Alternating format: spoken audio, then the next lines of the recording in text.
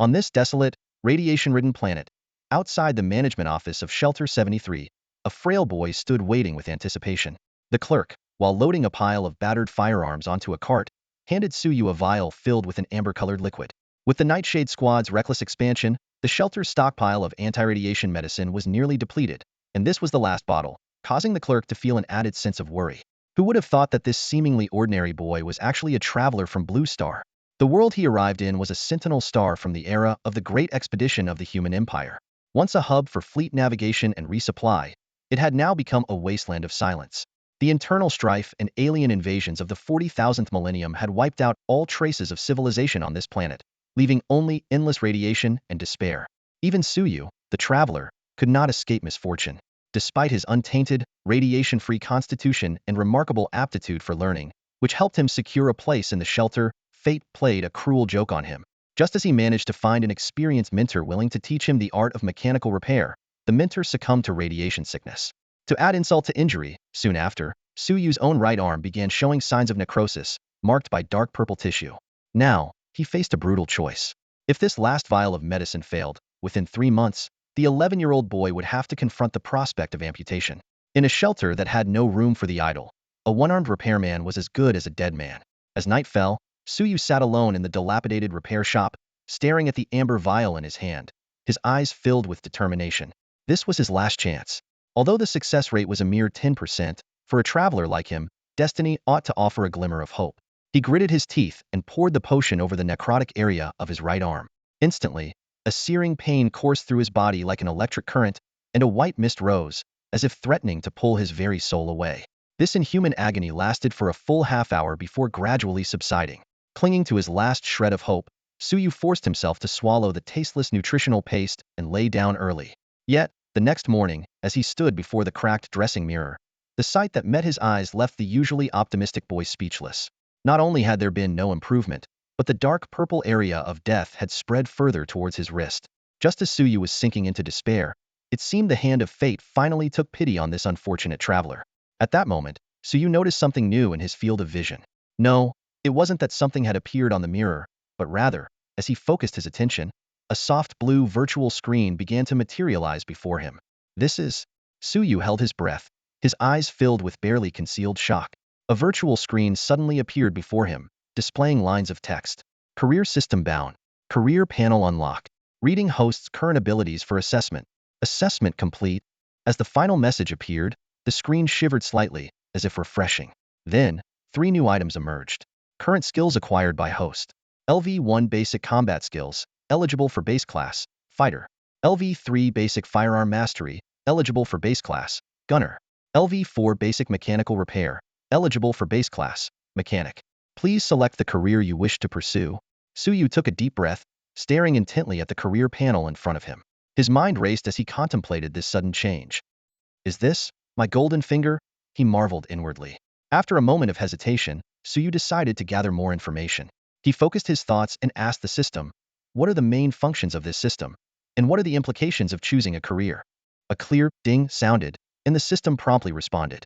This system aims to assist the host in enhancing skills related to their chosen career, ultimately achieving the highest career accomplishments. Once employed, the host can gain experience points related to their career from daily work and life, thereby increasing career and skill levels. Enhancing skill levels will result in higher work efficiency, while increasing career levels unlocks core skills and higher-level career transition permissions. The system paused briefly before continuing. Additionally, upon reaching the maximum level of a base career and meeting certain conditions, you can transition to a Tier 1 career. For instance, Mechanic Primary Gunner, Unknown Condition, Tier 1 career. Battlefield Mechanic. Suyu's pupils contracted instantly as he realized the system's potential was beyond his imagination.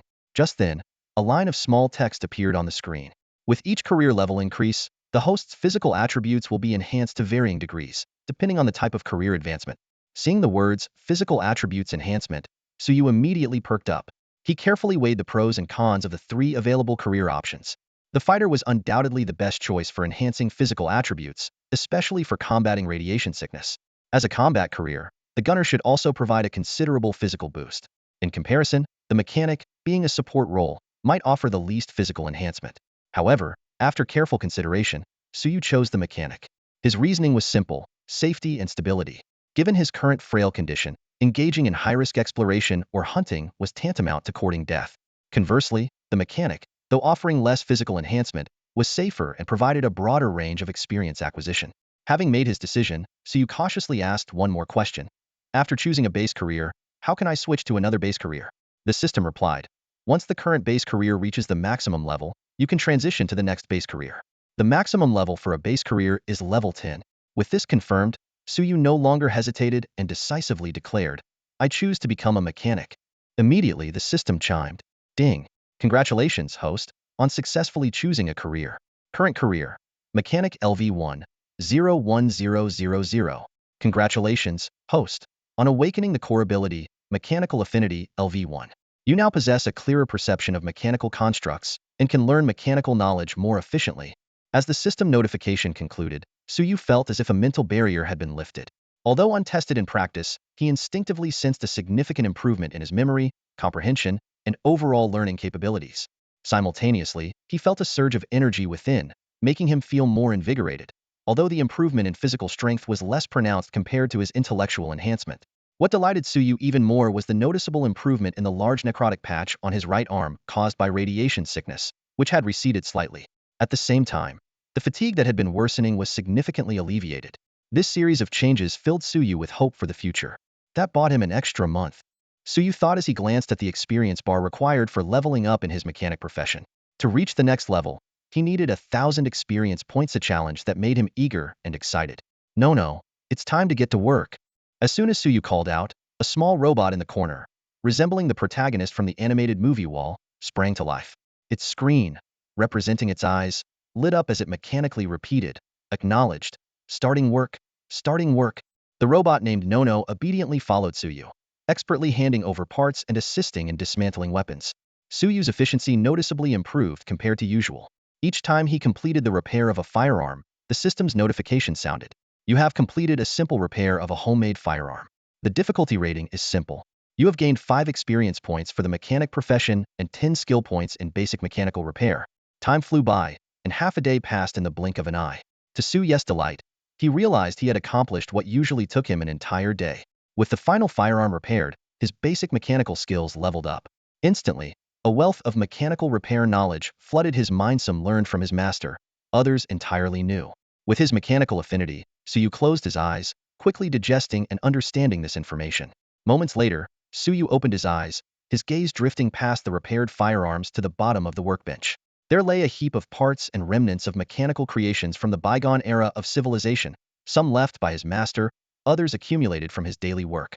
He stepped forward, rummaged through the pile, and soon stood up holding 2 weapons, a chainsaw and a lead-grade dual-range shotgun. This shotgun was one of his master's prized possessions, capable of switching between long and short ranges, but its core mechanism had long deteriorated, gathering dust under the bench for years. At this moment, Suyu's eyes gleamed with confidence. With his newly acquired knowledge and skills, he felt he might be able to attempt restoring this weapon. Suyu finished repairing 2 mechanical weapons, and the system immediately rewarded him with experience points. Overhauling the basic weapon earned him 150 points of mechanic profession experience and 300 points of basic mechanical repair skill experience. The initial repair of the intermediate weapon provided 200 points of mechanic profession experience and 500 points of basic mechanical repair skill experience.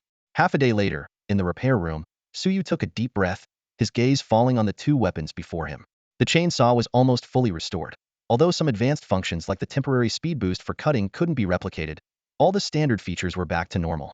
The repair of the dual-range shotgun was less successful. While he managed to restore the core mechanism for range switching, its short range was only 30 meters, and the long range barely exceeded 50 meters. Nonetheless, the shotgun's firepower had significantly increased. Suyu checked the system's feedback on the repair rating, which was overall rated as average, with the result being barely usable. He scratched his head and muttered to himself, at least it's fixed, right? After all, his main goal was to gain experience. With the weapon repairs completed, the familiar sensation of leveling up washed over him again. Although the increase in learning ability and physique wasn't as pronounced as when he first took the job, it still caused the necrotic tissue on his right arm, a result of radiation sickness, to reduce further. He calculated silently that by level 7, he could fully cure the radiation sickness, and a hopeful gleam appeared in his eyes. Suyu instructed Nono to place the repaired firearms on the counter, ready to be handed over to the hunting team the next day. He glanced at the leaden gray sky outside the door, which was already dark even though it was only 7 o'clock. The shelter was enveloped in blackness. He sighed and returned to his bedroom to prepare for sleep. Before falling asleep, Suyu's gaze settled on the seemingly brand-new energy sniper rifle on his bedside table. Although it appeared intact, its internal core was severely damaged. It was the most cherished relic of Suyu's mentor, a kind old man who never left the shelter but harbored a deep longing for space and the stars. On his deathbed, he urged Suyu to strive to leave this ruined planet and witness the splendor of the universe firsthand. Despite being grateful for his mentor's teachings, Suyu once thought this goal was unattainable. The descendants of survivors on the ruined planet had long lost the technology of a glorious era, and every powerful force in history had inevitably met a swift demise. Yet now, as Suyu's gaze lingered on the energy sniper rifle, he suddenly felt that venturing into space might not be just a distant dream. As he stared at the gun, a line of information appeared before his eyes. The Shadow Type 3 energy sniper rifle lay on the workbench, its severe damage rendering it almost beyond repair. Suyu gazed at this exceptional mechanical creation, calculating the minuscule 0.1 chance of fixing it. He recalled the hierarchy of mechanic levels: simple, basic, intermediate, advanced, special, and finally, exceptional. Suddenly, a note flashed through Suyu's mind. When repairing or salvaging an exceptional mechanical creation, a mechanic might trigger a stroke of genius, resulting in random rewards. These could include vast amounts of professional experience, random skills, or even a random blueprint for an exceptional mechanical device. Suyu's heart raced. Although uncertain about obtaining a blueprint related to spacecraft, the possibility gave him a glimmer of hope. It was not just about fulfilling his master's last wish, but also about securing his own future. On this radiation and dust-covered wasteland planet, living past 30 was considered a long life for an average person. Even in the shelters, reaching 50 was a rarity. Suyu thought of the old man who had withered like someone in their 70s or 80s just past 50, adding a sense of urgency to his thoughts. Gently stroking the shadow sniper rifle in his hands, Suyu took a deep breath and wrapped himself in a blanket, drifting off to sleep. The next morning, Suyu went straight to the mirror. As expected, the symptoms of erosion that had previously subsided reappeared, but their progression had significantly slowed. He estimated, at this rate, even if I don't level up, it will take at least 5 months for my right arm to be completely eroded. Feeling slightly relieved, Suyu opened the repair shop's door, and a gruff voice immediately followed. "Su, heard you got the radiation sickness, so I rushed over. How are you feeling now? Any better?" Before the words were fully spoken, a nearly 2-meter tall, burly man, as imposing as a grizzly bear, squeezed into the cramped repair shop. His concerned gaze fell on Suyu, eyes filled with worry. Feeling the concerned gaze of the middle-aged man, Suyu felt a warmth in his heart. He quickly stood up, welcoming the burly figure inside and pulling over a chair. "Thank you for your concern, Uncle Yang," Suyu said with a smile. "I just finished my 3rd round of treatment yesterday, and the medicine is working. Although it only slows down the erosion, it's better than nothing." Suyu knew he couldn't reveal his professional abilities to the outside world. Fortunately, the anti-radiation medicine did indeed slow down the erosion, which was a perfect explanation for the changes brought about by his upgrades. The middle-aged man in front of him, named Yang Lai, was one of the 11 hunting team leaders in Shelter 73. He had been serving in the shelter's hunting team for 5 years and was one of the few veteran hunters. It was said he had awakened extraordinary physical powers and was a 1-star physical type supernormal. Yang Lai's physique was astonishingly robust, his entire body covered in explosive muscles, as if he possessed boundless strength. Suyu couldn't help but feel the illusion that Yang Lai could shatter him with a single punch. Despite his rugged exterior, Yang Lai was a man of bold and passionate character. It was he who had spoken up years ago, convincing the hunting team to bring Suyu back from the wilderness and entrust him to the care and guidance of the old man. Because of this, Suyu had always been grateful to Yang Lai. Before each mission, he would diligently maintain and repair the equipment for Yang Lai's team. "It's good that the medicine is working." Yang Lai breathed a sigh of relief, carefully observing Suyu's complexion. "You're right, any effect is better than none, and it's good to stay optimistic." Once assured that Suyu wasn't hiding anything, Yang Lai nodded and handed him a small package he was holding in his right hand. "Take this. You're probably feeling weak right now, so it should help you recover." Suyu accepted the package and opened it to find a piece of dark red anger scorpion meat. Although this irradiated beast was highly toxic, there was a small piece of muscle, about a pound in weight, beneath the scales at the base of the scorpion's tail that was not only free from radiation but also incredibly delicious. This meat could significantly restore energy and enhance physical fitness, making it a highly prized delicacy on the ruined planet. Even this half-pound of anger scorpion meat could be exchanged for several makeshift firearms, complete with ammunition, at other repair shops in the shelter. "This is too precious." Suyu instinctively wanted to decline, but Yang Lai waved him off. "Enough. Don't pull that with me, Yang Lai said heartily. Just focus on getting yourself back in shape. I'm counting on you to master your craft and make me a custom mechanical weapon someday. Hearing this, Suyu was reminded of the 2 weapons he had repaired yesterday, a glint of excitement flashing in his eyes. Yang Lai continued, the hunting environment in the shelter has become increasingly harsh lately. The 3rd-ranked Nightshade Squad is expanding too quickly. If we can't complete our hunting tasks, our 9th squad might be at risk of being forcibly taken over by Nightshade. It's puzzling why the top 2 squads and the administrator do nothing but watch Nightshade expand. Suyu was also familiar with the Nightshade Squad. This 3rd-ranked team was led by a rare psychic-type supernormal in the shelter, whose strength far exceeded that of ordinary physical-type supernormals. Rumor had it that the Nightshade Squad's leader, Li He, had connections with other medium-sized settlements outside the shelter. Shelter 73 is just a small shelter, and I can understand why the administrator and the top 2 squads are hesitant to block Nightshade's expansion, Suyu said with a hint of ambiguity in his tone. After all, Li He has connections, and besides, the administrator hasn't taken action for many years. He's not young anymore. Indeed, Yang Lai suddenly realized, his body trembling slightly. Is the administrator not taking action because he doesn't want to, or because he can't? If the administrator, a top-tier 4-star supernormal and the backbone of the shelter, was unable to act, the consequences for the entire shelter would be unimaginable. Matters involving those big shots are beyond us, Yang Lai concluded, a hint of helplessness in his voice. Yang Lai shook his head, dispelling the distracting thoughts. He looked directly at Suyu, his tone slightly urgent. All right, I need to lead the team out today. The management office instructed me to collect 15 sets of firearms from you, each set accompanied by 100 rounds of ammunition. How's your preparation coming along? Before he finished speaking, Suyu had already signaled Nua to bring over the cart loaded with the repaired firearms. On the cart, 15 guns were neatly arranged, each paired with 100 rounds of matching caliber ammunition. Each firearm gleamed with a metallic shine, brand new and polished. Yang Lai picked up one and expertly loaded and chambered it. The smooth operation of the firearm caught his attention. You've done well. How did you manage this? He asked Suyu with delight. Scratching his head, Suyu smiled and explained, I can't really say. Maybe being sick gave me more time to rest and organize the knowledge the old man taught me. Satisfied, Yang Lai was about to take his leave when Suyu retrieved 2 weapons from behind the counter, a chainsaw and a shotgun.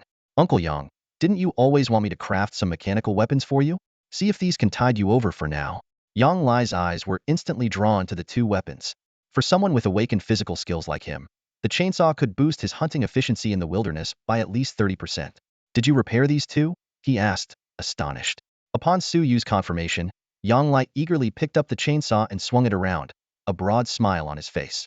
He already envisioned himself showcasing his skills in the wilderness, rushing towards the irradiated beasts with a shotgun, blasting them before switching to the chainsaw to dismember them. The thought of it made his blood boil, and he couldn't wait to charge into the wilderness for a showdown with those mutant creatures. In Refuge 73, currency isn't used. Instead, residents typically trade goods through bartering. Such was the case with Suyu and Yang Lai. Suyu exchanged a chainsaw and a meticulously repaired dual-range shotgun for 30% of the damaged mechanical constructs and parts from Yang Lai's hunting team's next 3 expeditions.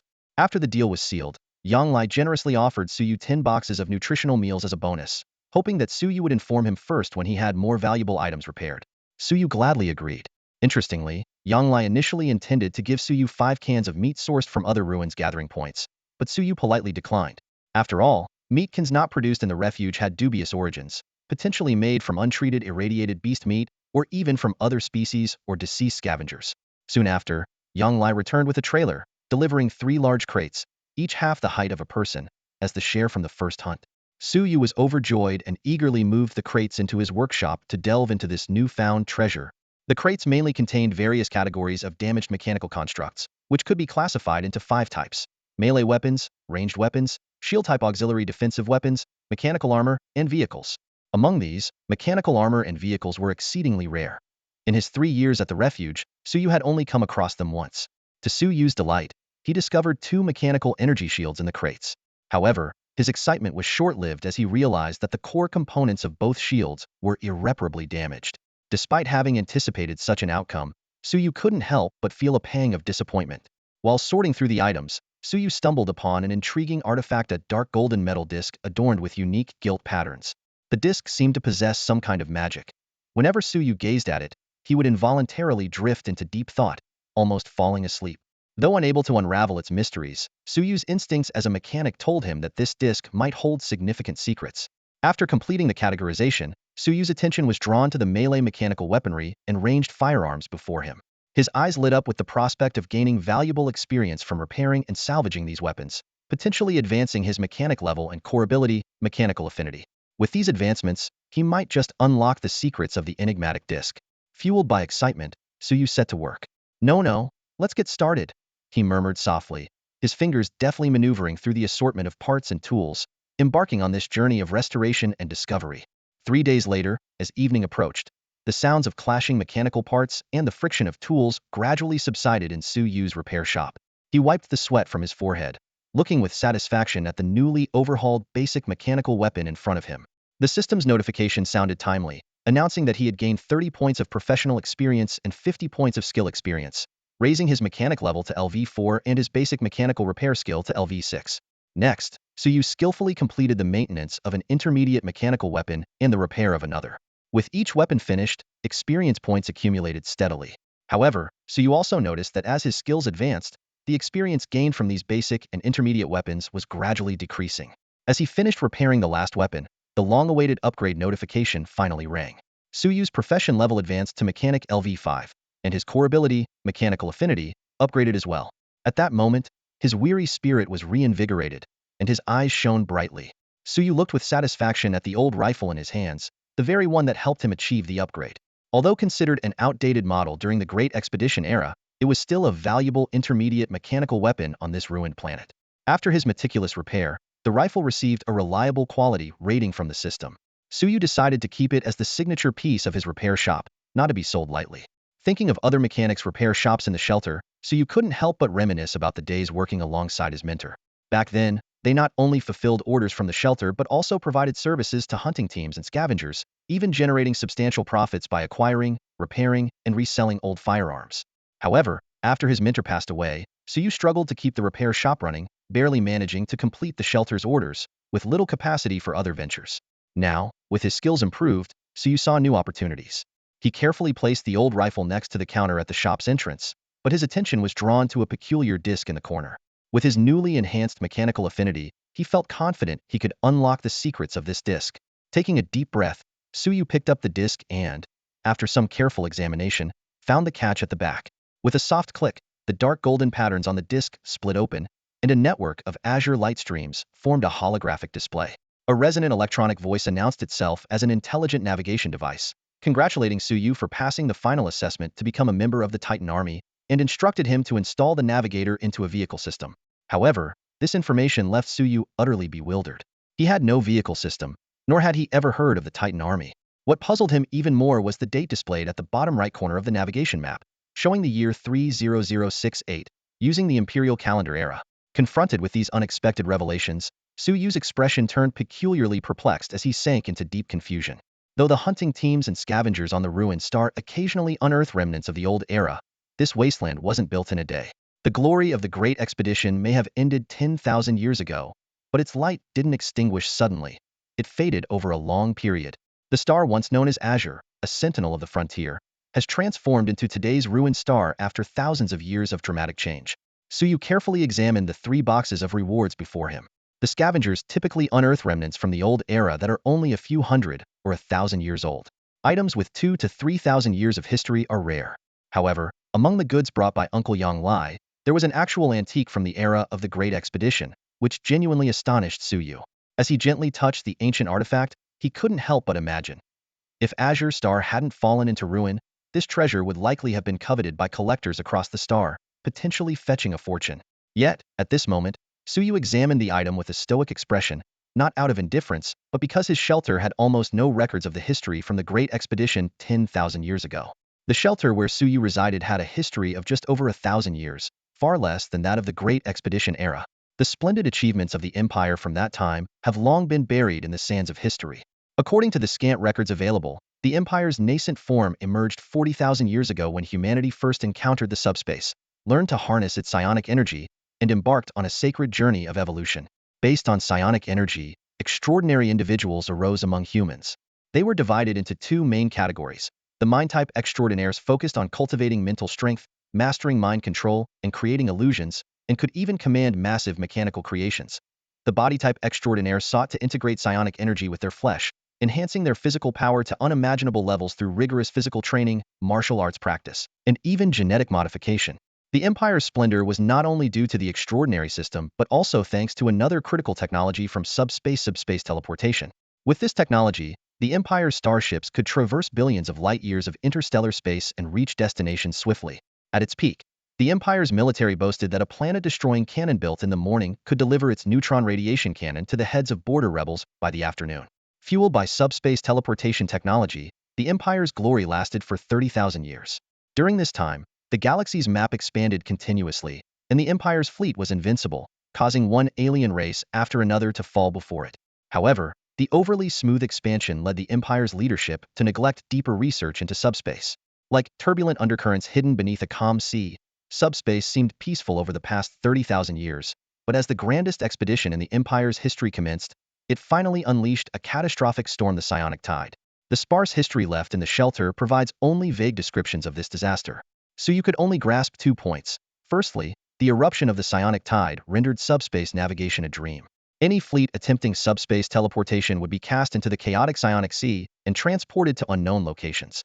The lucky ones might remain within the Empire's borders, while the less fortunate could be hurled into the uncharted wilderness beyond the reach of Imperial civilization's light. The most unfortunate were those sent into black holes, where rescue teams arriving later could only receive increasingly faint distress signals from within, which eventually fell silent. Thus, the foundation of the Empire's glorious rule crumbled. Secondly, under the influence of the psionic tide, many powerful mind-type extraordinaires underwent drastic personality changes, becoming violent, cruel, and bloodthirsty. A few who managed to retain their sanity realized that the Empire's core had lost contact with them, and the Empire's planet-destroying cannons could no longer suddenly appear overhead. Consequently, their ambitions inevitably swelled. Whether actively or passively, small kingdoms governing one or several life-bearing stars emerged. Previously suppressed and conquered alien races also seized the opportunity to revolt, leaving the entire empire in turmoil, a state that persisted for 10,000 years up to the present day. Although the shelter's historical records of the empire end at the year 30100, so you could easily envision the empire's fate from the history of the ruined star. Over the past 10,000 years, after losing contact with the empire, the frontier star once called Azure saw the rise and fall of 9 ruling powers. The technological level of these 9 powers gradually regressed, from the early Azure Second Empire's attempts to launch exploratory starships to other planets, to later rulers halting such explorations, and eventually to the Ghost Empire era, where technology had declined to a level only slightly superior to Suyu's previous life's blue star. Suyu found this technological regression perplexing.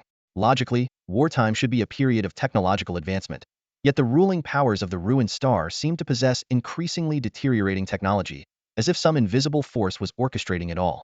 Nevertheless, this didn't stop the rulers and the widespread resistance forces from engaging in life-and-death struggles, ultimately turning the entire Azure star into a wasteland. Suyu shook his head, preparing to close the disk and ignore it. However, just as he reached out, his gaze inadvertently caught sight of the navigation map on the screen, which had stopped changing. The long route stretched for thousands of kilometers, and above it, 2 lines of information appeared prominently.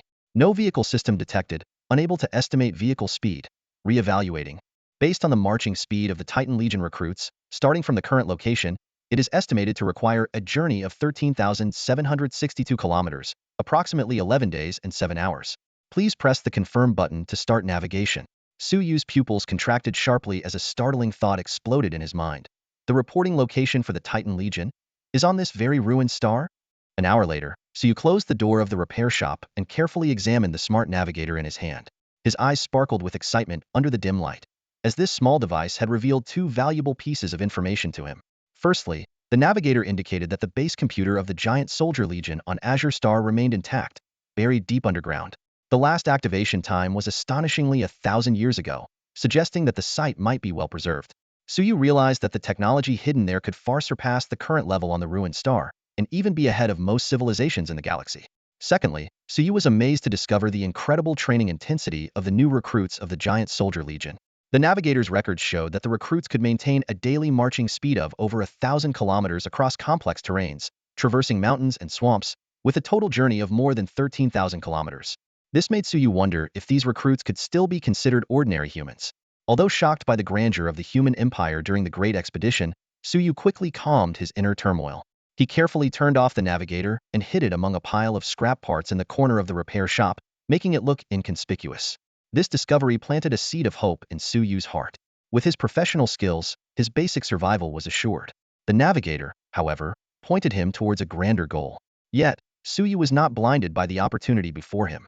He clearly understood that he was not yet ready to embark on this journey.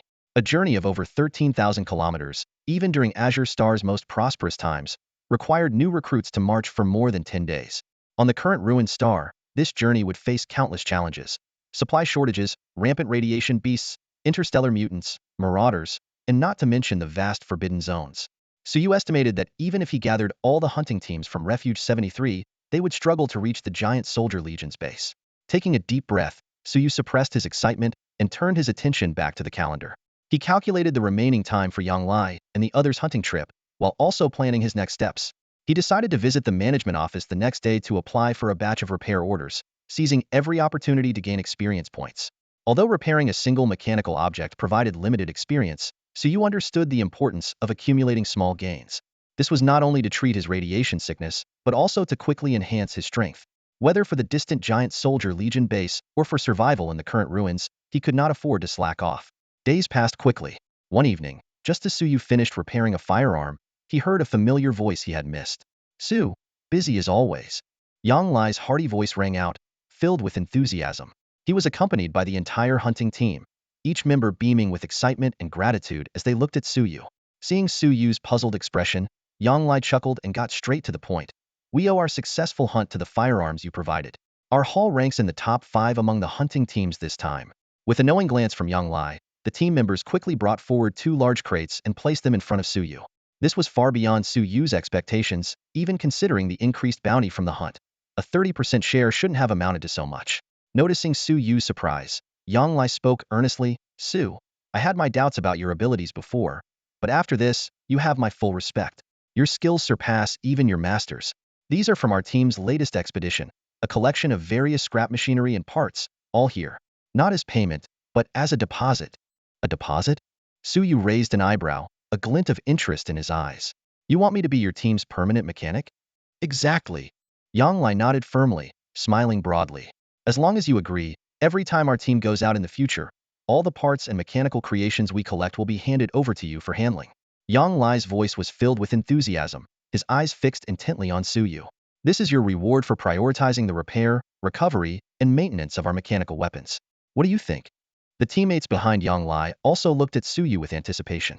In this perilous world, having a resident mechanic is essential for a hunting team, akin to its very soul. Although they don't directly participate in the hunts, their technical expertise directly impacts the team's success and survival rate. Typically, a resident mechanic in a hunting team could earn 60 to 70% of the mechanical creations. However, Suyu's exceptional skills had impressed every member of Yang Lai's team. More importantly, Suyu was young and promising, with limitless potential ahead. Suyu hesitated slightly, his gaze sweeping over Yang Lai's 2 deputy sniper Zhang Wu and Scout Li Mao. These two had previously expressed dissatisfaction with Yang Lai's favoritism towards Suyu, especially when Suyu was unable to complete tasks on time due to radiation sickness. "My radiation sickness hasn't fully healed yet, Uncle Yang," Suyu reminded, glancing meaningfully at Zhang Wu and Li Mao. Feeling Suyu's gaze, Li Mao awkwardly touched his nose. In contrast, Zhang Wu appeared more straightforward. He adjusted his glasses and extended his hand, saying, "Honestly, I still think Captain Yang's decision is a bit hasty. But," he looked earnestly at Suyu, "thanks to the powerful shotgun you repaired, I avoided becoming a meal for the radiation beasts. So, I'm willing to trust you again with the captain." Suyu looked at the eager faces before him, and after a moment of silence, a smile appeared on his lips. "Since Uncle Yang and all of you have put it this way, what more can I say?" He shook Zhang Wu's outstretched hand. "Let's look forward to a successful partnership." A hint of amusement flickered in Zhang Wu's eyes, but it was quickly replaced by awkwardness as Suyu teasingly asked, "By the way, Brother Zhang, I thought you were the sniper of Uncle Yang's team. How come it sounds like you were using the shotgun?" Zhang Wu was momentarily speechless, awkwardly standing there without knowing how to respond. The remark teasing Zhang Wu was just a harmless joke. But after the laughter subsided, Suyu quickly composed himself and focused on scrutinizing the equipment of Yang Lai and the other core fighters. His sharp eyes narrowed slightly, as if conducting a precise scan. As a level 5 mechanic, Suyu's technical skills were among the best in Shelter 73. His experienced eyes quickly noticed that, despite the well-maintained appearance of Yang Lai and his team's gear, there were several minor issues. These problems wouldn't immediately affect combat, but if left unaddressed, the entire set of equipment might need to be sent back for major repairs. Suyu sighed inwardly. This was the downside of not having a dedicated mechanic. He had to admit, Yang Lai's charisma was indeed remarkable, but it was precisely this kindness and generosity which seemed somewhat out of place in the wasteland that kept Yang Lai's team's ranking from rising. A lot of resources that should have been used to enhance combat capabilities were instead spent on helping former team members who had retired due to injuries. However, this approach wasn't entirely without benefits. Compared to other hunting teams in the shelter, which frequently experienced internal conflicts, Yang Lai's team was exceptionally united. Yet, unity alone wasn't enough to convince any mechanic except for Suyu's mentor to commit long-term service to the team. Now, Suyu had grown. As someone who had once benefited from Yang Lai's kindness, he felt a responsibility to repay this generous man. Although Suyu knew he couldn't match Yang Lai's benevolence, it didn't stop him from admiring Yang Lai and wanting to help him as much as he could. Uncle Yang Lai, your next hunt is in 7 days, right? Can you postpone it by 3 days? Suyu rubbed his face, took a deep breath, and flashed a meaningful smile. Yang Lai was momentarily taken aback, then seemed to realize something, his eyes lighting up with excitement. The other core fighters, including Zhang Wu, also widened their eyes, looking at Suyu with anticipation. Seeing their eager expressions, Suyu nodded and smiled as he explained, I have an idea. After this, don't rush off, Uncle Yang and Brother Zhang Wu. I need to measure your height, weight, and other data. Let's see if I can help repair and upgrade your equipment during this time. Upon hearing this affirmative response, Yang Lai and the others immediately perked up. Custom-fitted equipment was a luxury for hunters and adventurers in the wasteland, significantly boosting their survival capabilities. Since Suyu's mentor passed away, Yang Lai's team hadn't even managed regular maintenance, let alone upgrades. Sure thing, we'll wait 3 more days. Yang Lai agreed readily. An hour later, after seeing off the hopeful members of Yang Lai's team, Suyu returned his attention to his repair room. He had not only measured the team members' data, but also kept their old equipment. Creating custom equipment was not only a way to repay Yang Lai's team's trust, but also served Suyu's own interests. The 2 boxes of scrap machinery sent by Uncle Yang were sizable, but their overall quality was low, with few basic mechanical creations. Even if fully repaired, the experience gained might not be enough to level up Suyu's profession again. However, the core fighters' custom equipment, at a minimum, started at the basic level, with some pieces even reaching intermediate levels. The experience gained from maintaining, repairing, and servicing this equipment far exceeded that from fixing those boxes of scrap machinery. Time to get to work. Nunu, come lend a hand. Suyu rolled up his sleeves, looking at the lineup of equipment and weapons in front of him with anticipation, and called for Nua to assist. Just then, a stranger's unfriendly voice came from outside the repair room door. Su, your skills have really advanced by leaps and bounds these days. Got any tips to share with me? Looking up, Suyu saw a bald young man standing at the door. He wore a leather jacket, with oil-stained jeans, giving off a rough and tumble vibe. But the man's rosy cheeks and strong voice made Suyu wary. In this world, even among the residents of the shelter, over 70% struggled around the poverty line. If it weren't for Suyu's awakening to the profession panel, which enhanced his physique with each level up, he would have been frail and weak. The robust build of the bald young man in front of him was undoubtedly a symbol of status and power. Suyu was focused on his work when he suddenly heard an unfamiliar voice. We don't know each other, right? Is there something you need repaired? Suyu asked, looking up. The bald young man smiled slightly and strode into the repair room. He unceremoniously pushed the equipment on the counter towards Suyu, leaning over the counter and looking down at Suyu, who was seated at his workbench. Need something repaired? Yes, indeed I do, the young man said with a hint of amusement in his voice. My name is Liao, you might have heard of me. Suyu frowned, waiting for him to continue. Liao tilted his chin slightly and went on. My brother mentioned you've been taking quite a few orders from the management office lately and doing an excellent job. They say that even though you've been ill, your efficiency has actually improved, and he suggested I learn from you. Hearing this, a glimmer of caution flashed in Suyu's eyes. Liao noticed Suyu's reaction and a smile played on his lips. So, I've come with an invitation from my brother. If you agree, starting tonight, you'll be the 3rd resident mechanic in our Nightshade Squad. Aside from me and Oldemo, Liao. Nightshade Squad? Suyu repeated the names, a look of understanding and gravity crossing his face. Suyu had already heard from the management office and Yang Lai about the recent expansion of the Nightshade Squad. With the increase in hunters, their need for mechanics had grown. The mechanic known as Oldemo had been coerced into joining Nightshade. Suyu realized that once his skills and reputation had spread within the shelter, it was only a matter of time before Nightshade took notice. He just didn't expect it to happen so soon. Joining Nightshade isn't necessarily a good thing, Suyu thought to himself. The Nightshade Squad was the 3rd-ranked hunting team in the shelter, formidable in strength.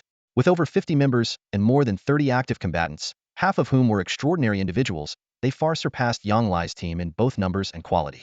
Yang Lai's team, including support staff, had fewer than 20 people. What's more concerning was that the leader of the Nightshade Squad, Li He, was a psychic extraordinary with a spiritual power level at the peak of 3 stars. Psychic extraordinaries were far more powerful than their physical counterparts, making Li He's strength at least equivalent to a mid-level 4-star physical extraordinary. In comparison, Yang Lai's team only had 3 extraordinaries: Yang Lai, Zhang Wu, and Li Yu, all with a spiritual power level of just 1 star. The disparity in strength was significant. Suyu pondered the invitation, weighing the potential pros and cons.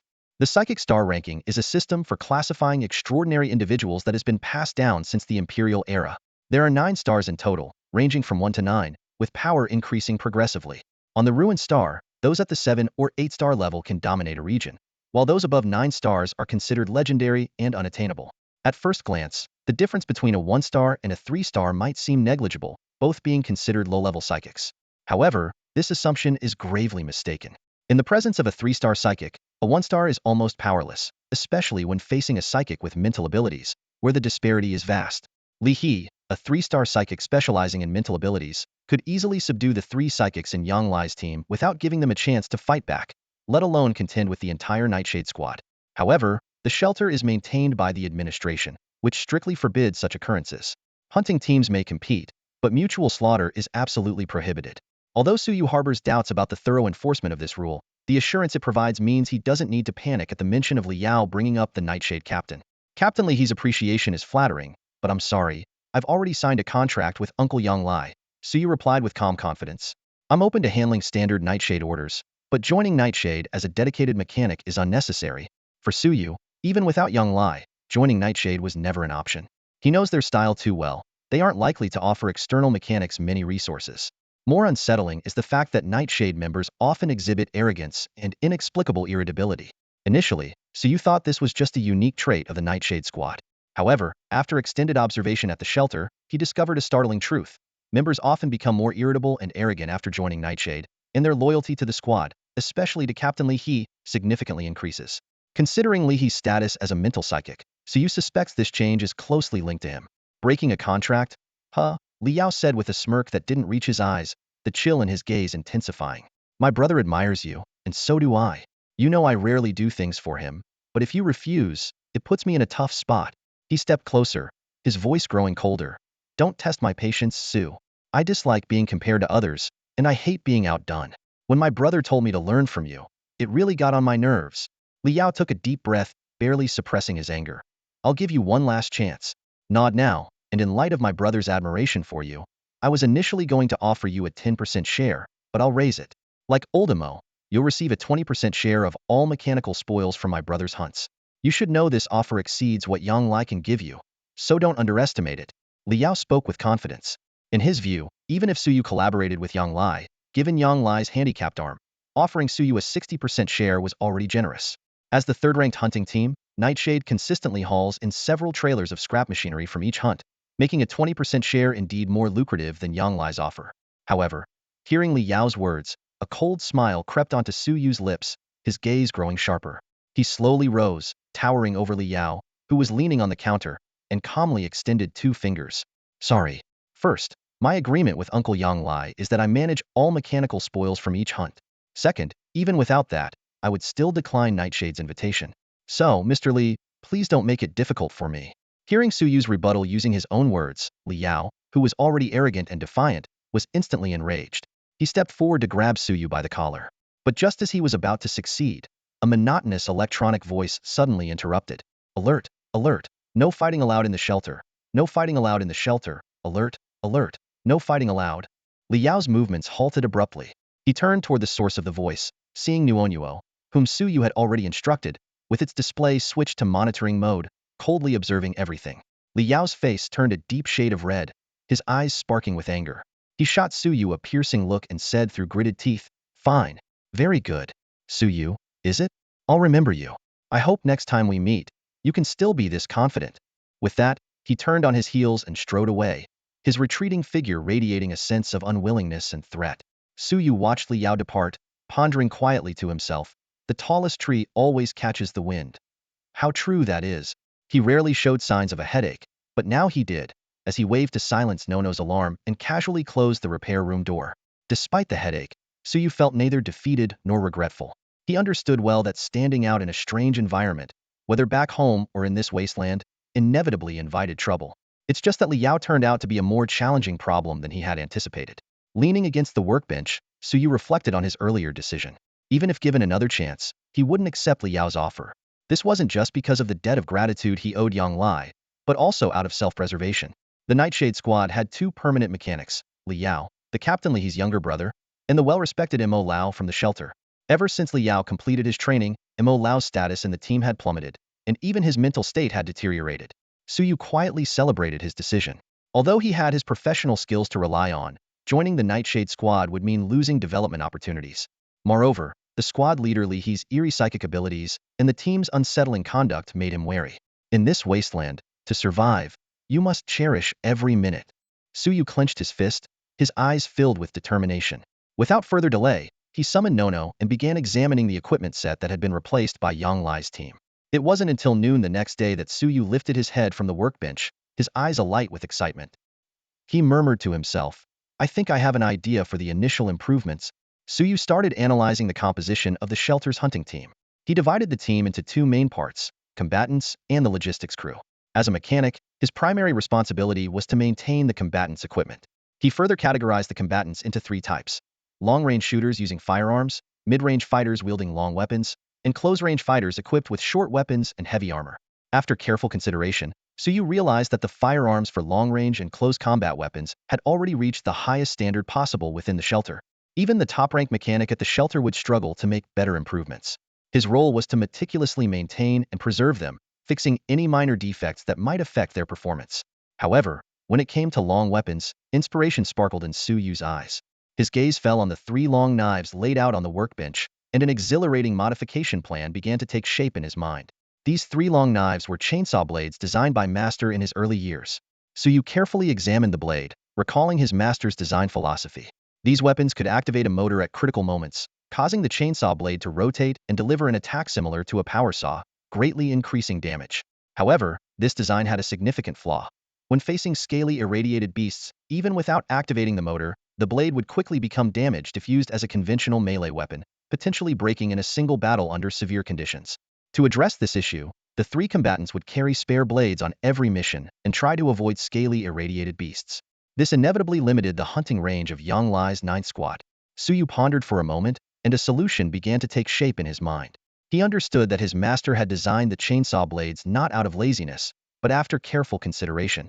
Although the fighters of Yang Lai's squad were physically strong from regularly consuming irradiated beast meat, they still lagged behind the beasts in the wilderness. Even when facing non-scaly irradiated beasts, it was challenging to subdue them with melee weapons alone. Therefore, the design of adding a motor to increase lethality was generally more beneficial than harmful, albeit constrained by the technological limitations of the time. Suyu's gaze lingered on the chainsaw blade before he gently raised his hand to detach the blade. His eyes brightened as a new idea began to form. Since the blade was detachable, why not go further and design the long weapons of Yang Lai's squad to switch weapon forms based on the type of irradiated beast they encountered? He muttered softly to himself, quickly sketching a preliminary design on paper. Use the chainsaw blade against non-scaly irradiated hyenas and irradiated giant ants. Switch to an armor-piercing drill for scaly irradiated scorpions and irradiated cockroaches. However, when he actually began modifying the weapon, Suyu realized how overconfident he had been. Creating a long weapon suitable for multiple scenarios required considering far more factors than he had imagined. The length of the shaft, the weight balance, the weight of the spearhead and blade, the motor installation position, and more, all requiring precise calculations and balance. With his current technical skills, Suyu found it challenging to devise a perfect solution in a short time. Nevertheless, the afternoon's attempts were not fruitless. His level 5 mechanical affinity gave him an intuition. With persistent research, he could find the balance point and complete the weapon design blueprint in at most half a month. Of course, Yang Lai's squad couldn't wait idly in the shelter for half a month. Thus, Suyu had another shortcut. If he could advance one more level to become a level 6 mechanic, his research efficiency would significantly increase, allowing him to complete the blueprint design in just 2 or 3 days. With this in mind, Suyu took a deep breath and turned his gaze to the 2 large boxes of old equipment that Yang Lai had sent earlier. He immediately immersed himself in repair work, determined to advance his level as quickly as possible. As time passed, the repair work continued. System notifications chimed continuously. You have completed repairing a simple piece of armor. This task is rated as easy, earning you 5 points of professional experience and 10 points of basic mechanical repair skill experience. You have completed repairing a basic piece of protective gear. This task is rated as easy, earning you 10 points of professional experience and 15 points of basic mechanical repair skill experience. Before he knew it, the third morning arrived. After staying up all night, Suyu lifted his head and wiped the sweat from his forehead. He carefully placed a newly repaired rare mid-level sniper rifle on the workbench and tightened the last screw on the scope. Suyu completed an advanced repair on a mid-level firearm, a task rated as extremely difficult. The system's notification sounds chimed consecutively, announcing his achievement. You have gained 300 points of professional experience and 500 points of skill experience. As his experience points surged, Suyu's professional skill basic mechanical repair broke through its bottleneck and soared to the maximum level, LV10. The system's voice chimed in again. Congratulations, you have upgraded a professional skill to the maximum level. You can now awaken a random professional specialization based on this fully leveled skill. With a subtle energy fluctuation, the system completed the selection process. Based on your max level skill basic mechanical repair, you have acquired the professional specialization skilled repairman. This newly acquired specialization provided significant enhancements, a 20 efficiency boost in repairing, maintaining, and recycling mechanical creations below the exceptional level, and a 10 efficiency boost in manufacturing and assembling. Immediately following this, Suyu's overall professional level also increased. Your mechanic profession level has risen. Current level, LV6, and your core ability mechanical affinity level has increased accordingly. While Suyu was still processing this series of advancements, the system delivered another surprise. Congratulations, you have successfully learned a new professional skill. You have acquired Basic Mechanical Manufacturing LV1. This new skill granted Suyu the ability to attempt assembling mechanical creations below the exceptional level without a blueprint. Although the success rate was currently low 30 for basic, 5 for intermediate, and only 0.1 for advanced, the system helpfully noted that having a blueprint could increase the success rate by 1 to 3 times. As the final notification sound faded, Suyu came back to his senses from this barrage of information. He quickly pulled up his professional panel, carefully examining his newly acquired abilities, his eyes gleaming with excitement. The professional specialization skilled repairman would undoubtedly significantly enhance his work efficiency, which for someone with a professional panel like Suyu, meant that the speed of gaining experience would also increase. The newly mastered basic mechanical manufacturing skill came at just the right time, opening up a whole new world of possibilities for him. The creation of new equipment goes far beyond just drafting a blueprint. Turning ideas into reality often poses a greater challenge. Suyu meticulously designed a multipurpose combat spear, significantly enhancing Yang Li's squad's hunting range, but its complexity far exceeds the ordinary. Even with the blueprint completed, Suyu wasn't entirely confident he could finish the product before Yang Li's squad set out again. He had already prepared a contingency plan, intending to craft several chainsaw blades as backups. Yet, at this moment, Suyu's confidence soared. The basic success rate for creating a beginner-level mechanical device is 30, and having a blueprint can more than double that success rate. Even if his design was somewhat rough, as long as he could produce a blueprint recognized by the system, a 60 success rate was practically a sure bet. For the mechanics in the shelter, having a 60 chance of success with improved weapons was quite impressive. Despite his excitement, Suyu didn't start working immediately. He temporarily closed his repair shop and headed to the resident management office of the shelter. His recent repair work had earned him enough contribution points to claim another bottle of anti-radiation medicine. Although his physical condition had recovered by 70 after reaching level 6 in his profession, making the medicine unnecessary, Suyu still planned to exchange for a bottle to avoid raising suspicions. Without more medicine, it would be hard to explain how his arm had healed so quickly. Suyu put on a long-sleeve jacket and approached the exchange counter at the shelter's management office. After submitting his resident ID card, he waited for a moment. Behind the counter, a bespectacled, portly middle-aged man looked up. He had typical Western features, with a ruddy, bulbous nose that twitched slightly, and his small eyes behind the glasses gleamed with amusement. With a smirk that didn't reach his eyes, he said to Suyu, "I'm sorry, Mr. Suyu, but all the anti-radiation medicine for this month has been exchanged. Please come back another day." All exchanged? How is that possible? Suyu instinctively frowned.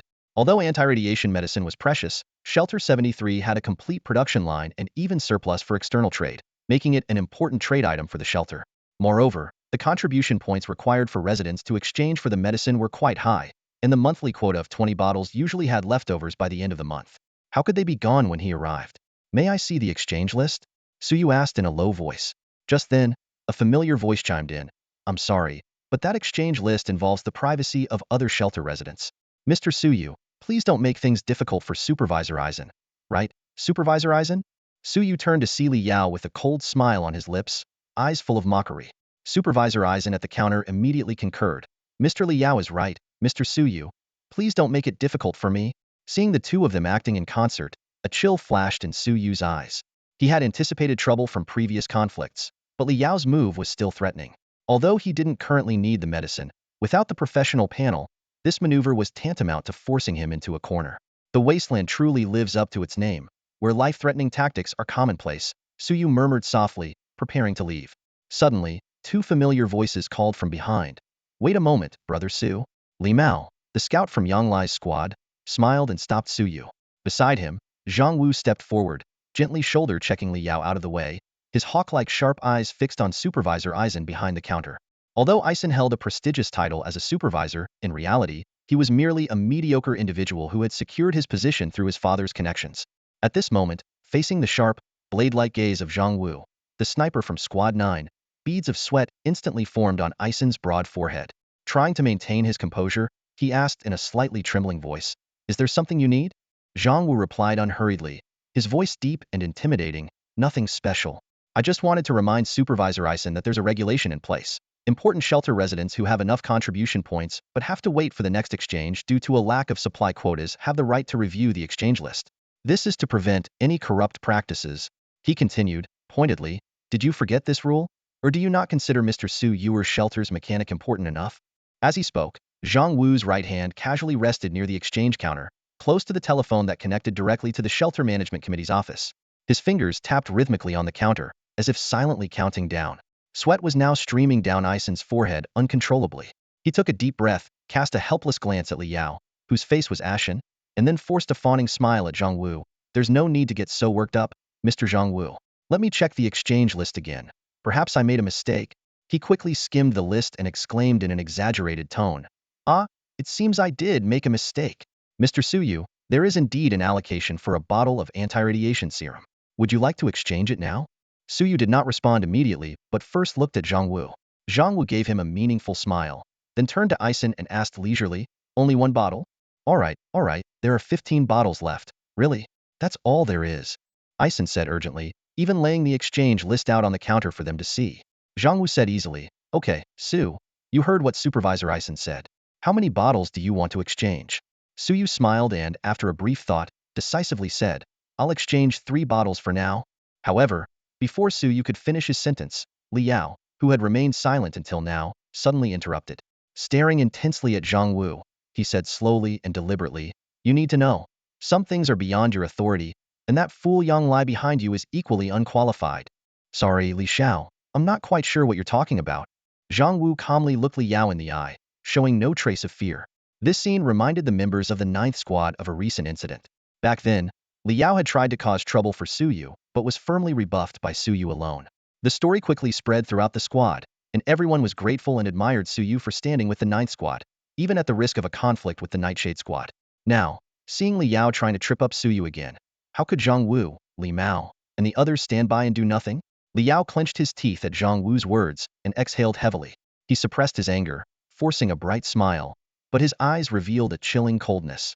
"Very well, I'll be sure to discuss today's enthusiasm from the 9th Squad with my brother." He turned to Suyu, ready to say more, but Suyu cut him off.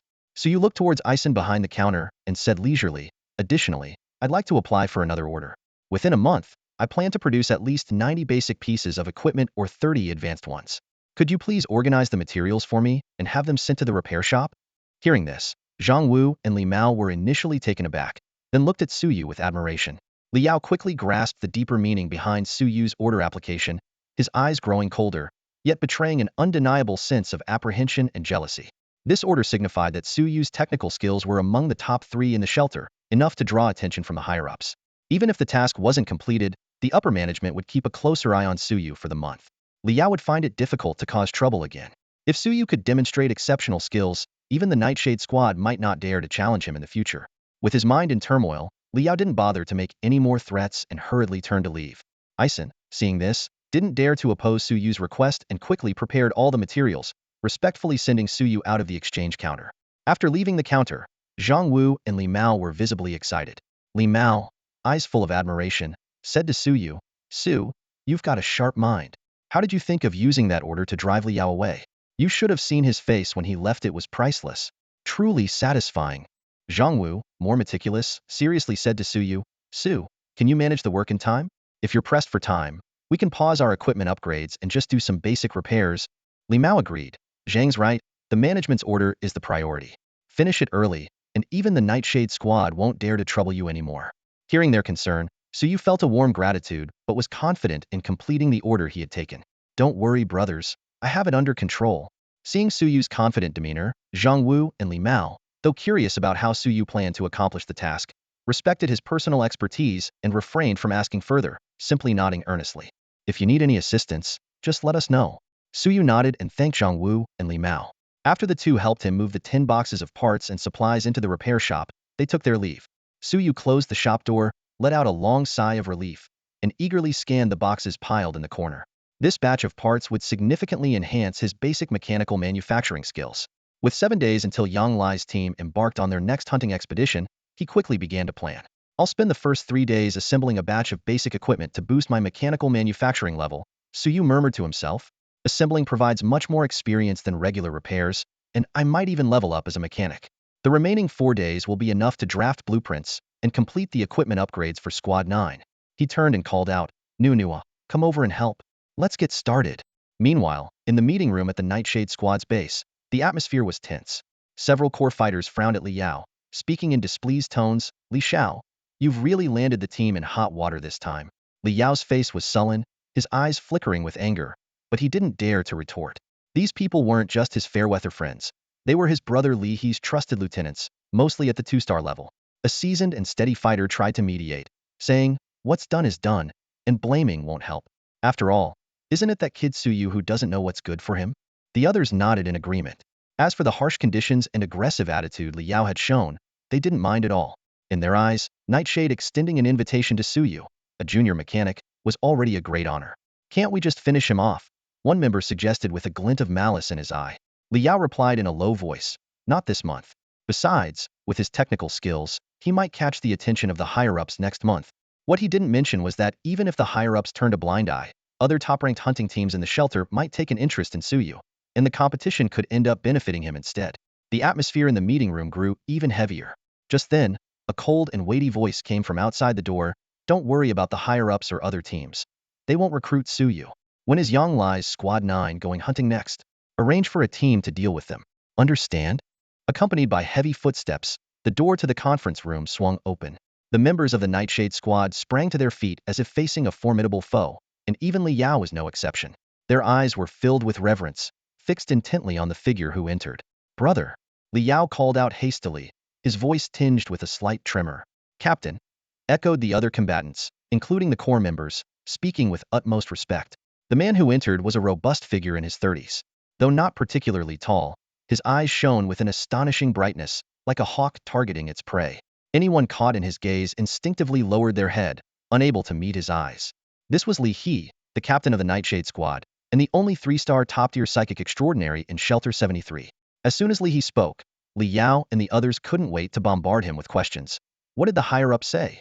How did you persuade the Wolf Pack and Mountain Mist? Are we really going to take out Yang Lai's squad? Will the higher-ups be displeased with us? The core combatants were the first to ask, their expressions a mix of shock and anticipation. Li Yao seemed to know more. After his initial shock, a flicker of joy crossed his eyes, as if he had guessed something. Li He nodded slightly, confirming Li Yao's suspicions. Then, sweeping his gaze over his subordinates, he took a deep breath. Without speaking, he raised a finger and pointed to a dumbbell in the corner of the room. Crack! With a crisp sound of breaking, the thick rod of the dumbbell was snapped by an invisible force, as if an unseen blade had sliced through it. The members of the Nightshade Squad held their breath involuntarily. Is that tangible telekinesis? Has the captain's psychic energy reached the 4th star, making him a mid-level psychic adept? The squad members were both thrilled and awed, their voices trembling. Though there were other 4-star extraordinaries in the shelter, they were all of the physical type. A psychic extraordinary reaching the 4th star could solidify their telekinetic power, as Li He had just demonstrated by silently breaking the dumbbell. For ordinary physical extraordinaries, detecting such a lethal threat was nearly impossible unless they were also psychics. A 4-star psychic extraordinary's combat prowess could easily suppress several physical extraordinaries of the same star level. This was the source of Li Yao's joy if his brother had reached the 4th star. he would be the strongest in Shelter 73. Under these circumstances, not even the top-ranked Wolfpack squad or the second-ranked Mountain Mist squad would dare to underestimate the Nightshade Squad. Overpowering Yang Lai's squad would be trivial. They could even storm their base without hesitation. Seeing the excitement on his team members' faces, a hint of pride flashed across Li's face, but he quickly suppressed it. He said calmly, "This is just the initial stage of tangible telekinesis. There's still some way to go before truly reaching the 4th star." However, his voice carried a touch of authority. "Within 3 months, I will become a true 4th star psychic adept. Until then, our Nightshade Squad will start receiving some special privileges. But only some." With that, Li's gaze fell on the most aggressive core combatants. "Do you understand what I mean?" These core combatants, all at the peak of the 2-star level, were usually carefree and uninhibited in Li's presence. But now, under his gaze, they shivered involuntarily and nodded quickly. "Rest assured, Captain, we understand. We'll be careful and won't overstep our bounds. We'll ensure no trace is left behind." "Very good." Li nodded, then turned his attention to Liao. Sensing the dissatisfaction and chill in his brother's eyes, Liao swallowed hard and hurriedly lowered his head in apology. "Brother, I..." Slap. Before he could finish, an invisible slap struck his cheek, sending him staggering back, blood trickling from the corner of his mouth, looking utterly miserable. "Consider this a lesson. Do you accept it?" Li asked coldly. I accept," Liao mumbled, not daring to touch the wound on his mouth, his face filled with fear. "Next time you're asked to recruit someone, you'll know what to do, right?" Just as Liao was about to speak, he was abruptly silenced by a sharp slap across his right cheek. "I understand. I won't be arrogant again," he murmured, his cheek burning with pain. Smack. Another heavy slap landed on his unscathed left cheek. "Wrong," Li said, staring at Liao with cold eyes but a coaxing tone. "Why shouldn't you be arrogant? If there's a next time, you're the brother of the top person in Shelter 73. You have every right to be arrogant. Did I say you shouldn't be?" Liao was stunned, looking up at his brother in disbelief. "I can be arrogant?" he stammered, completely at a loss. Li coldly replied, "You can be arrogant. So why did your brother hit you? What did you do after you failed to recruit him the first time?" Realization dawned on Liao, and he shuddered. I understand now," he said quickly. "Next time something like this happens, I'll inform my brother right away. I won't try to be clever and make other arrangements." Li finally showed a hint of satisfaction. Turning to face his other subordinates, his gaze swept over them. "Remember, as my subordinates, arrogance isn't the problem. If someone pushes back, just tell me. Do you think I can't deal with those who dare disrespect us? Understand?"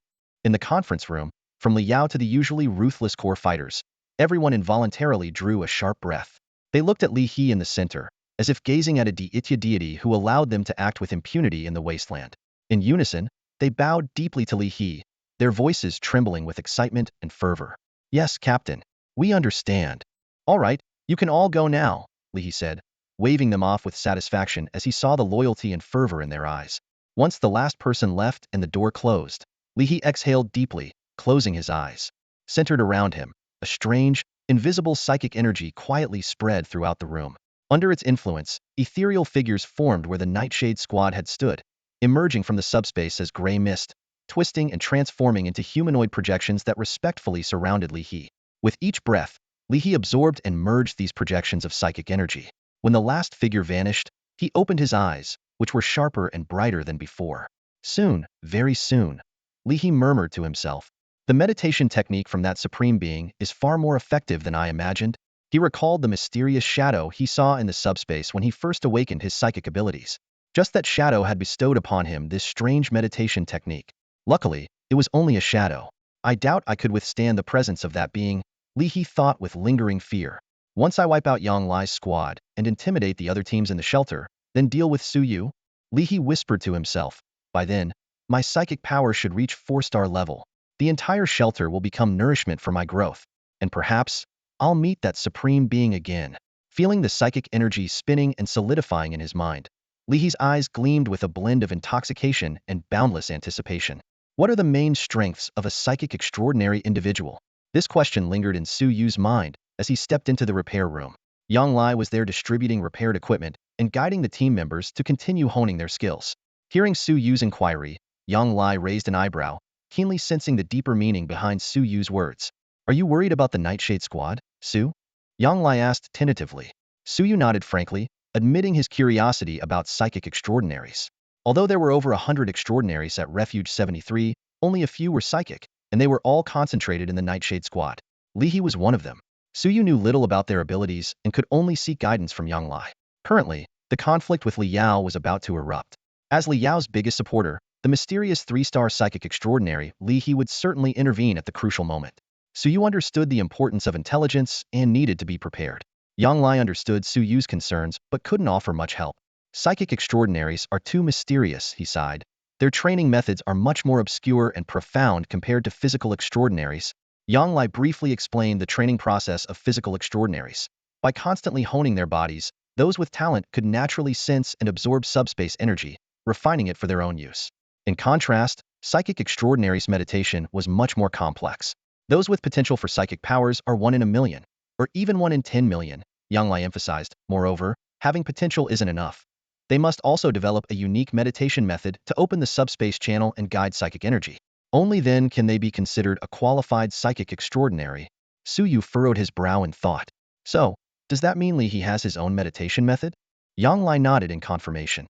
Suyu recalled seeing information in an Empire propaganda magazine describing meditation methods that seemed more systematic, allowing anyone with extraordinary aptitude to learn. He couldn't help but marvel at the Empire's advancements. More importantly, Suyu remembered that each meditation method had unique psychic secret techniques that grew stronger with increased power. These techniques were the foundation of a psychic's abilities. Reflecting on how Li He rose from obscurity to become one of the top experts in the refuge in just 5 years, Suyu realized that Li He's meditation method and psychic secret techniques were likely extraordinary. This is really a big problem, Suyu muttered, clenching his fist in frustration. Seeing this, Yang Lai quietly suggested, perhaps you could lower your head and try talking to the Nightshade Squad. Maybe you can negotiate a cooperation? Suyu shook his head, his expression calm. You're overthinking it, Uncle Yang. You've been here longer than I have. Do you think Captain Li He is the type to negotiate? Yang Lai was at a loss for words. He knew that Li Yao's arrogance wasn't just a personal issue. It was the entire Nightshade Squad's demeanor, stemming from Li He's cold and ruthless nature. Those targeted by him often met a grim fate. Yang Lai sighed inwardly. Ever since Suyu showcased his exceptional mechanical skills, subtly threatening Li Yao's status, his future seemed bleak, regardless of whether he joined the Nightshade Squad or not. Seeing Suyu's troubled expression, Yang Lai couldn't help but worry for him. Yang Lai exhaled deeply, setting his teacup down on the table. He looked at Suyu with a serious expression and said, Young Su, you don't need to worry too much. Since we've established a contract, the 9th Squad will naturally stand by you. He continued, no matter how arrogant the Nightshade Squad is, they won't dare to resort to violence within the sanctuary. Plus, with the order you've received, your safety is assured for at least a month. Yang Lai's voice was full of confidence. In a month's time, with your skills and our 9th Squad working together, we might even improve our ranking. If that happens, the High Council will pay more attention to us. With both our efforts, the Nightshade Squad will have to think twice before making any rash moves. Listening to Yang Lai's passionate declaration, Suyu felt a warmth spread through his heart. He simply nodded, using this small gesture to show his agreement. Time flew by swiftly. 1 day, 2 days, 3 days, until 7 days later. At the Nightshade Squad's base, a core fighter looked displeased and questioned, why has Yang Lai's 9th Squad taken a whole half-month to set out this time? What's going on with them? Did their last hunt yield so much that they've grown lazy? A scout brought in the latest intel. It said that the young guy named Suyu has upgraded and refined all of Yang Lai's weapons and equipment. It seems he even developed new weapons for them, which caused the delay. Improved new weapons? Upgraded their gear? Upon hearing this news, the core fighters of the Nightshade Squad were momentarily stunned, followed by an expression of undisguised mockery. Did I hear that right? One sneered. A kid not even 20 claims to upgrade equipment and improve weapons? The 9th Squad must be grasping at straws. Aren't they afraid the weapons will backfire when facing radiation beasts? As these mocking words were spoken, the scout, despite joining in the laughter, couldn't hide a flicker of concern in his eyes. He had seen the new gear the members of Yang Lai's squad carried out from Suyu's workshop, and they didn't look like mere showpieces. Yawn. One of the core fighters yawned, waving his hand dismissively. All right, you can go. Knowing the 9th Squad is preparing to leave is enough. Inform the others to stay alert. I'm going to catch some sleep. I don't know why, but I've been feeling increasingly tired these days. The core fighters each instructed their subordinates to rest and prepare to follow Yang Lai's squad into the wilderness the next day. Meanwhile, in front of the workshop, Yang Lai, Zhang Wu, and other members of the 9th Squad were receiving various new gear from Suyu. They were wide-eyed and speechless with astonishment. Is it really possible to prepare all this in just half a month? Yang Lai remarked with genuine admiration. Hearing this, Suyu smiled slightly, his hands never pausing. He placed the final 2 secret weapons onto the cart. This is. As Suyu revealed the last 2 boxes of equipment, not only the combatants of the Ninth Squad, but even the regular members responsible for logistics couldn't help but gather around out of curiosity. When they saw the contents of the boxes, they all displayed expressions of surprise. On the trailer, the first crate was slowly opened, revealing a neatly arranged arsenal. 9 serrated blades and 9 steel spearheads glimmered with a cold metallic sheen. Nearby were spare chains and motors for Yang Lai's chainsaw, along with knives and shields for the close combat team members. The array of equipment covered almost every spare part the Ninth Squad might need, leaving Yang Lai and his team speechless with surprise. This is way too much. Yang Lai finally found his voice. Even when we go out hunting for half a month, we don't use this much spare equipment. Suyu, with a serious expression, explained, better safe than sorry. He paused and continued, I hadn't planned to prepare so much, but after talking with you these past few days, I realized that the most dangerous moment for a hunting team is often when they're returning fully loaded, choosing a safe route back. There's no absolutely safe path in the wilderness. Even the safest route can suddenly encounter a mutant beast attack. At that point, the team's equipment is usually heavily damaged, and without enough spare parts, their combat effectiveness drops to less than half. This is when most hunting teams suffer the highest casualties. As he spoke, Suyu opened a second crate with a stern face. Inside lay the robot Nono, its display screen flashing as if it were naively meeting Yang Lai's gaze. This strange scene made Zhang Wu and the others see a look of confusion on the face of a robot. What does this mean? Yang Lai snapped out of his daze and looked at Suyu in confusion. Suyu explained, I've made some simple modifications to Nono. It can be directly mounted on the trailer for 360-degree surveillance and has multiple storage drives to duplicate the video recordings. If another hunting team attacks maliciously, don't hesitate or linger in battle. Each person takes a drive and splits up to escape. As long as one person gets away, the others won't be in life-threatening danger. Yang Lai couldn't help but say, This is too much. We've never had hunting teams attacking each other in our shelter. However, Zhang Wu and Li Mao shook their heads, their expressions more serious. Captain, Su's right. Bringing Nono is safer. They understood the harsh realities of the wilderness better than the more naive Yang Lai and knew the necessity of this caution. With his deputy's support, Yang Lai ultimately didn't refuse and brought Nono onto the trailer headed for the wilderness. Watching the Ninth Squad leave the shelter, the core combat members of the Nightshade Squad following them saw Nono securely protected in a crate, with only a 360-degree surveillance eye visible outside, and their expressions changed. Damn, it's that kid Suyu. He's really cautious. Although the core fighters were violent under Li He's influence, they weren't foolish. With Li He's prior warnings, they acted more cautiously. With their Strength 3 2-star physical transcendence and 2 1-star psychic transcendence, they could easily take down Yang Lai, Zhang Wu, and other core members, but capturing the entire Ninth Squad was challenging. They didn't dare to take risks.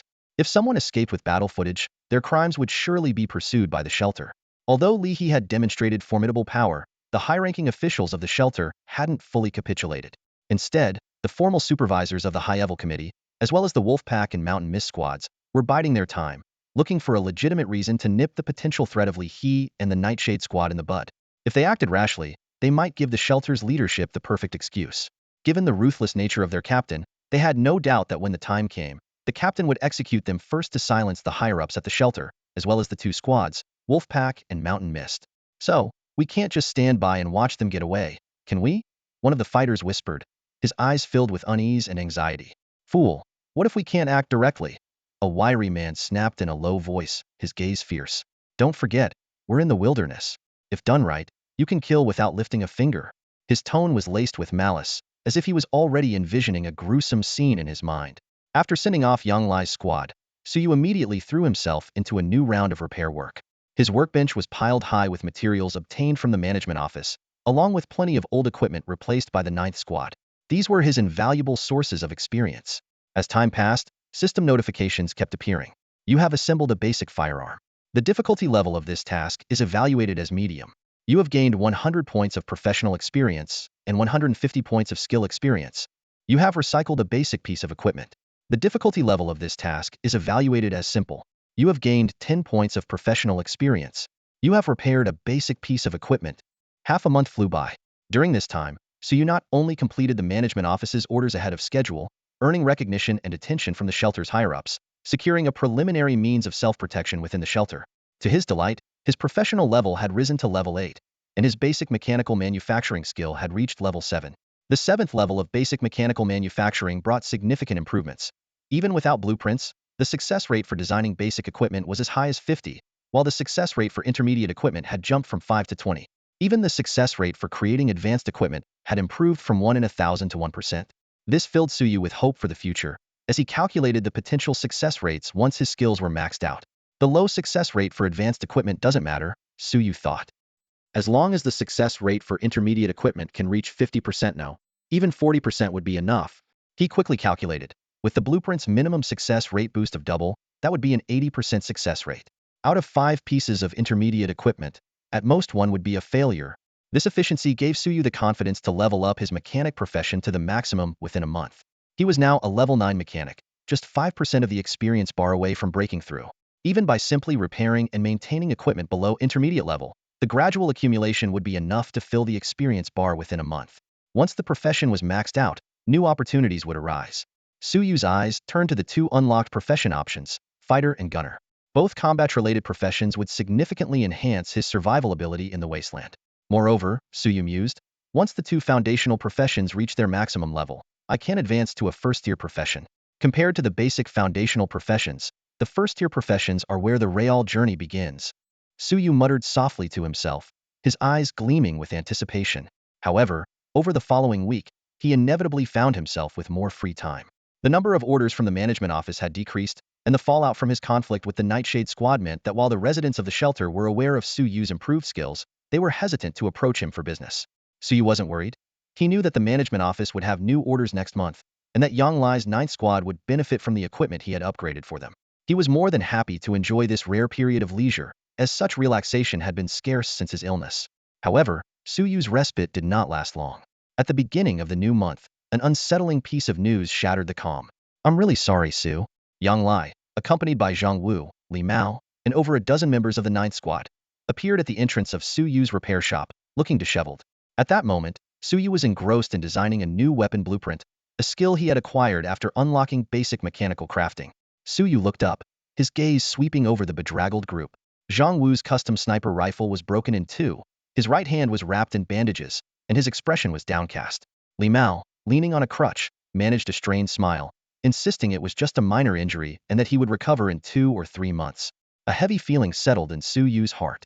He knew that in this wasteland, even someone like Yang Lai, a squad leader, could see their status plummet after a month's recovery, let alone ordinary team members. What happened? Suyu asked gently, taking a deep breath to calm himself. Yang Lai, full of remorse, silently returned Nono to Suyu. By watching the battle footage recorded by Nono, Suyu finally understood the sequence of events. Initially, everything went smoothly for the 9th Squad as they ventured into the wilderness, but on the 3rd night, things took a drastic turn. A pack of mutated hyenas, which had been roaming dozens of kilometers away from the shelter, suddenly appeared near their campsite. Thanks to the improved equipment Suyu had provided, Scout Li Mao detected the danger in time, preventing the 9th Squad from suffering severe losses and being forced to retreat on the 3rd night. After watching the footage, Suyu sighed. The Nightshade Squad, they really are full of surprises. His eyes held no admiration, only a chilling coldness and a hint of relief.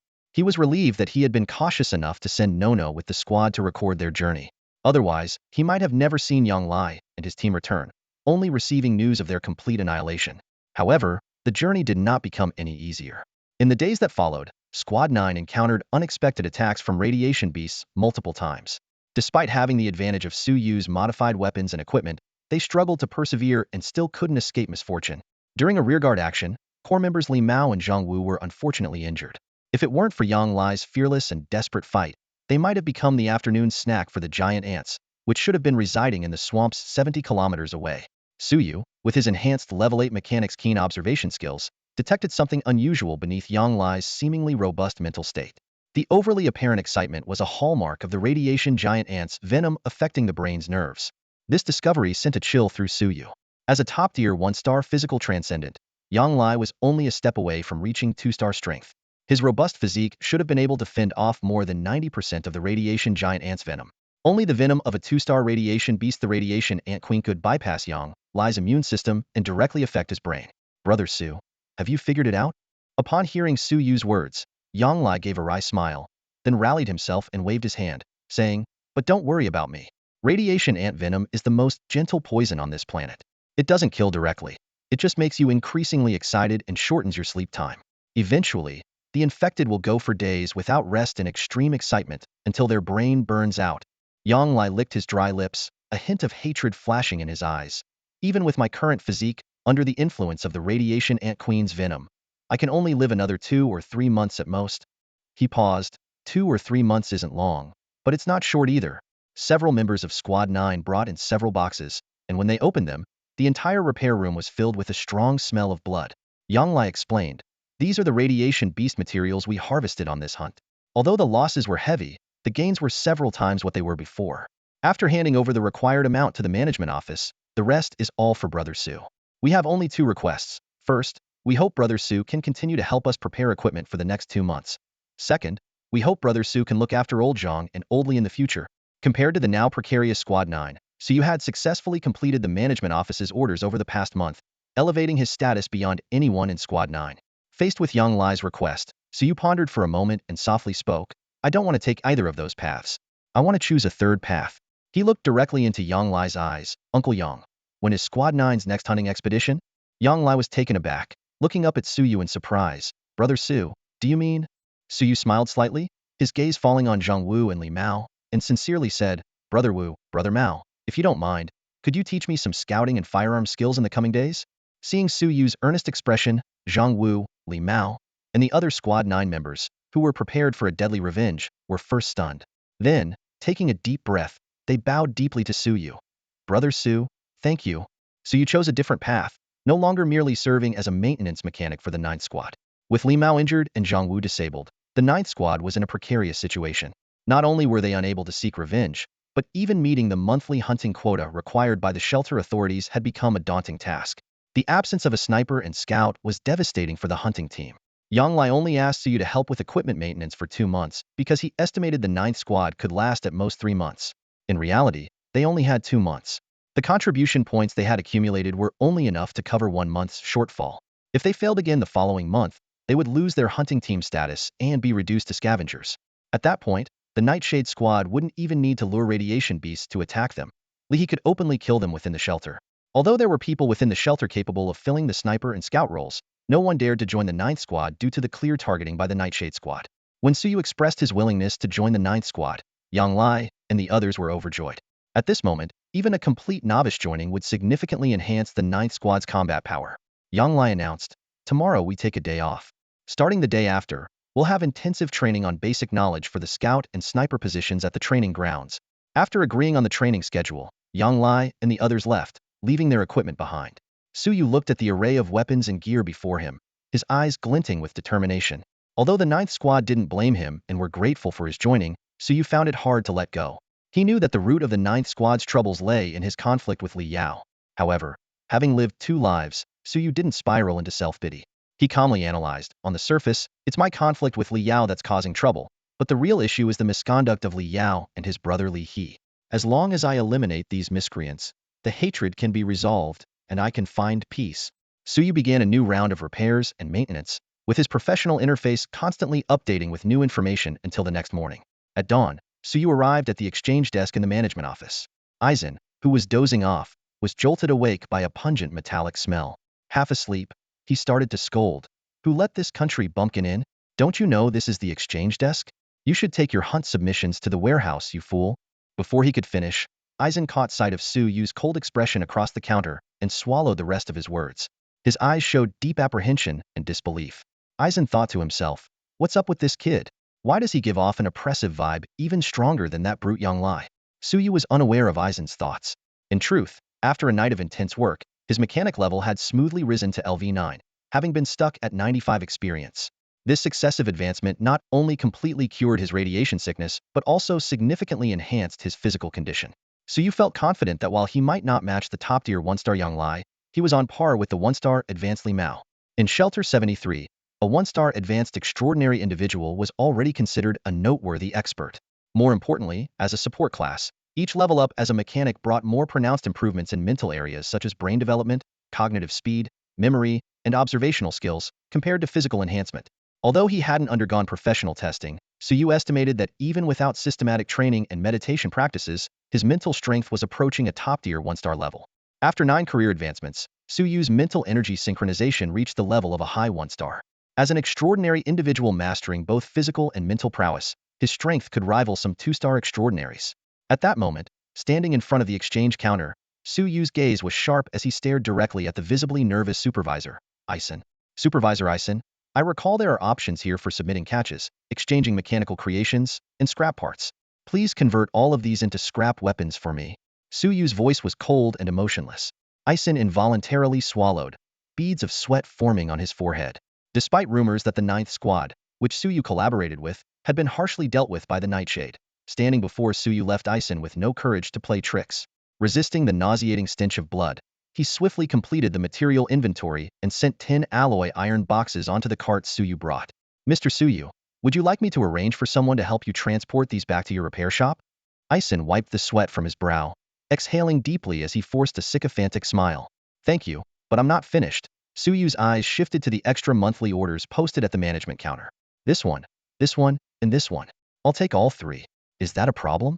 Ison instinctively nodded repeatedly before realizing the implications, a shiver running through him. Mr. Suyu, these 3 orders require you to produce at least 90 pieces of basic equipment over the next month. Wouldn't it be more prudent to take them one at a time? Suyu cast a cold glance at Ison. No need. I'm confident I can complete them. After all, if I can't, I'll pay the penalty. You're not the type to worry about that, are you, Supervisor Ison? Ison dared not say more and hurriedly prepared all the equipment for Suyu, delivering them to his repair shop. In the workshop, Suyu surveyed the mechanical boxes filling the space, his eyes gleaming with determination. He took a deep breath and murmured, "Let's get started." For the following days, Suyu dedicated himself entirely to his work. A series of system notifications flashed on his career panel. You have completed the recovery of a basic firearm. The task difficulty has been rated as easy, earning you 10 career experience points. Mechanic LV9, 11036000. You have completed the maintenance of a simple firearm. The task difficulty has been rated as easy, earning you 10 career experience points. You have completed the overhaul of a basic firearm. The task difficulty has been rated as medium, earning you. He worked tirelessly, day and night, for 3 full days. When dawn broke on the 3rd morning, as sunlight streamed in, the final notification appeared before Suyu. You have completed the overhaul of an intermediate firearm. The task difficulty has been rated as medium, earning you 150 career experience points. You have accumulated enough career experience. Your career level has increased. As the system notifications appeared, Suyu's eyes were glued to the screen. His mechanic profession level had finally reached the maximum of level 10. Simultaneously, his core ability mechanical affinity had also leveled up. The enhancements to his physical attributes and cognitive speed had become routine, something Suyu was already accustomed to. However, as he was immersed in the sensation of his body's transformation post-upgrade, Suyu was surprised to see new notifications continuously refreshing on his profession panel. His heartbeat quickened, eyes fixed on the screen. Congratulations, you have upgraded a core ability to the maximum level. Extracting a core specialization based on your profession core. Extraction complete. Core specialization? Suyu immediately recalled the skilled repairman specialization he had gained when he maxed out his mechanical repair skill. His eyes sparkled with excitement, realizing that not only could maxed out profession skills yield specializations, but core skills could as well. This discovery filled him with a wave of joy. For Suyu now, any new skill meant more leverage against the Nightshade Squad. Moreover, core specialization sounded more powerful than profession specialization. With anticipation, Suyu's gaze was locked onto the bottom of the system notification interface. Moments later, under Suyu's slightly tense watch, a new line of notification lit up. Ding! Based on your maxed out core ability mechanical affinity, you have obtained the core specialization. Heartfelt creation description. A successful mechanic can infuse their emotions into their creations, endowing them with a soul, and even receive blessings from the subspace when successfully completing a creation. It can be activated, consuming a certain amount of energy to infuse the creation with heartfelt effort, adding a random attribute to the item, with a cooldown of 1 month. Suyu's mind raced as he analyzed this newly acquired core specialization. Adding attributes to creations, crafting heartfelt equipment, and it even involved blessings from the subspace? This immediately reminded him of the powerful psionic weapons recorded in the Sanctuary magazine, capable of channeling psionic energy to amplify their power. Although from the description, this skill only added a random attribute to equipment, possibly not comparable to true psionic weapons, so you couldn't help but give it a new name in his mind, quasi-psionic weapon. This thought made his eyes shine even brighter. Despite heartfelt creation not being an offensive skill, so you knew well that a piece of heartfelt equipment, or rather a quasi-psionic weapon, if used properly, could significantly enhance his combat strength. This would undoubtedly give him more advantages in the upcoming battles with the Nightshade Squad. While Suyu was lost in thought, his profession panel refreshed again, displaying new notification messages. Your current profession level has reached the maximum. A new profession slot has been unlocked. The available professions for selection are gunner, martial artist. Would you like to choose a new profession? Seeing this new prompt, Suyu thought for a moment and quickly made a decision. I choose the gunner profession. Although both gunner and martial artist could enhance his currently lacking combat capabilities, compared to the martial artist, which required self-exploration, the gunner profession had suitable mentors within the Ninth Squad. Whether it was Zhang Wu, Scout Team Leader Li Mao, or even Yang Lai, they could all teach him some firearm techniques. Considering his limited time for development, Suyu naturally chose the profession that would allow him to gain experience more quickly. Moreover, his eyes landed on the intermediate sniper rifle he had recovered from Zhang Wu on the workbench, thinking to himself that with his mechanic profession now maxed out, he should be able to attempt new modifications and upgrades on this sniper rifle. Nevertheless, Suyu didn't rush to start the modification work immediately. In the following period, he remained focused on completing the sanctuary orders he had received from Ison. It wasn't until the final piece of equipment was assembled that Suyu lifted his head from the workbench, ready to tackle new challenges. Suyu's eyes gleamed with an indescribable light as he finally maxed out his basic mechanical crafting skills. The system chimed in, announcing that he had earned the chance to randomly acquire a professional specialization. After the selection process, Suyu was thrilled to discover he had unlocked the basic crafting specialization. This new specialization brought a range of exciting benefits. A 10 increase in efficiency when crafting equipment below the superior level, a boost in success rates for crafting basic, intermediate, and advanced equipment by 10, 5, and 3, respectively, and a doubling of effects when upgrading or enhancing equipment. Suyu quickly calculated the tangible advantages this specialization offered. With his basic mechanical crafting maxed out, the success rates for basic and intermediate equipment were already at 80 and 50, respectively. Although the success rate for advanced equipment was still only 5, the new specialization increased it to 8. When improving intermediate equipment, the success rate could even reach 11.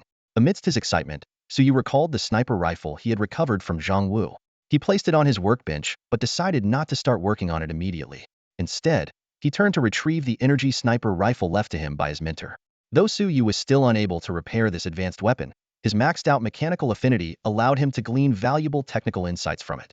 He meticulously studied the precision weapon, with the system continuously providing prompts about the various technical inspirations he was gaining, such as enhancing the accuracy of sniper rifles below the superior level and modifying magazines. After half a day's intense study, Suyu finally put down his pen. The system immediately notified him that he had successfully developed a blueprint for a medium-quality, standard sniper rifle enhancement plan, which could triple the success rate. This remarkable discovery left Suyu overjoyed. The original 11 success rate for enhancing an intermediate sniper rifle now soared to 33 with the blueprint support. A success rate over 30 was far beyond his expectations. Without hesitation, Suyu embarked on a new round of repair work. By evening, when the final component was assembled, he held his breath, waiting quietly for the system's feedback. Moments later, the system chimed in once more. Enhancement successful, and the standard sniper rifle's quality had been elevated to advanced. The system then inquired whether he wanted to add the crafted with heart tag to his work. Suyu's eyes shone with the light of victory, knowing his efforts had finally paid off. This upgraded advanced sniper rifle would be a crucial asset in the perilous world he faced. Add. Suyu issued the command without hesitation. Instantly, an indescribable weariness swept over him, as if someone had gripped his heart tightly. This was not just physical fatigue, but an extreme mental exhaustion. Coupled with 2 nearly sleepless days of work, Suyu almost fainted on the spot. Fortunately, his newly acquired gunsmith profession, though only at level 1, provided a greater boost to his stamina than the mechanic profession. This allowed Suyu to barely withstand the wave of fatigue, forcing himself to fight off the drowsiness and focus on the system notification panel. Congratulations, you have successfully added a high-level attribute to the ordinary sniper rifle. Hunter Eye. Hunter Eye, active skill, locks onto a hostile target within range. Upon activation at a certain energy cost, the next shot receives a subspace blessing, increasing sniper damage by 50. Cooldown, 1 hour. Note: when the number of targets killed with this skill reaches 100, the attribute can be upgraded. The current equipment has been assigned an attribute. Would you like to rename it? A series of system prompts temporarily suppressed Suyu's fatigue. Looking at the newly added attribute effect, he felt only 2 words: sheer delight. A 50 increase in sniper damage is undoubtedly a significant boost for a novice sniper. Although the skill has a high energy cost and a long cooldown, its effect more than compensates for these drawbacks. Moreover, once he reaches 100 kills, the attribute can be upgraded, promising even more powerful effects. Suyu gazed at the newly transformed sniper rifle, contemplating the system's renaming option. After a moment, he had an idea. The attribute is Hunter. Let's call it Falcon. The Falcon, aiding the hunter, preying on enemies. As Suyu's voice faded, the name Ordinary Sniper Rifle in the equipment section of the system panel flickered and changed to Falcon. Simultaneously, Suyu sensed a strange connection forming between himself and the rifle, as if it truly had a soul infused with his dedication, aligning with his thoughts. What an interesting change, Suyu murmured, taking a deep breath to calm his excitement. He carefully stored the falcon away and quickly drifted into sleep. Tomorrow would mark the start of the hunting team's training, and the thought filled him with anticipation. In the following days, Suyu underwent intensive training under the guidance of Li Mao and Zhang Wu. Although he didn't engage in actual combat, his professional experience and level were steadily increasing. Now, his gunsmith level had reached 5, and his core ability killing intent perception had also advanced to level 5. Li Mao and Zhang Wu, while not top-tier experts, were seasoned veterans. The experience they shared with Suyu was invaluable. As a sniper in the ruins, honing dynamic vision is crucial. Enemies will never remain still. You must learn to aim accurately even as they move and evade. Without excellent dynamic vision, even the best firearm can't deal effective damage. In the wilderness, recognizing the tracks of irradiated beasts is vital. You must not only pay attention to obvious footprints, but also learn to discern scents and analyze tree bark and wildgrass to determine the number and species of nearby irradiated beasts. As a scout, you must also learn to assess the value of irradiated beasts, weighing the benefits of a hunt rather than acting impulsively. These valuable lessons greatly benefited Suyu. Especially his core ability, killing intent perception, a passive alert skill, proved more intuitive and practical than the mechanic's mechanical affinity. At level 1, the ability to sense killing intent could only detect hostile targets within a 300-meter radius. However, upon reaching level 3, the range expanded to cover a full kilometer. Standing atop a hill in the wilderness, Suyu closed his eyes, attuning himself to his surroundings. This ability was a significant advantage for him, especially since he also served as a scout. He could easily alert his team to the presence of lurking radiation beast packs nearby, and even in the dead of night, he could sense camouflaged enemies. Suyu opened his eyes, a confident smile playing on his lips.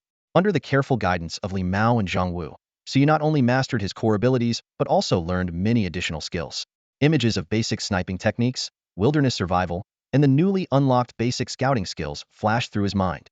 His basic sniping and wilderness survival skills had already advanced to level 3. Suyu tightened his grip on the Peregrine Falcon sniper rifle, feeling the cold metal of the gun. His gunsmithing skills had similarly risen to level 5. A bold thought occurred to him. Perhaps his firearms skills had surpassed those of his teacher, Zhang Wu. Yet, without the test of real combat, he dared not jump to conclusions. Lost in thought, Suyu was brought back to reality by Zhang Wu's voice. Suyu, what are you daydreaming about? Come on, it's time to train.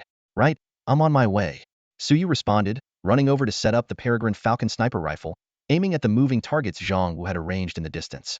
As the trigger clicked, Suyu noticed that his experience bar had grown to 90. He mused to himself, after today's training, my profession level might just break through to level 6. Compared to a mechanic, the increase in combat power with each gunsmith upgrade was remarkable. However, by the end of the evening's training, Suyu's experience bar only reached 96. He felt a twinge of disappointment, but quickly adjusted his mindset. Seeing Zhang Wu and Li Mao preparing to leave, Suyu hurriedly called out to them, Brother Zhang Wu, Brother Li Mao, there's something I want to discuss with you. Half an hour later, at the 9th Squad's base. What? Yang Lai shot up from his seat upon hearing the news Zhang Wu and Li Mao brought back. Brother Suyu said he wants to join the hunting team immediately and head out to the wilderness after just one more day of preparation. Yang Lai's voice was filled with disbelief, and he even questioned if he had heard correctly. But seeing Zhang Wu and Li Mao nod earnestly, he finally calmed down, though his eyes still betrayed his astonishment. Did you two agree to his request? Yang Lai asked Zhang Wu and Li Mao, still sounding deeply shocked even after regaining some composure. The two nodded silently. Seeing their serious expressions, Yang Lai couldn't help but press further. Give me a straight answer, how much of your skills has Suyu actually learned? At least 30%? For Yang Lai, 30% was the passing mark. If Suyu could grasp even 2 or 3 tenths in just a month, he would be quite satisfied. The rest could only be honed through practical experience. Zhang Wu and Li Mao exchanged a meaningful glance, their expressions a bit peculiar. 30%? Li Mao was the first to speak. I can't speak for Zhang, but as for my scouting skills, that kid Su has picked up at least half. Zhang Wu jumped in. I think he might have done even better with me. He gestured with his hand, showing a number. Suyu, that kid, has learned at least 70% of my skills. Yang Lai was stunned. Though hard to believe, he trusted that his veteran teammates wouldn't joke about something like this. All right then, tomorrow we'll head to the training ground and properly assess Su's abilities, Yang Lai declared, feeling a sense of anticipation rising within him. News quickly spread throughout the Ninth Squad. Everyone was astonished at how quickly Suyu had seemingly prepared himself. The next morning, the small training ground of the Ninth Squad was packed with people. Besides Yang Lai, Li Mao, and Zhang Wu, other team members and even support staff had come to watch, creating a scene so lively that Suyu was taken aback upon arrival. Yang Lai coughed to get everyone's attention and motioned for them to make some space. He looked at Suyu with a serious expression. Su, don't be too nervous. Even though you've expressed your desire to join us, remember that wilderness hunting is no joke. Today's assessment isn't too difficult, but if you can't pass this, you'll have to stay in the shelter and help us with equipment maintenance. Despite the shortage of personnel in the Ninth Squad, Yang Lai secretly hoped Suyu wouldn't take unnecessary risks. He believed that with Suyu's abilities, he could secure a more comfortable position with the shelter's leadership, rather than risking his life like them against the Nightshade Squad. Suyu appreciated Yang Lai's concern, but he was determined not to back down. Besides, if the test was hitting 5 out of 10 on second-speed moving targets, he was confident. Last night, he practiced with third-speed targets and managed a 7 out of 10 hit rate, sometimes even 8 or 9 when in top form. This was the confidence that made him believe he could surpass Zhang Wu. Without saying much, Suyu stepped forward and loaded the bullets. As the moving targets began to operate, he quickly took aim. Bang! The first shot rang out, and the bullet hit the moving target right between the eyes. Great shot! The crowd erupted into cheers. Even Zhang Wu and Li Mao couldn't help but applaud Suyu. Yang Lai remained silent but nodded in approval as he watched Suyu's skilled actions.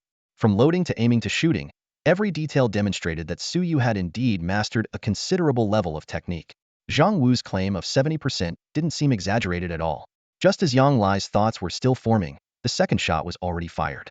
The sharp crack of another bullet hitting its target echoed through the air, causing Yang Lai to look up involuntarily. His eyes landed on the moving target, now marked by a bullet hole right in the center of the forehead.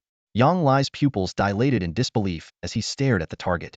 Hitting the bullseye once might be chalked up to luck, but twice? Bang, bang, bang. The continuous gunfire resounded across the shooting range. Suyu remained calm and unfazed by the astonishment of those around him and Yang Lai's shock.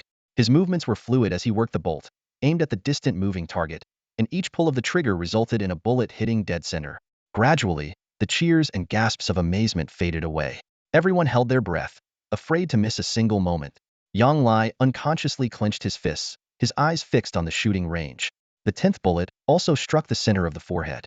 With the last gunshot, the members of the 9th Squad collectively exhaled, followed by a burst of enthusiastic cheers. Suyu set down the sniper rifle, his expression calm. Incredible. Simply incredible. Zhang Wu and Li Mao murmured in astonishment. Zhang Wu had initially thought Suyu had only mastered 70% of his technique, but now it seemed this young man was just a bit of real-world experience away from matching him.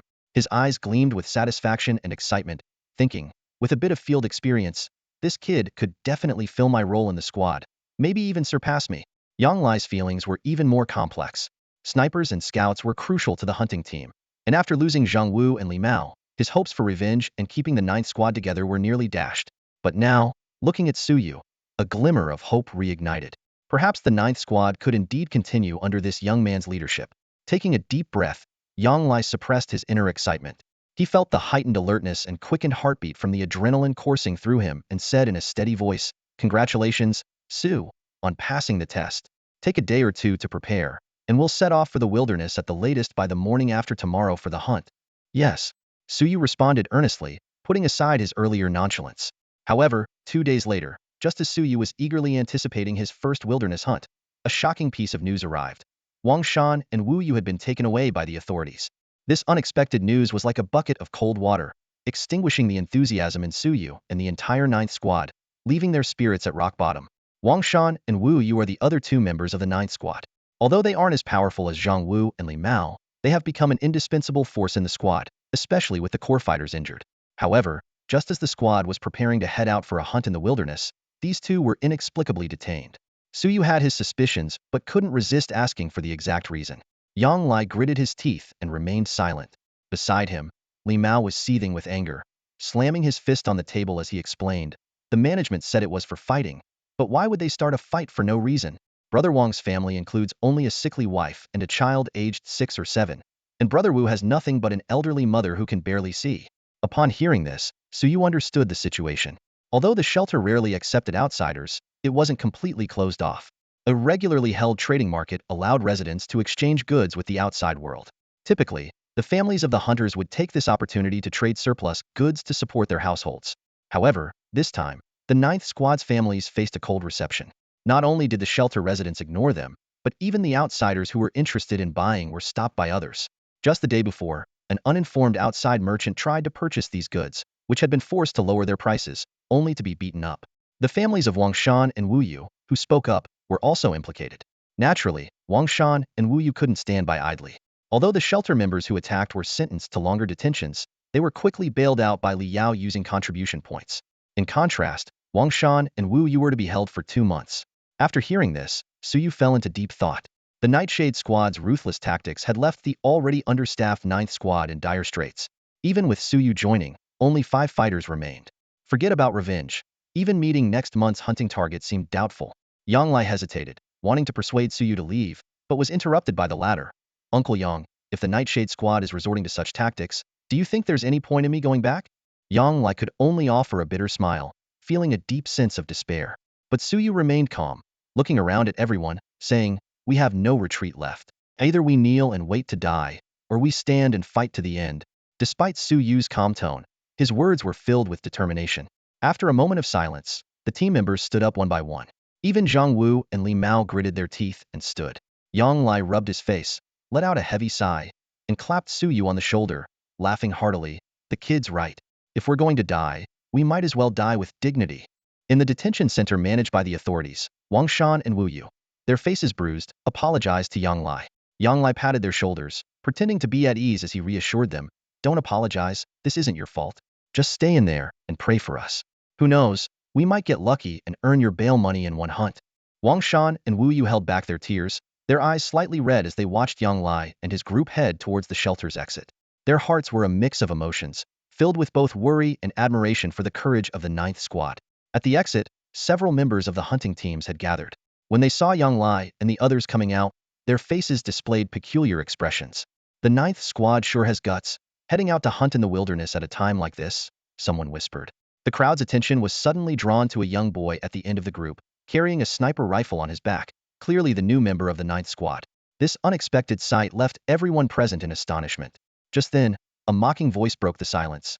"Tisk, TSK, TSK, Yang Lai, you guys really have no fear of death, do you? With just this ragtag bunch, you dare to go out? Or is it that having one more repairman makes you so cocky you can't tell north from south?"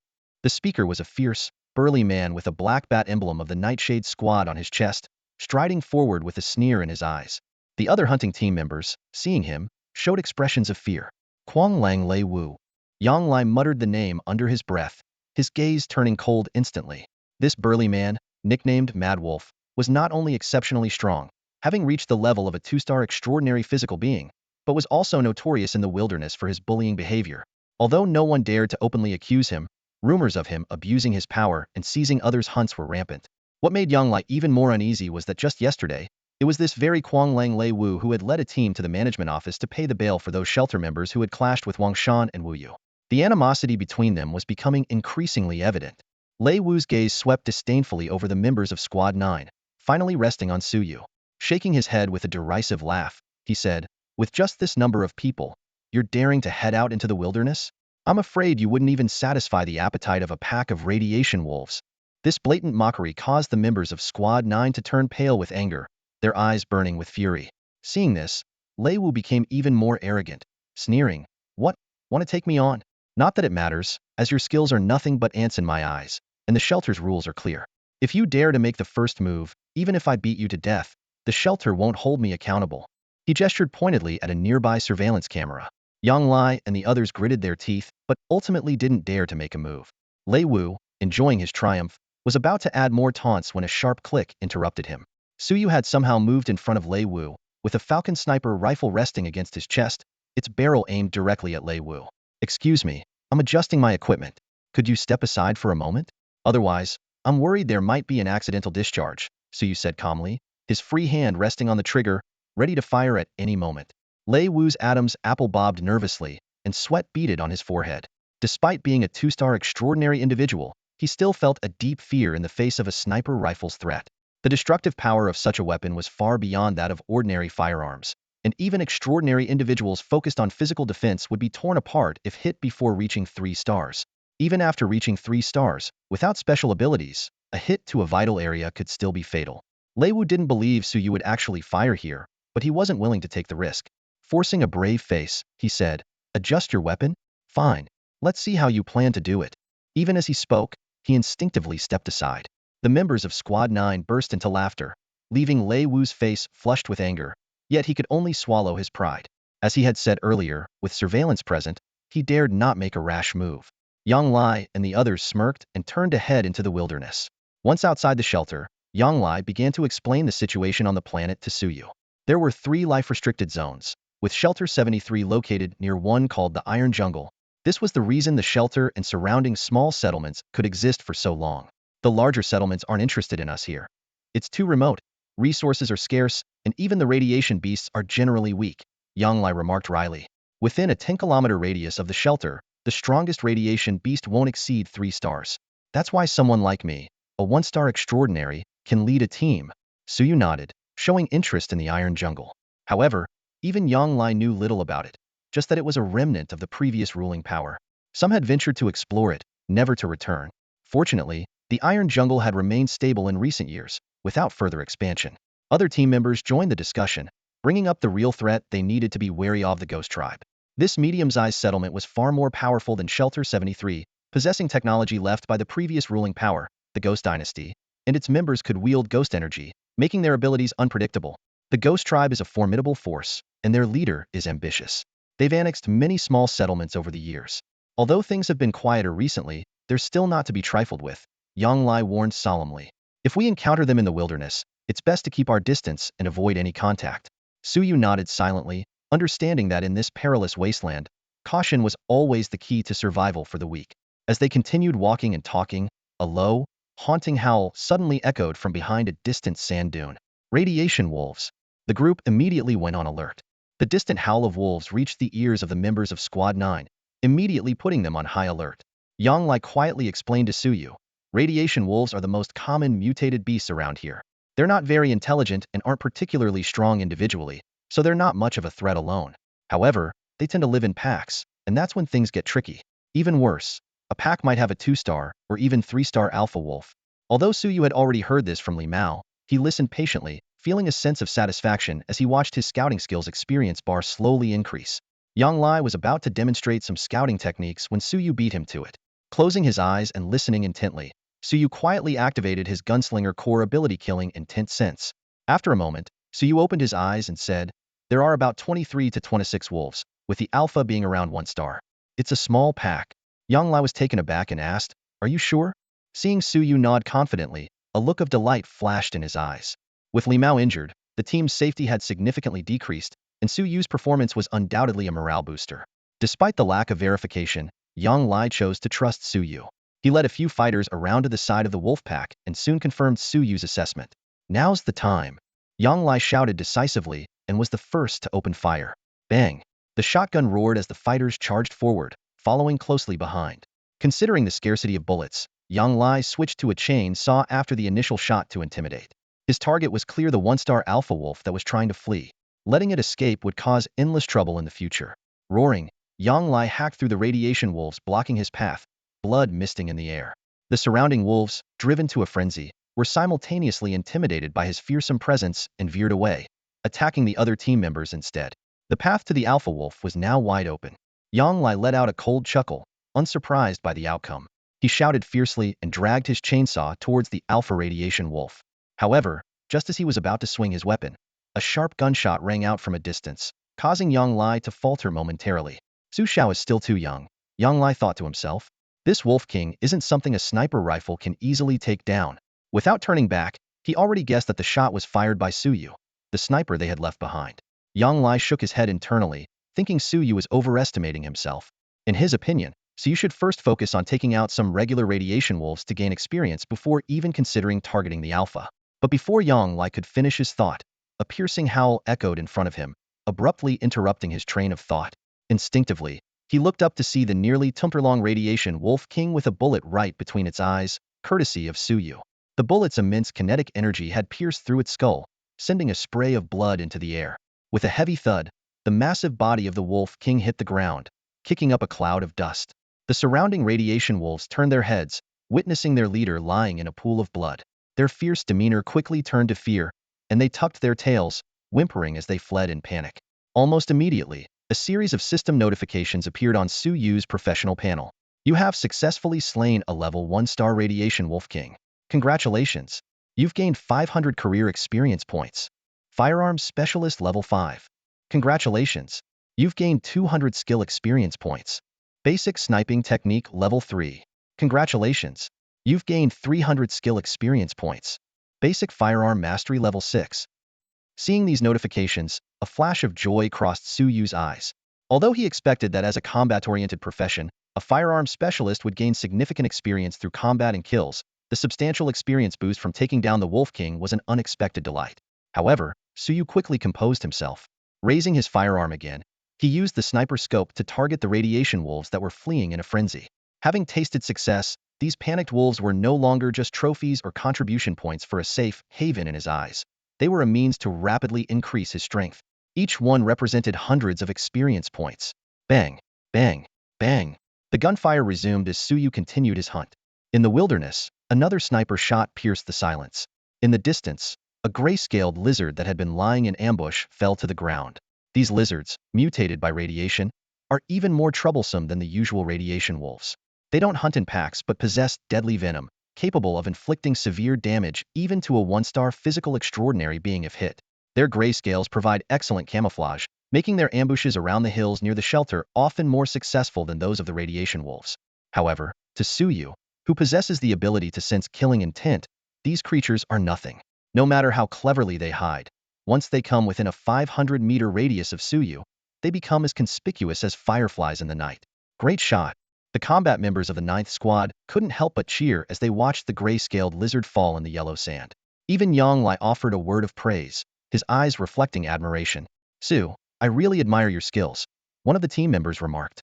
"With your talent, you should have started hunting in the wilderness earlier. You might have become an extraordinary being by now." This marked their 7th day in the wilderness. Over the past week, Suyu had exhibited remarkable marksmanship and scouting skills, improving at an astonishing rate each day.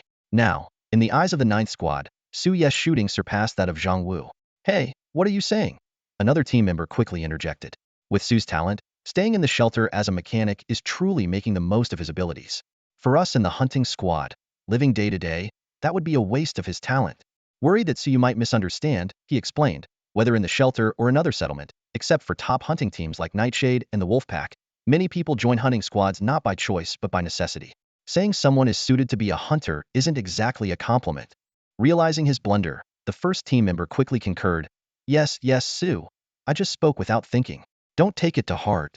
Suyu smiled warmly, looking out at the distant wilderness, a hint of passion in his eyes. "You're too kind, brothers. I'm part of the 9th Squad now, so we're all in this together. There's nothing we can't say. Besides, I actually think this wilderness is a blessing for me." He glanced at his occupation panel. 7 days of hunting had elevated his gunsmith profession from level 5 to level 7.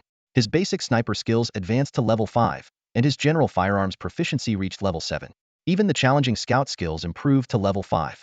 Not to mention, their haul had been quite substantial.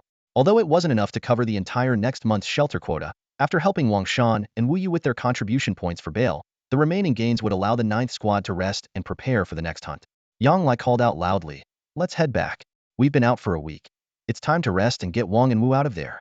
Once they're back, and we're all stocked up on supplies, we can go out for half a month and gather enough for next month's quota." Everyone smiled, following Yang Lai back to the shelter with their spoils. By the next evening, the silhouette of the shelter appeared on the horizon. Suyu smirked, a cold glint in his eyes.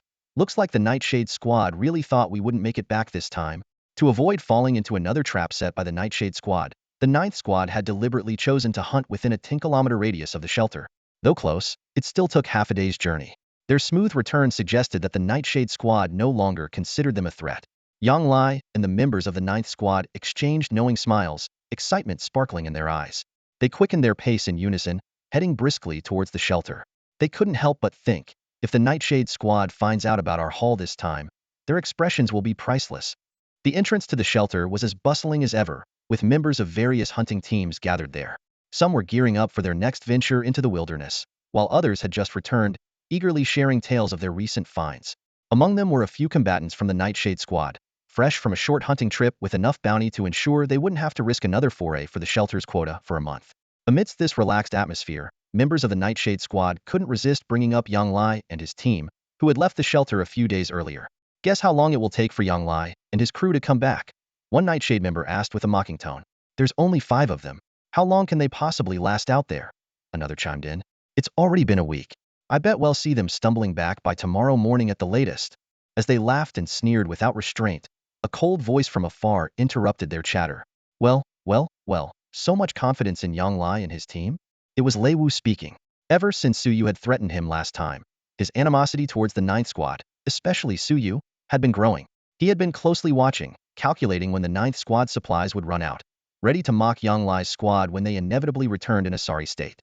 He was scheming, hoping to provoke them into making the first move, so he could seize the opportunity to settle the score. Just as Lei Wu was lost in thought, a sudden commotion snapped him back to reality. Gasps and exclamations of surprise erupted around him, jolting him to attention. He furrowed his brow and looked up, his eyes freezing in place. Under Lei Wu's bewildered gaze, the Ninth Squad made their way forward. Yang Lai and Suyu led the procession, followed by other combatants and logistical team members. Each person held their head high, faces brimming with pride. The most striking sight was their trailer, piled high with a staggering amount of prey haul usually only achieved by the top 5 or 6 squads, with at least a dozen fighters, over the course of a week. Spotting Lei Wu by the shelter's gate, Yang Lai seized the opportunity to taunt him. Well, if it isn't Deputy Captain Lei Wu, what brings you here? Surely you're not waiting to congratulate us? We're truly grateful. Deputy Captain Lei, the epitome of repaying kindness with kindness, we're in awe. Lei Wu's expression darkened instantly, as if he'd swallowed a fly. It was clear to Yang Lai and the others why Lei Wu was lingering there. Unfortunately for him, the Ninth Squad's success, bolstered by Suyu's addition, was a clear slap in the face. Hearing Yang Lai's mocking tone, Lei Wu clenched his fists, anger nearly blazing from his eyes. Just then, a soft click caught his attention. Suyu didn't join in the mockery. Instead, he calmly loaded another bullet into his rifle right in front of Lei Wu. This simple act spoke louder than words. Lei Wu's Adam's apple bobbed involuntarily. He opened his mouth, but found himself unable to retort. He could only glare at the Ninth Squad before retreating with his equally shocked Nightshade Squad members, hurrying back to their base. The Ninth Squad's performance had far exceeded their expectations, which was definitely not good news. They needed to inform their captain immediately. As Lei Wu and his team retreated in disarray, the Ninth Squad erupted in cheers. Yang Lai, smiling, gestured for the logistics team to take their hunting spoils back to the base for sorting and storage, and then to the management office to exchange them for contribution points, which would be used to bail out Wang Shan and Wu Yu. With everything arranged, Yang Lai turned to Suyu with a mysterious grin. Su, don't rush off to the repair shop. Come to the base first. I have a test for you. Hearing this, the other combatants looked over with curiosity. Some, quick to catch on, excitedly asked, Captain, could it be that Su's strength has reached the extraordinary level? Yang Lai nodded slightly, and a glint of excitement flashed in Suyu's eyes. Having been in this world for some time, he wasn't unfamiliar with the concept of being extraordinary and even longed for it. However, he remained unsure about the classification of extraordinary beings. Moreover, he wasn't certain if his abilities, supported by his professional interface, qualified him as extraordinary. When Suyu activated his core ability, killing intent perception, he could sense a special spiritual presence around him. It was with their help that he could detect ambushing radiation beasts.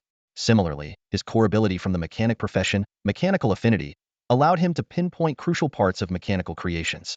But did these abilities alone qualify him as extraordinary? Suyu was unsure, thinking these might just be extraordinary skills possessed by an ordinary person.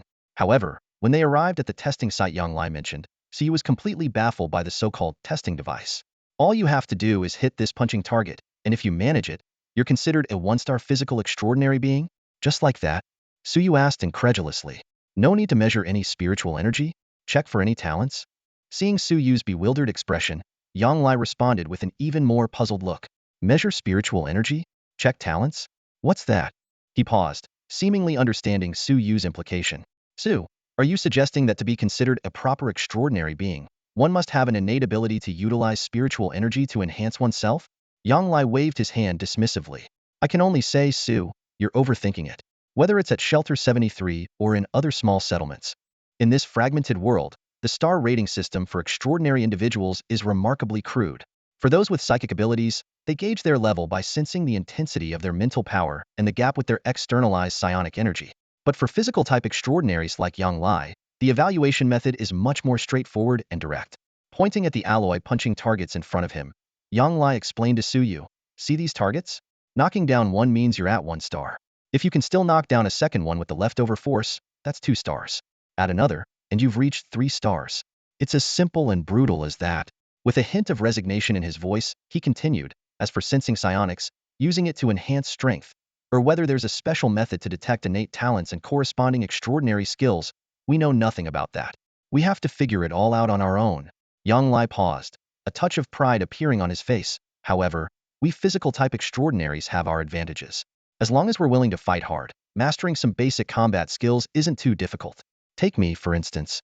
As he spoke, Yang Lai slightly clenched his fist and showed Suyu his right arm. With a sudden exertion, a grayish psionic flame erupted along his arm, causing Suyu to hold his breath in awe. Bang! Yang Lai punched forward, instantly knocking 2 alloy targets to the ground, with the aftershock nearly toppling a third. The sheer power left Suyu wide-eyed. "This is the combat technique I've mastered," Yang Lai explained while gently flexing his right arm, "but it's limited. I can only use it once per punch, and afterward, my right arm is drained for a while. So, unless absolutely necessary, I won't use it lightly," he added. "Your brothers Zhang and Li have their own special moves too, but these things can't be taught. To be honest, we don't even know how we figured them out." After hearing Yang Lai's explanation, Suyu realized his previous ideas were indeed naive. In this war-torn ruin of a planet, not only is the once glorious technology in tatters, but the extraordinary system is also incomplete. At least here in Shelter 73, he wouldn't find any systematic method for psionic cultivation. However, this news wasn't all bad for Suyu. He secretly felt fortunate to have his unique advantage, the professional panel. Even if he had to explore on his own, his efficiency in developing new skills and enhancing existing ones far surpassed that of other extraordinaries. Shaking off his distracting thoughts, Suyu approached the punching targets, his eyes scanning the row of 3. Taking a deep breath, he swung his fist with all his might. Bang! With a resounding sonic boom, the alloy punching target collapsed before Suyu. Not only that, but the force of his punch also shook the targets behind it, causing them to rattle with a series of clicking sounds. Yang Lai and the others stood dumbfounded, unable to believe what they had just witnessed. "Is this top-tier 1-star?" someone exclaimed softly. "Has Brother Su's physical strength already reached the standard of a top-tier 1-star extraordinary?" The members of the 9th Squad exchanged glances, recalling their hunting experiences from the past few days. Although Suyu had shown remarkable prowess, it was mostly evident in his sniping skills. They had sensed his physical prowess was exceptional, but they hadn't imagined it was to this extent. Even Yang Lai had originally thought Suyu's physical condition was at best mid-tier 1-star. Clearly, they had all underestimated him. "This is great news." Delight spread across their faces. With Suyu as the core strength of the 9th Squad, the stronger he was, the greater their hope for revenge. Yang Lai quickly assessed the current situation. The Nightshade Squad, besides Lei Wu, included 2 2-star physical-type extraordinaries Mo Yun and He Xiang. Among them, He Xiang was the strongest, having reached a high 2-star level, while Mo Yun and Lei Wu were at the initial 2-star level. Recently, their captain, Li He, rarely led missions personally, usually leaving He Xiang in charge of meeting the shelter's hunting targets. This presented a prime opportunity for revenge. Without the presence of the 3-star mental-type extraordinary Li He, the 9th Squad might just be able to inflict significant damage on Nightshade. However, Yang Lai wasn't planning to act immediately. 1 more month, Yang Lai calculated silently. In another month, under the influence of the ant venom, my strength will peak, likely reaching a high 2-star level. By then, with Suyu as an elite sniper, we'll be capable of taking down those 2-star extraordinaries in Nightshade, causing Li He some real heartache. Listening to Yang Lai's plan, the eyes of the 9th Squad members glimmered with excitement.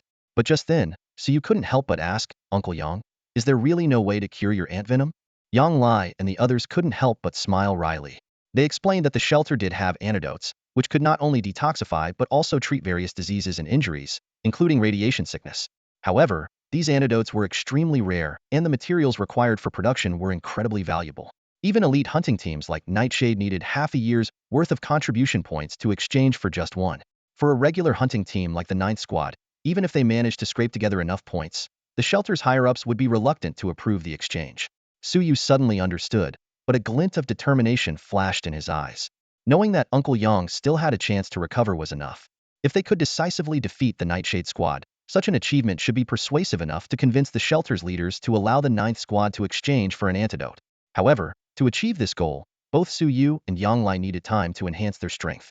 Suyu contemplated that although his advanced Falcon sniper rifle was powerful enough to handle 2-star radiation beasts, it wasn't sufficient. He needed even more formidable firepower to face the challenges ahead. Considering that Li He is a 3-star extraordinary, Suyu is acutely aware of the challenge he faces. He realizes that even with his Hawk's perfect shooting accuracy, it is difficult to completely counteract Li He's psychic influence on the bullet's trajectory. Worse still, the invisible mental barriers might significantly weaken the bullet's power. Frowning, Suyu pondered his strategy. He knew that once a 3-star psychic extraordinary regains their composure, they could subdue him in an instant. Time had become his most precious resource. He quickly outlined his action plan. First, enhance his gunsmithing level. Second, improve his gun handling and sniping skills. While these skills wouldn't directly increase the bullet's lethality, they would significantly speed up reloading, allowing him to fire 2 or even 3 shots in the shortest time possible. Additionally, Suyu decided to use extra time to design new improved blueprints to further enhance the Hawk's lethality. His goal was clear. If the Hawk's power could ensure an instant kill on a 3-star extraordinary or a radiated beast when hitting a vital point, he would be confident enough to deal with the Nightshade Squad. Calmly analyzing, Suyu thought, Li He may be a 3-star psychic extraordinary, but his physical defense is ultimately not on par with a true 3-star physical extraordinary.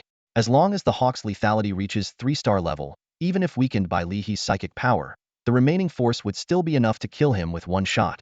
Despite his confidence, Suyu chose to keep a low profile and not voice these thoughts. He understood that now was not the time for boasting, but for focusing on meticulously preparing. While Suyu was engrossed in preparing to confront Nightshade, a tense standoff was unfolding in the high-level meeting room of Shelter 73.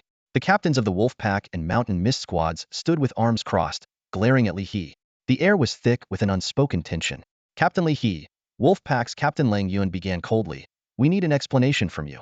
Why have members of the 6th, 7th, and 10th squads suddenly become part of your Nightshade Squad? Facing the questioning, Li He remained unfazed, spreading his hands in a gesture of innocence. Captain Lang Yuan, Captain Who Won, your questioning confuses me. The situation with those 3 squads is clear to everyone, isn't it? They suffered heavy losses during their hunts, leaving their extraordinaires either dead or injured, and they were on the verge of being expelled from the shelter. My Nightshade Squad merely extended a helping hand during their crisis, treating the injured and compensating the fallen all at our expense. Instead of receiving praise from the administrator, I'm being targeted by you too. Li He paused, a meaningful smile playing on his lips. Or could it be that you two also had your eyes on the remaining members of those squads and just didn't expect me to beat you to it? His words hit Lang Yuan and Hu went hard, catching them off guard. Their expressions shifted, a flicker of anxiety in their eyes, revealing that Li He had struck a nerve. In this tense atmosphere, the administrator, who had been silent until now, finally spoke up. Despite his white hair and being over 50 in a world where life expectancy had drastically shortened, he was surprisingly vigorous and sharp-eyed. Enough. The administrator's voice was not loud, yet it carried authority. The reason I called you here today is not to watch you quarrel. As his words fell, the atmosphere in the meeting room changed instantly. Even the usually arrogantly he subconsciously took a step back, lowering his head slightly in respect. Yet, in that brief moment, a flash of annoyance in Li He's eyes was cleverly concealed. Yes, the 3 replied in unison. The administrator nodded, uninterested in discerning if their responses were genuine. He turned his gaze to Li He, speaking in a deep voice, Captain Li, today's meeting is centered around you. As you mentioned, it's true that thanks to your generosity, the members of the 6th, 7th, and 10th squads were able to remain in the shelter. However, his tone grew stern. The decision to have 13 hunting squads is not arbitrary. Each of these 13 teams, while differing in strength, serves a purpose. Scanning the room, the administrator continued, the teams led by you 3 captains are the backbone of our shelter's defense, ensuring we aren't overrun by radiated beasts and become just another den on this planet. Meanwhile, the moderately skilled teams provide a significant amount of resources and materials for our shelter. The manager's gaze settled on Li He, his tone calm yet carrying an undeniable sense of authority. He slowly expressed his opinion. In my view, although there is a status difference between the 9th-ranked team and the 3rd-ranked Nightshade, it's not significant enough for me to completely overlook the rules of the sanctuary. He looked directly at the 3 captains, his voice steady and firm. I hope that incidents like a hunting team being heavily attacked and unable to join other teams will not happen again. Can I get a definite answer from you 3? Lang Yuan and Hu Wen immediately nodded in agreement, while Li He hesitated for a moment, his eyes flickering before he slowly nodded. Yes. The manager nodded with satisfaction and gestured for everyone to leave. Very well. I won't take up any more of your time. You're all busy, so I won't see you out. This statement left everyone in the room stunned. Li He, with a cold expression, stood up and left the meeting room. Lang Yun and Hu Wan, snapping back to reality, looked at the manager with bafflement. But, sir, this isn't what we agreed on earlier. Lang Yun couldn't help but speak up. They had initially hoped to leverage the manager's influence to pressure Li He, but things hadn't turned out as expected. The manager calmly explained, "This was an oversight when I originally set the rules for the sanctuary. The issue of hunting teams not merging with each other should have been explicitly stated." Lang Yun and Huan were left speechless, internally criticizing the manager's inflexibility. However, they dared not show any dissatisfaction outwardly. The manager continued, "In any case, as long as the Nightshade team hasn't broken any rules, I won't intervene, nor will I allow you to take action against them." This statement left Lang Yun and Huan even more surprised. Without the manager's support, they didn't dare to rashly confront Li He, who was both powerful and rumored to have ties with the Ghost Tribe. The two left the meeting room, their faces filled with dismay. Huan quietly asked, "What should we do? At this rate, that guy Li He might really end up controlling the entire sanctuary." His tone barely contained any hope. Lang Yun fell silent, a cold glint appearing in his eyes. He murmured, "What can we do? What else can we do? That old man wants evidence, so we'll give him evidence." Huan frowned and asked, "How do we do that?" Although Li He's meditation technique is unclear, it's obvious that the more subordinates he has, the stronger he becomes. Now that he's absorbed 3 teams, his power is even greater. He's likely close to breaking through to 4 stars. How could he possibly show any weakness? Lang Yun retorted, his eyes flashing with cold light. Why wouldn't he? Don't forget what the Nightshade Squad has been up to these days. Huan was taken aback, then suddenly realized, "Are you talking about the 9th Squad? Yang Lai and his team haven't been absorbed yet." Lang Yun nodded. These lower-ranked or mid-level hunting teams usually don't attract attention from powerful figures like them because their members change too frequently. In the 9th Squad led by Yang Lai, only Zhang Wu and Li Mao have been with the team for 2 years, while the others have been around for less than a year. Huan exclaimed in surprise, "That's truly remarkable. If that's the case, we might actually catch Li He slipping up." He analyzed, Nightshade is currently in the limelight, but with the 9th Squad still active, they've become a thorn in their side that must be removed. As soon as Nightshade makes a move, there's a chance to find a flaw. Meanwhile, at the Nightshade Squad's base, Li He was gathering his deputies. He spoke seriously, "The 9th Squad must be dealt with, but we can't be reckless. Be cautious and don't make it too obvious." Li Yao asked in confusion, "Brother, why insist on dealing with the 9th Squad now? Wouldn't it be more prudent to wait until you reach 4 stars, and then finish them off in one go?" Li He glanced at them coldly and explained, "It's simple. Even if I reach 4 stars, I'll only be the strongest in the sanctuary, not invincible. If I still need to break through to 4 stars just to eliminate the 9th Squad, how do you think the people in the sanctuary will view us?" The deputies suddenly understood. Although they still had doubts, they dared not question further and went off to make preparations. After they left, a cold light flashed in Li He's eyes as he muttered through gritted teeth, "The 9th Squad Suyu? Huh? Damn it." His voice was filled with murderous intent and anger towards Suyu. The opinions of the sanctuary's people were unimportant. They were just an excuse to fool his subordinates. The reason the 9th Squad had to be eliminated was because their presence posed a threat to the new members of the Nightshade Squad. Li He stood by the window, his eyes cold and thoughts tumultuous. The key to his meditation practice, which increased his psychic power, lay in drawing strength from the mental worlds of his subordinates. The more followers he had and the more extreme their emotions, the more psychic energy he could harvest, naturally boosting his power. This was why Li He tolerated the lawless behavior of Li Yao and others, and why he didn't hesitate to absorb the 6th, 7th, and 13th squads as he felt on the verge of breaking through to the 4-star level. In his plan, this expansion would propel him into the ranks of 4-star superhumans, at which point not even that semi-mechanical relic could stop him. However, the emergence of the 9th Squad disrupted his entire strategy. Li He clenched his fists until his knuckles turned white. Because of the 9th Squad, the new members had far less fear and respect for Nightshade and him, insufficient for him to break through his bottleneck. The 9th Squad must die. Li He roared internally, his eyes gleaming with a cold light, and they must die in the most miserable way possible. But he was acutely aware that the administrators and people like Lang Yun had already set their sights on him. Acting rashly would provoke a response not only from the administrators, but also from Lang Yun and Hu Wan, who would not stand idly by. Even though most of what he told Li Yao and the others was false, one thing was true. Even as a 4-star superhuman, he wasn't strong enough to take on the entire sanctuary alone. Li He calmly analyzed the situation. He could test the limits but couldn't openly turn against them. Otherwise, even if he reached 4 stars, facing the administrators and the combined force of other squads, he'd be forced to flee in disgrace. Losing the Nightshade Squad and the psychic energy provided by his subordinates would likely render his hard-earned 4-star status worthless. This was an outcome he absolutely could not accept. I'll have to let Li Yao and the others handle it, Li muttered to himself, a shadow crossing his eyes. Fortunately, the 9th Squad should be at the end of their rope now. Shaking his head, Li cleared his mind and entered a meditative state. Although he couldn't yet draw much psychic energy from the new members, he could use his position as captain to implant influences and psychological suggestions in their mental worlds. This way, at a critical moment, he could turn these individuals into sacrificial pawns, acting as human shields for him. Meanwhile, upon receiving Li He's orders, Li Yao and Lei Wu immediately sprang into action.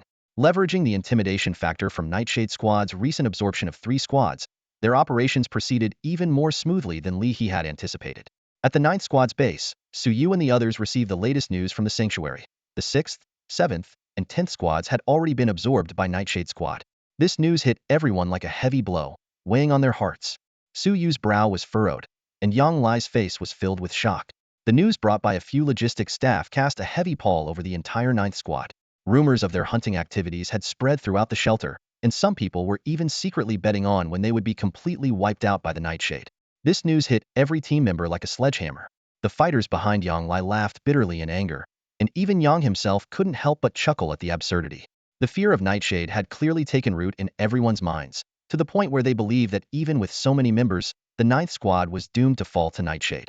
Despite being infuriated by such talk, Yang had to admit, once he calmed down, that Nightshade's swift takeover of 3 squads was indeed a daunting feat. Suyu, equally troubled, suddenly had a flash of inspiration and looked sharply at Yang Lai. Uncle Yang, go to the administration immediately to submit this month's hunting targets and collect next month's list, Suyu urged. Yang was momentarily confused. Why the rush?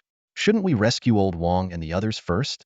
But soon, he seemed to realize something, his face changing abruptly. You mean, the administration might side with Nightshade and make our hunting targets difficult on purpose? Suyu nodded, his expression grim. He explained that while the administration might have shown favoritism in the past, it was usually not excessive. But things were different now. Nightshade's decisive annexation of 3 hunting teams was unprecedented in Shelter 73. The higher-ups in the administration might be intimidated or even swayed by Nightshade, seizing the opportunity to make things difficult for the 9th Squad. I'll go right away. Yang immediately set off, taking a few logistics staff and their hunting spoils with him. Meanwhile, Suyu decided to head to the administration's exchange point to take on repair tasks.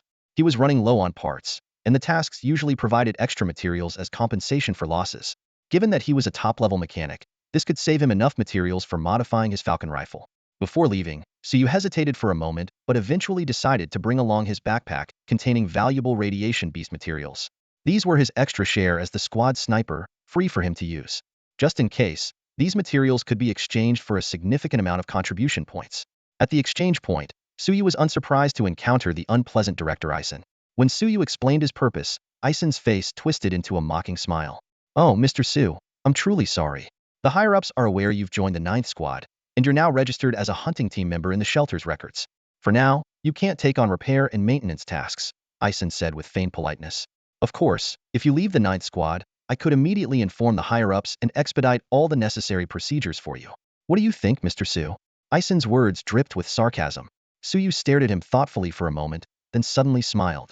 All right, I'll go back and discuss it with my teammates. Hearing this, Ison visibly relaxed, a sneer forming on his lips. But in the next moment, he realized Suyu hadn't actually left and was instead watching him with an enigmatic smile.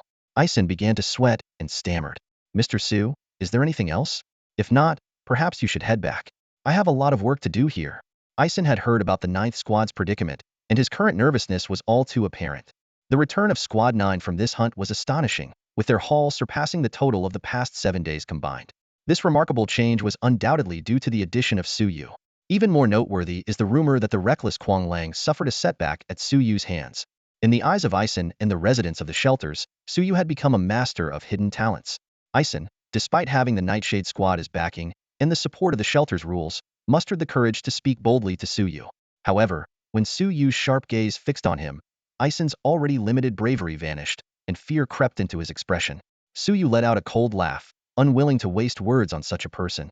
He picked up his backpack and said calmly, Relax, I just want to exchange the materials in my backpack for some parts and scrap machinery. Surely that doesn't violate any rules? Exchange? Ison was caught off guard by Suyu's request.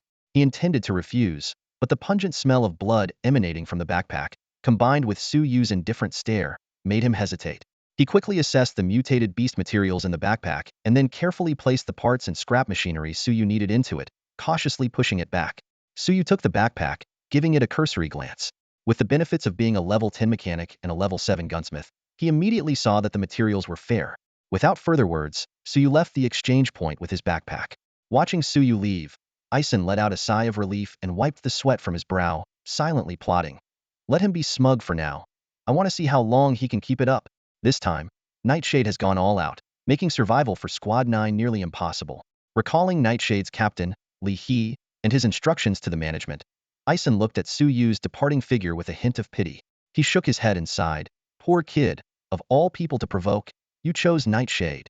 Unaware of Ison's thoughts, Suyu had already anticipated that the Nightshade Squad would target Squad 9 again. This blow was indeed a critical one. Without the shelter's supply of free parts and scrap machinery, the work on improving blueprints would become significantly more difficult. Fortunately, his mechanic skills were maxed out, so the efficiency of his improvements wouldn't be too affected. But Yang Lai's situation? Suyu worriedly quickened his pace back to the base. Upon arrival, the scene before him took him by surprise. The once spacious area was now crowded. Every member of Squad 9, from fighters to support staff, their families, and even some retired due to injuries, were gathered there, distributing rooms and beds. In the training ground at the far end of the base, several fighters, along with the injured Li Mao and Zhang Wu, surrounded Yang Lai, each with a look of suppressed anger on their faces. Uncle Yang Lai, what's going on? Suyu asked as he quickly approached.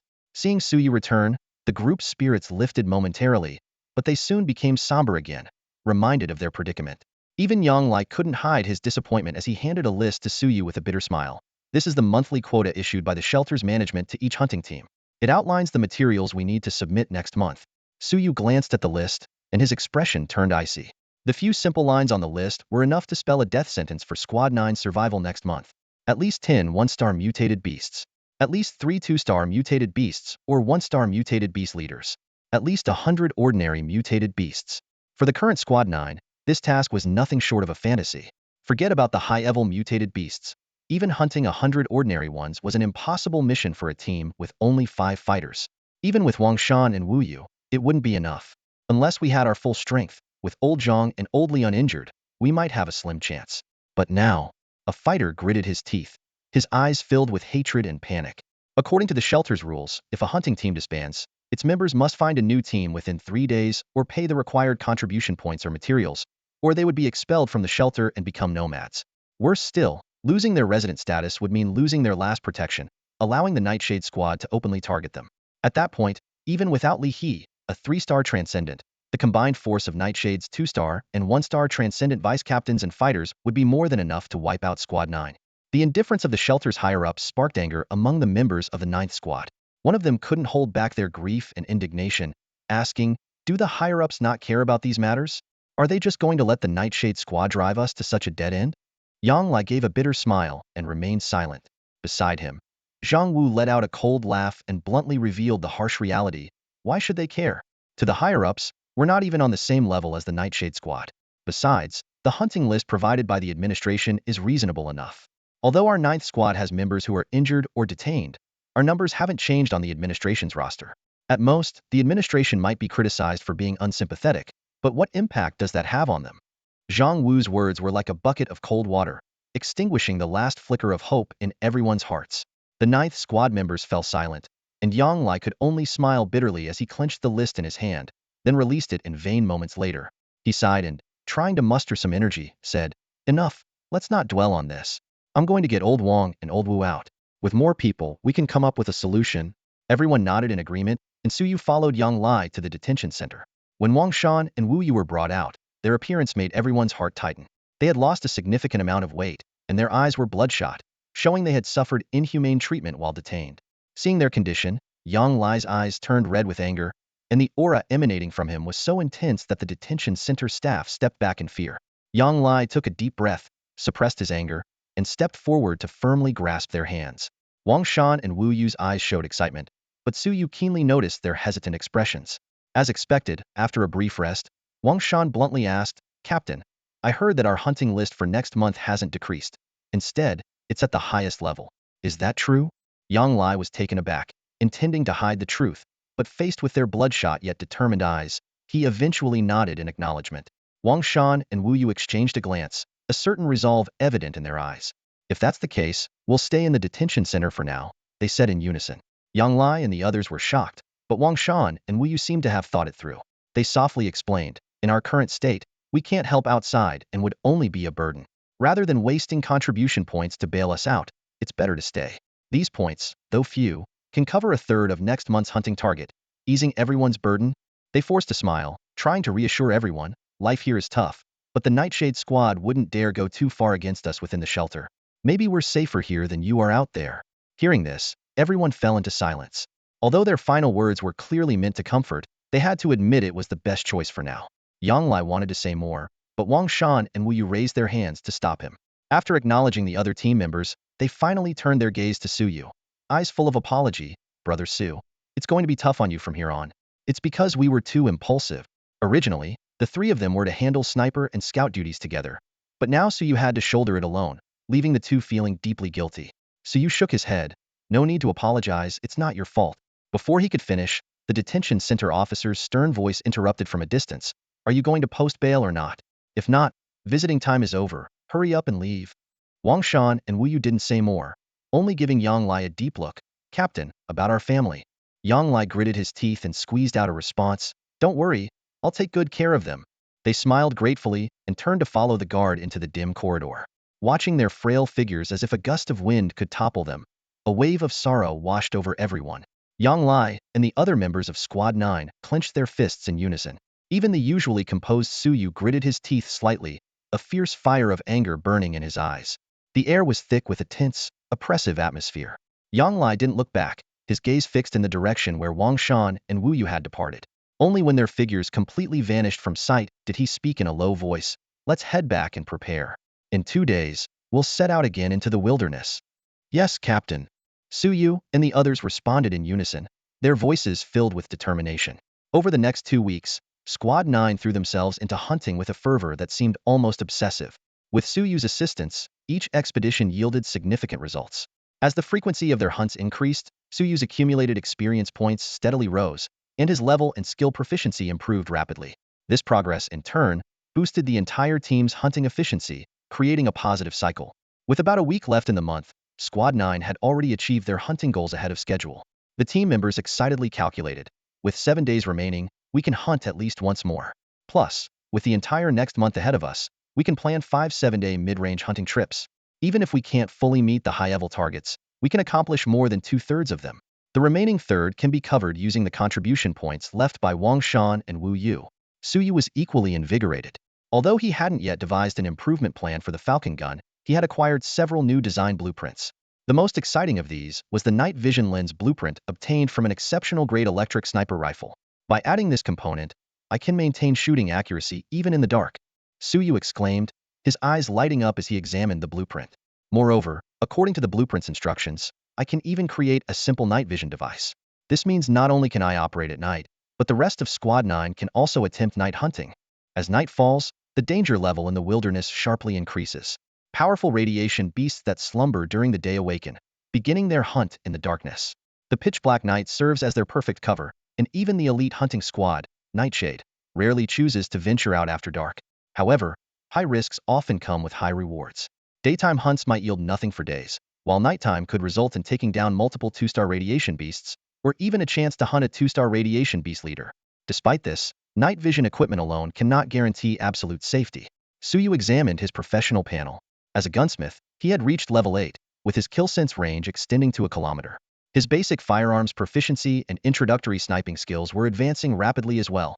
His wilderness survival skills were particularly outstanding, with frequent hunts causing his experience in this area to grow 2 to 3 times faster than other skills, even surpassing his overall career experience gain. Currently, his wilderness survival skill was at level 9, with the experience bar nearing 90. Suyu calculated in his mind that once these skills and his profession reached their maximum levels, the specialized enhancements unlocked would significantly improve the safety of leading the 9th Squad on nighttime hunts. Night hunts not only yielded substantial rewards but also provided considerable experience, helping to accelerate his leveling pace. bringing him closer to rivalingly he, the captain of Nightshade. Just as Suyu was lost in thought, the sound of the door opening interrupted him. Yang Lai walked in with a grim expression, causing the other team members to change their demeanor instantly. Uncle Yang, what's happened? Suyu asked, standing up. Yang Lai silently handed Suyu a contribution point storage card. A quick glance at the balance told Suyu all he needed to know, prompting a wry smile. Nightshade sure has some impressive tricks up their sleeve. Originally, the 9th Squad's accumulated loot was worth about 3,000 contribution points. After paying the monthly quota, they should have had 500 points remaining. However, now they couldn't even reach their monthly target, let alone save for the next month's goal. How did this happen? The other team members gathered around, staring at the card in disbelief. Yang Lai gritted his teeth as he explained. The management claimed our loot was heavily spoiled, and most materials were rejected or undervalued. He had tried to negotiate but was met with sneers and even threats of expulsion from the shelter. Captain, let's fight them, a team member shouted in anger. A flicker of hesitation crossed Yang Lai's eyes. He had hoped to prepare thoroughly before a final showdown, but it seemed Nightshade wouldn't give them that chance. Perhaps a desperate struggle now could at least cause some trouble for the opposition. At that moment, Suyu spoke up. No. Uncle Yang, everyone, could you give me half a day to prepare? Maybe. We still have a chance to strike back. Seeing Suyu's earnest expression, the group fell silent. Yang Lai and his companions were taken aback by the suggestion, pondering to themselves. At this stage, what chance do they have to fight back? However, recalling the series of astonishing events Suyu had brought them over the past few days, Yang Lai couldn't help but swallow hard. Nevertheless, he nodded firmly. All right, he said in a deep voice, waiting a little longer won't hurt. Let's go with Brother Su's plan and hold on a bit longer. The scene shifts to the quarters of the 9th Squad, inside Li Mao's dormitory. Suyu had just explained his purpose, leaving Li Mao baffled. He was already aware of the dire situation facing the 9th Squad and was anxious, unable to think of how he could assist. When Suyu approached him, Li Mao was actually quite eager, ready to lend his full support. However, Suyu's request was unexpectedly surprising. You mean, you want me to share my survival tips for exploring the wilderness? Li Mao asked, puzzled, his brow furrowed. How could this possibly help with the 9th Squad's current predicament? Filled with doubt, he nevertheless saw Suyu's earnest and sincere expression and decided not to refuse. Li Mao took a deep breath, closed his eyes to think for a moment, and began recalling his years of experience in wilderness exploration and hunting. He opened his eyes and started to share his valuable insights with Suyu, recounting them thoroughly. Suyu listened intently, nodding occasionally, and quickly jotting down notes in his notebook. His focus was intense, as if he intended to engrave each of Li Mao's words into his mind. When Li Mao felt he had shared all his knowledge, he stopped and smiled awkwardly. That's all I've got. I hope it helps you. At that moment, a voice suddenly echoed in Suyu's mind. Ding. Congratulations, you have upgraded a professional skill. Wilderness survival to the maximum level. Based on your professional skill, a specialization is being selected. After a brief pause, the voice continued. Selection complete. Congratulations, you have acquired a professional specialization. Wilderness perception. Wilderness perception. Type. Professional specialization passive effect. When in the wilderness, your ability to sense danger is enhanced, allowing you to detect threats earlier and find the right path for yourself or your team. As Suyu gazed at the newly unveiled specialization, his eyes glimmered with excitement. He abruptly looked up, meeting the bewildered gaze of Li Mao, and expressed his heartfelt gratitude. Brotherly, thank you so much. You've really been a huge help this time. With the acquisition of the wilderness perception specialization, Suyu felt a surge of joy. Even if other abilities were still lacking, this would be enough to lead the 9th Squad on nighttime hunts in the wilderness. The bounty of night hunts far surpassed what could be achieved during the day. However, Suyu didn't act immediately after unlocking wilderness perception. He returned to the repair shop, carefully dismantled his prized energy sniper rifle scope, and studied it thoroughly. Then, using the system-approved blueprint for night vision goggles that he had previously designed, he began to tinker. As dusk fell, Suyu returned to the base with a freshly crafted set of night vision goggles. The atmosphere within the base was heavy, with Wang Shan and Wu Yu's family members having red eyes, clearly from recent tears. Upon seeing Suyu, they couldn't help but look at him with a faint glimmer of hope in their eyes. Yang Lai was intently staring at the hunting map near the shelter, his brow furrowed. He had been standing there all afternoon, unable to think of a suitable hunting location to help the 9th Squad overcome their current predicament. It wasn't until Suyu arrived that he snapped out of his reverie. Su, you're back? Have you thought of any good solutions? Yang Lai's tone lacked hope, but Suyu's response made everyone present look up in surprise. I have thought of a solution, Suyu said firmly, his eyes fixed on Yang Lai. Uncle Yang, we can try hunting at night. Night hunting? The initial flicker of joy in Yang Lai and the other's eyes quickly faded. Yang Lai explained with a bitter smile that night hunting had too many variables. It was easy to encounter powerful irradiated beasts, or even a 2-star irradiated beast leader. Their current strength might not be enough to handle such threats, not to mention the reduced shooting accuracy and vigilance range under the cover of darkness. However, Suyu did not show any sign of disappointment. He smiled slightly and took out a set of equipment that glinted under the light. The issues you mentioned are indeed important, Uncle Yang, which is why I prepared this. Yang Lai was taken aback, accepting the night vision goggles Suyu handed him. As he put them on and looked around, his eyes lit up. This thing has night vision? Wait, it can zoom in too? Hearing this, the other team members quickly got up and took turns trying on the goggles, each displaying expressions of surprise and delight.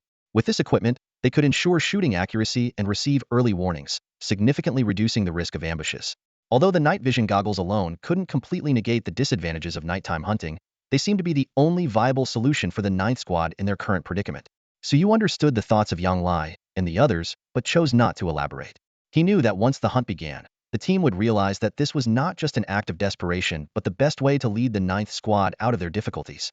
As night fell, the entrance to the shelter was silent.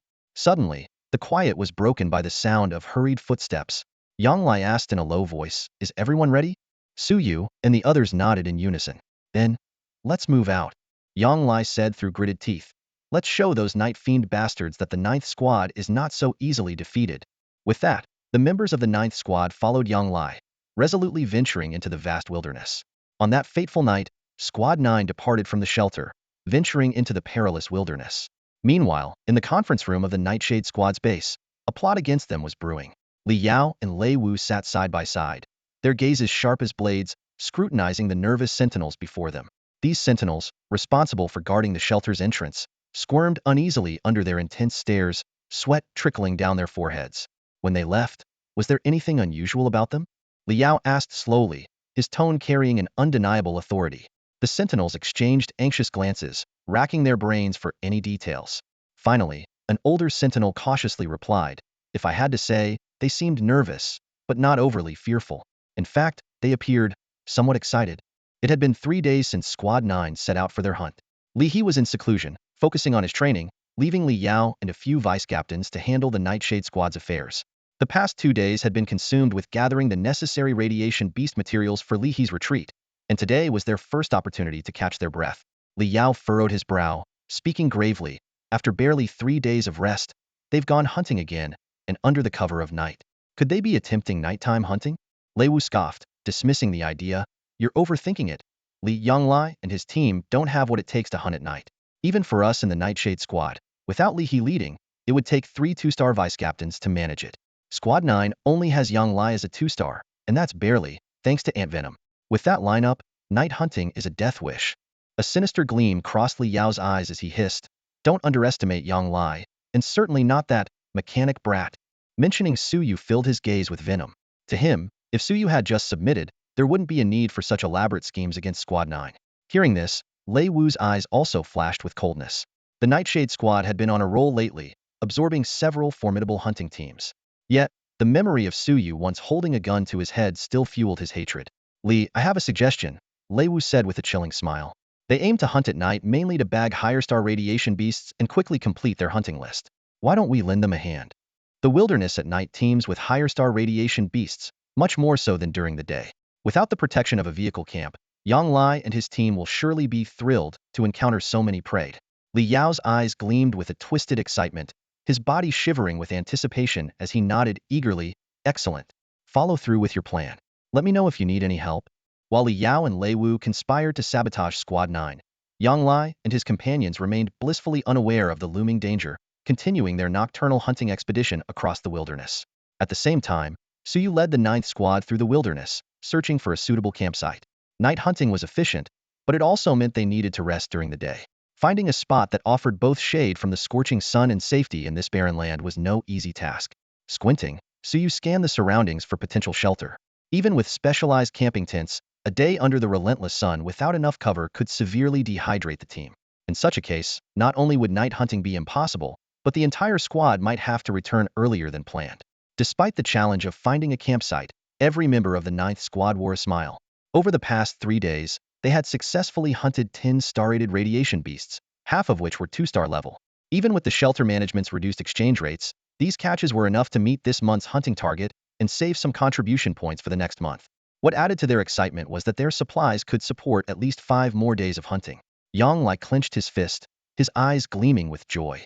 He glanced at Suyu, who was surveying the distance, and felt immensely grateful for having invited him to join the team. Suyu was equally content. The night hunts over the past 3 days had not only been lucrative, but had also accelerated his experience gains significantly. At this rate, he might reach the maximum level for his gunslinger profession in just 2 weeks. However, that evening, as the 9th Squad awoke from their sleep, ready for another round of hunting, the situation suddenly changed. Suyu's eyes snapped open, sharply focusing on the southeast, a glint of coldness in his gaze. Uncle Yang, tell the logistics team not to dismantle the camp. Keep the defenses up and send out a distress signal. Light the bonfire, Suyu said urgently. Yang Lai froze for a moment, then recalled their previous encounter with radiation beasts in the wild. His eyes filled with a steely resolve. Is it those night fiends again? He muttered through gritted teeth, quickly organizing the team into a state of alert. Suyu's gaze was indifferent as he slightly nodded, then shook his head, speaking in a deep voice. Whether this is Nightshade's doing, I don't know. However, there are indeed numerous radiation beasts heading towards our camp from the southeast. His tone was icy, and although there was no concrete evidence to prove these radiation beasts were drawn by the Nightshade Squad, Suyu had already held them accountable in his mind. Despite the troubling situation, Suyu wasn't too worried. With the caravan as a defensive line, they could hold out for a while even against 3-star radiation beasts. The shelter's rules were clear. Upon seeing a distress signal, all hunting teams must rush to assist. The higher-ups would also dispatch a rescue team as quickly as possible. The distress signals and smoke signals for all teams were standardized, so no matter how influential the Nightshade Squad was, they couldn't prevent other teams from coming to aid. A cold glint flashed in Suyu's eyes as he thought, before the shelter's rescue team arrives, this is the perfect opportunity for me to hunt. I can use this chance to further enhance my experience. He decisively took out his falcon gun, skillfully loading it. By now, other members of the 9th Squad had also learned from Yang Lai about the approaching radiation beast horde, understandably causing some panic. Even though they had sent out a distress signal and lit a rescue bonfire, worry still gnawed at their hearts. However, they soon had no time to dwell on these concerns. With the sound of bang, bang bang, 3 gunshots rang out. Suyu, positioned atop a makeshift fortress built on a trailer, had set up his sniper position and decisively opened fire on the radiation beasts entering his range. The anticipated commotion from the distant darkness was absent, causing the team members' expressions to change. Just as Yang Lai was about to comfort Suyu, a piercing beast howl suddenly shattered the night, followed by the thud of a heavy body hitting the ground. Was that a radiation wolf king? The team members were shocked to realize Brother Su just shot a radiation wolf king from such a distance. Although they couldn't see clearly, the beast's howl and the large silhouette against the night enabled the experienced team members to identify the fallen beast's type. Their eyes filled with surprise and delight. Even Yang Lai was wide-eyed in disbelief. Feeling the excitement around him, a slight smile appeared on Suyu's lips. He glanced at his professional panel, where a newly appeared notification indicated he had not just killed a 1-star radiation wolf king, but a 2-star brown hyena lord. Though its defense wasn't as strong as a radiation wolf's, it was still close to a 3-star extraordinary standard. Suyu took a deep breath to suppress his excitement and aimed again at the approaching radiation beast horde. With the lord taken down, many brown hyenas tucked their tails and fled, yet a significant number of radiation beasts remained. Suyu's initial display bolstered the morale of the 9th Squad. His eyes shone even brighter. The average level of these radiation beasts was not low, making them perfect targets for gaining experience. He estimated, tonight, I can at least level up my gunner skill to above level 9, maybe even max it out. With his enhanced perception abilities of killing intent and wilderness, Suyu effortlessly spotted the hidden lords among the ordinary radiation beasts, taking them down one by one with precise shots. As time passed, the 9th Squad members' stamina gradually reached its limits, and even Suyu felt the inevitable fatigue. However, the number of radiation beasts gathering around the caravan continued to grow. Damn it, where's the rescue?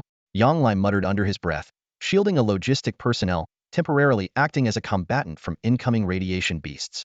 He glanced worriedly at Suyu's position. Despite Suyu's impressive combat skills and mental fortitude in recent days, Yang Lai couldn't help but worry if he could withstand this near-desperate situation. However, when Yang Lai looked at Suyu, he was stunned. Suyu silently replaced the magazine of his falcon gun, then with a single shot, precisely pierced the skull of a 2-star radiation wolf king that had lunged close. Without hesitation, he turned to another star-level radiation beast charging at them, blasting its eye and most of its head. Throughout, Suyu's wrist remained steady, exhibiting astonishing calmness and precision. Gulp. Yang Lai couldn't help but swallow hard, watching intently as Suyu executed his silent yet precise kills. His eyes were filled with awe, but more so with relief. He felt fortunate to have discovered such a combat genius in Shelter 73. Suyu, however, was oblivious to Yang Lai's astonishment. At this moment, he was fully immersed in the surge of experience points gained from slaying mutated beasts. System notifications flashed continuously. You have successfully killed a level 2 Radiant Wolf King, earning 800 points of Gunslinger experience and 1200 points of basic sniping technique experience. This influx of experience far exceeded Suyu's expectations. He originally thought he might only advance his Gunslinger level to above 9 by the end of the night, but just an hour ago, he had already broken through the level 9 threshold. In just 1 hour, his experience points had surged by another 50. Suyu's eyes were gleaming with excitement, feeling no fatigue at all. His body, freshly upgraded, was at its peak, brimming with energy. With the protection of the vehicle camp, although it would be a stretch to last all night, he was more than capable of holding out for another 2 hours. An hour and a half later, Suyu's wilderness senses detected the commotion of a rescue team approaching from afar. Yet he did not let down his guard, remaining intensely focused on the battle at hand. Bang, bang, bang. It wasn't until Yang Lai and the others noticed the rescue squad's arrival that Suyu finally lowered his gun. By then, his gunslinger experience bar was maxed out on his professional panel. System notifications popped up one after another. Ding. You have accumulated enough professional experience. Your profession level has increased. Current profession. Gunslinger level max. Congratulations, you have upgraded the core ability Killing Intent Perception to max level. Drawing core specialization based on profession core. Drawing complete. Congratulations, you have obtained the core specialization. Holographic perception. You can sense the enemy's location and specific terrain within a maximum range of 3 kilometers through their killing intent. Suyu felt a slight tremor in his mind, instinctively closing his eyes and focusing his attention on the wilderness ahead. Instantly, he was amazed to find a clear image in his mind of a pack of mutated beasts fleeing a kilometer away. It was as if he had activated a cheat in a video game, forming a holographic map within a 3-kilometer radius just by closing his eyes. Every target harboring killing intent towards Suyu appeared as a red on the map, with even underground areas included. This ability is truly powerful. Suyu marveled to himself. After familiarizing himself with this specialization, Suyu exited the holographic perception state and continued to explore other newly acquired specializations. His basic firearms mastery and basic sniping technique had both reached max level following the night's battle. The max level of basic firearms mastery granted him the expert marksman specialization, which provided a 15 increase in bullet speed when using firearms. The max level of basic sniping technique brought the scope specialization, which, after focusing on a target for 3 seconds, granted a 20 increase in shooting accuracy for that shot. Moreover, Suyu's basic scout technique had frequently alerted the 9th Squad to formidable mutant beast hordes during the previous night's hunt, allowing them to avoid numerous crises. As a result, it had long since reached max level. This skill's max level unlocked the skilled camouflage specialization, which increased the success rate of concealment and disguise by 20. However, more exciting than these new specializations was the subsequent system notification. Congratulations, host! Your gunsmith level has reached its maximum, and the assessment for your new profession is complete. On Suyu's career panel, next to the solitary fighter option, 2 new career icons suddenly appeared, glowing faintly. Compared to the dull fighter option, these 2 new choices appeared exceptionally refined. Suyu's gaze first fell on the first new profession. Tier 1 profession, Wasteland Hunter. Requirements: Main Gunsmith Mechanic Basic Scout Skills level max. Description: Wasteland Hunters are exceptional predators in the wilderness. They can accurately snipe their targets while utilizing basic mechanical knowledge to salvage resources and maintain equipment. Additionally, they possess basic psionic skills, allowing them to infuse weapons with psionic energy to enhance their lethality. Suyu's eyes lit up, but he didn't rush to make a decision. Instead, he shifted his gaze to the second option.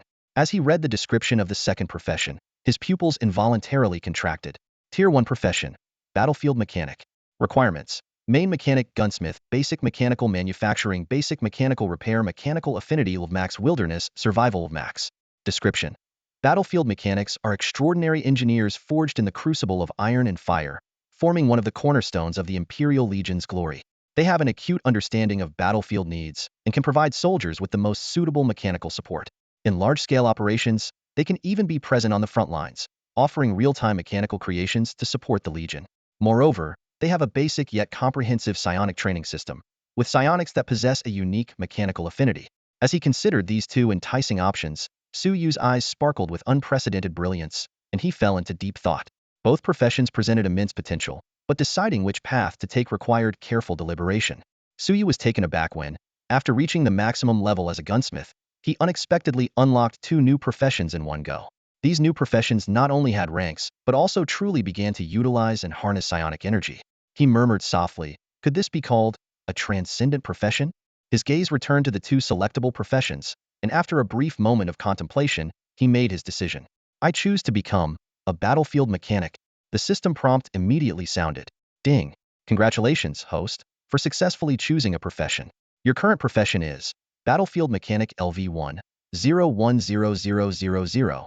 Congratulations, host, for awakening the core ability. Iron Meditation LV1, preliminarily mastering the mechanic's exclusive psionic energy, the foundation of a transcendent mechanic capable of manipulating, enhancing, and repairing war machines. Basic mechanical repair has advanced to battlefield repair. Basic mechanical manufacturing has advanced to beginner mechanical manufacturing. With the commencement of his role as a battlefield mechanic, Suyu felt as if an invisible shackle had quietly opened in his mind. For the first time, he clearly sensed the presence of his own psionic energy, like an extra pair of invisible hands he could control at will. Instinctively, Suyu began to sense the sniper rifle in his hands. Under the influence of the iron meditation, the internal structure of the entire sniper rifle seemed to unfold before his eyes. The barrel, body, muzzle, every component was clearly visible. Even the slightest wear and tear was evident. Remarkably, he found that he could control every part of the firearm with his psionic energy. Suyu thought to himself, it's no exaggeration to say that if I wanted to, I could disassemble this sniper rifle into individual parts with my psionic energy in just 10 seconds and then reassemble it. Not only can I quickly assemble and repair, but I can also use psionic energy to strengthen the mechanical components, allowing the weapon to unleash greater power. His thoughts began to race. Once I equip myself with a multitude of mechanical weapons and deploy controllable robots, under the influence of iron meditation, I could essentially become a one-man army. Is this the power of a transcendent mechanic? Excited, Suyu silently recited in his mind. Career panel. A virtual interface unfolded in his mind. Name, Suyu. Profession, Mechanic Max, Gunsmith Max, Battlefield Mechanic LV1. Skills, Battlefield Repair LV1, Beginner Mechanical Manufacturing LV1, Wilderness Survival Max. Core abilities, Mechanical Affinity Max, Killing Intent Perception Max, Iron Meditation LV1. Career level, Tier 1. Transcendent level, Mental Power 2-star initial, Physical Body 1-star peak. As expected, after becoming a battlefield mechanic, my mental power has also broken through to 2 stars, Suyu nodded to himself. The star rating on the panel appeared after he tested his physical level and was based on his own understanding of the new transcendent level. The basic professions of fighter, gunsmith, and mechanic each max out at level 10, but a tier 1 profession requires level 20 to be considered maxed out. Suyu thought to himself, battlefield mechanic is far more suited to me than the wilderness hunter. He hadn't forgotten what Aizen once said. As long as he left the hunting team, he could reclaim his identity as a mechanic at the sanctuary. Suyu's lips curled into a slight smile as he imagined going to Aizen and announcing his return to the mechanic role, picturing the expressions of Aizen and those high-level managers aligned with the Nightshade Squad. It would undoubtedly be a sight to behold. However, before that, Suyu had something else to do. His gaze swept over the scattered corpses of the radiation beasts outside the vehicle camp, and he formulated a plan. He approached Yang Lai. At this moment, Yang Lai and the other members of the 9th Squad were utterly exhausted. Seeing the rescue team arrive, their faces showed expressions of relief and survival. As Suyu approached, everyone's gaze naturally turned to him, filled with deep gratitude. If it weren't for Suyu's presence tonight, even if Yang Lai and the others fought to the death, they might not have escaped the fate of having their camp overrun by the radiation beasts and becoming a meal for the creatures. One of the combat team members couldn't help but express his gratitude. Brother Su, you've worked hard tonight. Suyu waved his hand and calmly replied, it's nothing, we're all teammates, and this was just my duty. Then he looked at Yang Lai and asked seriously, however, Uncle Yang and everyone else, do you have any thoughts on these spoils? Thoughts? Yang Lai and the others were momentarily stunned. Yang Lai shook his head and said, what thoughts could we have? According to the sanctuary's rules, we first give 20% to the hunting teams that came to rescue us as payment, and the rest is naturally brought back to the sanctuary to exchange for contribution points with the management. Listening to Yang Lai, Suyu's lips curled into a smile. If that's the case, Uncle Yang and the brothers might want to hear my suggestion first. With that, he quickly explained his plan. As Suyu explained, Yang Lai and the others' eyes went from bewildered to bright, finally revealing expressions of immense joy. All right, We'll go with Brother Su's plan. We all agree. Yang Lai and the others unanimously chimed in. A few minutes later, Suyu's plan was set into motion. The sound of heavy gunfire from the rescue team echoed across the wasteland, sending the irradiated beasts retreating in disarray, tails between their legs. The other hunters who had arrived with the rescue team stood in stunned silence, gazing at the battlefield of Squad 9. The ground, littered with the carcasses of irradiated beasts, silently testified to the intense battle that had just taken place. Wow, Yang Lai, how many packs of irradiated beasts did you guys manage to attract? Exclaimed one of the hunting squad leaders. Judging by the number of bodies scattered around the camp, it seemed that more than 5 packs had been involved in the assault. The fact that Squad 9 had managed to hold out until the rescue arrived was a testament to their incredible strength. Upon hearing this, a weary smile appeared on Yang Lai's face. His sharp gaze swept over the members of Nightshade Squad mingling with the rescue team, particularly focusing on Lei Wu and Li Yao. Feeling the icy scrutiny from Yang Lai, both men immediately looked uncomfortable. However, Yang Lai said nothing further. He first expressed his gratitude to the captain of the rescue team from the shelter, then instructed his logistics team to gather the impressive number of irradiated beast corpses. Those present looked at the pile of dozens of trophies with eyes full of envy. Even the seasoned hunting squad leaders couldn't help but be moved. Being attacked was undoubtedly dangerous, but surviving such an ordeal often yielded bounties far greater than those from proactive hunts. Amidst the envious glances, Yang Lai spoke up, his voice tinged with fatigue but still steady. We are deeply grateful for your assistance coming from afar. According to the shelter's regulations, we should offer 2/10 of our haul as compensation. However, I have another proposal if you'd be willing to hear it. All eyes turned to Yang Lai, filled with curiosity. Lei Wu and Li Yao, on the other hand, felt a wave of unease. Unperturbed by their reactions, Yang Lai continued, my proposal is simple. We are prepared to offer 3/10 of our haul, instead of the required 2/10, as compensation. In return, I hope the squad leaders will agree to purchase the remaining materials from this hunt at 80% of the management office's standard price. What do you all think? This offer immediately brightened the eyes of the hunters, as if they had stumbled upon an unexpected windfall. Meanwhile, Lei Wu and Li Yao turned pale, clearly unprepared for Yang Lai's unexpected move. The management's attempt to undercut the 9th Squad's profits from their spoils and hinder their hunting goals was initially progressing smoothly. However, the suggestion from Suyu and Yang Lai struck like a bolt of lightning, instantly illuminating the predicament. Even with a discounted sale, the substantial spoils the 9th Squad possessed could still earn them an impressive amount of contribution points.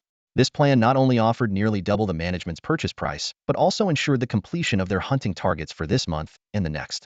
Lei Wu and Li Yao's expressions darkened immediately. How could they tolerate their meticulously crafted plan falling apart? Li Yao sharply declared, the sanctuary's regulations clearly state that the hunting team's harvests must be submitted to the management. You're blatantly violating the rules.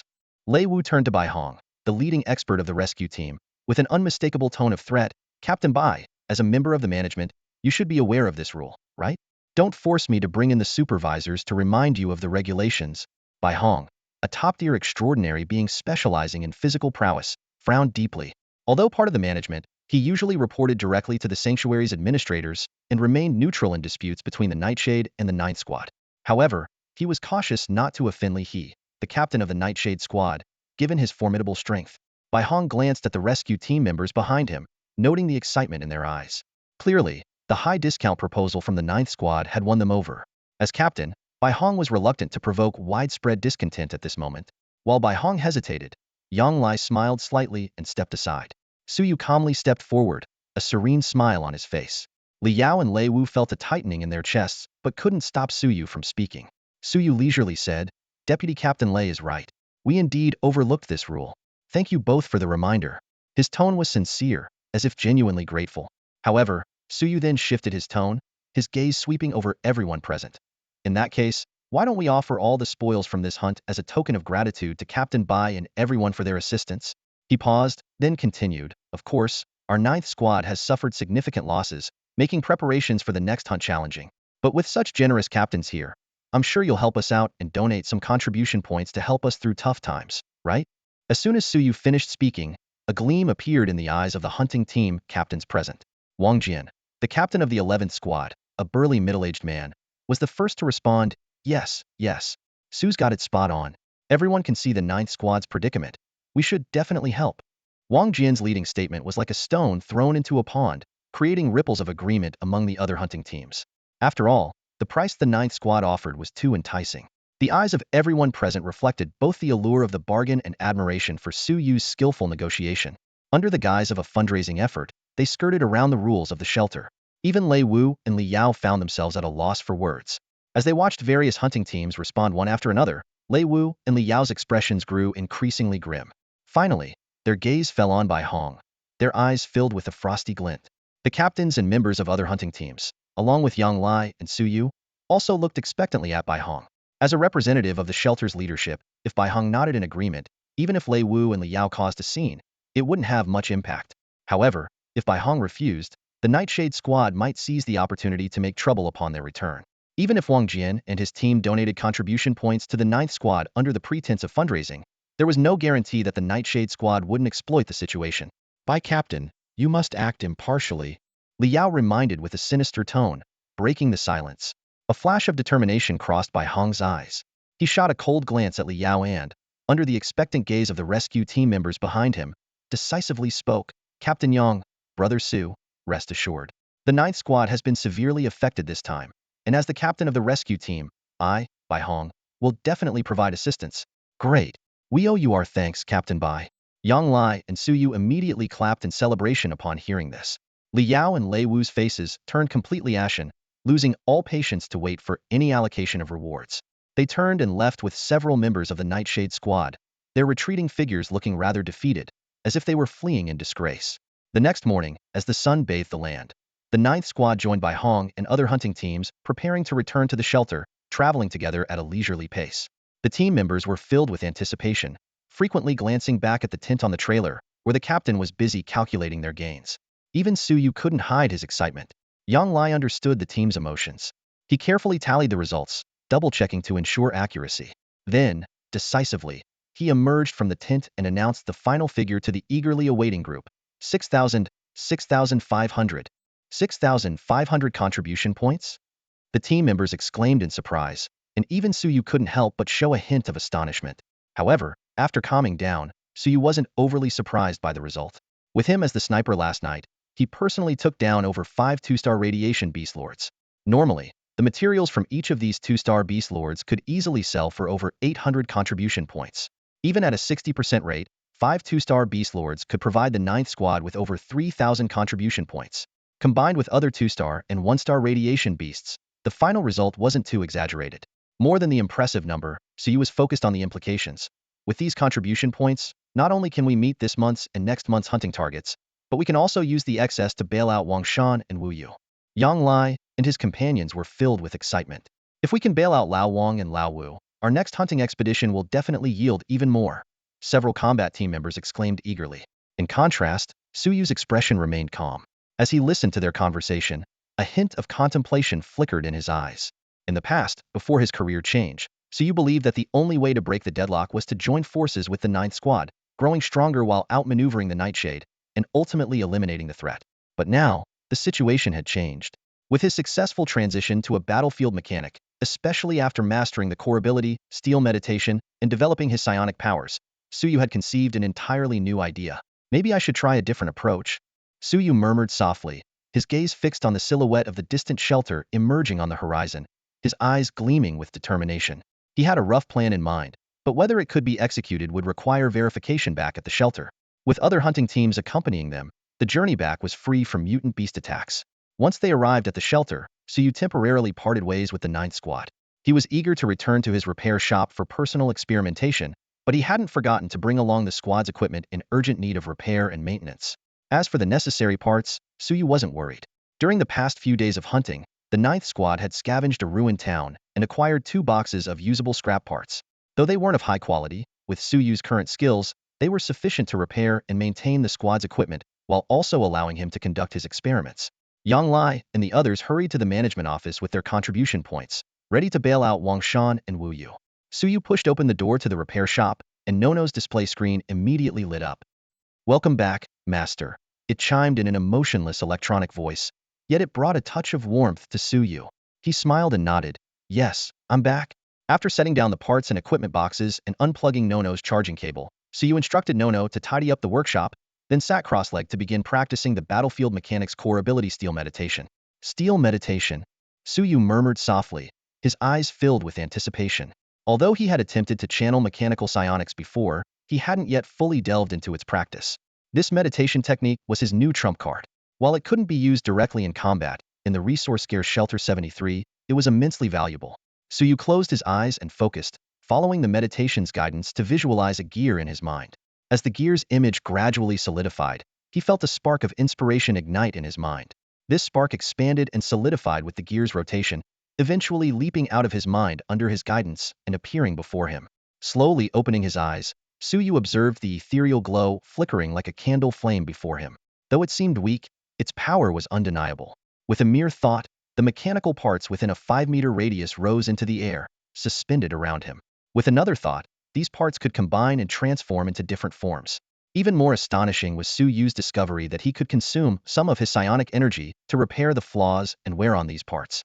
Although this repair had its limits, major mechanical creations still required Hansen work for general wear and damage. A certain amount of psionic energy could achieve repairs in a short time. Suyu gazed at his hands, feeling the mechanical energy from the Iron Meditation Technique Level 1 flowing through his fingertips. Even at this basic level, this power had already tripled his efficiency in daily repairs and maintenance. His eyes sparkled with excitement, knowing that as he worked on more equipment, both his battlefield mechanic rank and his level in the Iron Meditation Technique would rapidly advance, further enhancing his repair efficiency. Reflecting on his epiphany in the wilderness, Suyu understood a fundamental truth. Hunting radiation beasts, accumulating contribution points, and achieving hunting targets were merely survival tactics for him and the Ninth Squad. Their ultimate goal was to grow stronger and eliminate the threat posed by the Nightshade Squad once and for all. Now, having successfully transitioned to a battlefield mechanic, and with today's practical validation, Suyu was finally certain he had found a safer way to contend with the Nightshade Squad. This method involved staying in the shelter and becoming an extraordinary repairman. His plan was to have Uncle Yang lead the Ninth Squad as his representatives within the shelter. They would be responsible for acquiring equipment and mechanical parts from other hunting teams and serve as bodyguards for his repair shop. Suyu understood that if he were alone, the Nightshade Squad could still find opportunities to strike, even within the shelter. However, with the entire Ninth Squad providing protection, any covert actions by the Nightshade Squad would inevitably expose them. Considering that the Nightshade Squad had already drawn the attention of many powerful figures in the shelter, any discovery of their actions would lead to collective retaliation.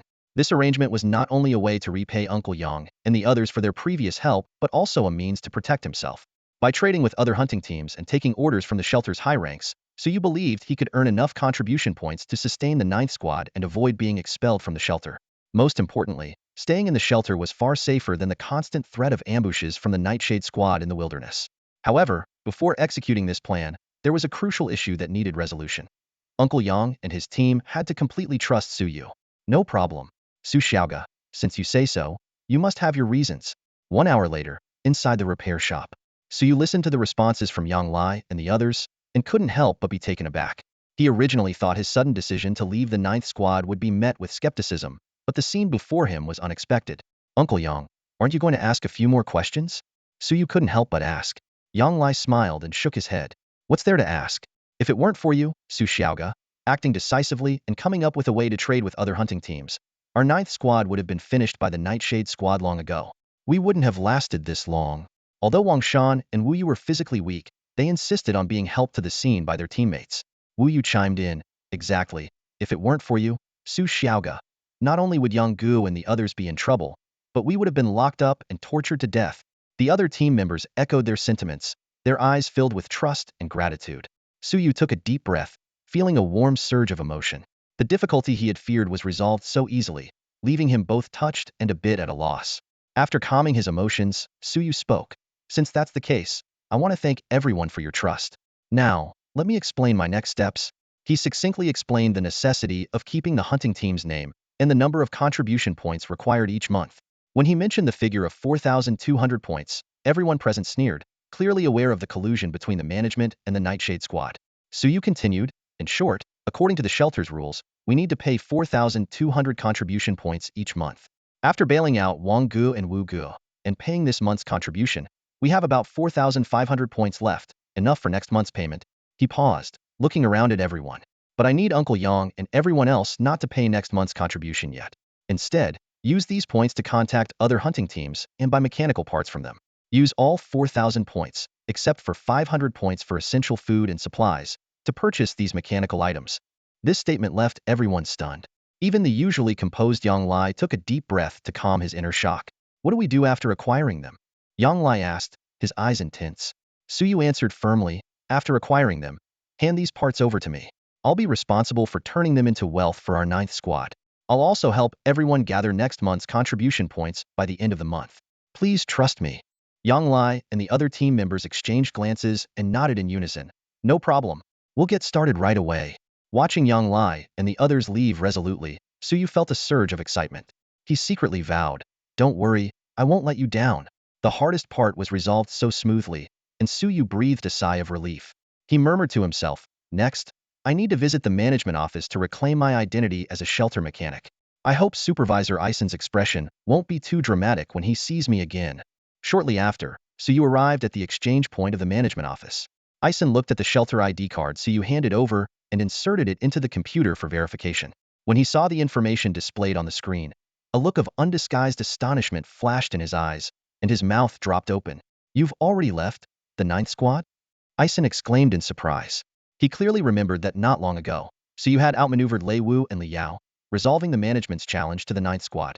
He had expected Suyu to continue with the 9th squad and fight against the Nightshade Squad to the end, but the situation had taken such a dramatic turn. The news of Suyu's sudden decision to leave the 9th squad and resume his role as a mechanic hit the shelter like a bombshell, causing a major uproar. Inside Director Ison's office, the atmosphere turned heavy. Ison squinted, his gaze sharp as he tried to peer into the calm demeanor of Suyu, attempting to discern his inner thoughts. So, Director Ison, are you suggesting that my abilities aren't sufficient to take on the role of the shelter's mechanic? Suyu spoke coolly, a glint of coldness flashing in his eyes. Ison was startled by this look, quickly forcing a sheepish smile. No problem, of course. No problem at all. He swiftly processed Suyu's paperwork, making sure to inform the Nightshade Squad of the news. When the news reached the Nightshade Squad's quarters, it caused quite a stir. The team members exchanged bewildered glances, especially Lei Wu and Li Yao, who were filled with disbelief. They had originally planned to suppress Suyu and the 9th squad, but now Suyu had voluntarily stepped down. What on earth is Suyu plotting? Li Yao pondered with a frown. At that moment, a gleam of insight appeared in one team member's eyes. Maybe Suyu got scared? This suggestion seemed to ignite a spark of hope in Li Yao and Lei Wu's hearts. They quickly connected the dots to last night's perilous hunt, speculating that Suyu might have been frightened by the dangers of the wilderness, prompting his decision to retreat to the safety of being a mechanic. How laughable and childish. Li Yao sneered. Does he think this will let him escape our scrutiny?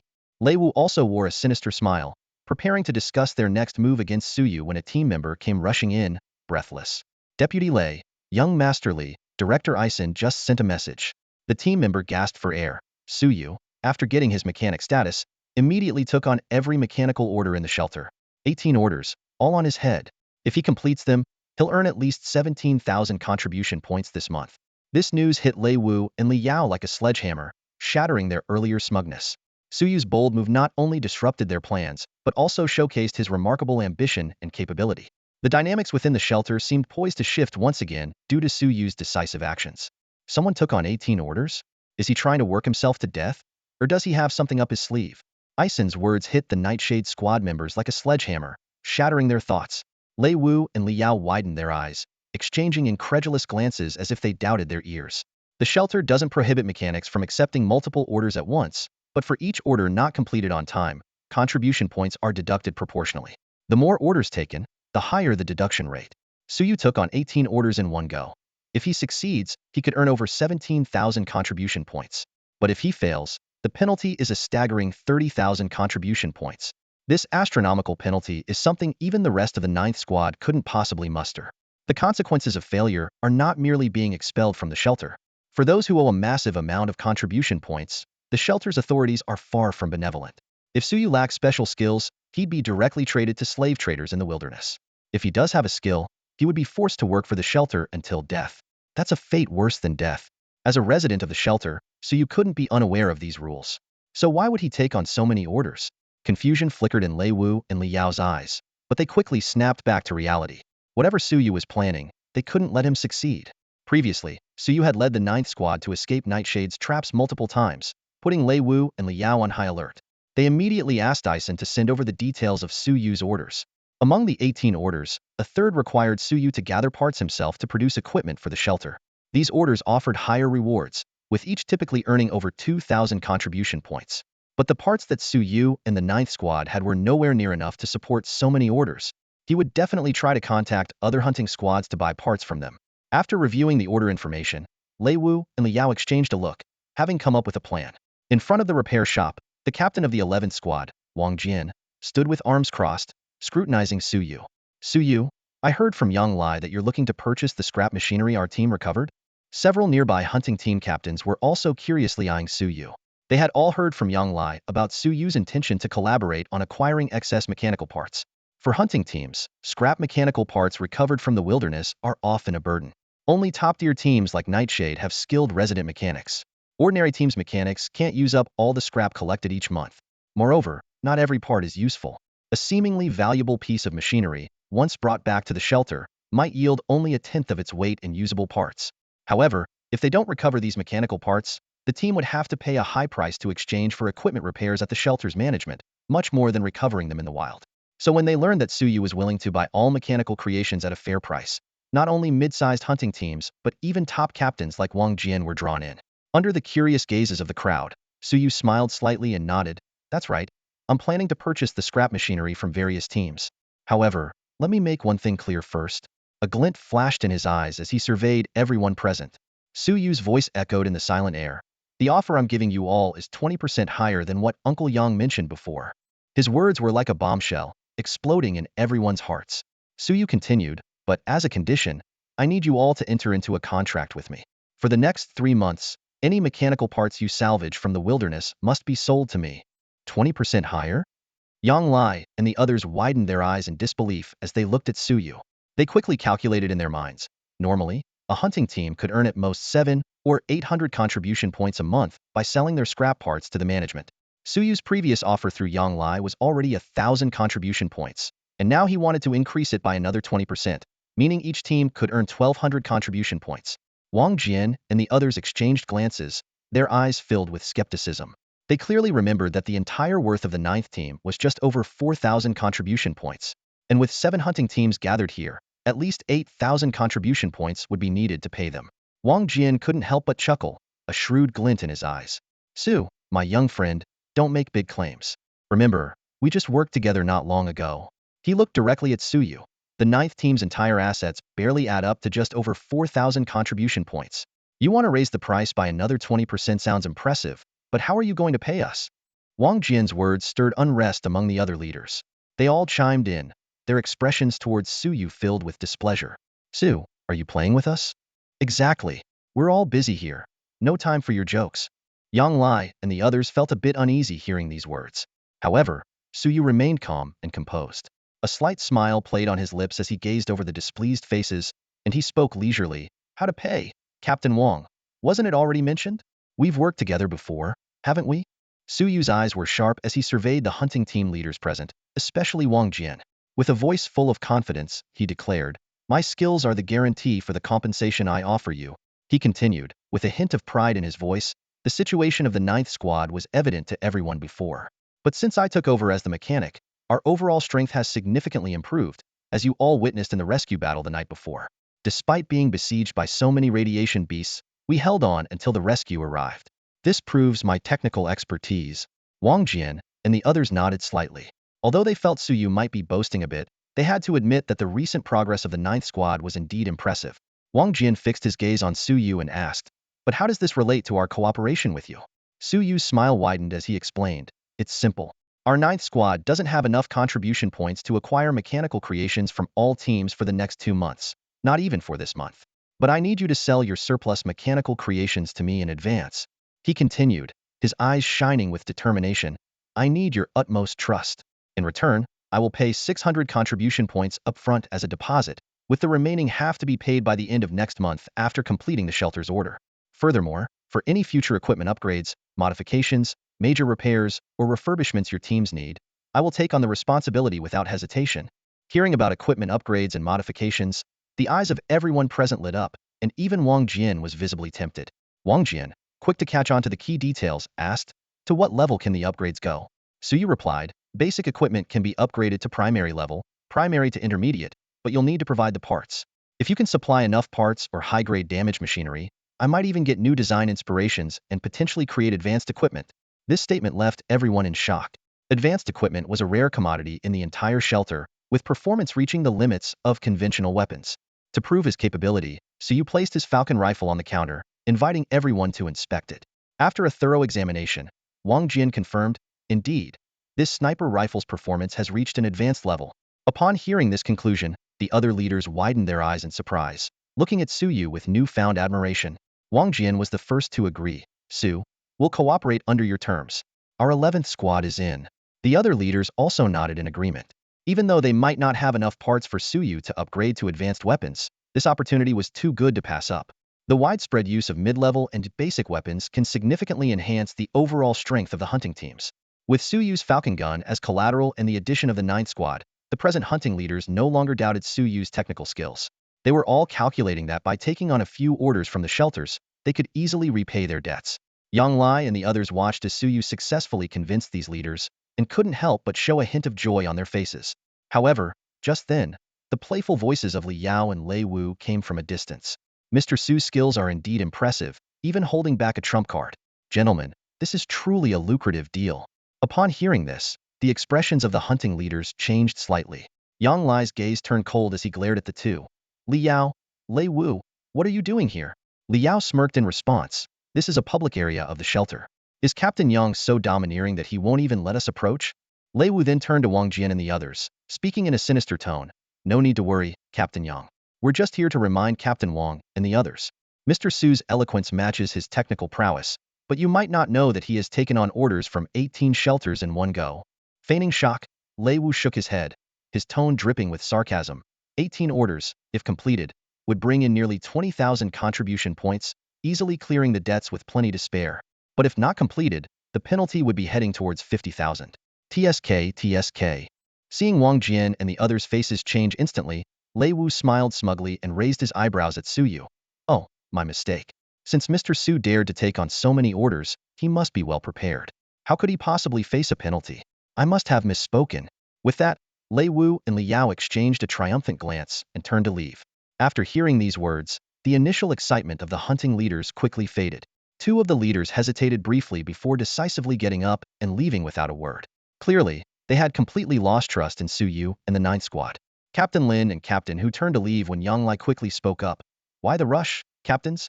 Can't you hold on a bit longer? However, the two captains simply shook their heads. Captain Lin looked displeased, casting a cold glance at Suyu before dismissively addressing Yang Lai. Yang Lai, you've been around the shelter for a while. No matter how skilled a mechanic is, there's a limit. 18 orders, is your team really capable of handling them all? Yang Lai was left speechless. Seeing his reaction, Captain Lin grew more confident, sneering as he addressed the others. Why are you all standing around? Do you really think this kid can complete 18 orders by himself?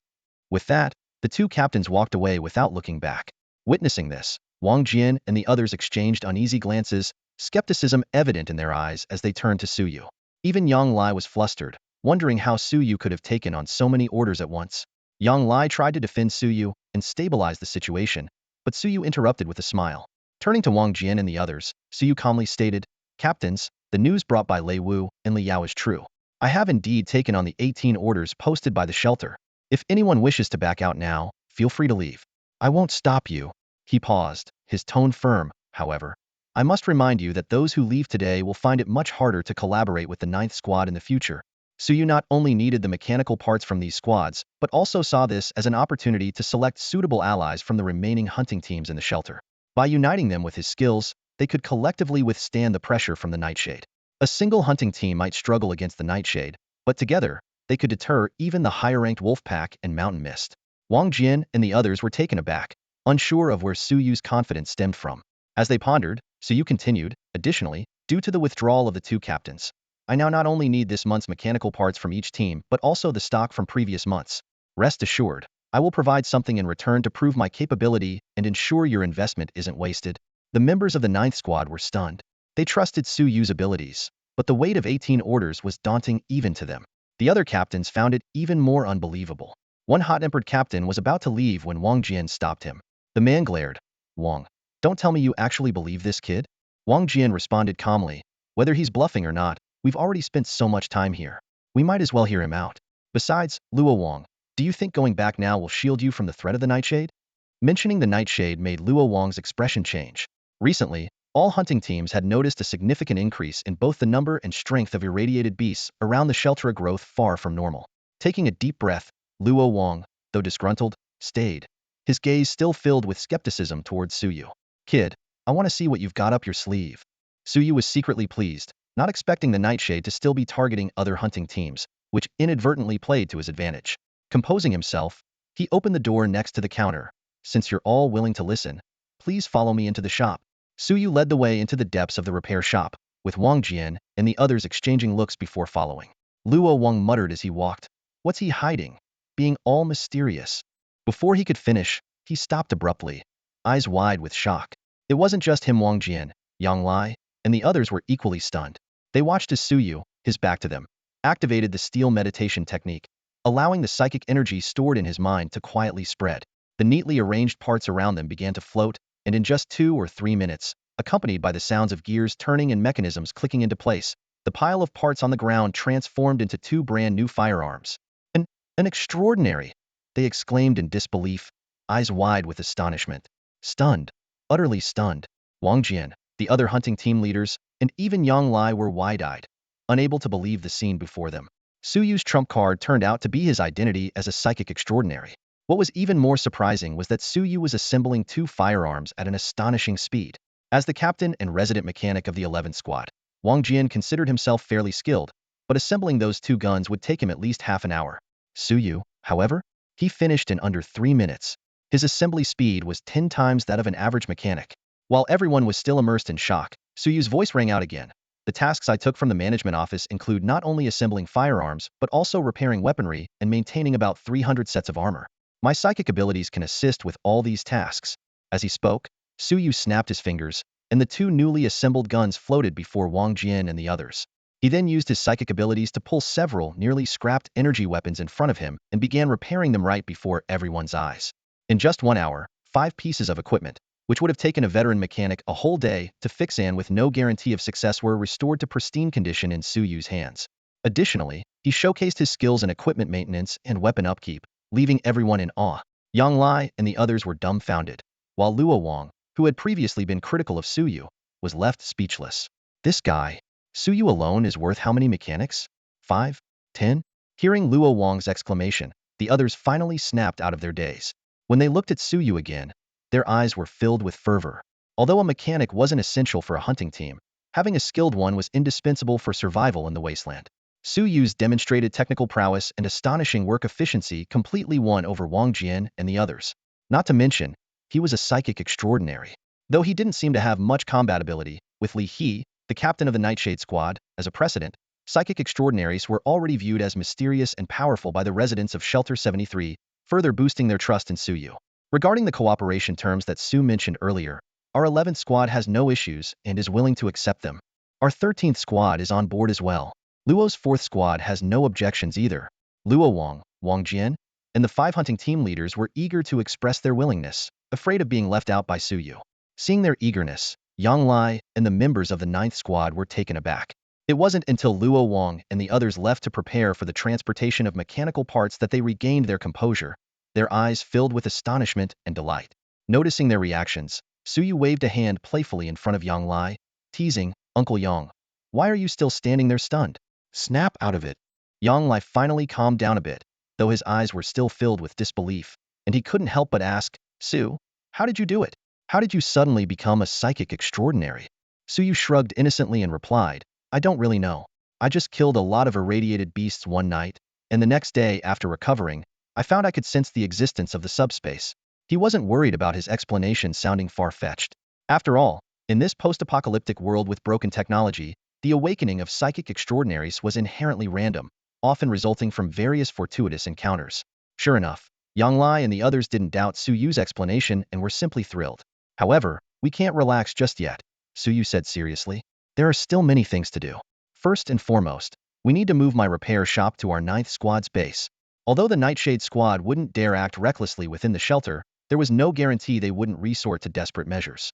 Especially with his abilities on display, completing 18 orders in a month was such an extraordinary feat that even the slowest thinkers would suspect something extraordinary. This was why Suyu didn't instruct Wang Jian and the others to keep his identity as a psychic extraordinary a secret. It was something that couldn't be hidden, and revealing it could actually serve as a form of protection. Psychic extraordinaries couldn't advance without meditation techniques, and their status in the shelter was even lower than that of physical-type extraordinaries. Much like the two unfortunate one-star psychic extraordinaries in the Nightshade Squad, they were marginalized. The root cause of this situation was that those two hadn't demonstrated their value. If Suyu could complete 18 orders in one go, even if the shelter's higher-ups favored the Nightshade Squad, they would still offer him some protection. Appropriately showcasing one's value is sometimes a necessary step. Of course, having his identity exposed also meant new risks, such as people eventually suspecting he might possess a complete meditation technique. But Suyu wasn't worried. The more orders he took, the faster he could advance his battlefield mechanic rank. Just as in the shelter, where it wasn't a secret that He had a meditation technique. As long as he was strong enough, even if people guessed he had one too, no one would dare target him. Ultimately, it all comes down to relying on one's own strength. It's truly unbelievable. Suyu directed Yang Lai and the others as they moved the equipment and supplies from the repair shop to the 9th Squad's base. During the move, Wang Jian, Luo Wang, and the others couldn't shake the awe from witnessing the extraordinary scene in the repair shop earlier. Suyu's display of extraordinary mental abilities exceeded their expectations, causing Wang Jian and his companions, who initially saw Suyu as a resource to be utilized, to reassess the potential of collaborating with the 9th Squad. They realized that with Suyu as their ace, the 9th Squad might actually survive under the pressure from the Nightshade Squad and even turn the tables. Wang Jian and Luo Wang felt fortunate for investing in the 9th Squad early on, contemplating the substantial rewards they might reap in the future. Even in the worst-case scenario where the 9th Squad fails, Suyu's presence would ensure at least a 2 to 3 month buffer period, enough to recoup their costs. Their two companions who left early might deeply regret their decision if they learned the truth. Unaware and unconcerned with these undercurrents, Suyu focused on setting up his workshop. With the help of the 9th Squad members, he quickly relocated all the equipment and supplies into a spacious area that was previously a storage room. The new repair shop was much more spacious than the previous one. Suyu took the opportunity to upgrade his workbench and even prepared a simple yet functional robot modification station for Nuwa. Looking at the transformed work environment, Suyu couldn't help but envision future projects like crafting powered armor and steel giants. Returning to the present, Suyu began tackling the 18 orders he had on hand. He decided to start with the less challenging ones to boost his battlefield mechanic profession level, preparing himself for more difficult tasks ahead. Meanwhile, Wang Jian and Luo Wang promised to gradually deliver their stockpile of mechanical parts. The combined value of parts from 5 hunting teams was about 20,000 contribution points, far exceeding Suyu's current repayment capacity. However, Suyu was prepared and had arranged a payment plan with each team, using the remaining 4,000 contribution points from the 9th Squad as a deposit, followed by bi-weekly payments of 800 contribution points to each team. Suyu calculated that by completing the 18 orders, he could easily cover all expenses, including fees to the management office. With this in mind, he harnessed his energy and fully committed himself to his work, embarking on a new journey. With just half a month left to make the first payment, the urgency of the situation prompted Suyu to focus on completing the simpler orders first. He took a deep breath and encouraged himself. Once I contribute some points, I'll feel more at ease. Closing his eyes, Suyu pushed aside any hesitation and initiated the iron meditation technique. As he concentrated, the psychic gears constructed in his mind began to turn slowly. An unusual sensation washed over him, as if a door to a broader world was opening before him. Beyond the door lay a world filled with ancient, mysterious, and supernatural energy. Various indescribable forces intertwined and coalesced within. Guided by the gears of Suyu's meditation, these energies crossed the threshold, entered reality, and flowed into his body. His mind jolted, and an inaudible hum resonated within his consciousness. A spark of psychic light burst forth from Suyu's mind, leaping into the repair room of the real world. The void trembled at this faint glow, and a unique psychic field quietly formed around him. This marked the first level of the iron meditation technique. At this stage, Suyu could use psychic energy to replace his hands, manipulating all mechanical parts within a 5-meter radius for assembly, repair, and maintenance. His work efficiency instantly tripled. If he wished, he could further increase efficiency by consuming psychic energy at a higher rate. However, Suyu was not in a hurry to do so. Based on his calculations, a night's meditation could sustain this field for 12 hours, yielding approximately 50 points of professional experience per hour. If he opted for the energy-burning method, the experience gained per hour would double, but the field's duration would shrink to 3 hours. Weighing his options, Suyu chose a steady approach to gaining experience, given the ample time. And so, 3 days passed quietly. By the time the morning light of the third day filtered into the repair room, the space was filled with an astonishing array of firearms and armor, numbering in the hundreds. Suyu lifted his head and carefully placed the last meticulously repaired firearm on the workbench. His gaze swept over his professional panel, and upon seeing the notification message that appeared, he let out a long sigh of relief. Advancing to the first-tier profession had indeed been much more challenging than the basic level. After working non-stop for 3 days and nights, Suyu had nearly exhausted every ounce of his energy. Even with the characteristic boost of significant energy recovery after each level up, this level of intensity left him utterly drained. Despite the exhaustion, his efforts over the past 3 days had only elevated his battlefield mechanic level to LV3. Even with the recent level up, Suyu felt his mind foggy and on the verge of sleep. Clearly, his body had reached its limit. This was not surprising, considering that over these 3 days, even the relatively simple orders required intense mental focus to complete. Moreover, the process of restoring his psychic energy through steel meditation had consumed a substantial amount of mental stamina. Nevertheless, his hard work was not without reward. In addition to leveling up his profession and skills, Suyu had managed to complete 7 orders in one go. Once these orders were delivered, they would bring him at least 5,000 contribution points. Though not a huge sum, it was sufficient to cover the first payment due in half a month.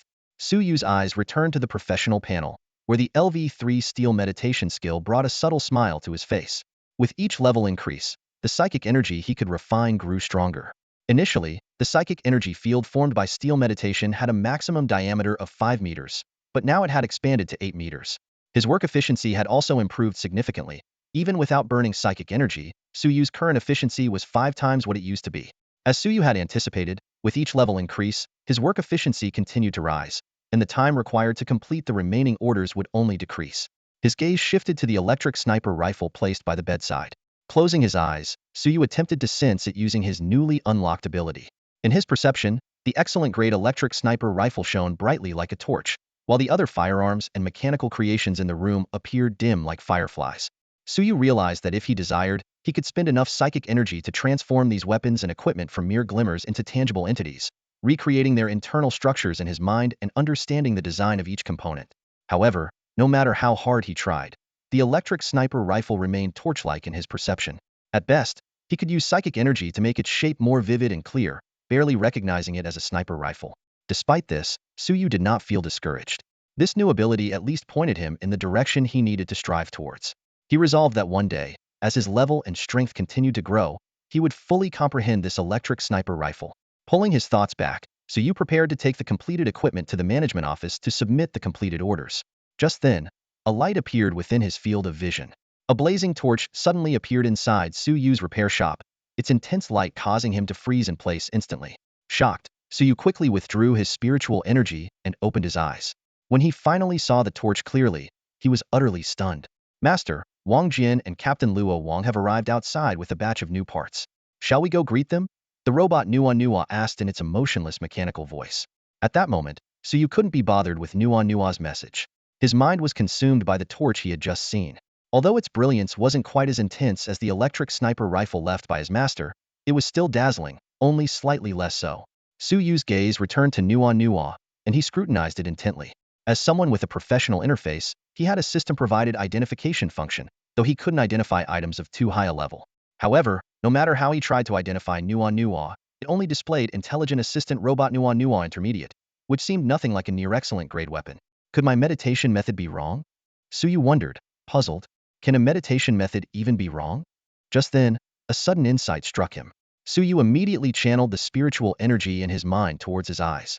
Instantly, an indescribable heat spread from his eyes, causing him to shiver involuntarily. Suppressing the burning sensation in his eyes, Suyu focused intently on Nuwa. After a moment, a new line of information appeared before him. Intelligent Assistant Robot Nuwa. Grade: Intermediate. Hidden Component Intelligent Core. Grade: Superior. A superior core? Suyu exclaimed, staring incredulously at the robot in front of him. The discovery of the advanced intelligence core left Suyu utterly astonished. He never imagined that the small robot in his hands held such a significant secret. Even the teacher who had dug it out from the ruins likely never anticipated the high-grade quality of Nono's core. Reflecting on Nono's usual performance, Suyu realized it far surpassed that of ordinary intelligent machinery. Despite its mechanical voice, Nono's ability to understand and execute various commands was exceptionally smooth, even capable of holding complete conversations with Suyu. He had initially thought this was the standard level of technology left behind by the Glorious Empire, but now it seemed he had overestimated the Empire's technology and underestimated Nono's capabilities. Sensing its owner's gaze, Nono instinctively took a step back with a human-like response. The Advanced Intelligence Core had endowed it with near-human thinking, allowing it to detect the unusual look in Suyu's eyes. "Master, don't be afraid of Nono," Suyu said with what he hoped was a reassuring smile. "I'm here to help you. Do some modifications?" Ideas for research plans were already forming in Suyu's mind. The previous experience with the exceptional electric sniper rifle had provided him with numerous inspirations, even leading to the designs of night vision goggles and the Falcon sniper rifle. Since Nono was only at an intermediate level overall, it meant he could disassemble and reassemble it, extracting the Advanced Intelligence Core for deeper study. Just imagining the potential technological blueprints was enough to fill Suyu with excitement. Moreover, as Suyu had become a battlefield mechanic, Nono's technology level was indeed somewhat outdated. With his level 3 battlefield mechanic skills, along with level 3 battlefield repair and level 2 basic mechanical manufacturing, upgrading and modifying Nono was well within his capabilities. While Suyu was engrossed in dismantling and improving Nono, a storm of public opinion about him was brewing within the shelter outside the 9th Squad's base. The news that Suyu had taken on 18 orders in one go spread throughout the entire shelter within just 3 days, causing a huge stir. The 9th Squad suddenly became the talk of Shelter 73. After all, the Nightshade Squad was notoriously domineering within the shelter. Being able to confront them and walk away unscathed was a rare feat in recent years. The 9th Squad was not initially believed to have such capability. However, not only did the 9th Squad manage to hold their ground, but they also successfully rescued 2 imprisoned team members. This remarkable achievement brought them considerable fame and made Suyu, the mastermind behind it, well known among the shelter's residents. Before people could fully appreciate Suyu's extraordinary abilities, Li Yao and Lei Wu announced that Suyu had left the 9th Squad and taken on 18 orders. Overnight, Suyu went from being seen as a talented expert to a seemingly reckless adventurer in the eyes of many. Yet, some believe that Suyu must have something to rely on. After all, if he were truly reckless, how could the 9th Squad have endured their previous predicaments for so long? Despite Wang Jian and others' efforts to keep it under wraps, the harsh contract they signed with Suyu raised suspicions among other squad members. During the process of convincing the team to cooperate, it was inevitably revealed that Suyu was a psychic extraordinary. The news was met with skepticism by many shelter residents. Even if Suyu was indeed a psychic extraordinary, the shelter had seen such individuals before. Except for Li Yao, other extraordinary individuals eventually faded into obscurity, struggling even to find a place within the Nightshade Squad. Even with psychic powers aiding him, Suyu's chances of completing 18 orders seemed slim. However, this news caused quite a stir at the management office. Inside the manager's residence, Bai Hong was reporting the latest developments. As his words trailed off, an unusual light suddenly appeared on the manager's aged face, a change so striking that it left Bai Hong momentarily stunned. As the rescue team leader directly under the manager, Bai Hong had far more frequent contact with the manager than most people. In recent years, perhaps due to aging, the manager seemed increasingly indifferent to the affairs of the shelter. Many rules that were once strictly enforced had become mere formalities. Notably, when Lang Yun and Hu Wan, captains of elite teams, proposed joining forces with the manager to suppress the Nightshade Squad, the manager outright rejected the idea. This series of changes filled Bai Hong with concern. However, Bai Hong was different from others. He had been the rescue team leader before many current residents of Shelter 73 joined, always by the manager's side. He had witnessed the manager's capabilities firsthand and held a trust and reverence for him that surpassed that of ordinary people. Even in the current predicament, he remained confident that the manager had the strength to control the situation. This was the fundamental reason he dared to confront the Nightshade Squad in the wilderness. Now, seeing the glow on the manager's face, a hint of intrigue flickered in Bai Hong's eyes. He pondered silently. The last time the manager was this animated was likely years ago. Before Bai Hong could delve deeper into his thoughts, the manager spoke, his voice intentionally calm but laced with urgency. "Bai Hong, I need you to investigate this young man named Suyu. Make it quick, understand?" Hearing this, Bai Hong immediately collected himself, his expression serious, and nodded solemnly. "Yes, rest assured, sir, I will find out as soon as possible." With that, he decisively turned and left the residence. Watching his trusted aide depart, the manager's eyes revealed a hint of anticipation. He pondered silently. Typically, if a psychic awakens without a corresponding meditation method, a 1-star psychic's contribution to the shelter and personal strength might be less significant than a 2-star physical adept. But if Suyu's advancement to the extraordinary is linked to his sudden acceptance of 18 orders, the situation could be entirely different. The manager's thoughts became increasingly lively. Perhaps this young man is not just an ordinary psychic, but has awakened a unique meditation method during his awakening process. He might even become an extraordinary mechanic. If that's the case, the current predicament of Shelter 73 might truly have a chance of being reversed. Li He's situation has been secretly monitored by the Overseer over the years. Despite his efforts to conceal his bizarre meditation technique, the Overseer's keen eyes easily spotted the flaws. The Overseer frowned in thought, realizing that if Li He were to become the new leader of Refuge 73, all its residents might become his puppets, mere sources of psychic energy. This was an outcome the Overseer was determined to prevent. However, the Overseer slightly lowered his head, his pupils quietly dilating to reveal the mechanical core within. His crimson electronic eyes flickered with imperceptible light waves, completing a full-body scan in an instant. Feedback data scrolled rapidly through his vision. Left arm power core wear, 85. Right arm power core wear, 79. Left leg power core wear, 69. Chest power core wear, 82. Waist power core wear, not displayed. Overall wear, 70. Overall capability level, mid-tier 3-star physical extraordinary being. Seeing this data, the Overseer couldn't help but give a wry smile. This was the fundamental reason he had previously rejected the proposals from Lang Yun and Hu Wan. It wasn't stubbornness, but rather inability. Worse still, he couldn't disclose this to them. If he did, these two, already lacking firm resolve, might choose to leave the refuge for their safety, leaving Li He free to act without restraint. Therefore, the Overseer chose to disguise himself as a stubborn old man. This facade was somewhat successful. Although Lang Yun and Hu Wan were dissatisfied, they hadn't given up hope. They still believed that if the Overseer agreed, the three of them together could suppress Li He. Little did they know, the strongest warrior in their eyes might now struggle to contend with the vice-captains of elite squads like Wolfpack and Mountain Mist. What a shame! The Overseer sighed softly, his gaze drifting toward the door, eyes shimmering with hopeful anticipation. After sending Bai Hong to gather information on Suyu, the Overseer also learned some additional details about him.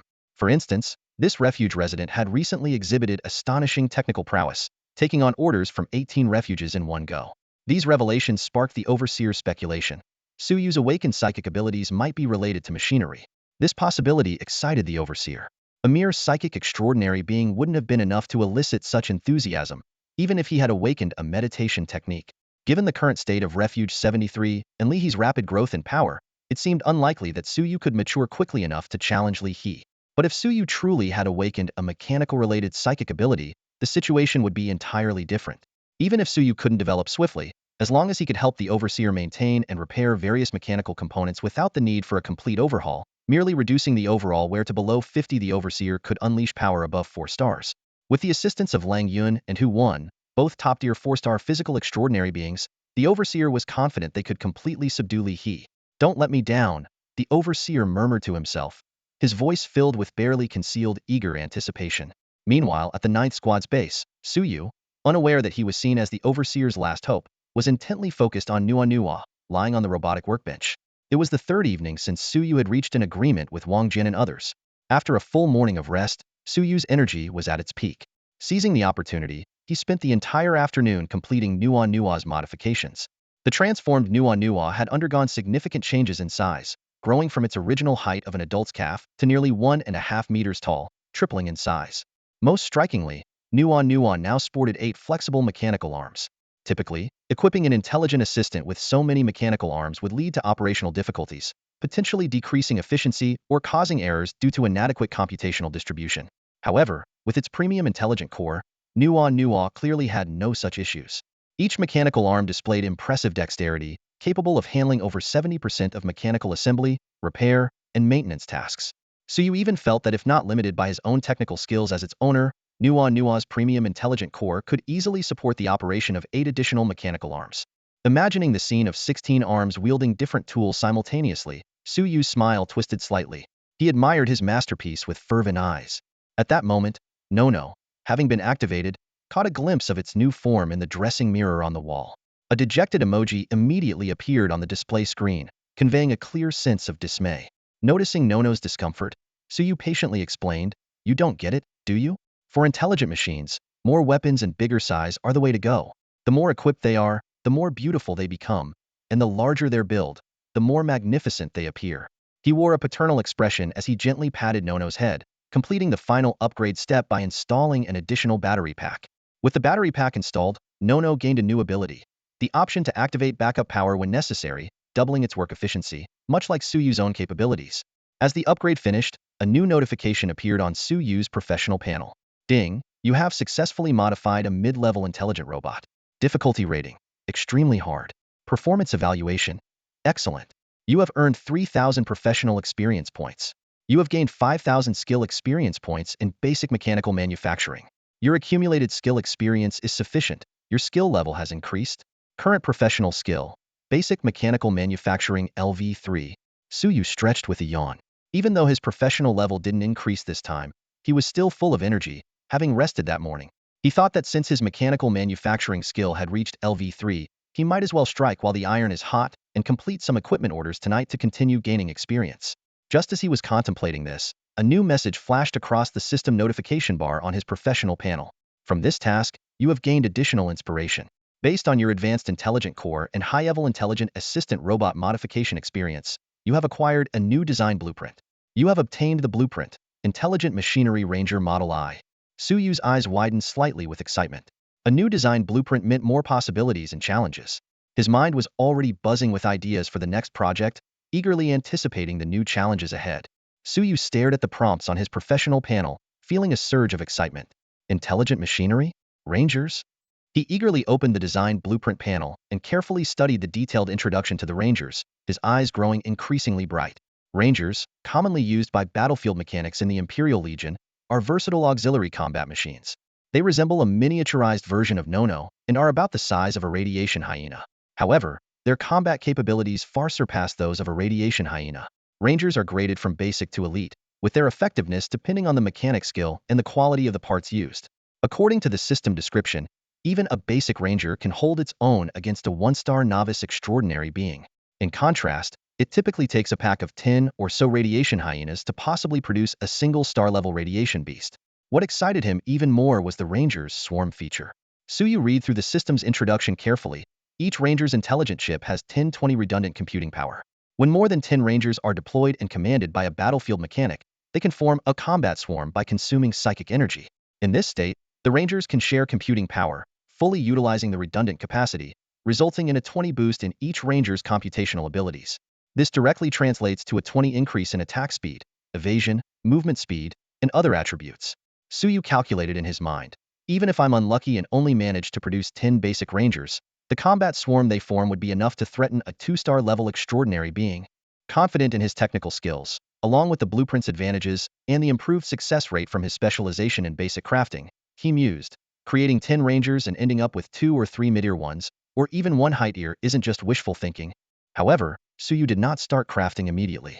Besides the usual mechanical parts, Rangers require intelligent chipsets rare items that can only be exchanged at the shelter's management office. A single basic intelligent chipset costs 200 contribution points, with higher quality ones being even more expensive. With about 10 days left before the order delivery, Suyu decided to make thorough preparations. He called for Nono's assistance and contemplated his immediate priorities. First, to enhance his professional level and technical skills, and second, to earn more contribution points. Although he had enough contributions for the first payment, he now also needed to account for the chipset expenses. Suyu also thought about Uncle Yang's ant venom issue. Although it could be delayed for another month, the sooner it was resolved, the better. He secretly resolved to gather enough contribution points to purchase the anti-venom serum quickly, but chose not to announce it publicly to avoid embarrassment if he couldn't meet the deadline. However, Suyu soon realized he had underestimated the situation. The modified Nono, now equipped with 8 mechanical arms, displayed an impressive work efficiency. The advantages of the elite intelligent core were finally being fully realized, with the 8 arms operating simultaneously, allowing Nono to work at an unexpectedly fast pace. One of the main reasons Suyu decided to upgrade Nono was because he felt that his assistant couldn't keep up with his advancing skill level. However, once the upgrades were completed, Suyu was astonished to discover that the situation seemed to have completely reversed. In the workshop, Nono's 8 agile mechanical arms simultaneously operated, handling various parts and tools with precision and efficiency. In contrast, Suyu, with only his 2 human hands, appeared clumsy and slow. He couldn't help but chuckle wryly, feeling as though he, the master, had become the one holding things back. The only consolation was that Nono still couldn't independently complete orders involving high-quality equipment production. Otherwise, Suyu would truly feel that his repair shop should be renamed Nono's Repair Shop.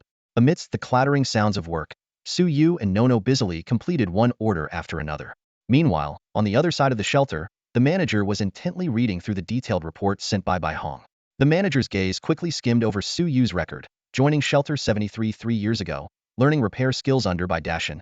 Last year, by Dashin passed away from radiation sickness, causing Suyu's progress to stagnate, keeping him at the level of a novice mechanic. However, when the manager's eyes reached the end of the record, his eyebrows raised in surprise. After contracting radiation sickness, Suyu's skills improved dramatically, even impressing Yang Lai, the captain of the Ninth Squad, earning him the position of a resident mechanic. Moreover, he completed several critical orders for the shelter and even had a confrontation with the renowned Nightshade Squad. The manager looked up, noticing Bai Hong's slightly tense expression. Bai Hong cautiously asked, "Sir, is there any issue with this information?" The manager snapped back to reality, offering a gentle smile. "Issue? No, no issue at all. Captain Bai, you've done well. Thank you for your hard work. You can go rest now. I need some time alone to think." Bai Hong paused for a moment, then respectfully nodded and withdrew. Once Bai Hong had left, the manager exhaled deeply and reviewed the report in his hands once more. His gaze was locked onto the key piece of information. After contracting radiation sickness, his skills improved dramatically, with an unmistakable gleam of excitement in his eyes. There can be no mistake, the manager concluded internally. This young man likely experienced a stroke of luck after contracting radiation sickness, awakening a psychic ability and becoming an extraordinary mentalist. Furthermore, his psychic traits are undoubtedly connected to machinery. Excitement and surprise. A ray of hope. This perfectly captures the manager's current state of mind. Hope flickered in the manager's eyes, but he quickly forced himself to calm down. A serious issue loomed in his mind: time. Suyu's technical skills have indeed improved significantly in a short period, but whether one is a mental or physical extraordinary, enhancing psychic abilities takes considerable time. The manager calculated carefully. Since Suyu awakened his psychic powers, it had been less than a month. He frowned, contemplating. Stabilizing Suyu's mental psychic abilities at the 1-star level in such a short time is already quite an achievement. But even with Suyu's exceptional technical skills, can 1-star mental abilities truly resolve the current dilemma? The manager's gaze swept over the shelter, and his worries deepened. The Nightshade Squad's influence was growing day by day. Although the Ninth Squad's sudden rise had somewhat suppressed Nightshade's arrogance, it was far from enough to curb their expansion. His fingers tapped unconsciously on the desk as he weighed the pros and cons. Seeking Suyu's help impulsively might be fine if it turns out he isn't strong enough. The worst-case scenario would be exposing his own weakness, especially if Li found out. The manager's brow furrowed as he imagined the worst outcome. The Nightshade Squad's already aggressive tactics would become unchecked, and Li would act with even more impunity. At that point, they would truly have no chance to turn the tables. After much deliberation, the manager opted for a cautious approach. "Let's wait a little longer," he muttered to himself. "Another 2 weeks?" His gaze settled on Suyu's workshop in the distance, planning in his mind. If Suyu can successfully complete the orders he took on this month, it would indicate his technical level has reached a significant standard. Even if it doesn't fully restore his strength, it could recover 70-80. The manager's lips curled into a slight smile as he envisioned the future. While it might not entirely suppress Li, it would at least make him more cautious, buying more time for the shelter. Thus, the manager temporarily suppressed his excitement, deciding to wait a bit longer. However, the internal struggle within the manager remained unknown to others. In the following days, news of Suyu taking on 18 orders spread like wildfire throughout the shelter, causing a great stir. Residents of the shelter were abuzz with speculation, many wondering how Suyu would ultimately complete these orders. Some mechanics, harboring a schadenfreude attitude, secretly hoped to see Suyu fail. After all, in a competitive field, Suyu's rising technical prowess made it harder for other mechanics to find their footing in the shelter. Li Yao, Lei Wu, and others fueled the fire, spreading unfavorable rumors about Suyu. Gradually, Suyu's image among the shelter residents became somewhat laughable. Even the 11th Squad and other hunting team members who had previously collaborated with Suyu began to doubt him. Only captains like Wang Jian and Luo Wang remained confident in Suyu. They had witnessed firsthand the impressive sight of Suyu channeling psychic energy to repair and assemble machinery, an unforgettable impression etched deeply in their minds. Despite external speculations and doubts, Suyu remained focused on his work inside the repair shop, undisturbed by the surrounding noise. For more than 10 days after unlocking the Ranger design blueprint, Suyu barely left the shop, immersed in his work. The variety of firearms and equipment piling up in the shop silently testified to his relentless efforts. Until the evening of the 14th day, Suyu finally paused his work. He wiped the sweat from his forehead and gazed at the newly modified shotgun. The weapon's grade had been upgraded to high level, and satisfaction gleamed in Suyu's eyes. At that moment, a series of system notifications echoed in his mind. Ding! You have successfully completed a modification of a mid-level weapon. Current weapon grade, high level. Task difficulty evaluation, difficult. Task result evaluation, excellent. You have gained 1,000 points of professional experience and 1,500 points of novice mechanical crafting experience. Your accumulated professional experience is sufficient. Your profession level of battlefield mechanic has increased. Current profession level, LV9. Your accumulated skill experience is sufficient. Your professional skill novice mechanical crafting has increased. Current skill level, LV7. With these notifications, Suyu felt a peculiar energy generated within him, quickly coursing through his body. His energy rapidly recovered, and both his physical fitness and mental acuity improved further. What thrilled Suyu even more was the growth of the iron gear symbolizing his psychic star level in his mind, expanding from the width of a finger to the size of a thumb. The intensity of psychic energy he could harness had transformed from a faint candlelight to a bright campfire. Suyu took a deep breath, closed his eyes, and carefully sensed the changes in his body. Moments later, he opened his eyes, eager to check his professional panel. As his thoughts flowed, detailed attributes appeared before him. Name, Suyu.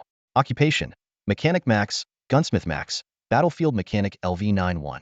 Occupation Tier, Tier 1. Skills, Battlefield Repair LV733 Professional Specialization, Skilled Repairman. Novice Mechanical Manufacturing LV7, 2, Professional Specialization, Novice Manufacturing. Wilderness Survival Max Professional Specialization, Wilderness Perception.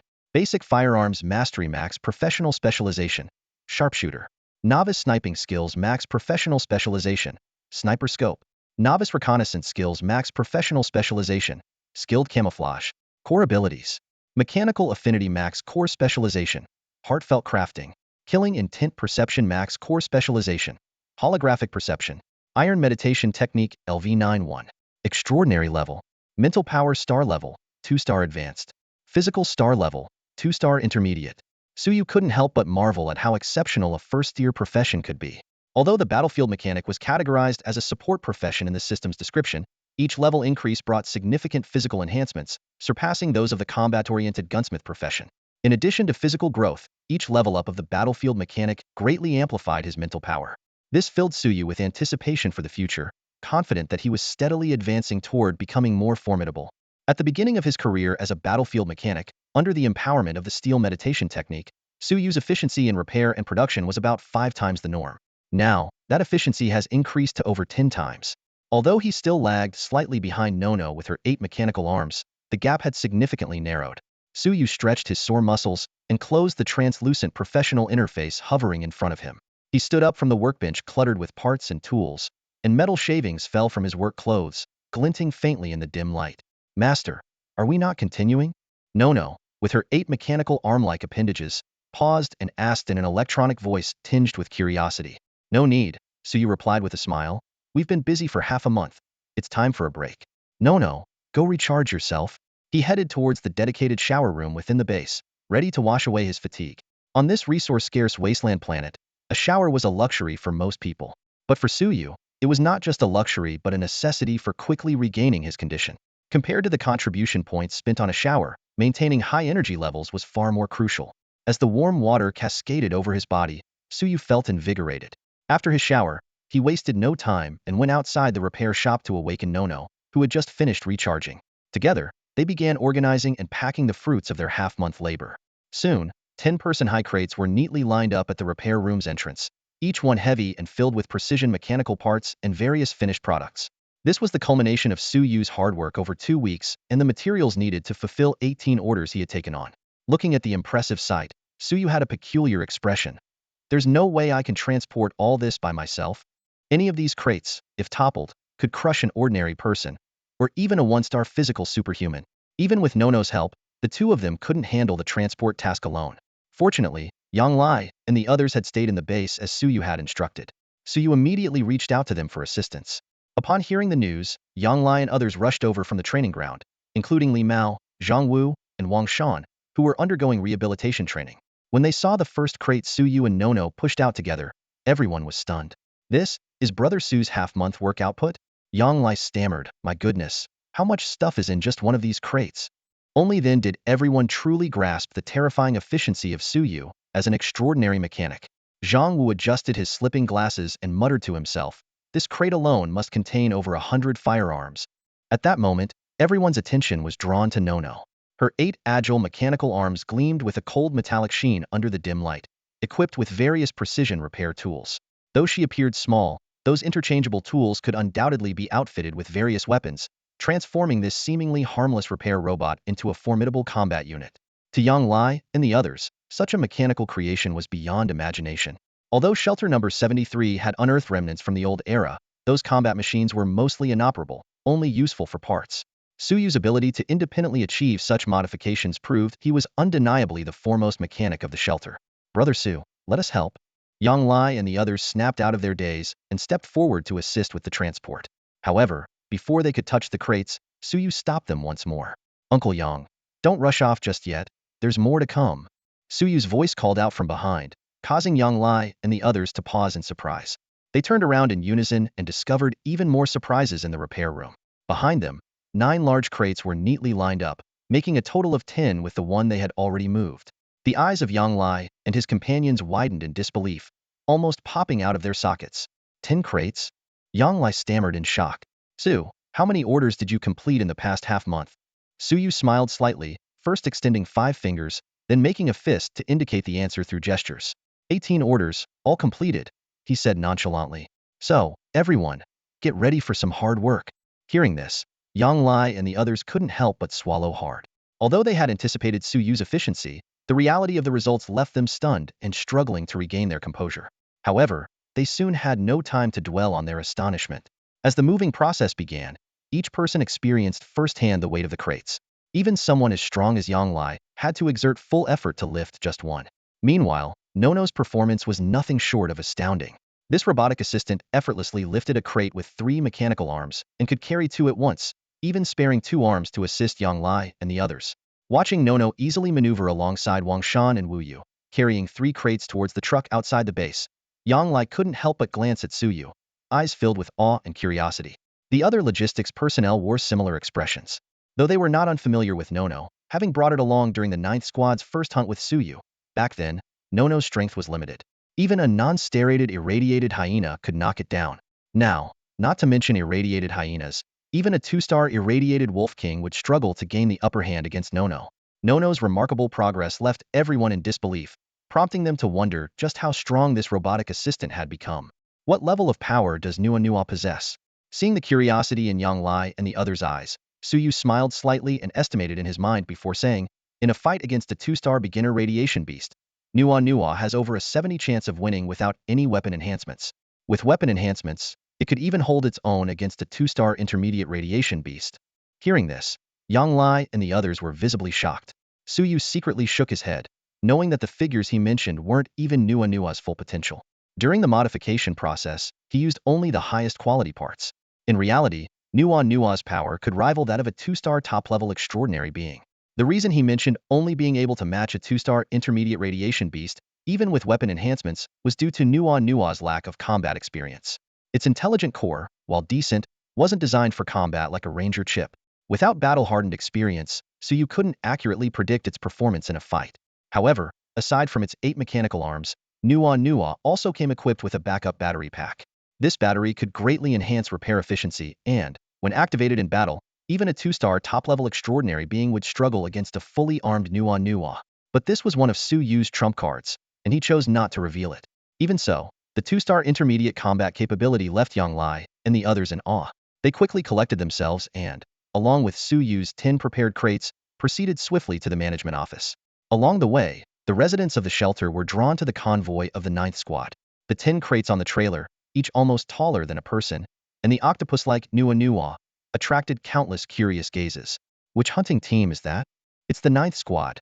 They're the ones who stood up to Nightshade and still came out fine. I heard they cleared out all the mechanical orders from the management office this month. The residents whispered among themselves, eyes full of amazement. Soon, they connected the 18 orders Suyu had taken with the 10 large crates in front of them, and disbelief surged through their minds.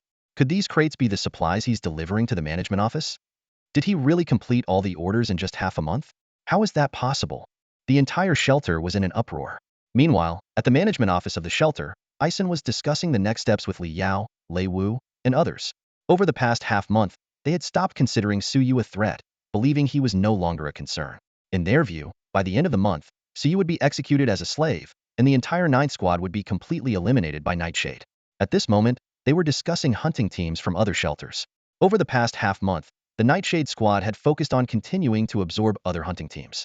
Although warnings from the administrators and figures like Langwon and Hu Yun had made them more restrained, preventing them from deliberately luring powerful radiation beast hordes to harm other teams, they still managed to attract strong beast hordes several times, significantly increasing the danger of hunting grounds around the shelter.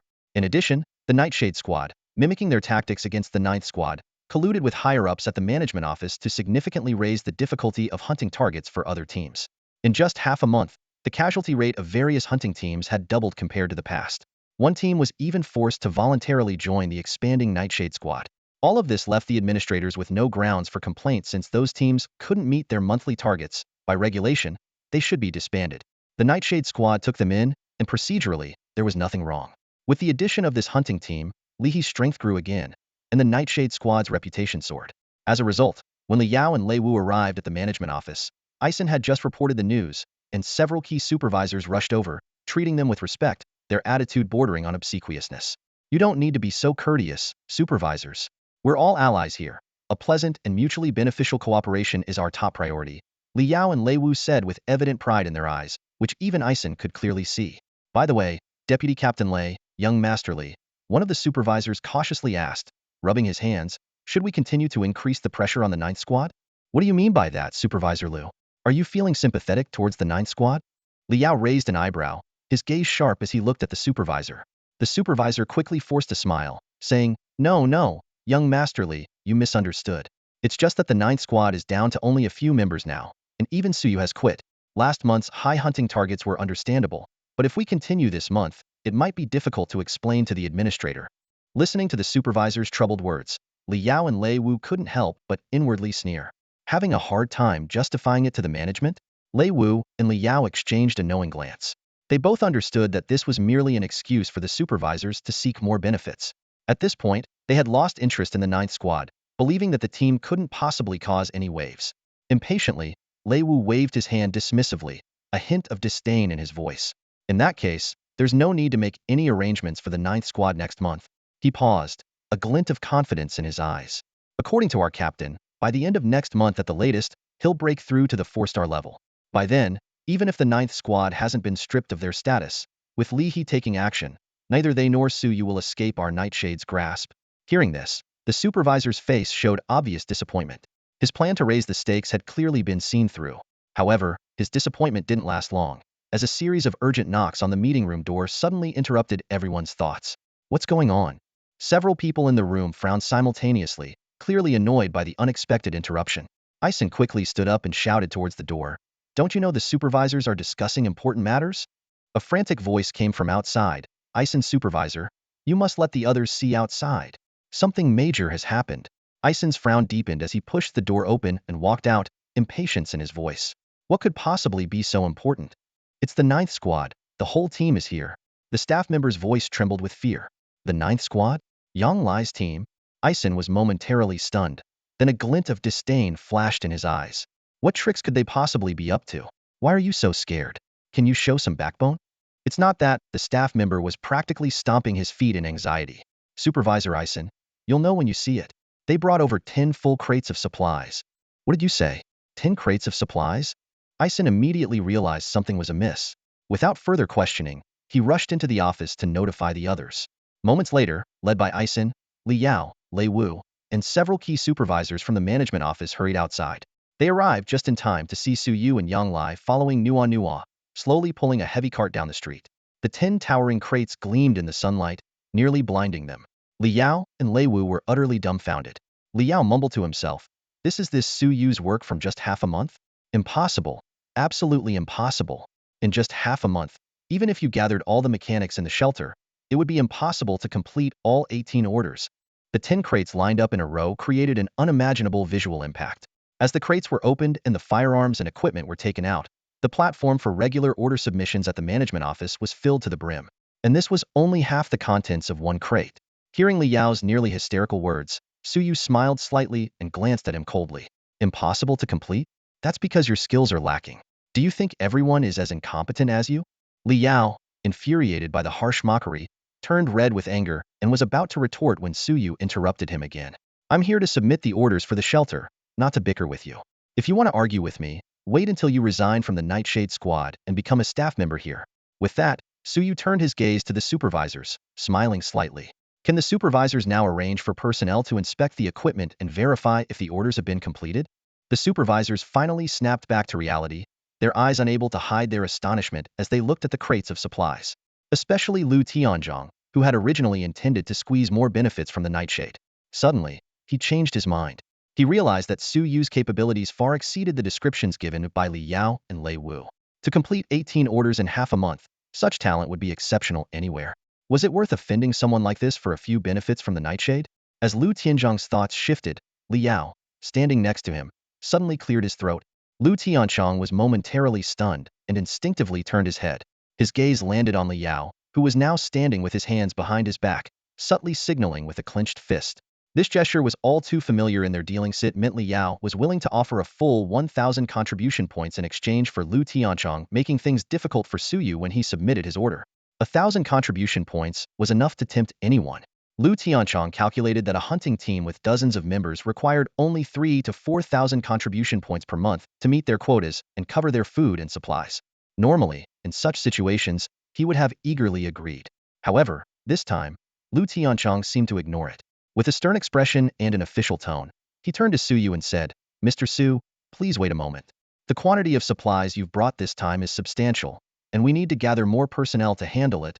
He then turned to Eisen with a severe tone, "Supervisor AI, why are you still standing there? Quickly, call everyone who is available to help. Make sure we complete the verification process today and settle the contribution points owed to Mr. Su. Do you understand?" As soon as Lu Tianzhong finished speaking, the expressions on Li Yao and Lei Wu's faces turned sour. Li Yao, in particular, looked as if he had just been bitten by a dog he had raised for years. Yang Lai and the others were taken aback as well. They had been prepared to face difficulties from the administration, as it was a common occurrence. Yang Lai vividly recalled the last time they came to the administration to receive their hunting targets for the next month. It was this very Lu Tianzhong who had assigned the highest standard hunting list to the 9th Squad. Yang Lai couldn't help but wonder to himself, when did this guy become so upright and principled? Yang Lai and the others wore expressions of confusion, all except for Suyu, who remained calm.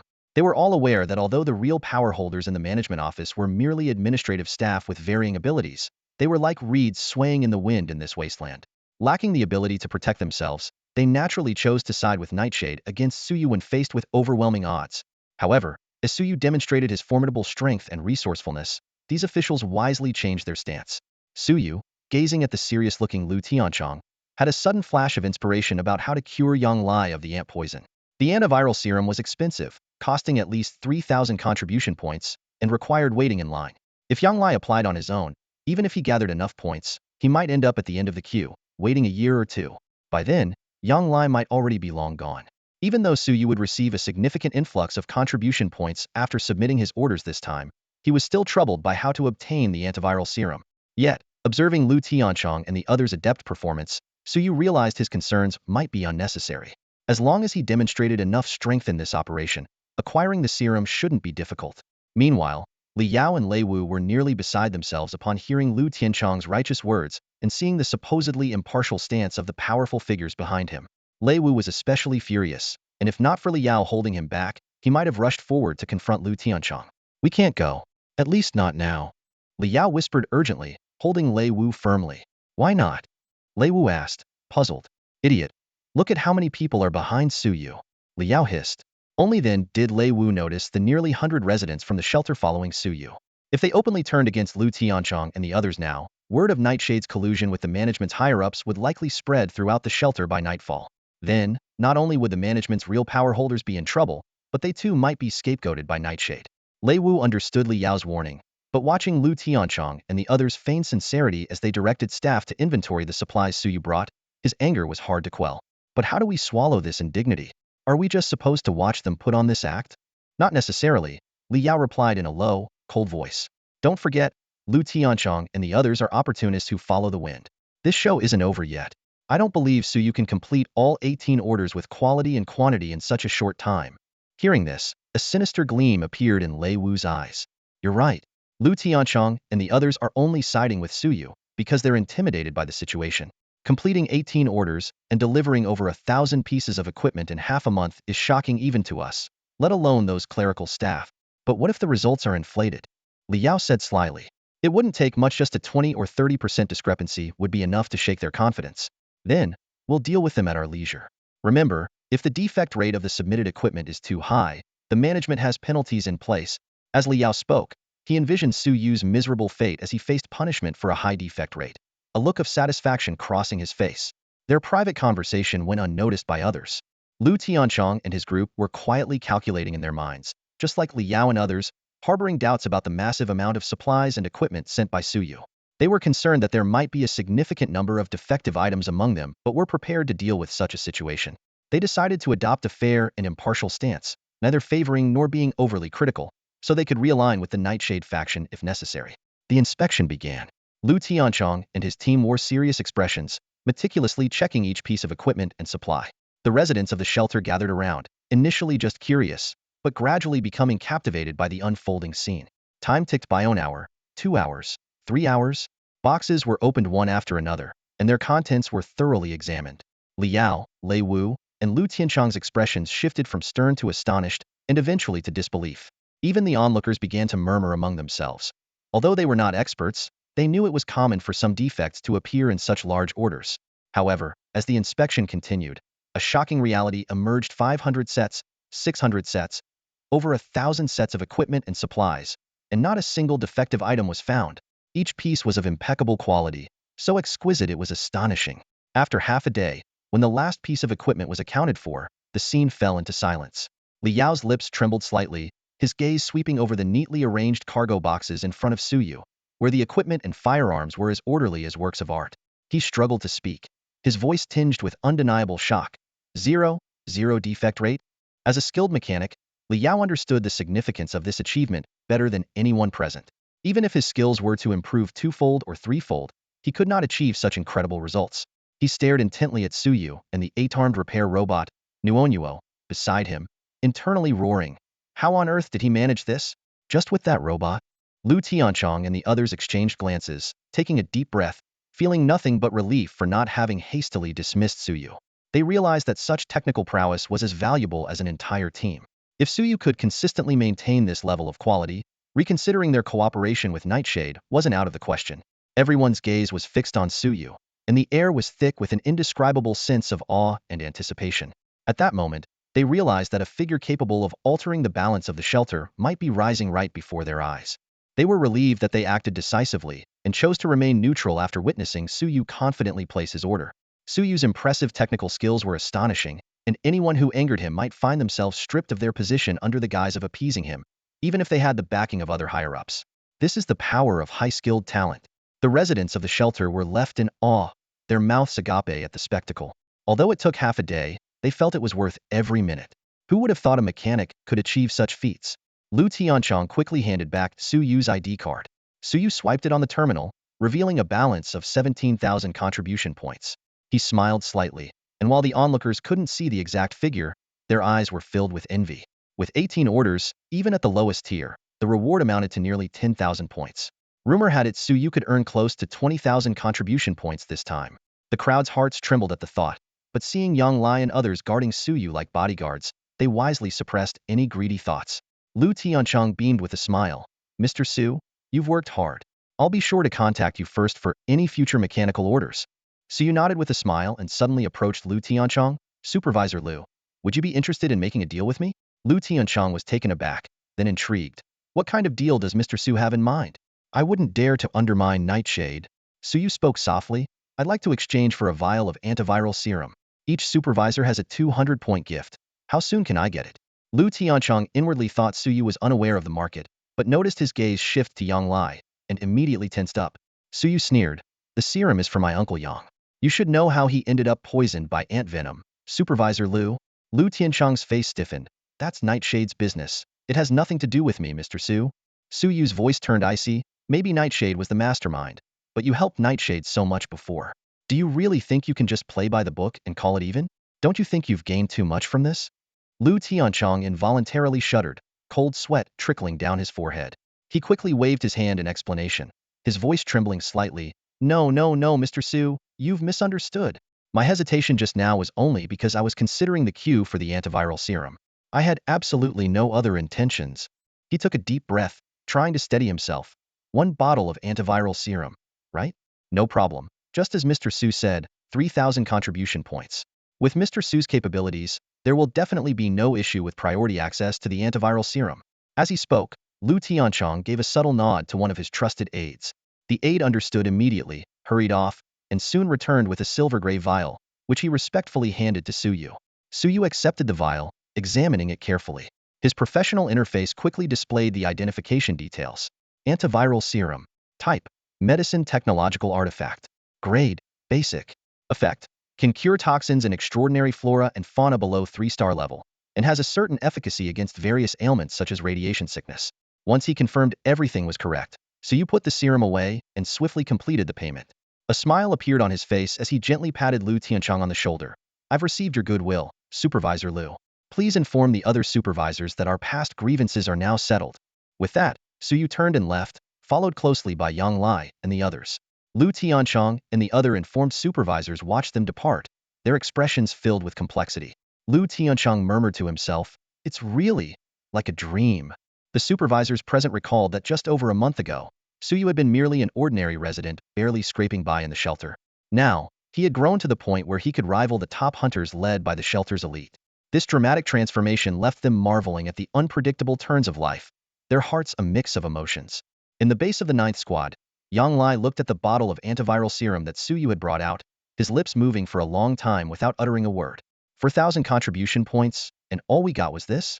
This isn't worth it, Brother Su. Suyu's final transaction with Supervisor Lu had been conducted out of sight of everyone except Li Yao and Lei Wu. The rest, including Yang Lai, only knew that Suyu had gone to the office and returned with a mysterious smile, sparking speculation among the team about whether he had secured a high-paying order. None of them expected the final deal to be a bottle of antiviral serum. Not worth it? How is it not worth it? Suyu said seriously, waving his hand. Uncle Yang, don't underestimate yourself. If you were to fall now, it would be a blow to our morale. How could morale falter with you around, Brother Su? Yang Lai couldn't help but say. Suyu chuckled. I don't have your charisma, Uncle Yang. Without you leading, everyone would feel uncertain. Around them, team members like Li Mao, Zhang Wu Wangshan, and Wu Yu chimed in. Brother Su is right, Yang. Don't be modest. Exactly, we can earn more contribution points. But if we lose you, where will we find a new leader? Exchanging the serum for Yang Lai wasn't a spuro-themit decision for Suyu. It was part of a well-thought-out plan. Although Suyu had helped the 9th squad several times, Yang Lai had supported almost every member over the years. It was thanks to him that the squad had endured despite repeated attacks from the Nightshade. If Suyu were to lead alone, no matter how capable, it would be difficult to maintain unity under constant pressure. At this moment, Suyu's strength had grown rapidly, but he had only reached the mid-level of a 2-star physical level. His mental power was high, but due to the nature of his profession as a battlefield mechanic, the psionic energy refined through the steel meditation method couldn't be directly used in combat. In contrast, Yang Lai, whose strength had surged due to the ant venom and was about to reach the pinnacle of 2-star level, was an indispensable force. Listening to the sincere words from Suyu and the team, Yang Lai felt deeply moved. He took a deep breath, said no more, and solemnly accepted the serum, completing the injection with Suyu's assistance. As the serum took effect, the heat in Yang Lai's brain caused by the ant venom gradually subsided. But soon, he felt alternating sensations of hot and cold throughout his body, as if countless radiation ants were gnawing at his skin, trying to devour his flesh and bones. With his resilient will and robust physique already at the advanced 2-star level, he gritted his teeth and endured. An hour later, drenched in sweat, Yang Lai finally rid himself of the ant venom. The strange pain vanished, replaced by an unprecedented sense of power. He exhaled deeply and, under the expectant gazes of his comrades, stood up, clenched his fist slightly, his eyes shining brightly. Brother Su and all my brothers, I, Old Yang, have not let you down, Yang Lai declared, leading everyone to the training ground, aiming at the target used to test the strength of physical-type extraordinaries. With a powerful shout, Yang Lai delivered a punch. With a bang, the training target toppled over completely, 3 in total. The third one, though not entirely down, was clearly tilted.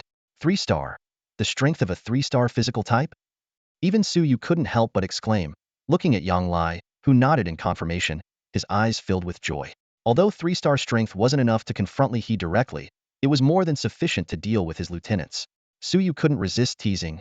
Looks like that radiation ant queen that poisoned you wasn't a curse, but your lucky star. Yang Lai couldn't help but laugh, feeling the surge of power within him, his eyes brimming with unconcealed delight. Just over a month ago, He had been a hunt leader barely reaching 2-star level, ranked at the bottom. Now, everything was different. Given Yang Lai's strength, he would undoubtedly rank among the top in the remaining 9 hunting teams in the sanctuary with his 3-star physical abilities. However, the Nightshade Squad's capabilities are equally formidable. Taking a deep breath to calm his excitement, Yang Lai's expression turned serious. He said solemnly, "We can't let our guard down." Suyu nodded slightly, recalling the recent intelligence from the management office. While he was busy repairing and crafting various equipment, the Nightshade Squad's expansion never ceased. Within just a few days, they had absorbed another team. Members of the 9th Squad felt the pressure from the Nightshade Squad and were visibly worried. Zhang Wu couldn't help but grumble. What are they up to? Do they have so many contribution points that they don't know how to spend them? Li Mao chimed in. Maybe Li He suddenly grew a conscience and wants to select suitable candidates from new members to teach meditation techniques and train students, he joked. Yang Lai chuckled, waving his hand dismissively. Teach meditation? Train students? With Li He's personality, that's impossible. However, Suyu, who had been silent, suddenly had a glint in his eyes upon hearing this. A thought struck him. No, brother Li Mao might actually be onto something this time. Li Mao's speculation made Su Zhao's expression turn serious. What do you mean by that? Yang Lai pressed. Could it be that Li He is planning to select suitable personnel and train students? Even Li He, who first proposed this guess, couldn't sit still. He had mentioned it casually before, not expecting Suyu to take it seriously. Suyu waved his hand, a sharp light flashing in his eyes. Besides repairing equipment, I've learned about Nightshade Squad's past during this time, he explained. Their rapid expansion has been noticeable in recent months, but they've actually been recruiting all along. Suyu analyzed that the Nightshade Squad's high ranking in the shelter wasn't just because Li He was the only 3-star psychic extraordinary. It was also because they had the largest numbers. While their overall strength wasn't particularly strong, their sheer numbers allowed them to wipe out typical radiation beast packs in the wild. That's why everyone thinks Nightshade Squad is domineering but doesn't think much beyond that. Suyu continued. People assumed they wanted to further expand their numerical advantage. But hearing Li Mao mention Li He's meditation method made me realize that doesn't make sense. Suyu explained that while having a numbers advantage is useful in wild hunts, it has its limits. Beyond a certain size, powerful radiation beast packs wouldn't attack, and weaker ones wouldn't pose a threat. Instead, maintaining a moderate size and nurturing elites would be more strategic. Li He has been a team leader for so many years. He must understand this logic. Suyu narrowed his eyes. His insistence on merging other squads must have another motive. Yang Lai and the others were stunned. Initially, they thought Suyu's speculation was far-fetched, but upon reflection, they had to admit it was the most plausible scenario. But what good does knowing this do us? Someone couldn't help asking. Suyu's lips curled into a slight smile, a glint in his eyes. I now have a rough idea why Nightshade Squad keeps targeting us. The existence of the 9th Squad is always a threat to Nightshade, slowing down their pace of swallowing other squads. If we stand out enough, Li He's rate of power growth will also slow. Suyu suddenly lifted his head, his gaze burning as he looked at Yang Lai. And right now, we have several things that can make us stand out. That very day, the entire shelter was abuzz. In the morning, under Suyu's leadership, the 9th Squad delivered a cartload of supplies, completing 18 orders within half a month. Even more astonishing, by afternoon, Yang Lai, who had been thought to be doomed by ant venom, appeared lively and energetic in front of everyone. Not only that, but Yang Lai personally hauled 2 carts, delivering the first batch of payments for Suyu's collaborations with various hunting teams, along with equipment to cover the next 2 installments, to each team's base. In no time, the entire shelter was in an uproar. The entire shelter was buzzing with excitement. Yang Lai not only managed to neutralize the ant venom, but he also showcased astonishing skills during the delivery process. His performance reached the level of a 3-star extraordinary individual, and even though he specializes in physical prowess, he ranks among the best in the shelter. What was even more astonishing was that the firearms and equipment Yang Lai delivered were of such high quality and grade that they could significantly boost the strength of each hunting team. How on earth did Suyu manage this? This question echoed repeatedly throughout the shelter. Hu Yueshan, the captain of the 8th Squad, couldn't hide the regret in his eyes. He recalled the time when Suyu proposed a collaboration. He and another squad captain had turned away without a second thought upon hearing that Suyu had taken on 18 orders. At the time, he felt quite justified, but now he just wanted to slap himself. The current situation clearly showed that his actions back then were not a matter of pride, but a missed opportunity to upgrade his squad's arsenal. Word had spread that after other hunting teams upgraded to the equipment delivered by Suyu, their performance on the training grounds had already improved significantly, even before testing it in the wilderness. Recently, it wasn't clear whether it was the Nightshade Squad's secret maneuvers or a real change in the environment around the shelter, but the radiation beasts appearing nearby had become notably stronger. Even Hu Yueshan himself couldn't guarantee his squad's safe return from future hunts. What was even more alarming was that Captain Lin, who had once shared his dismissive attitude towards Suyu, was now disabled, relying on previously accumulated contribution points to barely maintain his status as a shelter resident. Lin's team members had been forced to join the Nightshade Squad, becoming expendable. These cautionary tales left Hu Yueshan in a state of panic and deepening regret. Just as he was caught in self-reproach, a rapid knock on the door interrupted his thoughts. "Captain, someone is here to see you," came the voice of a team member from outside. "Who is it? At this hour? Can it wait until tomorrow?" Hu Yueshan, still in a foul mood, responded with clear impatience. But in the next instant, his expression changed drastically. It's Captain Yang Lai from the 9th Squad." The team member's reply instantly snapped Hu Yueshan to attention. "Tell him to hold on. I'm coming right away." "Right away," Hu Yueshan hurriedly replied, unable to conceal the urgency and anticipation in his voice. "A bunch of fools." Li He roared at the Nightshade Squad's headquarters, his face ashen. He had been deep in meditation, practicing his energy cultivation technique, and was just a step away from breaking through the energy barrier. Suddenly, his energy fluctuated violently, causing his level to drop from 3-star peak to 3-star high. Although he managed to stabilize it back to the 3-star peak with some effort, the close call nearly gave him a heart attack. He immediately ceased his meditation and rushed out to understand the situation. Upon learning about Suyu's actions that day, Li He was even more furious. "What did I tell you?" He glared at Li Yao and Lei Wu. "We should be ignoring the 9th Squad for now, not giving them any chances. Your task was to continue with my previous plan and pressure other squads to join Nightshade. As for the 9th Squad, just leave them be. But you're still giving them opportunities." Li Yao and Lei Wu exchanged looks, feeling a bit wronged. "It's really not our fault, brother," they defended. "We haven't been targeting Suyu and the 9th Squad lately. Today's events were entirely due to Suyu turning the tables on his own. Who could have expected him to complete those 18 orders in just half a month? With such achievements, it's only natural that the mood in the sanctuary is shifting, and Lu Tianchong and the others no longer want to cooperate with Nightshade." Listening to his brother's explanation, Li He calmed down. He had to admit that they had underestimated Suyu's capabilities this time.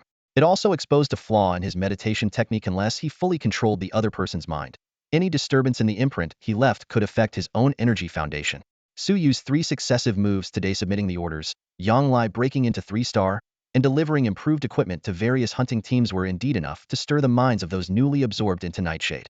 At this point, what's done is done, and continuing to vent his anger would only further unsettle his subordinates. Taking a deep breath, Li He focused his gaze on Li Yao and Lei Wu.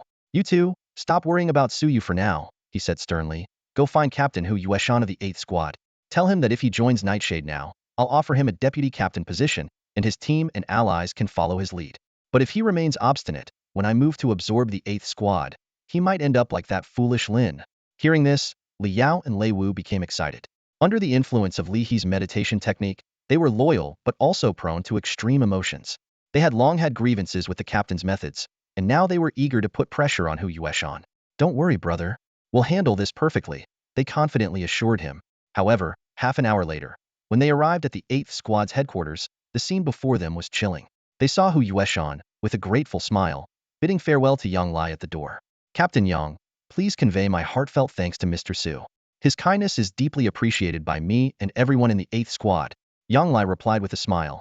"No need for thanks, Captain Hu. We're allies now. Just remember our agreement from today. Mr. Su is in need of various mechanical parts. The sooner you deliver them, the sooner he can start working. The sooner he starts, the sooner your squad can receive the new equipment." Hu Yueshan nodded repeatedly. "Yes, Captain Yang is right.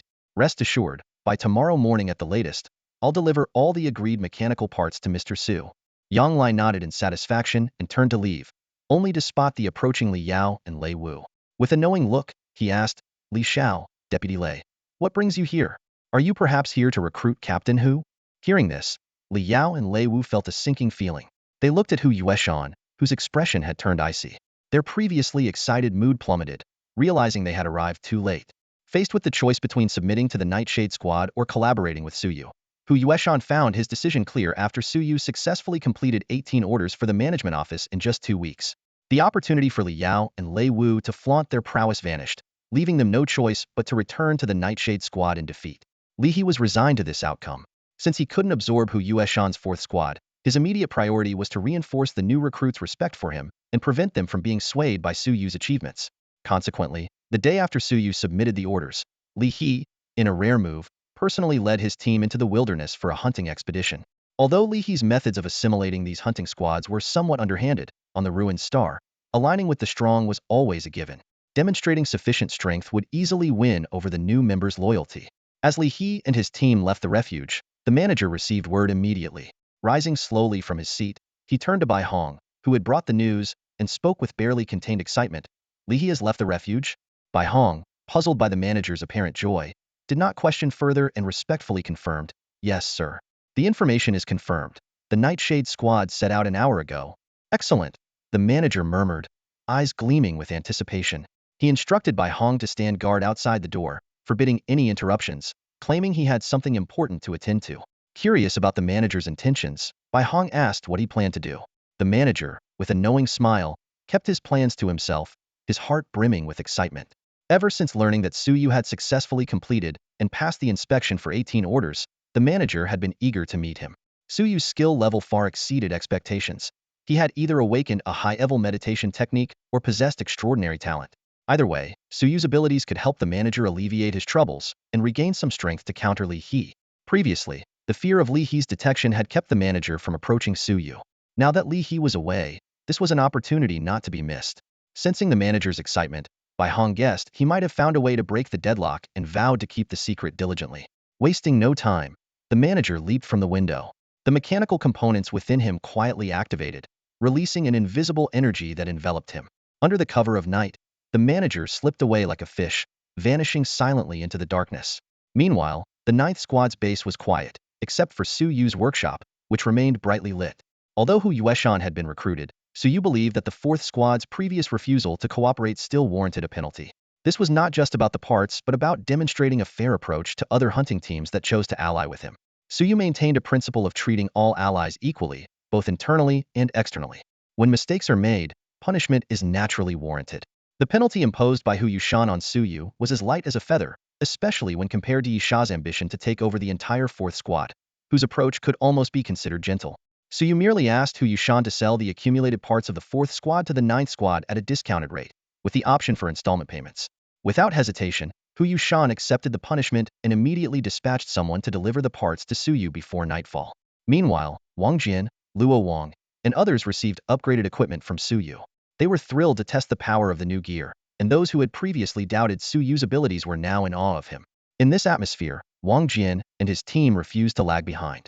They worked through the night to gather mechanical parts they had collected over the past 2 weeks, keeping only what was necessary for their resident mechanic, and delivered the rest to Su Yu.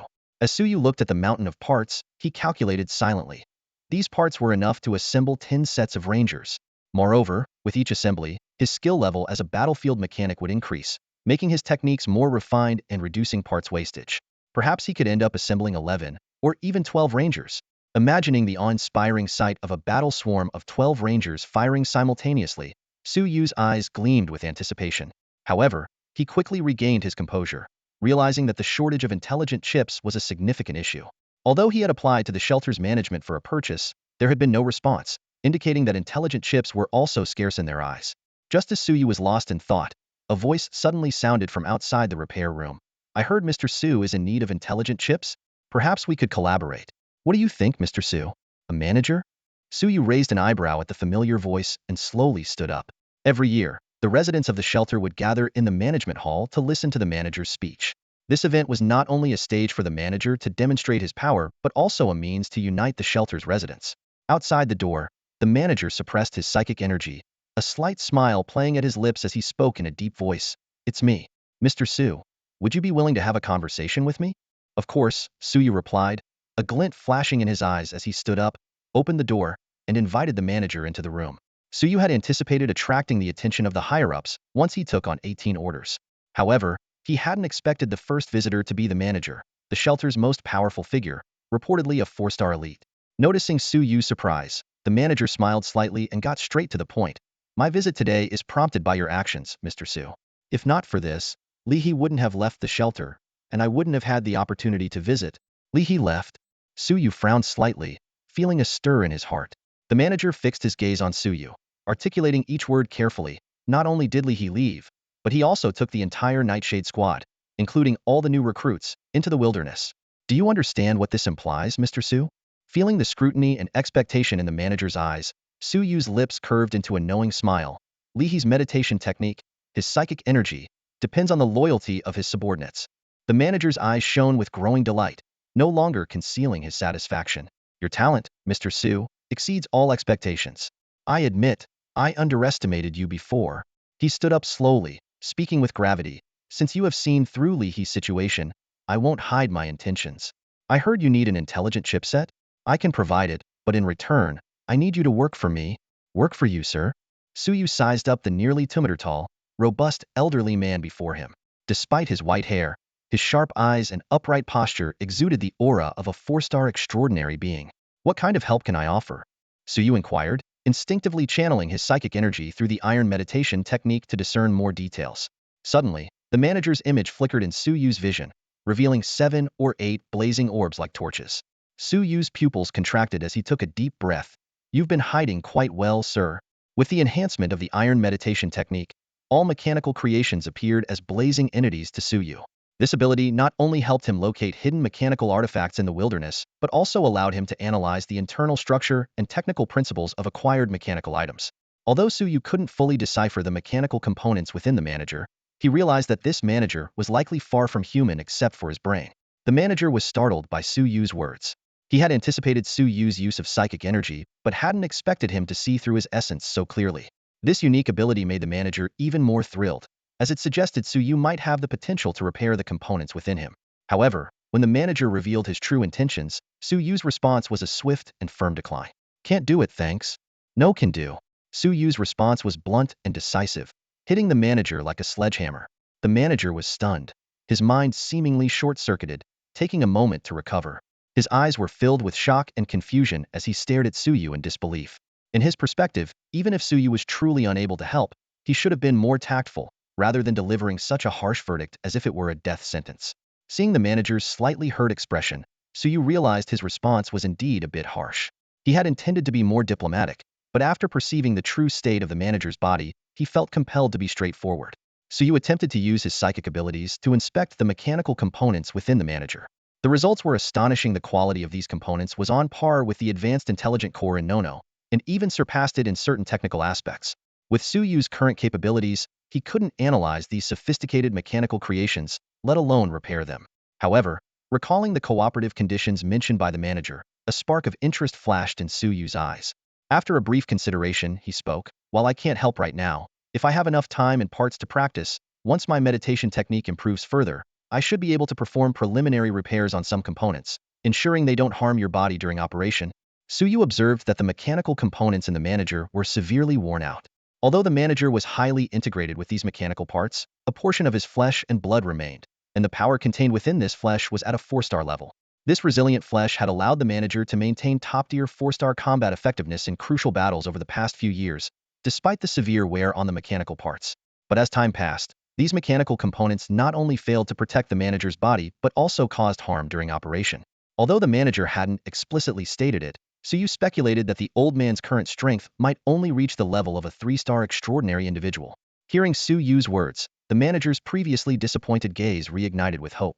Are you saying that if I can provide you with the opportunity to practice and the mechanical parts you need, you can help alleviate the damage these components are causing? The manager's decline in strength was partly due to the reduced output caused by the wear of the mechanical components, and partly due to the significant strain these components placed on his body during operation. Currently, his body could only handle output levels around the mid-3-star range. Any higher, and he might self-destruct before defeating an enemy. Although Suyu couldn't repair these mechanical components yet, reducing the wear and tear they caused and easing the burden could significantly restore the manager's strength. However, being an experienced leader, the manager quickly grasped the key point. He looked intently at Suyu and asked, "Mr. Su, how long exactly is enough time? The threat of Lihe is imminent, and I'm sure you understand the consequences for both of us and the entire Shelter 73 if Lihe gains power. Surely, Mr. Su, you won't give me a vague promise that takes a year or two to fulfill?" Suyu smiled slightly at this, not keeping him in suspense any longer. He pondered for a moment, then held up 5 fingers before clenching them into a fist. "Let me put it this way. If you can get me a batch of combat-grade intelligent chipsets, I can show you results in no more than 10 days. Hearing Suyu's confident promise, the manager took a deep breath, his eyes gleaming with renewed hope. After a brief hesitation, the manager gritted his teeth with determination flashing in his eyes. He nodded emphatically, his voice low yet resolute. All right. Since you, a young man, are so confident, this old man will take a gamble. He fixed his gaze on Suyu's eyes, as if trying to see through to his soul. Tomorrow, Bai Hong will deliver a batch of combat-ready smart chipsets. If you need any other materials, you can discuss it with him. Within reason, he'll help you get them.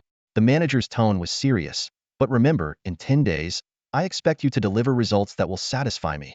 Upon hearing about the combat-ready smart chipsets, Suyu's eyes lit up with excitement, unable to hide his delight. Sensing the manager's scrutinizing gaze, he smiled slightly and responded softly, "It's a deal." The next morning, as the first rays of sunlight appeared, Yang Lai and his team opened the gates of their base to find Bai Hong standing alone in the shadow of a corner outside. His slightly weary appearance suggested he had been waiting for some time. "Captain Bai, what brings you here? Please come in." Yang Lai and his team greeted him warmly, holding Bai Hong in high regard. After all, it was Bai Hong's decisive action in the wilderness that allowed the 9th Squad to successfully trade their spoils with other hunting teams. Bai Hong smiled but politely declined with a wave of his hand. "No need for formalities, Captain Yang. I'm here under orders from the manager to deliver something to Mr. Su." "The manager?" Yang Lai and his team exclaimed, their voices rising involuntarily. Bai Hong quickly gestured for silence, prompting them to calm down and lower their voices. "What exactly is the manager sending?" Without further explanation, Bai Hong pulled a metal box from his coat, deftly unlocking it before handing the secure box to Yang Lai. Inside are 15 combat-ready smart chipsets, the agreed compensation for the collaboration between the manager and Mr. Su. "Please ensure these are delivered to Mr. Su." Intelligent chipsets? Upon hearing this, Yang Lai and the others couldn't help but gasp. On this desolate planet, the technological relics left by the Empire are undoubtedly the most precious treasures, with high-intelligence chips and cores being the crown jewels among them. Even the most basic intelligent chipsets can fetch a handsome price in any settlement, and those designed for combat and production are especially valuable. The 15 combat-oriented intelligent chipsets that Bai Hong delivered at this moment are likely worth far more than the antiviral serum Suyu previously purchased. Yang Lai and his companions were filled with curiosity. What kind of arrangement did Suyu make with the administrator to warrant such generosity? Noticing Bai Hong's desire to remain low-key, the group wisely refrained from asking further questions.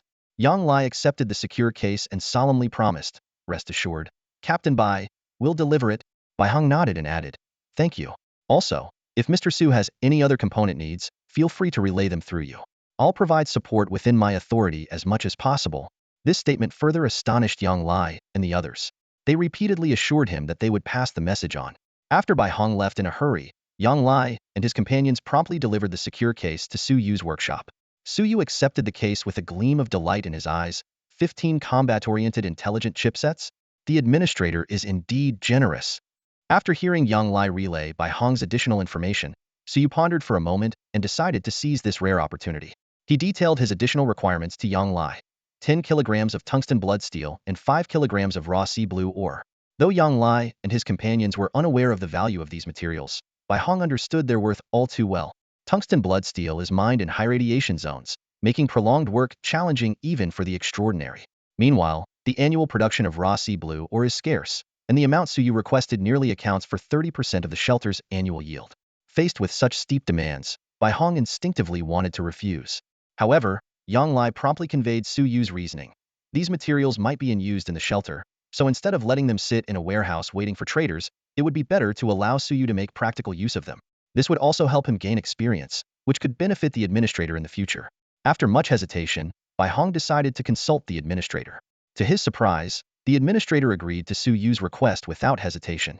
As Bai Hong left the administrator's office with a complicated expression, he couldn't help but wonder, what is so special about this young man named Suyu that makes the administrator value him so highly? "I hope Mr. Su from your side won't waste these materials." Bai Hong shook his head, suppressing his doubts, and brought out 2 sets of materials from the warehouse, handing them to Yang Lai. Yang Lai accepted them with both hands, the bold words on his face replaced by a gentle promise. "I believe Brother Su is not someone who makes empty boasts. If he says something, he surely has the confidence to back it up." Bai Hong sensed the strong trust in Yang Lai's words towards Suyu, and his expression changed slightly. He said no more, just nodded as he watched Yang Lai leave. Half an hour later, inside the repair room at the 9th Squad's base, Yang Lai pushed 2 heavy boxes in, placing them next to the pile of raw materials. "Brother Su, mission accomplished," he said with a smile. Suyu looked up from the workbench, delight flashing in his eyes. "Oh, you've brought them back? Thank you, Uncle Yang." His gaze fell on the two large boxes, showing no surprise. As he had told Young Lai earlier, this was not only a favor for him, but also a preparation for the future maintenance work of the shelter. Gathering his thoughts, Suyu pulled the boxes in front of him and began to focus on processing the tungsten blood steel and the sea blue raw stones. These materials were used in shelter number 73, mainly due to the lack of equipment capable of melting them. Even Suyu's current equipment was insufficient, but he had an advantage: other mechanics did not possess psychic energy. Suyu lit the furnace and started melting the sea blue ore. With the aid of his psychic energy, the ore, which required higher temperatures to melt, began to melt slowly but surely. 3 hours later, all 5 kilograms of the sea blue ore had melted, and the impurities had been extracted. After cooling, Suyu held in his hand about 1 kilogram of gem-like, translucent sea blue metal crystal sea blue source crystal. An intoxicated look flashed in his eyes. This was his first time extracting such a crystal in reality. According to the notes left by his mentor, this crystal had excellent psychic energy resonance and absorption properties. With a thought, Suyu directed a strand of psychic energy into the source crystal. Instantly, the energy permeated the crystal, establishing a fascinating connection between him and the crystal. With another thought, Suyu lifted the source crystal into the air. When he withdrew his psychic energy, the crystal began to descend slowly, sometimes even rising slightly, as light as a feather. Through the steel meditation method, Suyu clearly sensed that the activated source crystal could autonomously draw psychic energy from subspace, maintaining its levitated state. It wasn't until the sea blue source crystal gently touched the ground that Suyu withdrew his gaze, softly marveling. The properties of this sea blue source crystal are truly beyond imagination. He was filled with surprise, having initially approached the melting of this batch of sea blue, or with a tentative mindset, not expecting such miraculous results. With this batch of sea blue source crystals, Suyu envisioned crafting rangers in the future. By embedding some sea blue source crystals into the main framework of each ranger, they could autonomously draw psychic energy from subspace to supplement energy consumption. This would not only significantly enhance the ranger's operational speed, but also greatly extend their endurance time. When Suyu activated the battle swarm feature of the rangers, he was pleasantly surprised to discover that not only did the energy consumption of the battle swarm decrease by at least 30%, but its duration also increased by about 20%. His gaze then shifted to a nearby box containing another precious material, tungsten blood steel. Suyu calculated that if the Hylon source crystal was used to enhance the endurance of the rangers, then tungsten blood steel would be the key to truly boosting their combat power. He estimated that the 10 kilograms of tungsten blood steel in his possession, if used entirely for the creation of the upcoming 15 rangers, could enhance their overall strength by an additional 30% from their original grade. Imagining the future battle swarm of 15 rangers, slicing through all barriers and bombarding every enemy, a gleam of excitement flashed in Suyu's eyes. Wasting no time, he flexed his wrists, channeled his energy, and activated Nono beside him, beginning a new round of manufacturing. The workshop soon echoed with the clanging of machinery. Time flew by, and 3 days passed in the blink of an eye. At the workbench, as the final component was assembled, a familiar system notification sounded in Suyu's ears, this time accompanied by a delightful upgrade chime. Ding! You have successfully completed the construction of a ranger. The difficulty rating for this task was extremely difficult, and the outcome was rated as excellent. You have acquired an intelligent combat machine, Ranger Type 1, rated as high grade. You have gained 2,000 points of professional experience and 3,000 points of basic mechanical manufacturing skill experience. The system continued. Your professional experience has accumulated sufficiently, and your professional level has increased. Current professional level, Battlefield Mechanic, LV13. Your core professional ability, Iron Meditation Technique level has been upgraded accordingly. Your skill experience has accumulated sufficiently, and your skill level has increased. Current professional skill, Basic Mechanical Crafting, LV10. Feeling this series of advancements, Suyu was filled with a sense of achievement and anticipation, exhilarated by the prospect of the formidable combat power he was about to wield. As lines of information appeared one after another, Suyu lifted his head from the workbench. Despite having worked continuously for nearly 24 hours, the energy restored by his recent upgrade left him feeling anything but fatigued. He gazed with satisfaction at the advanced ranger he had completed, a sense of accomplishment welling up inside him. Looking around the repair room, 10 rangers stood in neat rows. Apart from the first one he made, which only reached a basic level due to his initial lack of experience, the others were all at an intermediate level, with the last 2 achieving an advanced status. Enhanced by tungsten blood steel, even a basic ranger could hold its own against a 1-star advanced extraordinary being or a radiation beast. The intermediate rangers could even defeat a typical 1-star top-tier extraordinary creature. Suyu's eyes fell on his latest creation on the workbench, and he carefully examined its attributes. Intelligent Combat Machine Ranger Type 1. Creator, Suyu. Grade, Advanced. Feature. Swarm. When the number of combat machines of the same type exceeds 10, they can form a combat swarm, increasing the main processor's computing power by 20. Equipment. Melee weapon. Chainsaw blade, tungsten blood steel reinforcement 2x toughness and destructive power. Mid-range weapon. Flamethrower, tungsten blood steel reinforcement 2x carrying capacity. Long-range weapon. Heavy machine gun, tungsten blood steel reinforcement 2x firing rate and magazine capacity. Skill. Psionic shield type 1C blue source crystal reinforcement, increased shield toughness, reduced energy consumption, extended duration. Overall strength assessment. 2-star initial enhanced by tungsten blood steel and C blue source crystal. Suyu silently rejoiced at his decision to request tungsten blood steel and C blue source crystals from the administrator. Originally, only a special grade ranger in his design plans could match a 2-star extraordinary creature. Now, the 2 advanced rangers he created already possess 2-star initial combat capabilities and can even withstand damage from a 2-star intermediate creature. A combat swarm of 10 rangers, empowered by their special feature, could handle a 2-star top-tier extraordinary being. If they self-destructed, they might even severely damage a 3-star extraordinary creature. Suyu couldn't help but imagine the astonishing power if he could manufacture more rangers with additional intelligent chips. Subsequently, Suyu checked his own attributes panel. After his battlefield mechanic level increased to level 13, his iron meditation technique expanded its range to a 65-meter diameter. His mental power reached a 2-star top-tier level, and his physical strength advanced to 2-star high level. Although he sensed a bottleneck approaching, Suyu was quite satisfied with his current strength. Combining his superb sniping skills with the combat swarm of 10 rangers, Suyu was confident he could easily deal with an average 3-star extraordinary creature without resorting to the extreme measure of self-destruction. Closing his professional panel, Suyu's gaze fell on the secure box containing the intelligent chipset. He decided to pause the assembly process, as the experience gained from each ranger was steadily decreasing, from an initial 3,000 points down to just 2,000 for the last one. Suyu planned to head into the wilderness to quickly gain experience and level up his profession, while also testing the actual combat power of the ranger swarm.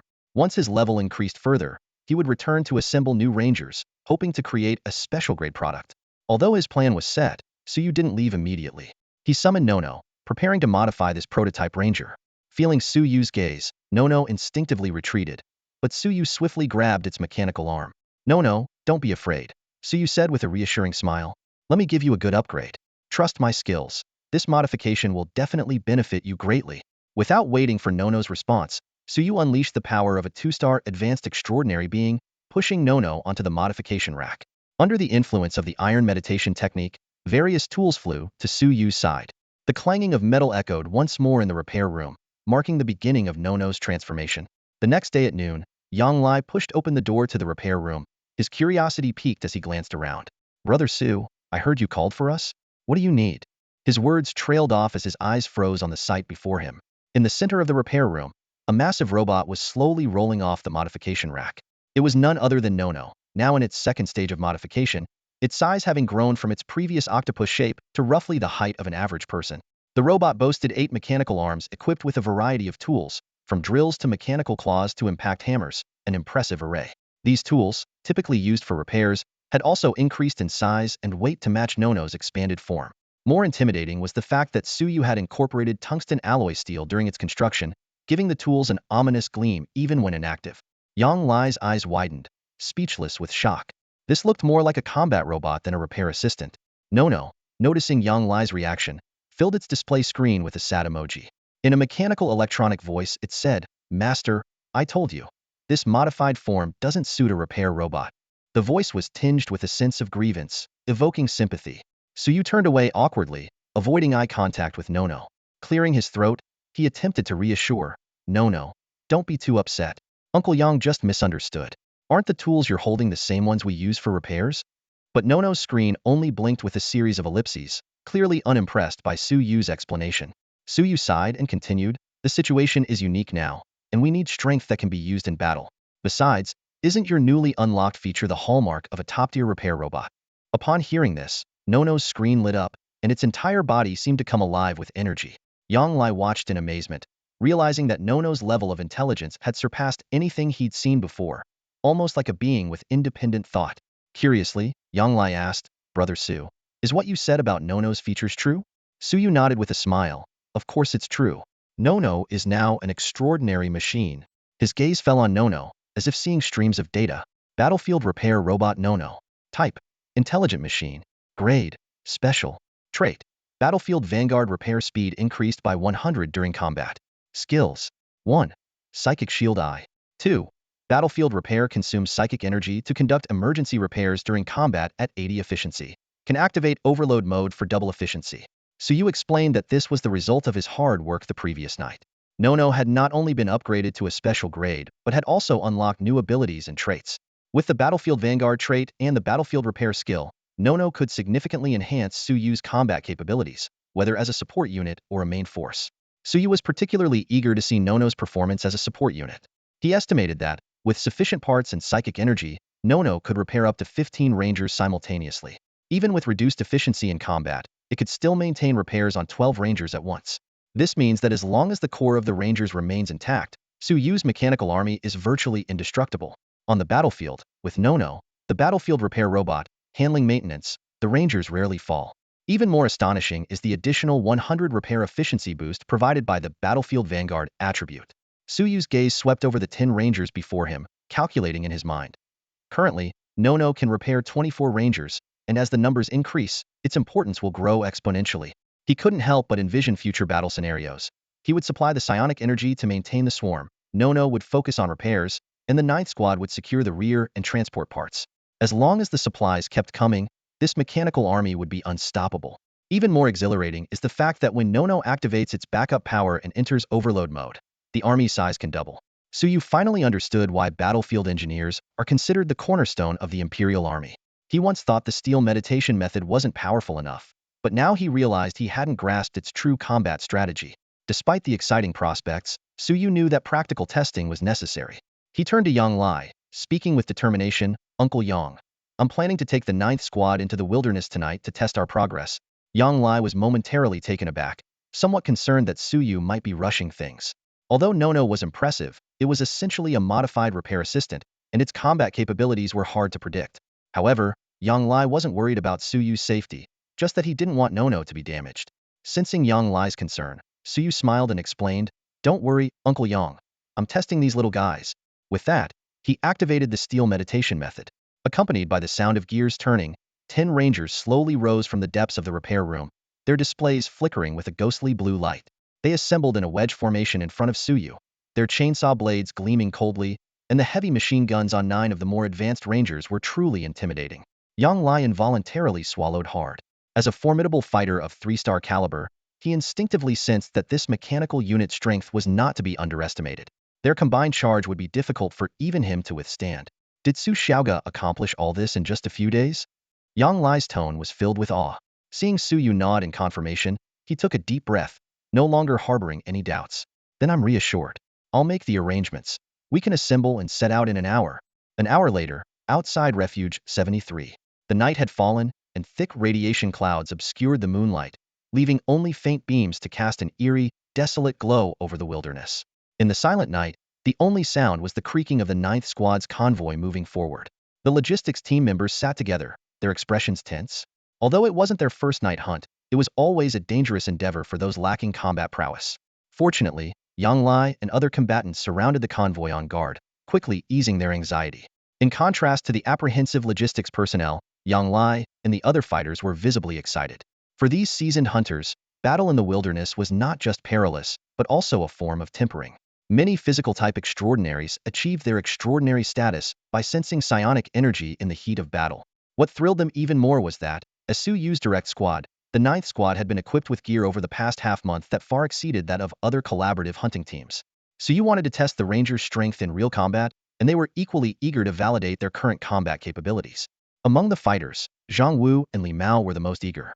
Previously, they had been framed and severely injured by the Nightshade Squad, with Zhang Wu nearly becoming disabled. However, the rise of Suyu brought about a dramatic change in their circumstances. Suyu not only cured Yang Lai of the ant venom, but also used the significant contribution points from fulfilling orders at the management office to exchange for special potions that healed Zhang Wu and Li Mao's injuries. Unfortunately, by the time they recovered, Suyu had already transitioned to a battlefield mechanic, and the Ninth Squad no longer needed to take risks in hunting like before. Zhang Wu and Li Mao were grateful but couldn't find an opportunity to repay Suyu's kindness. That was until today, when Suyu led the Ninth Squad back into the wilderness for the most dangerous night hunt. Though Suyu explained it was to test the Rangers' combat capabilities, the two were eager to showcase their skills. They watched the 10 ranger robots at the front of the squad, which were about the size of mutant hyenas, forming a wedge formation as the vanguard. Zhang Wu and Li Mao couldn't help but wonder. Could these well-equipped little robots really perform effectively when it mattered? To be honest, in the eyes of the entire 9th squad, except for Yang Lai, who had reached a 3-star level of strength, the overall combat capability of these 10 ranger robots might not be as practical as Nono, who was always ready for repairs. As the team members were each lost in their own thoughts, some nervous, some expectant, some doubtful, Suyu, at the very front, suddenly raised an eyebrow and sharply signaled for the team to halt. "Everyone on guard," he commanded quietly. "There's a pack of radiation beasts approximately 1,300 meters ahead." Radiation beasts approaching. Suyu's warning echoed around, instantly igniting the alertness of Yang Lai and the others. Zhang Wu acted swiftly, moving his sniper rifle to the front, raising the scope, and locking his gaze on a target 1,300 meters away. "Target beast group spotted," Zhang Wu reported in a deep voice. "They appear to be radiation wolves. Approximately 37. No, the numbers are increasing. Estimated to be around 50 in total. Initial assessment of the leader's strength is around a 2-star top level." Li Mao followed quickly, raising his binoculars to swiftly scan the distant wilderness. Within seconds, he precisely estimated the situation of the radiation beast group, a keen observation that left Suyu quietly impressed. Despite being only a 1-star extraordinary, Li Mao and Zhang Wu's extensive wilderness hunting experience compensated for their lower star level. With the intelligence feedback, Yang Lai stepped forward and turned to Suyu to discuss tactics. "Brother Su, what's our plan? Should we maneuver and engage these wolves in mobile combat, or set up a defensive position?" Although the distance had closed to about a kilometer, the rest and recuperation at the shelter had significantly enhanced the physical capabilities of the 9th Squad's support members. This buffer distance was enough for them to set up a makeshift vehicle camp. Suyu stared ahead, simultaneously activating his killing intent and wilderness awareness. In his vision, each radiation wolf appeared as a crimson light point, the stronger ones glowing more intensely, rapidly approaching them. "We have at most 5 minutes before contact," Suyu stated gravely. "These wolves might be stronger than Brotherly Mao predicted. Their alpha could very well be at a 3-star level, and there are several 2-star radiation wolves among them." He decisively commanded. "They're moving too fast. Mobile combat won't work. Defensive position it is. Uncle Yang, it's up to you." Before finishing his sentence, Suyu signaled, "Nua, let's move out." Despite having less than 5 minutes to set up a complete defensive position, if he could hold off the wolves for a while, it would be enough. "Don't worry about me. Focus on setting up the position," Suyu said as he moved alongside Nua, forming a wedge formation with 10 rangers, charging towards the incoming radiation wolves. "Brother Su?" Zhang Wu and Li Mao instinctively wanted to stop him, but were stunned by Suyu's incredible speed. Though Yang Lai had mentioned Suyu's considerable improvement in strength, witnessing it firsthand left them in awe.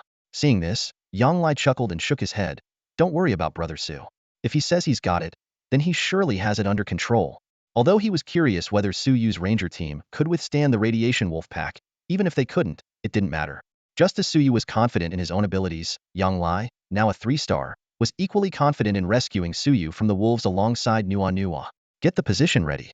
Don't worry about Brother Su," Yang Lai ordered, and everyone responded in unison, immediately diving into the construction of the vehicle camp. Zhang Wu and Li Mao, caught up in the fervor, joined in the efforts.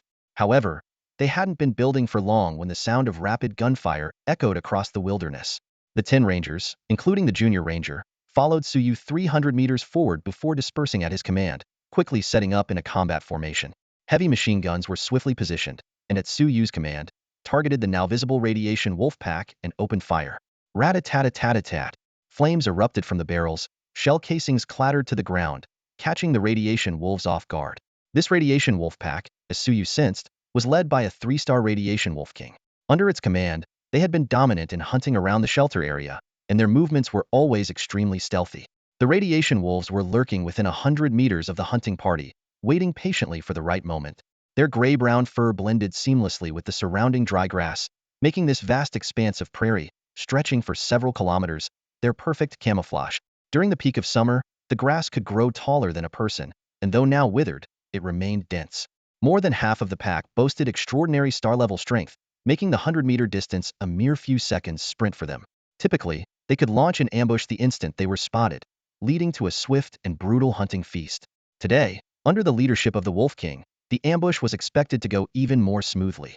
They had carefully chosen their location, taking full advantage of the terrain, and the pack was confident that this hunt would be as successful as always. However, events took an unexpected turn. Without warning, The Rangers unleashed a barrage of gunfire, a hail of bullets raining down. This sudden assault left the entire pack momentarily stunned, even causing the 3-star Wolf King to lose focus for an instant. In that fleeting moment of distraction, the two 2-star lieutenants beside the Wolf King were riddled with bullets. Blood mist exploded in the air, and the wolves fell to the ground lifeless, unable to even let out a howl. Witnessing the brutal death of its trusted companions, the Wolf King's eyes, which had begun to show signs of intelligence, were immediately filled with a blood-red rage. Yet, with its extensive hunting experience, it was not entirely ruled by primal instincts. In this critical moment, it managed to maintain a degree of composure and let out an earth-shattering howl. Swish, swish, swish, the grass rustled violently as the wolf pack sprang into action. As the roar of the Wolf King echoed across the wasteland, the surviving 30 or so mutated wolves responded with low growls. They quickly darted into the tall, gray-brown grass, disappearing in an instant. In the distance, Yang Lai and his group, who were setting up camp, were amazed by the heavy firepower of the Ranger squad and couldn't help but exclaim in surprise. Suyu's lips curled into a slight smile, his eyes glinting coldly. Through his sense of murderous intent, the crimson, menacing points of light in the surrounding grass remained bright, swiftly moving to encircle him and the Ranger squad. Suddenly, a massive mutated Wolf King, the size of a small van, leapt from the grass, lunging at Suyu. A fierce determination blazed in Suyu's eyes as he instantly activated the steel meditation technique, spreading his psychic energy to each ranger. Trait: Swarm, activate. Combat Swarm, engage. To the astonishment of Yang Lai and the others, 10 rangers switched their gear in half a second, their flamethrowers all aimed at the Wolf King in midair. Crimson fire erupted. The Wolf King, startled, showed a resolute glint in its eyes. It twisted midair in an uncanny maneuver, dodging most of the flames, and instead lunged at the weakest novice ranger. Its claws struck down, shattering half of the ranger's body. Yet, 3 streams of fire still hit the Wolf King, causing it to let out a harrowing wail. The Wolf King, far from defeated, became even more ferocious. It leaped again, its claws cloaked in a dark glow, targeting another intermediate ranger. The armor was shredded, and the heavy machine gun snapped and flew off. Yang Lai and his group were dumbfounded, wanting to rush in and help, but Suyu was already in action. Nono quickly used battlefield repair. Nono's 8 mechanical arms became a blur, swiftly repairing the damaged rangers with the support of the battlefield vanguard. In less than 3 minutes, 2 rangers were back in action, rejoining the fight. Yang Lai and the others were utterly stunned. In their eyes, a mechanic had always been a support role. Yet, Suyu managed to corner a 3-star mutated Wolf King without directly engaging. Is this really something a mechanic can do? Was the only thought left in Yang Lai and his group's minds. Yang Lai and his companions were left in awe, though Suyu remained oblivious to their reactions. At that moment, he was fully immersed in commanding his squad of ranger mechs. These mechs, forming a combat swarm, had their intelligent chips fully activated, responding to Suyu's control as if he had suddenly gained 10 extra bodies and 10 extra arms. Nua was nearby, assisting by rapidly repairing any damaged mechs. The radiation Wolf King, trapped within the encirclement, thrashed about wildly. It was the size of a small van, with claws that gleamed menacingly. After a few minutes, it finally exhausted its energy and was brought down by the combined might of 2 of the most powerful advanced ranger mechs, its blood spilling onto the wasteland. Meanwhile, the Wolf King's subordinates did not stand idly by. They relentlessly charged at Suyu's formation, attempting to break through the lines. However, these ordinary radiation wolves paled in comparison to their leader's strength, only managing to get as far as Nua. Despite being in a support role, Nua's 8 mechanical arms, equipped with repair tools, could not only fix the mechs but also easily crush the skulls of radiation wolves. After several star-level radiation wolves fell at Nua's feet, the remaining pack began to waver. Witnessing their beast king trapped and the mechs quickly repaired and rejoining the battle, their simple minds quickly assessed the situation. One by one, the radiation wolves tucked their tails, whimpered, and fled into the withered grass, an outcome that surprised Suyu. He had expected another round of combat with the pack. The retreat of the pack seemed to sap the fighting spirit of the radiation Wolf King as well. Its resistance waned, giving Suyu the opening he needed. 2 advanced ranger mechs activated their backup energy reserves, and with a momentary surge of power, their chainsaw blades roared and sliced through the air. With a squelch, blood splattered everywhere. The notorious radiation Wolf King, feared across the wasteland, was beheaded, its head and body falling separately to the ground. A system notification appeared. Congratulations, you have successfully slain a radiation beast, a 3-star primary radiation Wolf King. You have gained 5,000 points of professional experience. Suyu's eyes lit up with delight. Clearly, for a battlefield mechanic, Combat was also an effective way to gain experience. Slaying a 3-star Radiation Wolf King yielded substantial experience, and if he could take down a few more, or even several dozen 2-star Radiation Beasts, leveling up significantly would not be difficult. Unfortunately, Radiation Beast leaders of this caliber were rare. Suyu shook his head, feeling a hint of regret. He realized this was his first time commanding the Ranger mechs in battle, and his lack of experience showed. He underestimated the combat power of the Ranger mech swarm and Nua's ability to rapidly repair on the battlefield. Had he known that the Ranger mech squad alone could trap the Radiation Wolf King, he would have directed Young Lai and the others to engage the other Radiation Wolves instead of holding their position. This way, after slaying the Wolf King, they could have collected more experience points from the ordinary Radiation Wolves. Looking at the lifeless body of the Radiation Wolf King, Suyu shook his head again. This encounter taught him that the combat power of a 3-star Radiation Beast, when cornered, should not be underestimated. The Wolf King nearly broke through the encirclement to launch a decapitation strike. If not for the Ranger mech squad's timely activation of their combat swarm ability, boosting computing power by 20% and swiftly switching equipment, it would have been difficult to stop the Wolf King's assault. This battle also made Suyu aware that there was still room for him to improve. He needed to enhance not only his mental capabilities, but also his physical strength. Facing a Radiation Beast King as large as a small van, even a slight misstep could lead to severe injury. Finally, Suyu gained a new appreciation for the number of Ranger mechs. In this battle, the power unleashed by the mech squad's collective action was astonishing. Although this Radiation Wolf King was only a 3-star primary beast, its strength was already considerable. In the final clash, the combat prowess displayed by the Radiant Wolf King was astounding, nearly rivaling that of an average 3-star mid-level Radiant beast. However, the Ranger squad managed to keep it firmly suppressed. Suyu observed the battlefield, quietly evaluating the situation. Although his psionic augmentation played a role in the battle, the exceptional combat performance of the Ranger squad in coordinated operations far exceeded his initial expectations. Suyu's gaze swept over each Ranger, his mind quickly calculating. If he could add another batch of Rangers, he believed he might even be able to contend with 3-star mid-level, high-level, or even top-tier extraordinary beings. But he quickly calmed himself, realizing that quantity alone wasn't the answer. The quality of the Rangers was equally crucial. He closed his eyes, feeling the psionic energy coursing through him. This power, while formidable, was not limitless. If he had to command too many Rangers, the efficiency of his command would inevitably decrease, leading to diminishing returns. Suyu carefully evaluated that, with the current level 13 Iron Meditation technique, his optimal command capacity was around 12 to 15 Rangers. He secretly hoped that if the meditation technique could be further enhanced, this number could increase. Suyu contemplated his future development strategy, enhancing his own abilities, both in psionics and physical prowess, and expanding the number of Rangers. The methods for improving his psionic abilities and increasing the number of Rangers were aligned by advancing his battlefield Mechanist level. Each advancement would not only significantly boost his psionic energy, but also further unlock his brain's potential. However, when it came to improving his physical and endurance attributes, the advancement of a battlefield Mechanist seemed less effective.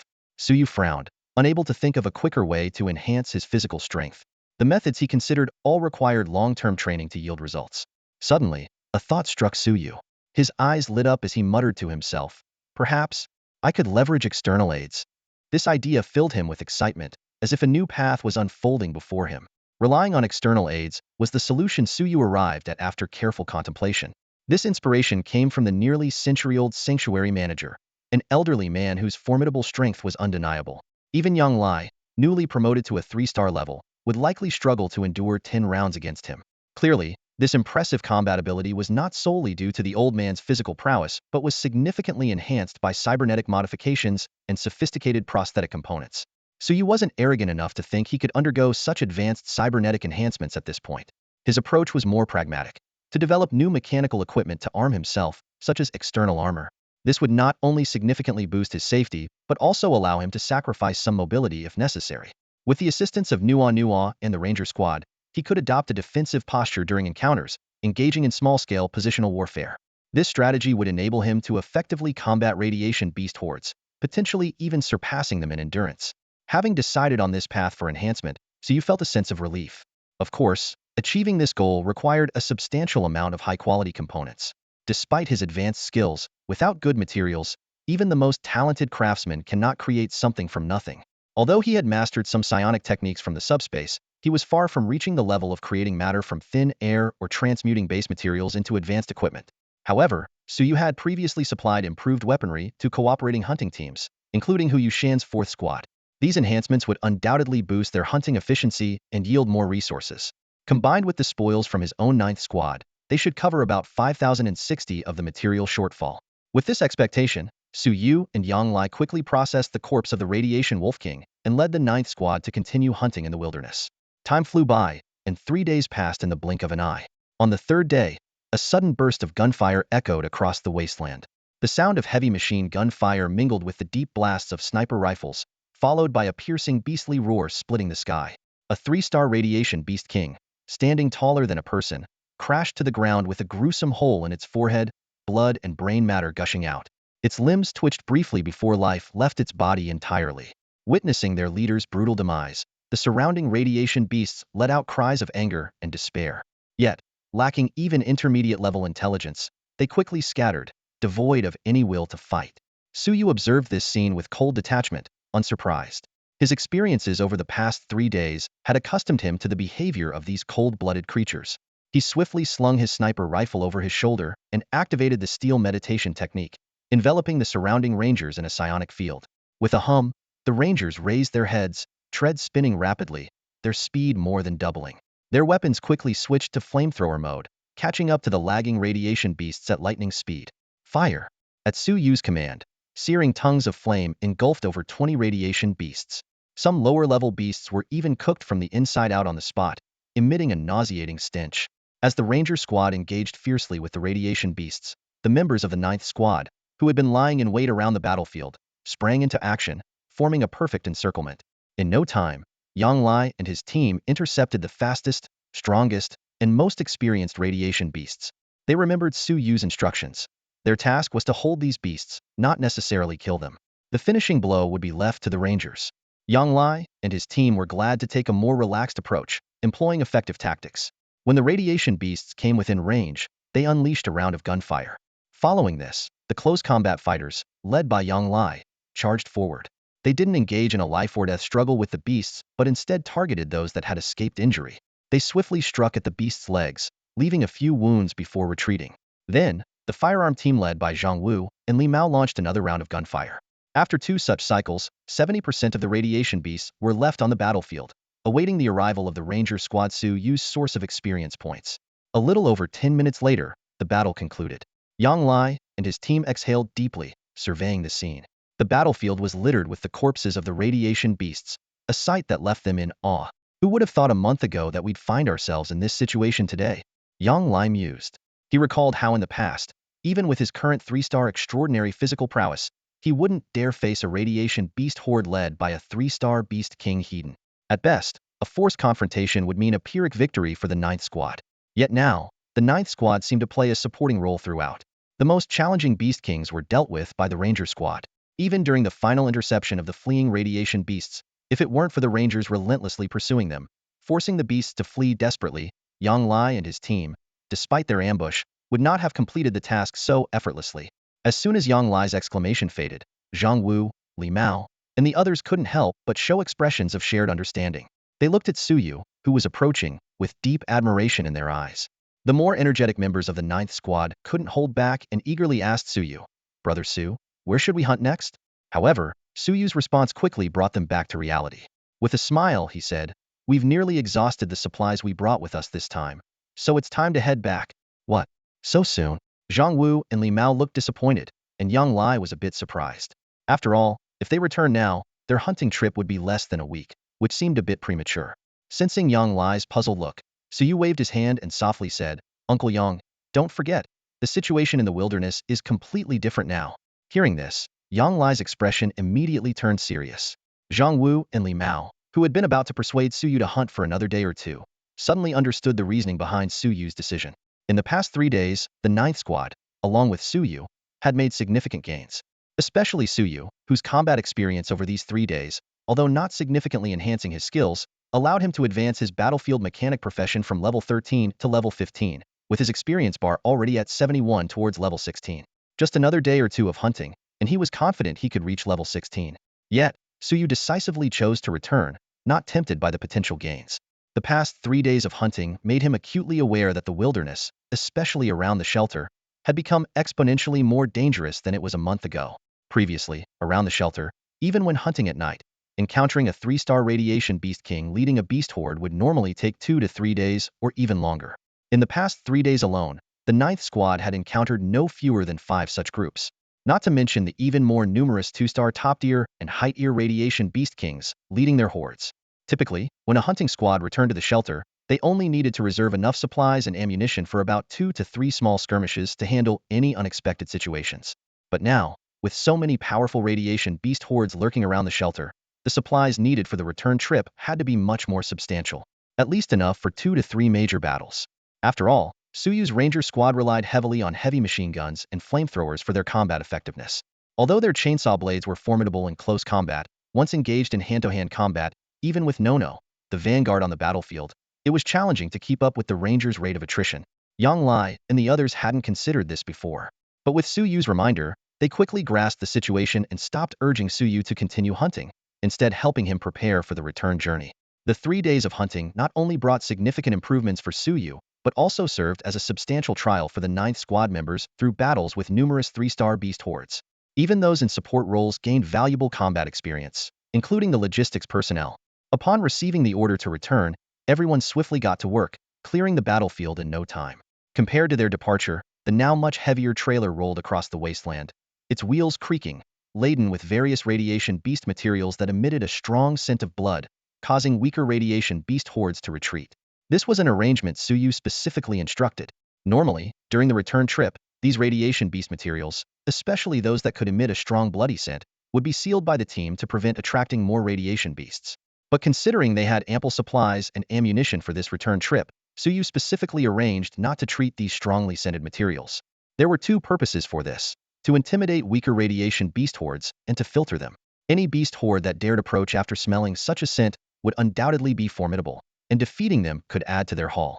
As for attracting formidable beast hordes, Suyu wasn't worried. Radiation beasts from 1 to 3 stars, still at the initial levels, had low intelligence but retained their animal instincts. As they grew stronger, their sensitivity to psionic energy increased. Typically, 3-star advanced radiation beast kings would instinctively avoid the area around the shelter. This wasn't due to fear of the shelter itself, but of the life-forbidden zone nearby the Iron Jungle. With the Iron Jungle's protection, Suyu felt confident and bold in his return. However, to Suyu's disappointment, whether it was because the materials from the radiation beast kings he left behind were too strong, or because he had already eliminated most of the 3-star beast kings, not a single beast horde approached the 9th squad as they drew closer to the shelter.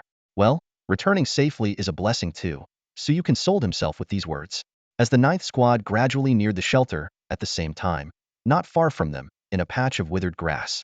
What a strong scent of blood. What's going on? A member of another hunting team raised his head, looking towards the 9th squad, squinting his eyes with a curious expression. He wore a hunting team uniform with a winged bat emblem, which appeared particularly menacing in the evening sunset. This emblem was the mark of the Nightshade Squad. What's wrong? I told you to scout for radiation beast hordes, so why are you staring off into space? Another Nightshade Squad scout beside him asked, dissatisfied, but his voice trailed off as he too glanced towards the 9th squad, his eyes filled with curiosity. It really is. Such a strong scent of blood. Could it be that 2 radiation beast hordes are fighting each other? The 2 scouts from the Night Fury squad were both new recruits. Li He, seeking to establish his authority among the newcomers, personally led the team, mobilizing the entire Night Fury squad to venture into the wilderness for a hunt. However, he soon realized that this decision was somewhat hasty. After several expansions, the Night Fury squad had grown to over 100 members, resembling a small army. Such a large group entering the wilderness deterred even the radiation beasts led by a 3-star beast king. Moreover, the sheer number of members severely impacted their mobility. Although Li He had the ability to suppress the radiation beast herd led by a senior 3-star beast king, a group of over 100 lacked the agility of the radiation beasts. After several failed attempts to chase down the radiation beast herd, Li He had no choice but to divide his forces. He retained a dozen elite veterans from the Night Fury squad, while the remaining members were split into 2 smaller teams led by Lei Wu and Mo Yun. These teams included a few new recruits and patrolled the areas near the shelter. Li He, meanwhile, led the remaining members deeper into the wilderness to continue hunting and solidify his reputation. It was Lei Wu's team that discovered the traces of the 9th squad. Although small in number, this team was primarily composed of veteran Night Fury squad members, with about a dozen being star-level extraordinaries. Only the 2 scouts were newcomers. Lei Wu himself had just advanced to a mid-level 2-star and was feeling quite confident, yet he was left behind to patrol by Li He, which left him somewhat dissatisfied. Upon hearing the scouts discussing signs of a radiation beast battle, Lei Wu's eyes lit up, and he immediately approached to inquire. The two new scouts hesitated, unable to confirm, but Lei Wu decided to check it out personally. The scouts tried to dissuade him, reminding him of the captain's orders, but this only angered Lei Wu. Are you teaching me how to do my job? Lei Wu glared coldly at the two newcomers, his gaze icy. The new scouts swallowed nervously, their voices trembling as they complied. Lei Wu then ordered the entire team to move out, his eyes gleaming fiercely. Lei Wu calculated that if there really was a radiation beast battle, it would be an excellent opportunity to gain merit. Striking while the two groups were engaged in battle would allow them to wipe out the opposing force, earning him recognition from the captain and ensuring he wouldn't be assigned to such mundane patrol duties in the future. With this in mind, Lei Wu quickened his pace. The small team moved swiftly, unburdened by any heavy equipment. Within half an hour, guided by the scouts, they reached the vicinity of the 9th Squad. The air was thick with the scent of blood, making the two new scouts extremely nervous, while the veteran Night Fury squad members were visibly excited, their faces displaying not only battle intent, but also a somewhat unhealthy fervor and ferocity. Lei Wu, in particular, was overcome with a bloodthirsty eagerness that overshadowed his excitement for earning merit. He unconsciously licked his lips like a beast about to pounce on its prey, a sight that unnerved the two new scouts. However, as they drew closer to the target area, the increasingly potent scent of blood in the air left everyone puzzled. Even they couldn't help but feel a surge of inexplicable heat rising within them. This heat burned like a fierce fire, searing their rationality and igniting a desire to quell their inner turmoil through violence. Just as the two new scouts were still puzzled by this strange sensation, a low and excited voice suddenly broke the silence. Deputy Lei, come and take a look. One of the veteran members of the Nightshade Squad whispered eagerly, barely able to contain his excitement. The source of that bloody smell isn't the radiation beasts. Lei Wu was about to curse, but followed the direction indicated by his teammate. He pushed aside the withered grass, and the sight before him instantly ignited his excitement. The 9th Squad's trailer was slowly approaching, piled high with the carcasses of radiation beasts, the strong scent of blood permeating the air. But what truly caught Lei Wu's attention was the vigilant figure in front of the trailer Yonglai. Despite being nearly a kilometer away, Lei Wu, now advanced to a 2-star intermediate level, recognized him at once. This unexpected discovery made Lei Wu's eyes flood with bloodlust, like a predator locking onto its prey. So, what do you say we take them out right here? Lei Wu murmured without turning around, his voice low and deliberate. His words were like a bomb, instantly igniting the emotions of the veteran Nightshade Squad members around him, their breathing suddenly heavy, as if they were ready to pounce on their prey at any moment. The two new scouts were terrified by this sudden turn of events. They had originally been frustrated by missing the chance to relieve their restlessness, but they never expected Lei Wu to harbor murderous intent towards fellow members of the shelter's hunting team. What shocked them even more was the subtle agreement evident among the other veteran members. Fear and confusion intertwined in the hearts of the new scouts, and they couldn't help but scream internally. What on earth is going on with this Nightshade Squad? The two new members of the Night Fury squad turned pale with fear at Lei Wu and his team's decision. Although they were aware of the squad's notorious disregard for rules, the idea of openly attacking other hunting teams in the refuge was beyond their imagination. One of the new scouts cautiously spoke up, "Vice Captain, shouldn't we wait and see first? After all, they're not radiation beasts, they're another hunting team. If we're really going to attack, we should get the captain's approval first." Before he could finish, a cold flash cut through the air. Lei Wu's battle knife pierced the scout's throat directly. Blood splattered, staining Lei Wu's hand red. The scout stared in disbelief at Lei Wu's impassive face, hands futilely reaching for his neck to remove the deadly blade. But it was in vain. His artery was severed, and his pupils quickly dilated. A few seconds later, he staggered backward and fell lifelessly to the ground. The other new scout was completely shattered by the scene. It wasn't until Lei Wu's cold gaze turned to him that he snapped back to reality, his voice trembling, "Vice Captain, I have no objections, none at all. I'll do whatever you say." The bloodthirsty fervor in Lei Wu's eyes subsided slightly as he coldly ordered, "No objections? Then get over there, and pick a suitable ambush spot. Quickly, understand?" "Yes, yes." The scout shivered as he crawled into the dry grass, driven by immense fear to push his potential to the limit. Soon, he found a perfect vantage point for Lei Wu and his team, a small hill, not too high but sufficient for concealment. If the 9th Squad passed by, they could emerge from behind the hill and launch an attack from above, catching the 9th Squad off guard. Once the ambush was set, Lei Wu held his breath, his gaze sweeping over the grass, ears tuned, waiting for the 9th Squad to approach. As time passed, the bloodlust in his eyes intensified once more. "Stay calm," Lei Wu instructed in a low voice. "Once the 9th Squad is in range, aim for Yonglai first. Take him out, and the rest will be easy. Got it. The veteran members of the Night Fury squad nodded silently, each envisioning the ease of slaughtering the Ninth Squad, their eyes glinting with a sick excitement. Even the new scout, influenced by the atmosphere, overcame his fear, gripping his weapon tightly, his eyes reflecting the same twisted bloodlust as the older members. Just then, a strange rustling noise emerged from the other side of the grass. This unexpected sound caught Lei Wu and his tense team off guard. Radiation hyenas? Why would there suddenly be a pack here? One of the older Night Fury members wondered, looking towards the noise. Though not a professional scout, his experience in the hunting squad was enough to identify the sound of radiation beasts moving through dense grass. This rustling was unique to small-bodied radiation beasts like radiation hyenas. Not even radiation wolves could make such a sound. Lei Wu's expression darkened as he commanded coldly, "Send a few people to check it out. Don't let those beasts alert the Ninth Squad." Yes. Several veteran Night Fury members stood up eagerly. For them, whether killing radiation hyenas or people, as long as there was bloodshed, it was a good thing. As he watched them rise, Lei Wu felt a slight sense of relief, unable to resist looking towards the source of the noise, a hint of agitation in his eyes. He too wanted to deal with the pesky radiation hyenas, to ease the inexplicable bloodlust rising within him. But his hatred for Suyu and the Ninth Squad served as a stabilizing force, forcing him to suppress his bloodlust and remain behind the hill. Killing radiation hyenas couldn't compare to the pleasure of seeing Suyu and Yang Lai fall in his ambush, killing them with his own hands. Lei Wu thought, withdrawing his gaze from the grass. But just as he was about to turn his head, his enhanced vision courtesy of his 2-star intermediate extraordinary physique caught a glint of unusual reflection in the sunlight. A reflection? Even the strongest radiation hyena leader wouldn't have scales. Lei Wu's mind raced, and the next second, he realized the truth. Without concern for exposing their position, he shouted loudly, "Get back here!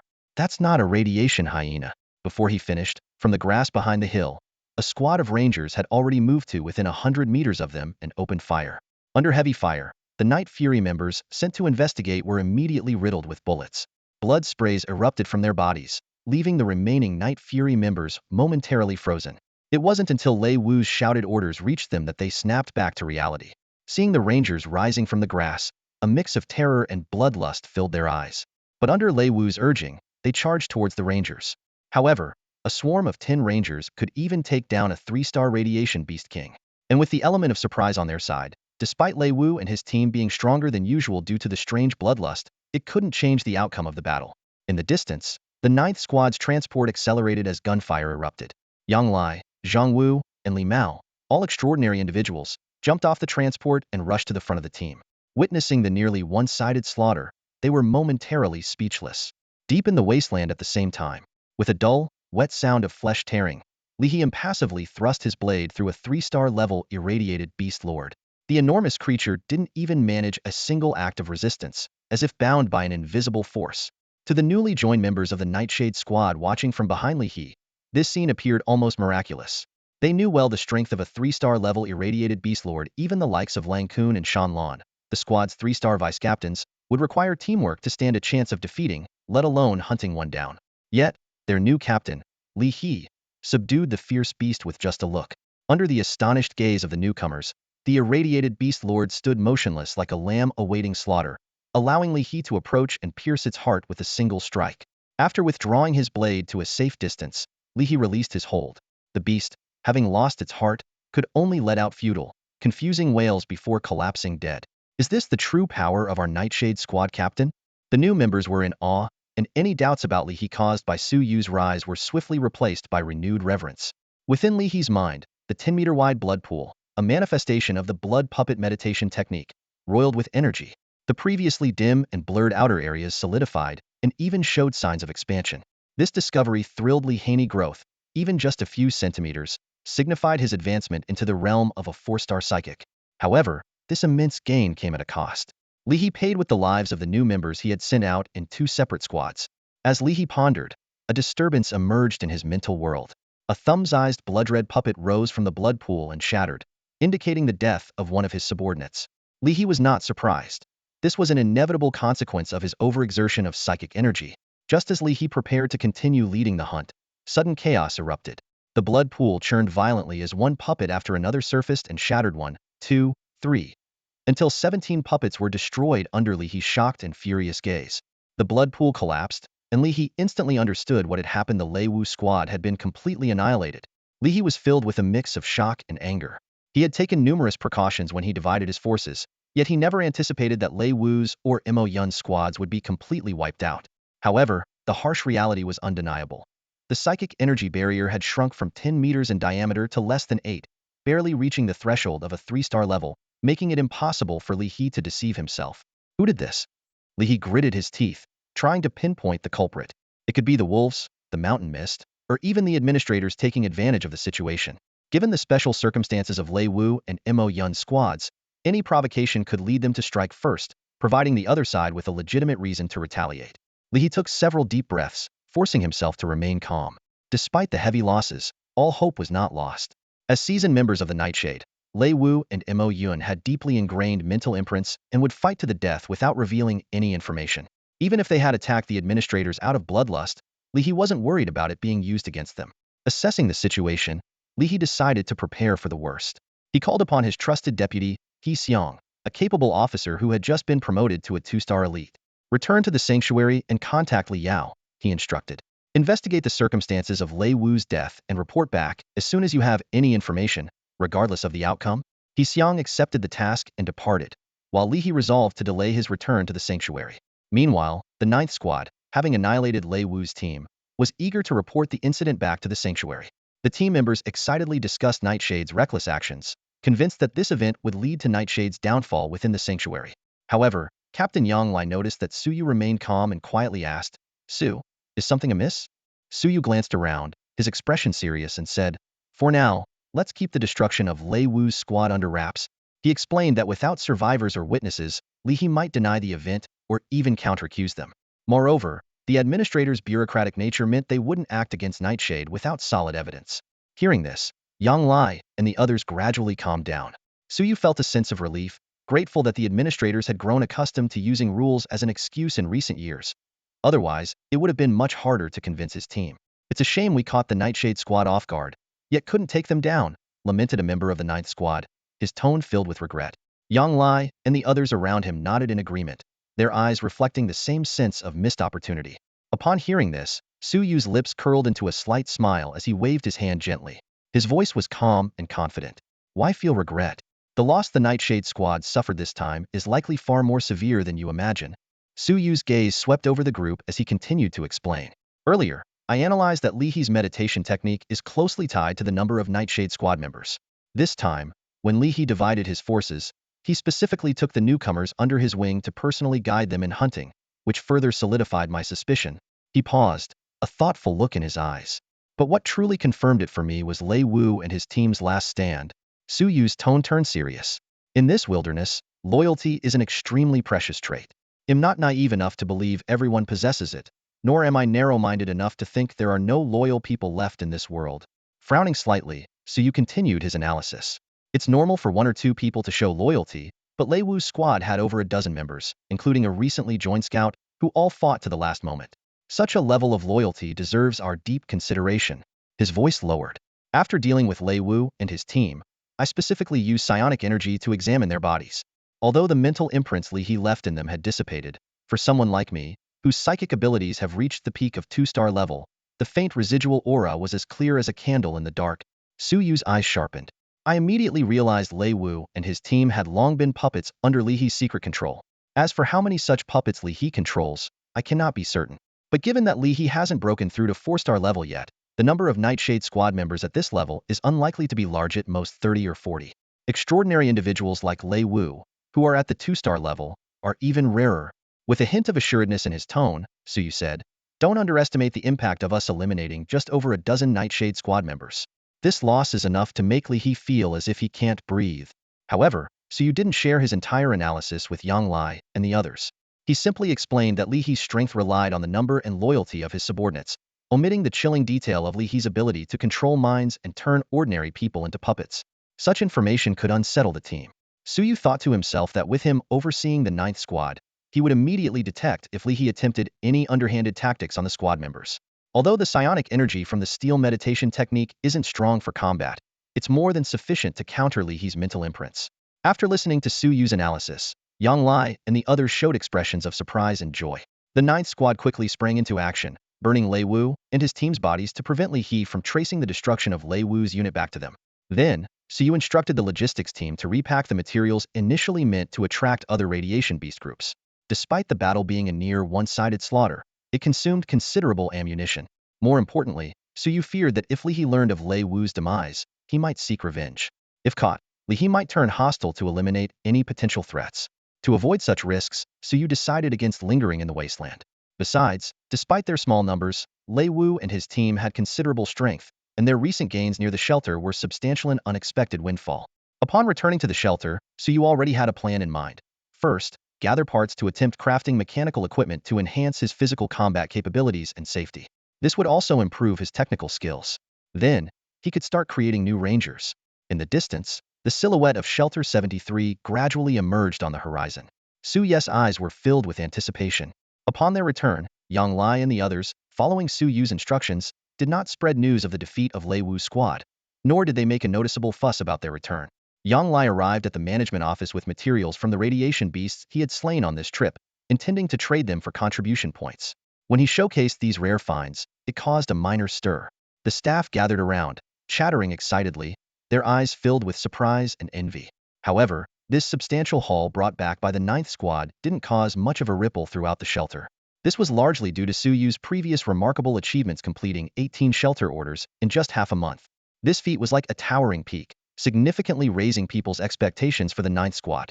In the eyes of the shelter's residents, with Suyu, the genius mechanic, at the helm, the ninth squad's combat prowess, while not yet matching the legendary Night Fury, had undoubtedly secured a spot among the top 5 hunting teams in the shelter. Therefore, although this haul was rare, it was expected and didn't cause much of a stir. Suyu should have felt relieved by this calm reaction. However, he soon found himself unable to smile. After exchanging the contribution points, Yang Lai, following Suyu's instructions, first paid the next installment to various hunting teams. Then, he tirelessly visited these teams to purchase the mechanical parts they had recently salvaged. Furthermore, he went to the management office to inquire about and exchange for a batch of mechanical parts. However, when Yang Lai returned with his substantial acquisitions, Suyu's expression grew increasingly serious. He meticulously inspected the mechanical parts, his brow furrowed. Before him were only 5 small boxes filled with an assortment of parts, most of which were of poor quality and rusted. What disappointed Suyu even more was that only 7 pieces of mid-level or higher scrap machinery could be recovered. These 7 hulking machines were now precariously arranged in the workshop, as if they might fall apart at any moment.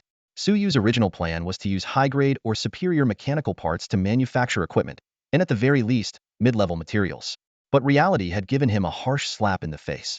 Looking at these barely assembled materials, even the usually optimistic Suyu couldn't help but let out a deep sigh, a hint of helplessness and disappointment flashing in his eyes. 7 old, rusty machines lay quietly in the repair room, their considerable size betraying their worn and decayed state. Suyu frowned as he assessed them, calculating in his mind.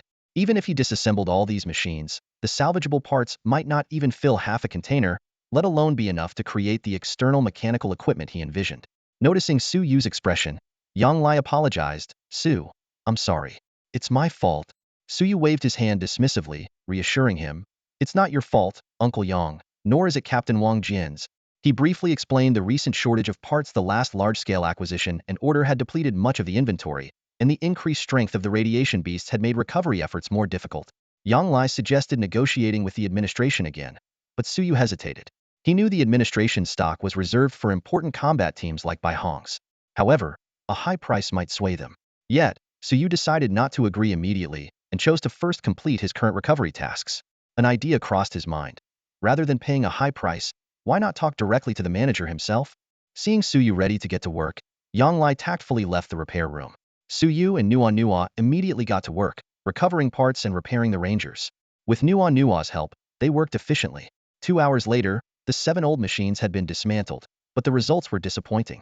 Just as Suyu was about to get up and seek out the manager, he noticed a small electric furnace discarded nearby. This seemingly ordinary piece of basic machinery resonated with the mechanical gears inside him. Driven by curiosity, Suyu picked up the electric furnace and closed his eyes to sense it. In his psionic vision, the interior of the furnace sparkled with a light as bright as the stars. Without hesitation, Suyu began disassembling this peculiar electric furnace. Over an hour later, a chip about 2 to 3 centimeters square lay before him, the very source of the brilliant light in his psionic vision. Upon closer inspection, Suyu was thrilled to discover it was a high-grade universal intelligent chipset, suitable for the creation and upgrading of various advanced machinery. This unexpected find filled him with excitement, and he immediately decided to seek parts support from the manager. Meanwhile, at the manager's residence, Bai Hong was reporting, "Suyu wants to see you?" A hint of excitement flashed in the manager's eyes as he murmured to himself, "Could it be that the lad is ready?" Upon receiving the news of Suyu's arrival, the administrator promptly agreed to his request, a swiftness that even surprised Bai Hong. Quickly regaining composure, Bai Hong led Suyu to the administrator's quarters. Unlike the lavish and ornate residences of other high-ranking officials in the shelter, the administrator's abode was much more modest. The most striking feature of the room was the array of weapons, ranging from firearms to melee gear, all of at least mid-level quality. These items made Suyu's eyes sparkle with desire. Noticing Suyu's reaction, the administrator spoke in a deep voice, "If you can repair my current body, all this gear can be yours." He gestured for Bai Hong to leave, and then looked directly at Suyu. "But it seems you're not quite ready, are you?" Though the administrator was aged and his mechanical parts were deteriorating, having once reached the 4-star level, he could easily discern that while Suyu had improved, he was not yet capable of repairing the mechanical components in his body. Suyu candidly admitted, "You're right, I can't fix your condition right now. But if you could provide me with some additional parts to practice on, I promise to bring you satisfactory results." The administrator's gaze was as sharp as a blade as he stared at Suyu and said, "Mr. Su, during our last meeting, you said you'd show results in 10 days. Yet here you are again seeking assistance. It's becoming hard to trust you." Unfazed, Suyu met the administrator's eyes with a smile. "You needn't worry. I wouldn't come here empty-handed. I just don't like to boast. While I can't repair all the prosthetic components you have, I can still offer some improvements." He pointed to the administrator's chest. Apart from a power core with an 82 wear rate, there was a small component resembling an electric furnace. This component was like the heart of the administrator's prosthetic body, but its wear rate was at 96, nearly defunct. The failure of this electronic furnace to support the administrator's power needs was causing other components to degrade rapidly, placing a tremendous burden on his body. Suyu explained, "I might not be able to fully restore this electronic furnace, but I can make some adjustments to reduce its wear to below 60, allowing it to provide about 20 output. This would alleviate at least 30 of the side effects, meaning you wouldn't have to risk your life in encounters with 3-star extraordinary beings." The administrator asked in surprise, "You can repair this electronic furnace?" He knew that this device, a remnant of Imperial technology, was a rarity on the entire ruined star, and a mechanic capable of repairing it was a highly valued talent even in large settlements. Suyu modestly replied, "Not repair, just some basic maintenance adjustments. To fully repair it," he calculated, "I'd need my battlefield mechanic skills to be maxed out." His own technical skills and psychic strength were just enough to support him in repairing this electron separation furnace. However, it wouldn't be a complete restoration, at most reducing its wear and tear to about 30. Suyu was well aware that to fully repair it, he would need to awaken to at least a Tier 2 mechanical profession. Even so, this was already sufficient. The manager didn't care about Suyu's internal struggle. He stared intently at Suyu, eyes burning with intensity, and said, "As we discussed before, as long as you can deliver results, I can grant your request. Even if it's just a basic maintenance adjustment, as long as it's effective, it will dispel my doubts." Feeling the eagerness in the manager's eyes, Suyu couldn't help but smile. He chose the electron separation furnace as a breakthrough because, under the guidance of the steel meditation method, he immediately recognized the importance of this device. "So, do we have a deal?" Suyu confirmed. "Deal," the manager replied, standing up and removing the electron separation furnace from his chest to hand it to Suyu. The wear and tear on this furnace had exceeded 95, making it practically useless, serving more as a decorative piece. As he handed it over, the manager hesitated for a moment but couldn't help but remind, "Mr. Su, please be careful during the repair. If it's not possible, it's better not to repair it than to damage it further." Suyu understood the manager's caution. He nodded solemnly, saying, "Don't worry, I won't take it away. I'll repair it right here." "Right here? Repair it here?" The manager was taken aback, instinctively glancing around. Won't the conditions here be too basic? Although the manager's residence had a workbench for repairs, the tools and parts on it were very basic. In his view, repairing his electron separation furnace was worth mobilizing all the mechanics in the shelter. Yet Suyu intended to start with just the most basic workbench? Seeing the manager's surprised expression, Suyu merely smiled. This was precisely the effect he wanted. Although he had formed a partnership with the old man, as the manager had previously mentioned, the foundation of their collaboration was still fragile and could be easily shaken. With an opportunity like this, Suyu didn't mind showcasing his skills to build confidence in this ally. After all, it's just some minor adjustments and maintenance. It doesn't require any rare materials. Basic tools will suffice. Suyu said, taking the electron separation furnace and walking over to the workbench in the corner of the living room, carefully placing the furnace in the center of the rack, and then closing his eyes. Wait, Mr. Su, maybe you should reconsider. Or perhaps we should repair a different part. The manager, seeing Suyu about to start, felt a surge of doubt and couldn't help but try to dissuade him. But before he could finish, a rumble echoed in Suyu's mental world. The iron gears began to turn silently, and the gateway to the subspace opened slowly. Psychic energy burst forth, filling the area around the workbench and even the entire living room. The manager's voice stopped abruptly, and his eyes widened in shock. This is 3-star level psychic power? No, it's a bit weaker than a 3-star wave, but this level of concentrated and pure psychic energy, is it really just 2-star? The manager held his breath, watching Suyu at the workbench with awe. As a former top-tier 4-star extraordinary, the manager's insight surpassed all members of Shelter 73. It was this insight that allowed him to acquire the cybernetic body that could even incorporate high-level equipment like the electron separation furnace. But even by his standards, the purity and concentration of Suyu's psychic energy were beyond imagination. The manager thought to himself, even the 4-star psychic extraordinary I once served, their difference with Suyu in terms of psychic energy is only in quantity. In terms of quality, there's almost no difference. What on earth is this meditation method that Suyu has awakened to? While the manager was lost in thought, Suyu had already begun his work with the aid of psychic energy. His movements were fluid and precise, and within a few minutes, he had completed the initial maintenance of the electron separation furnace.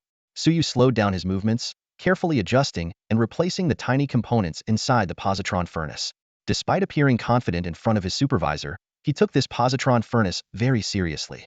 After all, it was the highest-grade mechanical creation he had access to, on par with the exceptional energy sniper rifle left by his mentor.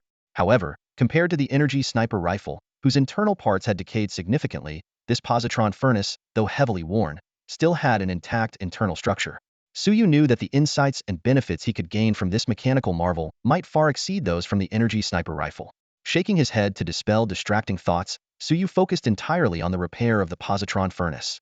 Just then, a crisp ding rang out, and the occupational panel's notification sounded again. A series of messages appeared before his eyes, causing him to widen them in surprise. The system informed him that he had acquired the exceptional grade mechanical creation positron prosthetic set, positron furnace, and listed several operations that could earn him experience and rewards. To Suyu's delight, a temporary progress bar labeled Exceptional Creation Reward appeared in his view. By effectively maintaining the positron furnace, he could fill this progress bar and receive a random reward once it was full. Taking a deep breath to calm his excitement, Suyu fully immersed himself in the maintenance work. As time ticked by, the progress bar rose slowly but steadily. 20 minutes later, Suyu successfully filled the first progress bar and received a reward of 5,000 professional experience points. Over the next half hour, he filled the progress bar once more, earning 12,000 skill experience points, which boosted his battlefield repair skill from level 7 to level 9. Yet, Suyu wasn't entirely satisfied.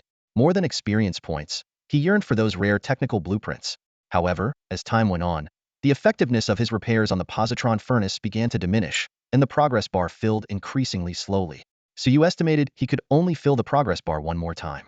Although he could return for repairs once his level increased, failing to obtain a skill blueprint or professional skill after 3 consecutive attempts was somewhat disheartening.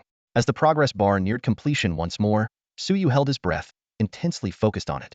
Ding! The system notification chimed again. Progress complete.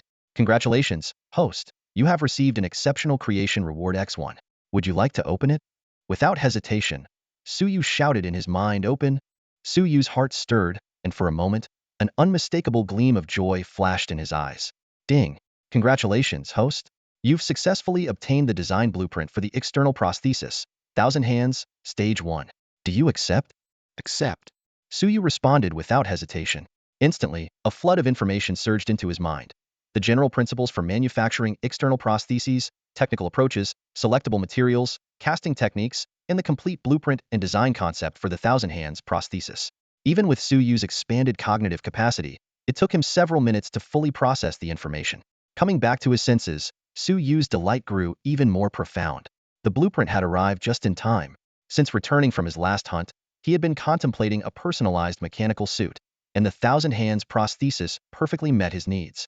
The design of the 1,000 hands reminded Suyu of Dr. Octopus from films of his previous life, but it could accommodate far more mechanical arms. With advanced enough AI chipsets, adding a dozen mechanical arms was no challenge. Each arm could be equipped with weaponry, and the sheer impact force was considerable. More importantly, The Thousand Hands could form a perfect defensive barrier when necessary, precisely the defensive capabilities Suyu needed to enhance. However, there was a significant shortage of materials required to build the Thousand Hands prosthesis. Just as Suyu was deep in thought, the manager's voice interrupted him. "Mr. Su, how is the repair going?" Suyu snapped back to reality, calming his excitement. He stood up and handed the initially serviced electron separator to the eager manager. "Not bad. I managed to do it," Suyu said with a smile. The manager took the electron separator, and a barely perceptible wave of light flashed in his eyes as the related information appeared before him. The wear level of the electron core prosthetic armor electron separator had decreased from 96 to 81. Although it was only a 15 improvement, considering the high-tech level of the separator, it was a remarkable achievement. This meant Suyu could potentially repair other mechanical parts of the manager to 70 or even 60, enough to restore the manager to top-tier 3-star combat strength. "So, do you have confidence in my abilities now, old man?" Suyu asked with a grin. The manager nodded repeatedly, his eyes filled with admiration. Convinced. Absolutely convinced. He was incredulous that such a skilled mechanic could appear in his humble refuge. After composing himself, the manager earnestly requested, "Although it might be a bit presumptuous, if you have the time, Mr. Su, could you help repair and reinforce other parts of my prosthetic devices? Of course, if you have pressing matters, I can wait a bit longer." Your schedule takes precedence. Even though he was thoroughly impressed with Suyu's abilities, the manager couldn't help but add, "But please, Mr. Su, don't delay too long. You can see the state of my body." The manager's condition was like a vehicle on the verge of breaking down yet still speeding on the highway, not much better than Yang Lai, who was previously afflicted with corrosion. Even if he could live a few more years, without timely intervention, the prosthetic devices might ultimately overwhelm him. Understanding the urgency, Suyu immediately promised, "Rest assured, old man, within a month, 2 at most, I'll provide you with a perfect solution." Suyu scratched his head, a troubled expression on his face.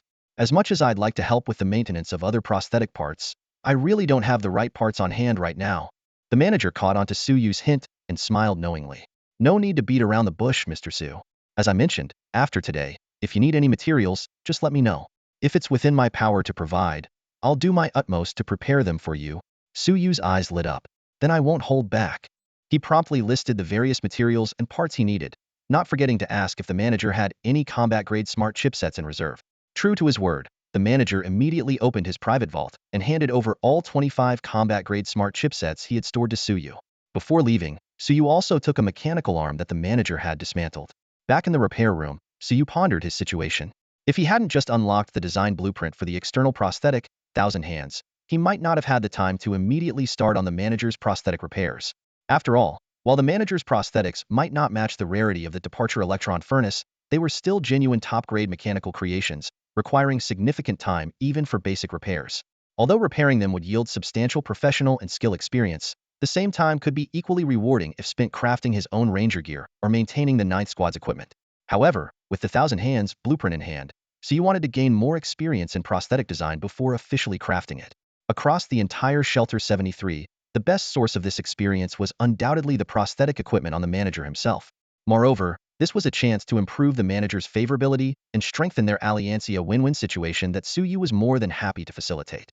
"In that case, I'll be relying on you quite a bit, Mr. Su." The manager expressed his gratitude sincerely. Suyu slightly bowed in return. "Not at all. It's something I ought to do." He looked at the mechanical prosthetic in his hand, curiosity shining in his eyes. "But I do have a question for you, sir. Of course, if it's inconvenient to answer, that's perfectly fine. Where exactly did you get all these prosthetic devices from?" This question had been lingering in Suyu's mind for some time. The equipment on the manager, from the rare-grade departure electron furnace to various other top-grade prosthetic devices, even as second-hand items, were valuable enough to purchase the entire Shelter 73. Such high-grade equipment was seldom seen in nearby small settlements or even in mid-sized ones like the Ghost Tribe. The manager chuckled and pointed to the departure electron furnace on his chest. "No need to worry, it's not a secret. This set of prosthetics was produced by the official workshop of the former Dawn City. Despite its power, in Dawn City, it was just the standard equipment for a captain of the Dawn Guard." Suyu's eyes widened in disbelief. Standard equipment included a rare-grade power furnace? What kind of place was Dawn City? He noticed the manager's choice of words, and from your tone, it seems Dawn City no longer exists. A large settlement? To be precise, it was a super-large settlement. The manager's eyes briefly reflected nostalgia and memories, but were quickly overtaken by a flash of fear, which he promptly suppressed. He waved his hand. "Let's not dwell on the past. We should focus on solving the current issues." For now, I'll need your help to do some preliminary repairs on these old companions of mine. Suyu nodded. Rest assured, sir. Although he was curious about how the manager ended up in the remote Shelter 73 from a super settlement, he could tell that this past was not an easy topic for the manager to discuss. Sensibly, Suyu decided not to press further and instead concentrated on the repair work at hand. After a brief moment, Suyu followed Bai Hong to the rescue team's warehouse. Bai Hong, who had been specifically instructed by the manager, skillfully guided Suyu in retrieving 5 large boxes of potentially useful parts. With her assistance, they quickly made their way back to the base. Yang Lai and the others had been anxiously waiting for quite some time. Seeing Suyu return, they felt a wave of relief wash over them and hurriedly went to greet him. Although Suyu had mentioned before leaving that he was going to discuss parts support with the manager, the Ninth Squad had just experienced an attack by the Nightshade Squad, leaving them understandably uneasy. The sight of Suyu bringing back 5 large boxes of parts filled everyone with surprise and delight. After expressing their gratitude to Bai Hong for her escort, they welcomed Suyu back to the repair room.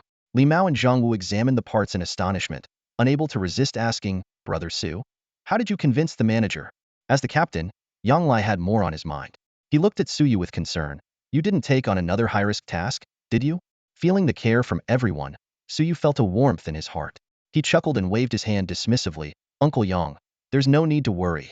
It's just mutual cooperation with the old man." He explained succinctly. "The old man has a tricky order on his hands, and I said I could help with it. Some of these parts are for completing the order, and the rest are my payment." Hearing this, everyone breathed a sigh of relief. Suyu's ability to complete 18 orders in half a month was well known, so it was understandable that the manager would seek his help. "So, will you first complete the manager's order while we continue training and get in touch with other hunting teams?" Yang Lai asked. "Yes, that's the plan," Suyu replied after a brief pause, looking intently at Yang Lai. "But before that, I need your help with something. As one of the hunting team captains, do you know about the wolf pack and the mountain ridge? Especially their captains' personalities. I want to discuss cooperation with them." Yang Lai's expression was a bit troubled upon hearing this. "I can talk to them, but that's about it. Both of those captains are among the top 3 in the shelter in terms of strength, having reached 4-star level years ago. They tend to be quite proud. Even with your skills, convincing them might be challenging." Suyu nodded in understanding, but his eyes shone with confidence. "Don't worry, Uncle Yang, I have a plan. Since I'm seeking cooperation, I've prepared thoroughly." Seeing Suyu's confidence, Yang Lai, though curious, refrained from asking further. "As long as you're prepared, that's good. I'll go contact them right away." With that, he hurriedly left the base. About an hour later, Yang Lai returned excitedly. "Brother Su, the time is set. They're waiting for you at the Wolf Pack Squad's base, ready to discuss cooperation anytime." In the meeting room of the Wolf Pack team's base, the atmosphere was thick with tension. Lang Yun and Huan stood with their arms crossed, their eyes sharp as they scrutinized the composed Suyu in front of them. Yang Lai stood to the side, looking slightly anxious. Lang Yun broke the silence first, his voice low and straightforward. "Mr. Su, a pleasure to meet you. Captain Yang has conveyed your ideas to us. You've proposed a collaboration. Could you clarify what aspects you're referring to?" Yang Lai's face showed a flicker of panic at these words. However, Suyu remained calm and unhurriedly laid out his proposal. "It's quite simple. I need both captains to provide me with the mechanical parts your teams, the Wolfpack and Mountain Mist, have collected over the past few months. Additionally, for the upcoming months, aside from the portion allocated to your resident mechanics, I will handle all the recovered mechanical parts. In return, I will offer equipment support to both teams, including modifications, upgrades, and even creating brand new advanced gear tailored to your needs. Of course, materials must be supplied by you." As Suyu finished speaking, Lang Yun and Huan both paused in surprise, while Yang Lai looked at Suyu in disbelief. Lang Yun's face showed a hint of annoyance, while Huan couldn't help but chuckle. Shaking his head, Huan said, "Mr. Su, we respect your skills, which is why we've come here to talk, hoping we could become allies. But your attitude seems rather arrogant. Our resident mechanics are more than capable of handling equipment modifications and upgrades. Your terms alone are far from convincing us." Seeing this, Yang Lai was about to speak to ease the tension, but Suyu suddenly smiled. "Captain Hu is right. These terms indeed aren't enough to sway you. What I mentioned earlier was merely to help your team members accept the situation. Because if we collaborate, I might not have the time to assist you with equipment modifications or creations. All my time will be dedicated to upgrading my own equipment." These words dissipated the anger on Lang Yun's face, replacing it with deep curiosity. Huan also sensed there was more to it and urged, "Mr. Su, what exactly do you have up your sleeve? Why not just lay it out instead of keeping us in suspense?" Suyu smiled slightly, raised a finger, and said softly, "All right, I'll be straightforward. I need you to provide me with sufficient mechanical parts, and even all the combat intelligent chipsets you possess. In return, I can join your ranks, assist, and even be the main force against the Nightshade team, specifically against their captain, Mr. Li He. Be the main force against Li He. This statement exploded like a bombshell in the meeting room. Lang Yun and Huan held their breath and stared intently at Suyu, whose words struck them like a heavy blow to the heart. Mr. Su, did I hear you right? Lang Yun asked softly, his eyes gleaming with caution. The Wolfpack and Mountain Mist have had some friction with Nightshade, but it's just friendly competition. Yet, you seem to suggest that by dealing with Nightshade, you're doing us a favor? As Lang Yun spoke, he scrutinized Suyu's facial expressions, trying to catch any subtle hints. His caution wasn't without reason. The Nightshade Squad, especially Li He, a top-tier psychic extraordinaire, was known for their uncanny tactics, unmatched in the entire sanctuary. With the management's ambiguous stance, Lang Yun and Hu Wan, even with their fighters, weren't confident they could take on Nightshade. If they were to confront Nightshade now, Lang Yun and Hu Wan feared they might become Nightshade's next target. Therefore, they couldn't fully trust Suyu, even though he was at odds with Nightshade. Instead of getting angry at Lang Yun's skepticism, Suyu smiled. Their caution only highlighted their fear of Nightshade and Li He, which increased his chances of persuading them. Looking Lang Yun in the eye, Suyu replied calmly, Captain Lang, feel free to test me as much as you want, but there's no need for such childish questions. We all know Li He's character and Nightshade's recent expansion. If Nightshade continues to grow, can the Wolfpack and Mountain Mist really withstand them? Are you both ready to become Nightshade's new deputies? Suyu's counter-question left Lang Yun and Hu Wan visibly uncomfortable. Lang Yun cleared his throat, composed himself, and said gravely, since Mr. Su is so straightforward, let's be direct. You've come seeking cooperation, claiming you can take on Li He. Forgive me, but I don't see what gives you that confidence. My answer is simple, Suyu said, standing up and gesturing invitingly. Just accompany me to the 9th Squad's base, and everything will become clear. After a moment's hesitation, Lang Yun and Hu Wan agreed. Very well. Let's see what cards you have up your sleeve, Mr. Su. Half an hour later, inside the repair room at the 9th Squad's base, Suyu raised his arm slightly. Instantly, 10 Ranger units assembled in front of him, forming a sharp, arrow-like combat formation, their menacing presence directed at Lang Yun and Hu Wan. The dark gun barrels aimed at them made their breaths heavy, their eyes filled with awe and admiration. Captain Lang, Captain Hu, are you satisfied with my trump card? Suyu asked calmly. In the past 10 minutes, Suyu not only demonstrated the Rangers' seamless coordination, but also engaged Lang Yun and Hu Wan directly using just 10 units. Though Lang Yun and Hu Wan eventually prevailed, it was important to note that Suyu was only controlling 10 Rangers at the time. According to Suyu, he could currently manage up to 30 Rangers simultaneously. If 30 Rangers were deployed in combat formation, given Suyu's impressive combat skills, neither Lang Yun nor Hu Wan believed they could prevail against such a force. Escaping unscathed would be the best they could hope for. Moreover, Suyu assured them that his abilities would continue to grow rapidly, allowing him to control even more Rangers over time. By the time they truly faced Li He would likely command more than 30 Rangers. With Suyu's assurance, Lang Yun and Hu Wan were convinced he could indeed be the main force against Li He. However, according to Suyu's terms for cooperation, the number of parts they had to provide him now was quite substantial. Suyu was asking for a lion's share, including the mechanical parts and smart chipsets that the Wolfpack and Mountain Mist had previously retrieved. Suyu stood firm in the face of Lang Yun and Hu Wan's hesitation, unwavering in his demands. His eyes were sharp, and his voice steady and powerful. No, all the materials and parts must be handed over to me immediately, and the sooner, the better. Suyu then explained his sense of urgency. He didn't mince words as he revealed Li He's capabilities, confirming Lang Yun and Hu Wan's suspicions. Suyu also mentioned that he had already eliminated Lei Wu and his group, a revelation that further convinced the two captains of his words. Li He is currently leading newcomers on a hunt in the wilderness, Suyu said with a frown, his tone urgent. Although I've weakened him, it's not enough. As long as he can instill enough fear in the newcomers, his power will swiftly recover, possibly even grow. We have no time to waste. Lang Yun and Hu Wan exchanged glances, nodded silently, and hesitated no more. They quickly departed. Yang Lai followed Suyu back to the base, his eyes still filled with shock. Despite having learned much about the Nightshade Squad, the news that Li He might break through to a 4-star level in just a month or two left him worried. Noticing Yang Lai's unease, Suyu gave his shoulder a reassuring pat and smiled slightly. Uncle Yang, there's no need to worry too much. Even if Li He does reach 4-star, it won't be easy for him to dominate the entire sanctuary. Brimming with confidence, he continued. A 4-star psychic is indeed formidable, especially one as unique as Li He. But let's not forget, we have me, an extraordinary mechanic. As long as we're well prepared, we have a significant chance of prevailing even if he breaks through. Yang Lai was inspired by Suyu's confidence and nodded firmly. However, A thought suddenly crossed his mind, bringing a new worry to his eyes. But there's one more thing, little brother Su. Shouldn't you also be cautious about something? Yang Lai, who had witnessed Suyu's growth firsthand, was naturally confident in his abilities. However, Lang Yun and Huan knew very little about Suyu. Even though they had seen the combat prowess of Suyu's ranger squad, with only a month or two left to prepare, it was uncertain whether they could maintain enough confidence in Suyu, something even Yang Lai couldn't be sure about. Lang Yun and Huan were both 4-star junior physical type extraordinaires, a level of strength that would allow them to quickly establish themselves in other settlements. Faced with the threat from Li He, some might choose to resist, but individuals with strength like theirs might consider leaving Shelter 73 early for their own safety. After hearing Yang Lai's analysis, Suyu smiled slightly and said softly, "Uncle Yang, your concerns are valid, but haven't you forgotten something?"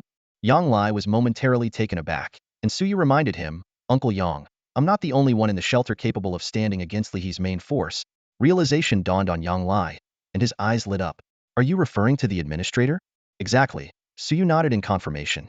He explained that although the administrator's health was currently poor and he might even be defeated by Lang Yun or Huan in an unknown fight, no one, including Yang Lai, was aware of this except for Suyu. To the residents of the shelter, the administrator, despite his age, was still capable of unleashing astonishing combat power when necessary. Suyu continued his analysis, pointing out that when the two sides truly clashed, Lang Yun and Huan could rely not only on him but also on the administrator. With these two formidable allies, they were unlikely to give up easily. After hearing Suyu's analysis, understanding dawned in Yang Lai's eyes, and he grew increasingly excited. He immediately expressed his desire to prepare and start rallying support with the Wolfpack and Mountain Mist teams. Suyu's collaboration with the Wolfpack and Mountain Mist teams extended beyond the supply of mechanical parts and materials. Upon learning that Li He's psychic energy foundation stemmed from his subordinate's prestige, Lang Yun and Huan decisively decided to merge the Wolfpack and Mountain Mist teams into a massive hunting squad to intensify the pressure on the Nightshade Squad. Simultaneously, Suyu would cooperate with them by spreading the news within the shelter that he had become a 3-star psychic extraordinaire. Although Li He was formidable, Suyu was confident that after this wave of publicity, it would be difficult for Li He to break through to the 4-star level, or even maintain his top 3-star status. Suyu planned to stay away from the wilderness before the final showdown. Even if Li He became desperate and attacked him, with Lang Yun and Huan as powerful allies within the shelter, Suyu was confident they could at least reach a stalemate. Additionally, the unknown strength of the administrator posed a hidden threat, making it unlikely for Li He to act recklessly. Thus, Suyu no longer feared revealing his strength and talents. He focused his efforts on maintaining the administrator's prosthetics and producing new rangers, while leaving the tasks of publicity and receiving parts to Yang Lai and the others. They were more than willing to assist Suyu in any way they could. In the following days, the entire shelter was once again thrown into turmoil. The merger of the Wolfpack and Mountain Mist teams was a major development, causing a huge sensation. On the day the news of the merger between the Wolfpack and the Mountain Mist was announced, Li Yao, the mechanic and the only member of the Night Fury squad remaining at the refuge, was so frightened that he couldn't sleep all night. He feared that the newly merged forces would immediately declare war on Night Fury. Just as Li Yao was beginning to calm down, He Xiang returned from the wilderness with even worse news. The Lei Wu team had been completely wiped out. This devastating news further unsettled Li Yao. When He Xiang learned about the merger between the Wolfpack and the Mountain Mist, he was equally shocked. As they were racking their brains over how to investigate the true cause of Lei Wu team's downfall, another startling piece of news arrived, completely disrupting their thoughts. Have you heard? Su, the mechanic from the 9th Squad, has become a 3-star psychic extraordinary. This news spread like wildfire through the refuge. What? How old is that Su guy? How could he reach 3-star so quickly? Doesn't this mean the 9th Squad could soon rival Night Fury? Exactly, and with Su's talent, his future achievements might even surpass the Night Fury captain. These discussions quickly reached the ears of He Xiang and Li Yao, leaving them stunned. Once he regained his composure, Li Yao couldn't help but burst out. Impossible. Absolutely impossible. Li Yao growled through gritted teeth, his eyes blazing with anger and jealousy. A 3-star psychic extraordinary isn't achieved so easily. Even my brother took years of hard training to reach that level. This must be a rumor spread by Suyu to throw us off balance. In contrast, He Xiang remained much calmer. Frowning in thought, he said, regardless of whether it's true or not, if Suyu is showing his strength now, he must have something to back it up. We can't underestimate him. Also, the situation with the Wolfpack and Mountain Mist needs to be reported to the captain as soon as possible.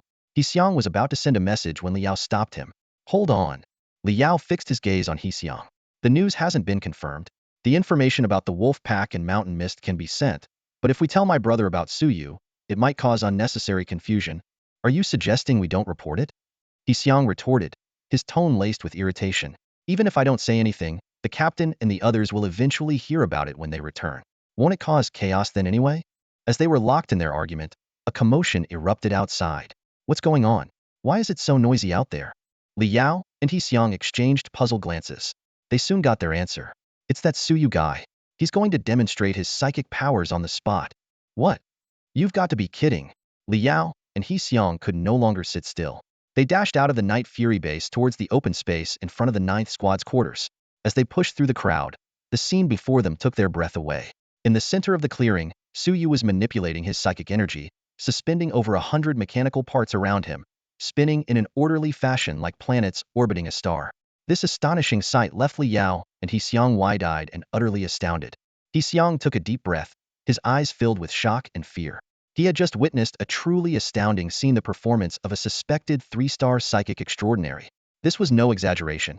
It was undeniable proof of psychic energy powerful enough to manipulate physical objects. I must inform the captain immediately. He Xiang thought to himself as he struggled to drag the completely petrified Li Yao toward the Nightshade Squad's base. Li Yao was clearly overwhelmed by the spectacle, and without He Xiang's support, he probably wouldn't have been able to walk at all. As the two of them left, Suyu, who was performing, wore a playful smile. This meticulously planned display was intended to intimidate the members of the Nightshade Squad.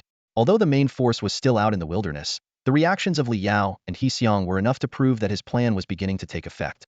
Suyu silently thanked the steel meditation technique for its powerful effects. He glanced at his career panel. His psychic energy level remained at the peak of 2-star, with experience at just 91. Yet, with the boost from steel meditation, even at a 1-star level, he could skillfully manipulate mechanical components for assembly. To outsiders, this ability was indistinguishable from that of a 3-star psychic extraordinary.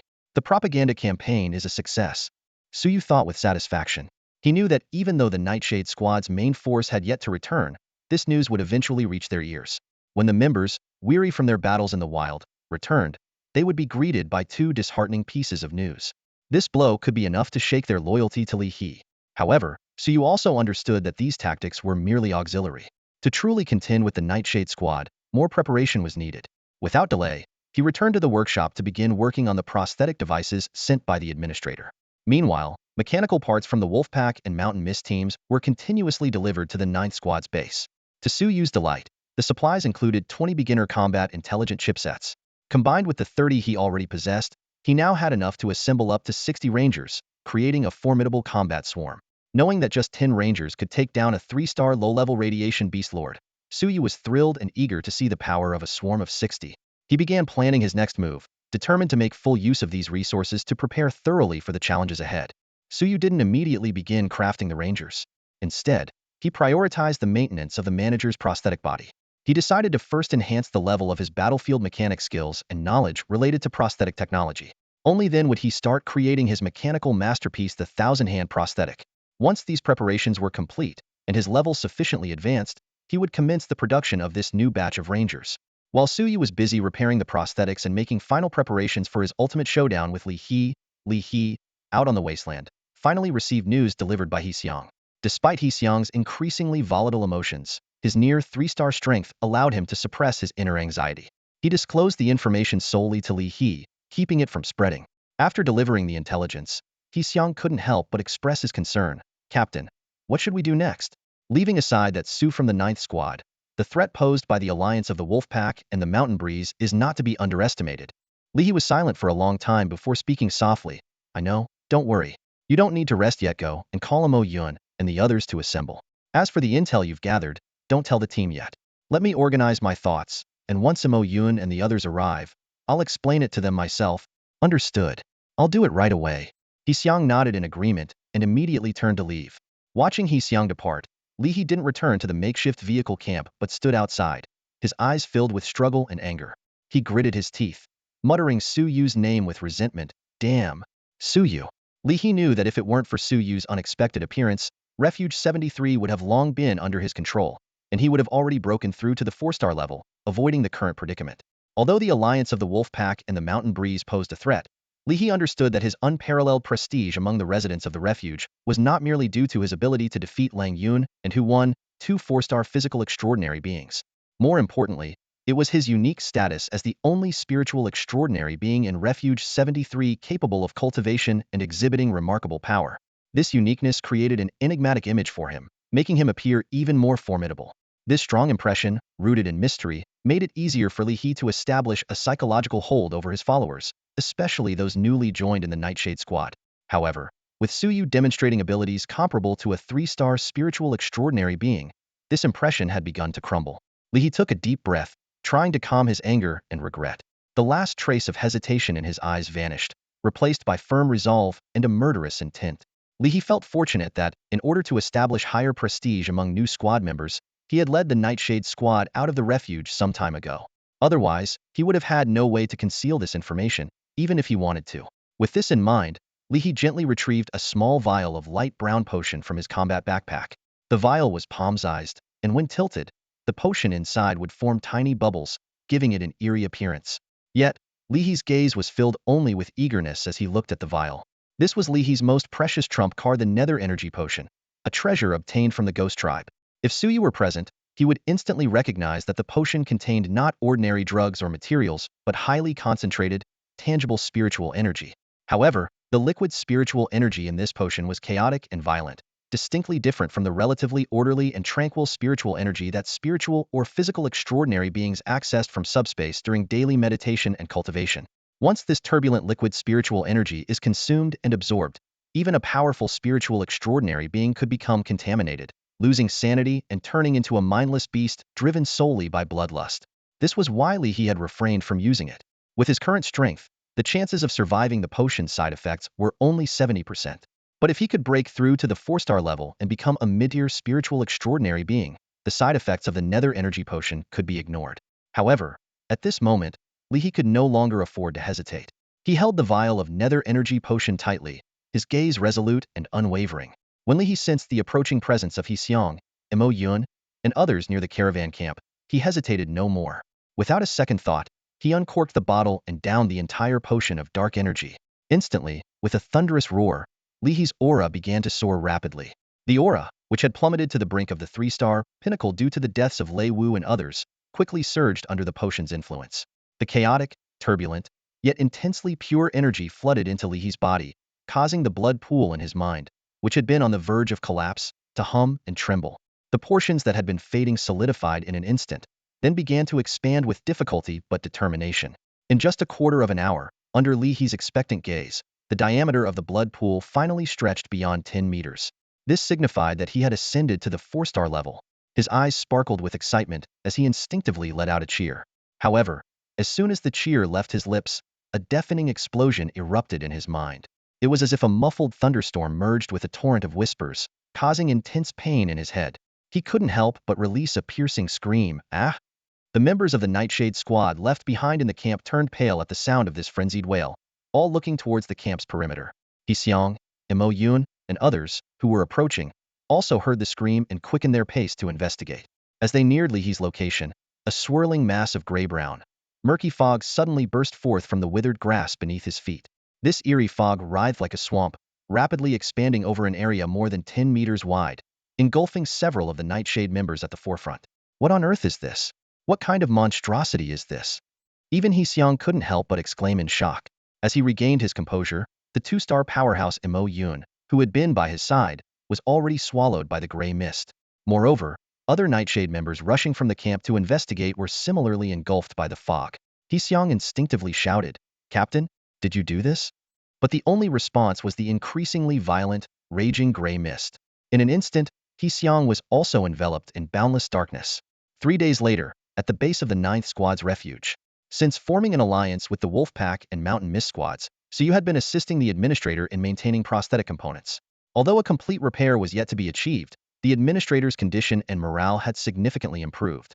The Administrator, growing more confident in Suyu's abilities, generously opened his private storeroom, allowing Suyu to select any materials he needed. Suyu made the most of this opportunity. After completing the initial maintenance of the prosthetic components, he began working on creating his own Thousand Arms prosthetic. At a time when advanced materials and equipment were crucial, Suyu was eager to seize this chance to arm himself. However, more than advanced materials like tungsten blood steel and sea blue ore, Suyu was interested in the equipment in the Administrator's private warehouse. This was because, firstly, With the material support from the wolf pack and mountain mist, he no longer lacked mineral resources. Secondly, the Thousand Arms prosthetics mechanical arms could be fitted with additional weaponry, enhancing the combat capabilities of each arm. While the wolf pack and mountain mist had provided some mechanical weapons, most were of only intermediate quality.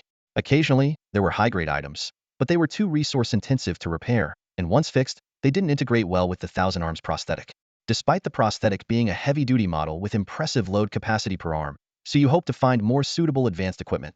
Suyu stood in the administrator's private warehouse, his eyes scanning over various weapons and equipment as he calculated in his mind. He wasn't planning on equipping his mechanical arm with something as excessive as a grenade launcher, as it would severely affect mobility. While he was willing to sacrifice some agility for firepower and defense, he didn't want to become a stationary turret. Just then, the administrator opened up his private warehouse, which was a godsend for Suyu. Filled with anticipation, he meticulously searched every corner. Suddenly, one particular item caught his attention. "Is this the chainsaw?" Suyu exclaimed in surprise, struggling to lift the heavy weapon. Wiping the sweat from his forehead, he jokingly glanced at the administrator.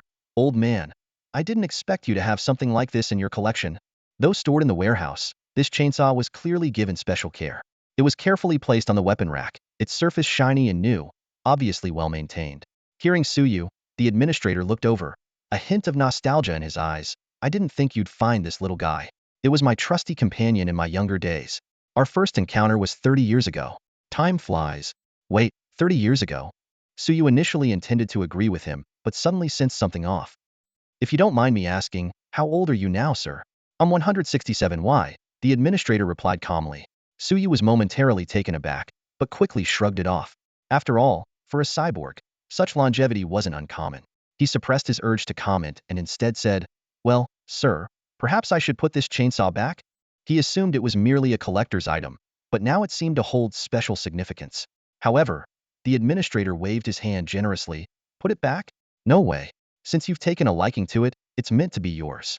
Besides, I think this little guy would prefer returning to the battlefield rather than gathering dust here." After a pause, he asked, "But is this the only thing that caught your eye? Nothing else?" Suyu, slightly embarrassed, chuckled and said, "To be honest, there are two more things I have my eye on, but they're not in the warehouse." As he spoke, his gaze drifted towards the wall in the administrator's living room, which was adorned with weapons, settling on two ray guns. These two thermal ray guns had captured Suyu's attention the first time he visited. Not only were they of high grade and excellent quality, but they were also in remarkably good condition. One was about 70% intact, while the other was only 50% damaged, making repairs manageable. More importantly, these ray guns were of moderate weight and, if mounted on his multi-armed cyborg body, would provide ample firepower without compromising attack speed, a perfect combination. Noticing Suyu's gaze lingering on the collection wall, the manager chuckled softly. He could tell Suyu was interested in the two thermal ray guns. After a moment's hesitation, he waved his hand and said, "All right, those two guns are yours. But if you take them, don't expect to get any more materials from me. If you want more benefits, you'll have to fix all these parts on me first." Suyu's eyes lit up with excitement, and he quickly promised, "No problem, rest assured. I'll have these issues sorted out for you in no more than a month." With the manager's approval, Suyu swiftly took the two ray guns along with the chainsaw he had previously acquired from the warehouse and hurried back to the repair room at the base, diving into the creation of the thousand-hand prosthesis. At this point, Suyu's professional level had risen to level 17, and his mastery of the iron meditation technique had also improved. Without expending psychic energy, he could influence the entire repair room. If he chose to consume psychic energy, before it was depleted, his energy would envelop the entire 9th Squad base. Within this area, Suyu's Rangers, Nuwa, and other mechanical creations would not only gain enhanced computational power and significantly increased combat ability, but Suyu could also control every mechanical part and creation, launching surprise attacks on enemies within range. Although he couldn't maintain this combat mode for half a day or a full day with his current psychic energy reserves, he could easily sustain it for 2 to 3 hours. Suyu estimated that completing the thousand-hand prosthesis would further enhance his professional level. With 50 Rangers still awaiting his craftsmanship, the tasks were numerous, but so were the sources of experience. Nuwa, you handle the repair of these two thermal ray guns, Suyu instructed as he activated Nuwa and grabbed his tools. "I'll adjust the weight of this chainsaw and work on designing the blueprint for the thousand-hand prosthesis." The thousand-hand prosthesis could extend multiple mechanical arms, each with a maximum bending angle and primary function that Suyu could determine, offering considerable flexibility. However, he didn't let his imagination run wild. He had to consider the system's recognition and whether he had enough materials on hand. Ultimately, Suyu's design was inspired by Dr. Octopus from movies in his previous life, but he doubled the number of mechanical arms to 8. Forward designated as legs, supporting rapid movement and maintaining high mobility, capable of elevating up to about 3 meters to easily navigate complex terrains, with adaptability far surpassing typical off-road vehicles. The other 4 were for combat. 2 were modified to fire thermal rays, and the other 2 were equipped with steel chainsaws. One of these chainsaws was opportunistically obtained from the manager, while the other was originally used by Yang Lai. As Yang Lai advanced to 3-star level, the chainsaw could no longer withstand his strength. Yang Lai preferred using heavier weapons like a sledgehammer in combat. The destructive power of a 3-star strength combined with a sledgehammer infused with tungsten blood steel was, in some ways, more impressive than the chainsaw. The retired chainsaw wasn't wasted. Suyu reforged it, adding 2 basic intelligent chipsets. These were salvaged from the wilderness during the 9th Squad's last hunt. Though not suitable for making rangers, they were enough to double the chainsaw's rotation speed, greatly enhancing its cutting power. During the reforge, Suyu also integrated tungsten blood steel and a small piece of azure crystal shard, successfully upgrading it to high quality, putting it on par with the generous gift from the manager, making them the primary melee weapons of the thousand-hand prosthesis. Suyu spared no expense on the materials for these 8 mechanical arms. Under the influence of spiritual energy, all rare metals were forged into shape, forming the foundation of Suyu's 8 mechanical arms. For 3 consecutive days, Suyu worked tirelessly, immersed in weapon maintenance and material crafting.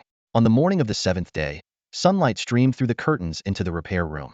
Suyu drew back the curtains, his eyes bloodshot yet unusually bright, driven by extreme excitement.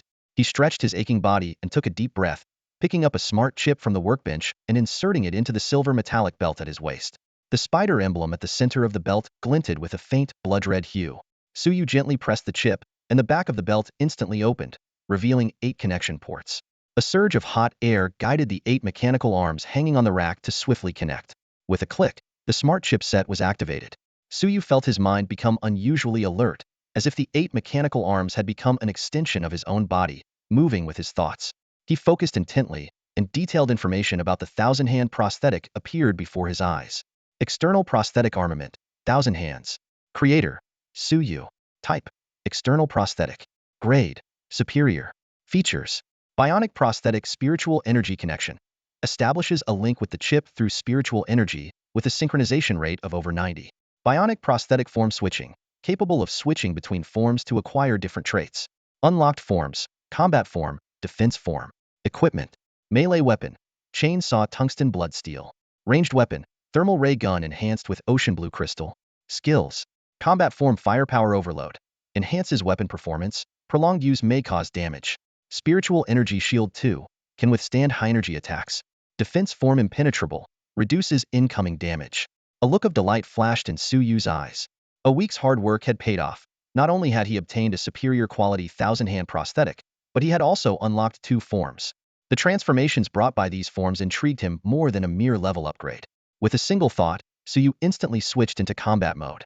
There was a sharp crack as the 4 mechanical arms designed for movement slammed into the ground behind him, then lifted him up with immense power, supporting both Suyu and the additional 4 weaponized mechanical arms.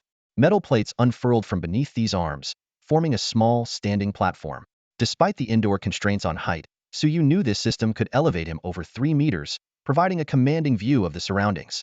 Simultaneously, the 4 weaponized arms spread out like blossoming flowers. Each side was equipped with a ray gun and a chainsaw. The metal panels at the ends of these arms were poised to be activated individually or together, forming a simple yet effective shield to protect Suyu from distant snipers. Enhanced by the characteristics of the thousand-hand prosthetic and the bionic prosthetic psionic link, the defense system's response was astonishingly swift. The psionics dispersed around him could detect the trajectory of a sniper's bullet and activate the shield even before Suyu consciously sensed danger. However, the combat mode's defensive measures were more of a temporary fix. Suyu understood well that the true defensive strength of the thousand-hand prosthetic lay in its defense mode. With another thought, he switched modes instantly. The 4 mechanical arms supporting his body descended abruptly, and the weapons on the weaponized arms went into a dormant state, folding together like weary birds returning to their nests. In a few breaths, the 8 mechanical arms converged into a massive metal cocoon, tightly encasing Suyu. Even though his vision was obstructed, his psionics could still extend through the metal cocoon to survey his surroundings, using the 4 movement arms at the base to sense the environment. This mode was exceptionally useful for breaking through enemy fire or escaping pursuit. In extreme situations, Suyu could even sacrifice mobility, dedicating all mechanical arms to defense. Naturally, this mode required substantial external support, such as the backing of a large cavalry corps. Suyu dismissed the defense, detaching the thousand-hand prosthetic, with undeniable excitement in his eyes. The power boost from the premium thousand-hand prosthetic exceeded his expectations, giving him the confidence to take on top-tier 3-star and even entry-level 4-star physical superhumans. Even a typical 3-star top-tier radiation beastlord would likely flee at the sight of him. His gaze shifted to the workbench, where 50 combat intelligence chips lay. Suyu's eyes gleamed with determination as he thought. Once these chips are fully transformed into a cavalry army, what heights will my power reach? With 50 brand new rangers, along with the 10 he had already crafted, Suyu calculated that he would soon have a formidable swarm of 60 combat-ready rangers. Under the effect of the swarm trait, the power this swarm could unleash was astonishing. While it might not be enough to overwhelm a 4-star extraordinary individual, it should be more than sufficient to handle a typical mid-level 4-star extraordinary being. Imagining such a scene, Suyu's eyes gleamed with anticipation. However, when it came time to start producing the rangers, Suyu decided to make some modifications to the design blueprint, much like when he crafted the thousand-hand armor. Drawing on his experience with the thousand-hand prosthetics, he planned to add 2 extra mechanical arms to the new ranger design. These arms could not only assist with mobility but also provide additional weaponry, significantly boosting combat capabilities. Initially, the system did not approve this new blueprint design. Undeterred, Suyu experimented with the 10 rangers he already had. He spent half a day continuously tweaking the design concept, weight, and installation position of the mechanical arms. Finally, by that evening, his efforts paid off. The system accepted the new blueprint for use. Although the new blueprint only offered a success rate bonus equivalent to the original ranger design's 2-fold increase, for Suyu, it was a significant advancement. With this hard-won design in hand, Suyu took a night to rest and recharge. The next morning, feeling refreshed, Suyu dove into ranger production with determination. Compared to the thousand-hand prosthetics, crafting rangers was much simpler. Coupled with his prior success, the production efficiency exceeded his expectations, which was undoubtedly good news. Suyu calculated the time. It had been over a week since he returned to the shelter. Even though the Nightshade Squad had taken more supplies than a typical hunting team, no amount of resources could sustain them indefinitely in the wasteland. According to the schedule, they should be returning soon. Once the Nightshade Squad returned, Suyu's previously prepared publicity campaign would begin to take effect. Although the Nightshade Squad wouldn't act recklessly, they would certainly implement some countermeasures. Realizing the urgency, Suyu was determined to enhance his strength as much as possible before that happened. Driven by this sense of urgency, in the following days, Suyu set Nono to overload mode. With the support of a premium intelligent chipset, Nono's repair and manufacturing skills had become increasingly refined. While not quite on par with Suyu's abilities, Nono was undoubtedly the second-best mechanical engineer in the entire shelter. For Nono, crafting rangers was now a manageable task. Suyu himself didn't spare any effort in conserving psionic energy, choosing instead to use it to speed up the assembly of the rangers. Under such intense work conditions, Suyu completed the initial production of all the rangers in just 3 days. The quality of this new batch of rangers was remarkably high, with the lowest level reaching the intermediate tier. In addition to these 50 newly manufactured rangers, Suyu also upgraded the remaining 10 older models. Except for 2 that were already of high quality, the other 8 were disassembled, reorganized, and enhanced to at least the intermediate level. Moreover, these rangers still had room for further improvement. The additional components, the 2 mechanical arms, had yet to be added. Suyu estimated that once those arms were installed, the quality of these rangers could be elevated even further. He even began to dream of commanding a combat swarm composed of more than half high-level rangers. Imagining a swarm of 30 rangers, each with the combat capability to rival a 2-star extraordinary life form, crushing their opponents, Suyu's eyes burned with intensity. He wiped the sweat from his forehead and stretched his muscles.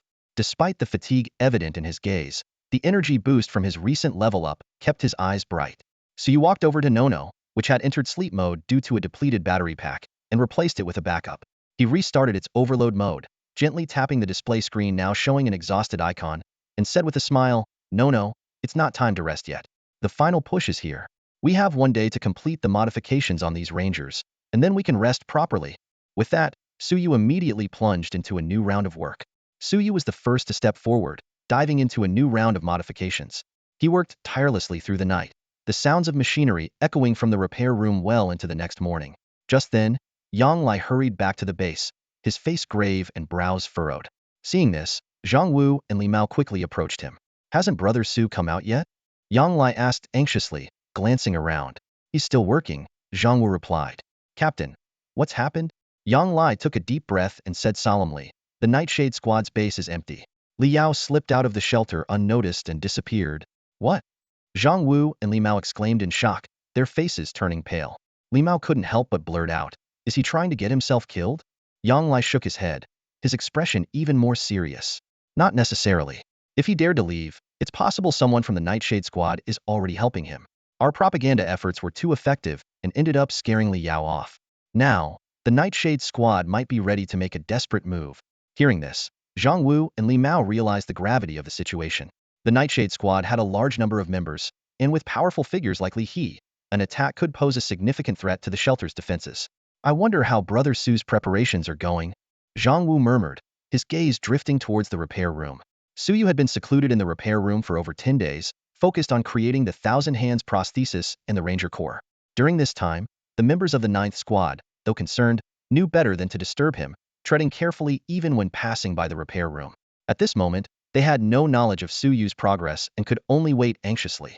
Hearing Zhang Wu's sigh, a hint of curiosity flickered in Yang Lai's eyes. In a deep voice he said, "It's all right. Brother Su will have to rest at some point. I'll wait at the base. Just let me know when he's taking a break, and I'll go discuss these developments with him." Zhang Wu nodded in agreement and was about to assign someone to keep watch near the workshop when suddenly, a heavy gust of air sounded. The workshop door slowly opened, and Suyu emerged, looking utterly exhausted. Yang Lai and the others hurried to meet him. They were taken aback by the weariness on Suyu's face. Yang Lai quickly stepped forward to support him, asking with concern, "Brother Su, what's happened to you? Are you all right?" Suyu waved his hand, managing a faint smile. "Don't worry, Uncle Yang. I'm okay, just a bit tired. A good night's sleep will do the trick." As he glanced around at everyone present, his expression suddenly turned serious. "But why are you all still at the base today? Did something happen?" Yang Lai, Zhang Wu, and Li Mao exchanged glances. After a moment of hesitation, Yang Lai briefly explained the news of Li Yao's escape. After listening, a gleam of insight flashed in Suyu's eyes, but his tone was unexpectedly relaxed. "That is indeed an unforeseen development, but it's still within my capacity to handle." The group was visibly surprised, and Yang Lai couldn't help but ask, "Brother Su, have you already made preparations?" Suyu didn't hold back and simply gestured with a wave of his hand. Under Nono's guidance, 60 newly modified Rangers slowly rolled out of the workshop, forming a wedge formation. The sight left everyone present utterly astonished. 60 Rangers? Is this the result of your efforts over the past couple of weeks, Brother Su? Zhang Wu muttered to himself. Even a top-tier 3-star radiation beast lord might not stand a chance against them, right? Suyu chuckled at the remark. 3-star top-tier? You're underestimating them. He briefly described the modifications and enhancements made to the Rangers and concluded, "The actual combat capability of this Ranger battalion can now rival that of a 4-star beginner radiation beast lord. Even typical 4-star mid-level physical transcendence might not be their match." So you didn't pause, continuing, "Moreover, my professional level has reached level 19, and the iron meditation technique has advanced as well." At this moment, Suyu's psychic power has reached a new height. Standing in the command center, he glanced at the surrounding screens, clearly sensing every ranger within a 120-meter radius, including Nuwa. With a slight closing of his eyes and a mere thought, he could precisely control these mechanical warriors, instantly enhancing their shooting accuracy and attack speed. Suyu opened his eyes and looked at the surveillance footage from further afield. Beyond the 120 meters, the Rangers were methodically conducting basic combat drills, relying on their onboard smart chips. He nodded in satisfaction, believing that this Ranger battalion could still improve its strength. Suddenly, Suyu's gaze landed on a concealed control panel. Hidden within was a little-known feature, a self-destruct mechanism. Each Ranger was equipped with this deadly gift, capable of detonating its backup power source at a critical moment, catching enemies off guard. Suyu gently ran his fingers over the control panel, but said nothing more. Despite the promising strength of the Ranger battalion, Suyu remained vigilant. He frowned, contemplating Li He's capabilities. Without concrete intelligence, Suyu had to prepare for the worst. What if Li He advanced to a 4-star level or even higher? Suyu knew well that a 4-star beginner psychic transcendent could easily overpower a physical type transcendent of the same level, or even contend with a mid-level 4-star radiation beast. What worried Suyu more was Li He's uncanny mind control abilities and the potential psychic techniques hidden within his meditation method. These unknown factors kept Suyu on high alert. As he pondered, Suyu's gaze instinctively fell on his career panel. After completing the development of the Ranger Battalion, his career level had risen to level 19, just 30 experience away from the max level of 20. Initially, he had planned to slowly hone the Ranger Battalion and accumulate experience. But now, the pressing situation left no room for such leisure. Taking a deep breath, Suyu made up his mind. He would rest well tonight to restore his energy. Tomorrow, he would begin a special repair task. This mission wasn't about maintaining the hunting team's equipment in the shelter, but about awakening a weapon that had slumbered for years. His gaze shifted to the drawer beneath the workbench, where an electric sniper rifle lay covered in dust. A hint of anticipation and determination flashed in Suyu's eyes. Tomorrow would be the day this weapon saw the light again. The tasks in the shelter were no longer providing Suyu with much experience. The only things that could rapidly increase his skills in the short term were either repairing the cybernetic components of the administrator or working on his electric sniper rifle. After careful consideration, Suyu decided that, despite the allure of working on the administrator's components, the risk was too high. If something went wrong, sourcing replacement parts would be difficult, potentially compromising a key ally in the final battle. In contrast, repairing the electric sniper rifle seemed a much safer bet. He picked up the worn-out sniper rifle, examining it closely. The gun was covered in rust, and its critical parts were so deteriorated they were barely recognizable. In terms of wear and tear, the key components had reached their absolute limit. Suyu shook his head slightly. What he called repair was more like a test of skill and imagination. By studying the remnants of these decayed parts and combining his technical knowledge with available blueprints, he aimed to deduce their original functions and principles, then replicate or substitute them with existing materials. At least it's just materials on hand, Suyu muttered to himself. It's already at rock bottom. It can't get much worse. With this mindset, Suyu began the repair work. To his surprise, as he got into it, he realized he had underestimated his technical skills. By the time the morning sun streamed into his workshop, Suyu stood up, invigorated, with the electric sniper rifle in hand and an unmistakable excitement in his eyes. The initial repair of this electric sniper rifle was easier than I imagined, Suyu murmured to himself. After a night of analysis, Suyu found that the core structure of the gun was quite simple. Ignoring the various auxiliary attachments, the main components consisted of just 3 parts. First, a high-strength barrel, essential for ensuring the bullet stayed on target and didn't damage the gun when fired at high speed with electromagnetic assistance. Second, an electromagnetic generator to produce the powerful electromagnetic force. Lastly, special bullets capable of withstanding the electromagnetic force. As for the attachments like power amplifiers for boosting electromagnetic force, mechanisms for increasing firing speed, high-energy scopes, and thermal sensors, while beneficial, they weren't necessary for the gun's basic functionality. Suyu quickly found a solution for the barrel issue. While he couldn't find a metal identical to the original barrel, he devised an alternative. He took out some of his treasured tungsten blood steel and incorporated it into an alloy. Although this new alloy barrel didn't match the original, its strength was sufficient to withstand the heat and wear from regular electromagnetic bullets. The ammunition issue was resolved similarly. Instead of using tungsten blood steel, Suyu opted for a special material from the vicinity of the shelter, the horn of an ionic lizard. The ionic lizard is a rare type of irradiated beast, akin to a 2-star extraordinary life form. They are the only creatures nearby capable of using psionic energy for attribute attacks. Their horns have unique properties, attracting free ions in the air to unleash powerful lightning attacks on enemies. Suyu carefully ground the ionic lizard's horn into powder to craft bullet casings. This new ammunition not only fit perfectly with the electromagnetic force of the electric sniper rifle, but also enhanced its power.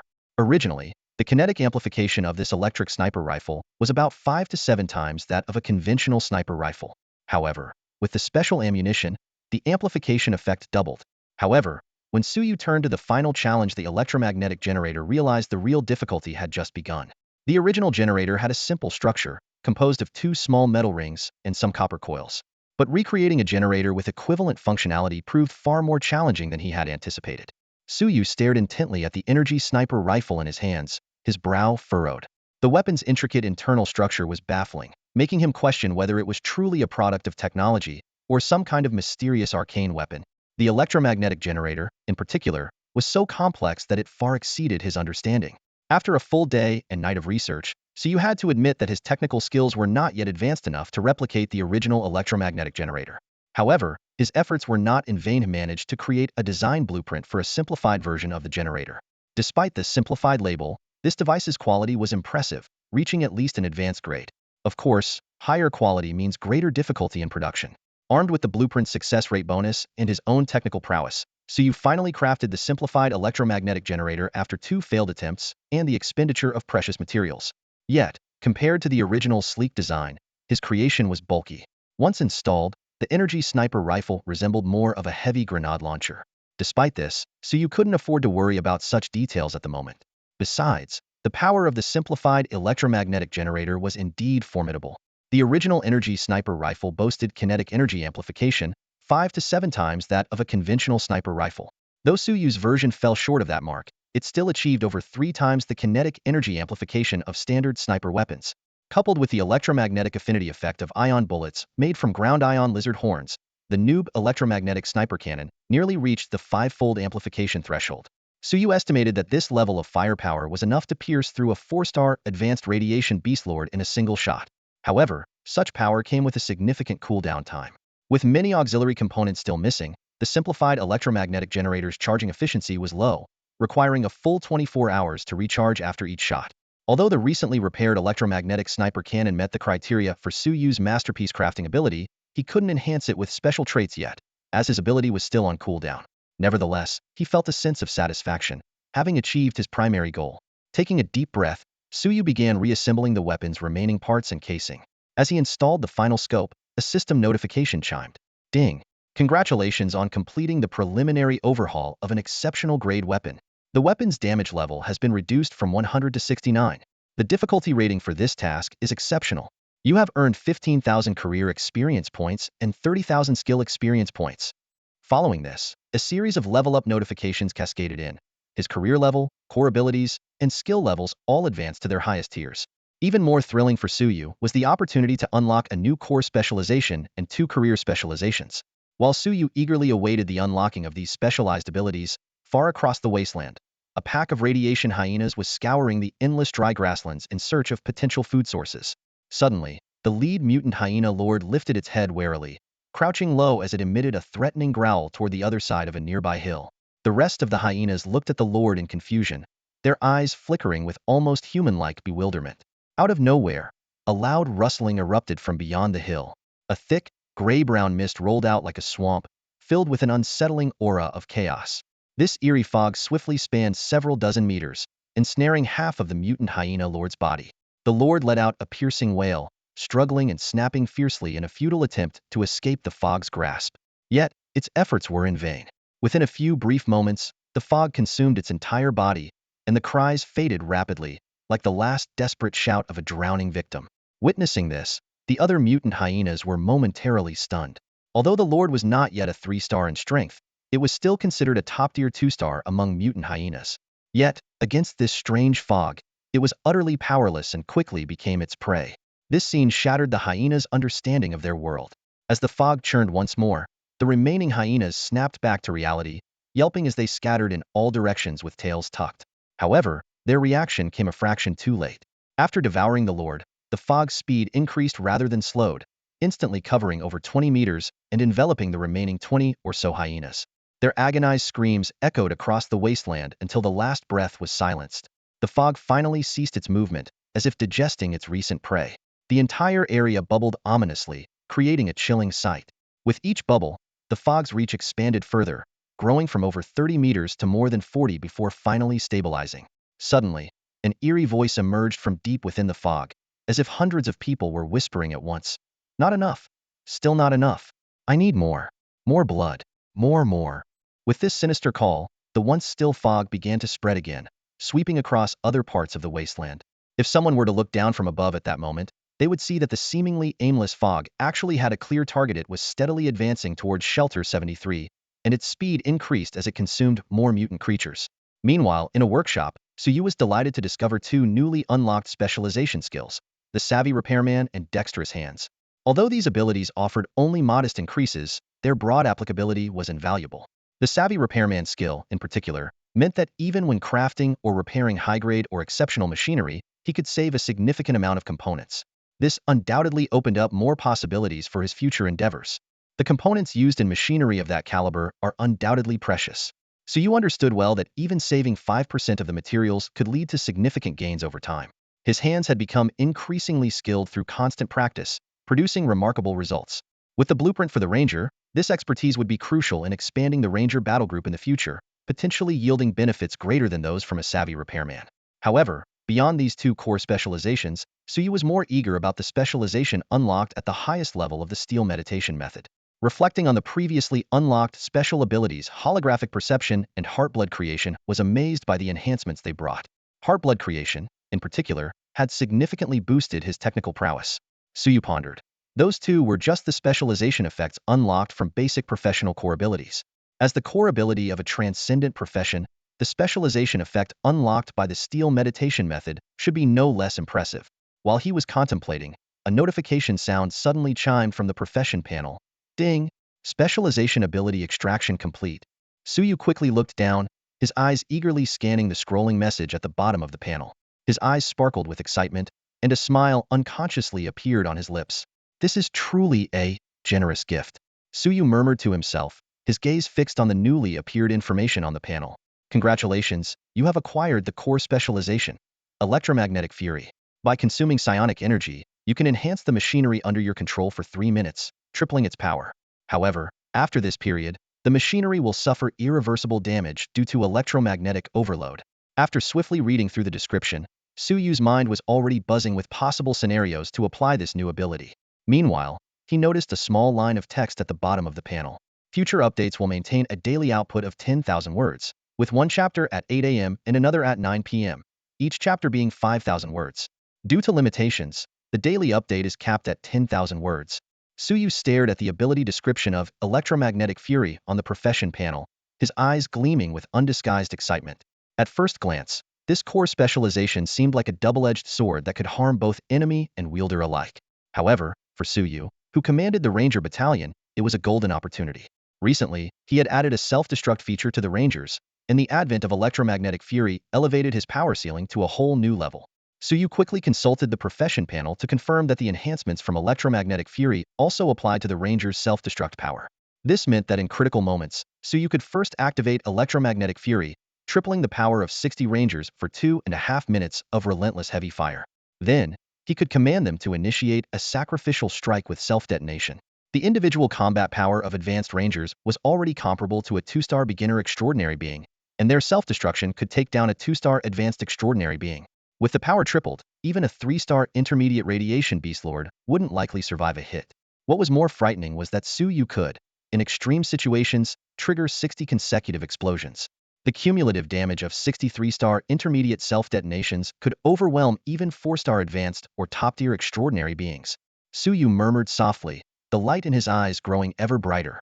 Compared to his previously awakened core specialization, Bloodcraft, Electromagnetic Fury had a shorter cooldown, needing only 24 hours for reuse. Taking a deep breath to calm his excitement, Suyu shifted his focus to the comprehensive strength assessment. With his battlefield mechanic level reaching its peak, his psychic energy had predictably advanced to the 3-star beginner level. This brought significant enhancements. The range of his iron meditation technique expanded to 150 meters around him, with the ability to extend up to 300 meters at the cost of psychic energy. Within this range, each Ranger's operational efficiency increased by 20. Combined with the Ranger's unique swarm characteristics, forming a combat high further boosted computational efficiency by another 20. Altogether, the Ranger's lethality could increase by at least 30.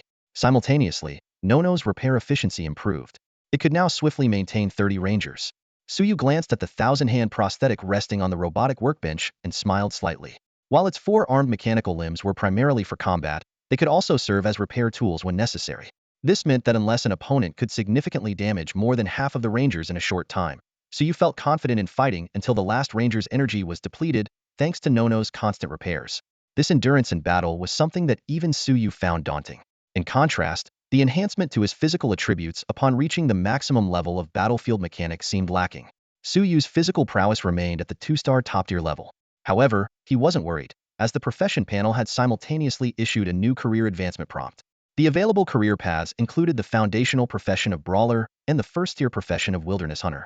The absence of a second-tier profession option didn't surprise Suyu. He chose the first-tier profession of Wilderness Hunter without hesitation. The 2 first-tier professions, Battlefield Mechanic and Wilderness Hunter, were options for Suyu only after he had maxed out 2 foundational professions and multiple professional skills. Suyu knew well that to unlock the advanced profession of Battlefield Mechanic, he would need to fully master at least one more first-tier profession or accumulate more max-level first-tier skills. However, he still had to deal with the threat of Li He. Between the choices of Martial Artist and Wilderness Hunter, Suyu decisively chose the latter as his primary advancement path, as it promised a greater boost to his current strength. Upon making his choice, the system notification chimed. Ding! Congratulations to the host. You have successfully taken on the profession of Wilderness Hunter LV1. 010000. Then, a description appeared before Suyu's eyes. You are a master of survival in the wilderness, an elite in harvesting life. Through countless battles, you have honed incredible skills.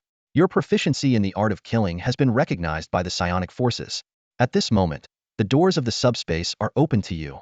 The system continued to announce the changes brought by his new profession. Congratulations to the host for awakening the core ability, Stealth Kill LV1. Your hunting instincts have been acknowledged by the subspace. When you successfully disguise yourself and enter a concealed state, your next attack will receive a psionic blessing, doubling the damage. Cooldown time, 10 minutes. Subsequently, several of Suyu's skills were upgraded. Your professional skill, Basic Firearm Mastery, has advanced to Proficient Firearm Mastery LV1. Your firearm handling proficiency has further improved, and your understanding of firearms has deepened. Reload speed, bullet velocity, and aiming precision have all increased by 25. The impact of firearm weight can be ignored. Additionally, you can adapt more quickly to psionic firearms, and unfamiliar first-tier or lower psionic firearms will recognize you as their user, granting you access to their skill usage. Your professional skill, Basic Sniping Technique, has advanced to Intermediate Sniping Technique LV1. Your sniping skills have further improved, granting you a 30 aiming precision bonus while sniping. This effect will continue to grow as the skill level increases. Moreover, during sniping, your bullets will receive the blessing of subspace psionics, gaining an additional 20 fixed kinetic bonus. This effect will enhance at LV5 and LV10. Finally, the system unlocked a new professional skill for Suyu. You have unlocked a new professional skill, Wilderness Survival Expert LV1. Cooking, camping, concealing tracks, tracking prey, basic firearm repair, basic bullet crafting. You are well-versed in a series of wilderness survival skills. Furthermore, as an elite wilderness survivor, you can now quickly identify every source of food or medicine in the wilderness and prepare them swiftly. You will absorb their nutritional content more rapidly, and any harmful substances will be effectively neutralized or expelled from your body. Your disease resistance, digestive ability, vision, hearing, smell, and night vision have all received a 20 bonus, which will further increase as the skill levels up. Seeing this cascade of notifications, Suyu's eyes gleamed with undisguised excitement. The core ability and 3 skills unlocked after taking on the wilderness hunter profession were undeniably powerful. The enhancements in proficient firearm mastery and intermediate sniping technique were evident. Suyu calculated that, paired with his recently repaired electromagnetic sniper cannon, he might not claim to take down a 5-star extraordinary life form, but he could certainly incapacitate those below 5 stars with a single shot. As for the wilderness survival expert skill, it might seem less immediately useful, but the bonuses to disease resistance and digestive ability alone were invaluable on this desolate planet. Not to mention the extra boosts to vision, hearing, and smell. The enhancements in vision and night vision, in particular, would undoubtedly elevate Suyu's sniping abilities. The core passive ability, Stealth Kill, was undoubtedly powerful. The ability to launch an attack from concealment with double damage was formidable. Suyu mused that even with just one opportunity, if used wisely and combined with his electromagnetic sniper cannon that could only fire once a day, he felt confident in taking down a 5-star radiation beast with a single shot. However, Suyu soon realized that Stealth Kill had its limitations. Upon closely examining the skill description, he found that to activate this ability, he must first enter a concealed state. This could be challenging against high-star extraordinary beings. As they grow in strength, their sensory abilities become increasingly keen. High-star physical-type extraordinaries can perceive subtle changes within a mile around them. Even Suyu, who was now only at a 3-star beginner level, had a remarkably sharp sense of perception. Suyu stood inside the repair room, feeling the surge of power within him. He had just completed his transition to a wilderness hunter, elevating his physical strength to a 3-star level. As he stretched, his joints crackled, bringing a confident smile to his face. He glanced around and his eyes landed on the electromagnetic sniper cannon. This weapon not only packed a punch, but could also synergize with his stealth passive skill to form a deadly combination. Suyu calculated that by expending some energy, he could extend his sensory range to 3 kilometers, albeit for just a few seconds enough to scout for hidden enemies. After carefully placing the electromagnetic sniper cannon and the Thousand Hands prosthetic in their spots, Suyu left the repair room and headed towards the administrator's quarters. Although the wilderness hunter role didn't enhance his technical abilities, his 3-star mental energy and max-level battlefield mechanic skills gave him the confidence to repair the administrator's prosthetic components. However, when Bai Hong informed the administrator of Suyu's visit, the administrator's first thought was that Suyu was back to ask for resources again. After all, it had only been 2 weeks since their last agreement. With a sigh of resignation, and considering the current situation, the administrator decided to meet with Suyu. "So, Mr. Su, what materials do you need this time?" the administrator asked directly. Suyu was momentarily taken aback, then burst into laughter. "What materials do I need?" he echoed. realizing that he had become known to the old man as someone constantly seeking resources. Bai Hong stood by, not quite processing the sudden twist. The atmosphere became slightly awkward, but Suyu's laughter broke the tension, leaving everyone curious about what would happen next. The manager suddenly sat up straight, his eyes fixed intently on Suyu. His gaze was filled with urgency and anticipation, as if he were awaiting an important answer. Suyu understood what the old man was thinking and decided not to keep him in suspense any longer. With a smile, he said, "You guessed right. I now have the confidence to start implementing the cooperation we previously discussed." This statement was like a bolt of lightning to the manager, relieving the years of pressure and worry he had carried. Reflecting on his time in the shelter, he couldn't help but feel a wave of emotion. Initially, he had feared that large groups of irradiated beasts might attack the shelter from outside. He was acutely aware that he was no longer as strong as he had been in his youth and dreaded the thought of being unable to act in a crisis. Later, he also worried that Li He might fail, potentially turning the entire shelter, including himself, into resources for Li He's meditation practices. The root of these concerns lay in his deteriorating artificial body parts. Yet, despite his frustration, the manager had no choice but to endure it silently. Throughout Shelter 73 and the surrounding small settlements, there wasn't a single mechanic who could help him maintain or repair these artificial components. It wasn't until Suyu appeared that the manager saw a glimmer of hope. He hadn't expected this hope to come so quickly, almost catching him off guard. Taking several deep breaths to calm his excitement, the manager looked at Suyu with a serious yet eager expression. His voice carried an unmistakable tone of anticipation. "In that case, Mr. Su, whatever materials you need, just let me know. I will spare no effort to gather all the resources you require." He spoke with confidence, knowing that Li Yao, the last informer from the Nightshade Squad remaining in the shelter, had already fled, eliminating concerns about information leaks. Standing nearby, Bai Hong listened to their conversation with a puzzled expression. She didn't understand the enigmatic exchange, but she could sense the tension and anticipation in the air. The manager's words put Suyu at ease. He began to carefully inspect the repair work he had completed, a hint of satisfaction flashing in his eyes. 2 days of hard work had not been in vain. The repair of the old man's prosthetic components was quite substantial. As Suyu organized his tools, he mentally calculated the results of the repairs. Except for the energy core in the chest, which still had a 50 loss, the repair levels in other areas had reached about 70. The least repaired component had been restored to 63. The slow progress on the chest energy core was mainly due to the high technical complexity of the electron cannon. Suyu estimated that without advancing to a 4-star level in mental psionics, further repairs would be nearly impossible. Nevertheless, the old man's overall strength had already been restored to an intermediate 4-star level. Suyu thought that if the energy consumption was not a concern, the old man could even temporarily unleash power comparable to a high-level 4-star physical extraordinary. This realization left Suyu in awe. Looking at the rejuvenated old man, Suyu's mind drifted back to their first meeting when the old man was on the verge of collapse. If Suyu hadn't acted in time, the old man might have been crushed by the prosthetic components within him. Reflecting on this, Suyu declined the old man's offer to implant prosthetics. Although the old man promised to provide all the materials, Suyu preferred his own flesh and blood. He quietly decided to revisit the idea when his technical skills allowed him to craft exceptional mechanical creations at will. As Suyu was about to leave, he suddenly remembered an awkward yet fortunate detail. Out of caution, he had left a backdoor during the repairs that could halt the old man's prosthetics for 56 minutes in an emergency. Unexpectedly, this little maneuver had an unintended benefit. The professional interface seemed to classify the old man's prosthetics as controllable mechanical creations by Suyu. This meant that Suyu's newly acquired core specialization, the electromagnetic frenzy skill, could also be applied to the old man, potentially tripling his power if necessary. Suyu rubbed his nose and decided not to share this astonishing discovery with the old man just yet. Before departing, Suyu solemnly reminded the manager to have someone investigate the movements of the Nightshade Squad. The manager snapped out of his excitement, his expression turning serious. He nodded and immediately summoned Bai Hong, who had been waiting outside, to relay the task. Bai Hong had been standing guard outside for the past 2 days to ensure no one disturbed Suyu and the manager's work. Upon learning that the manager's strength had been restored, his face showed both surprise and joy.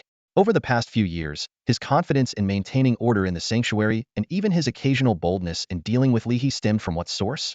Was it not from the backing of the elder manager?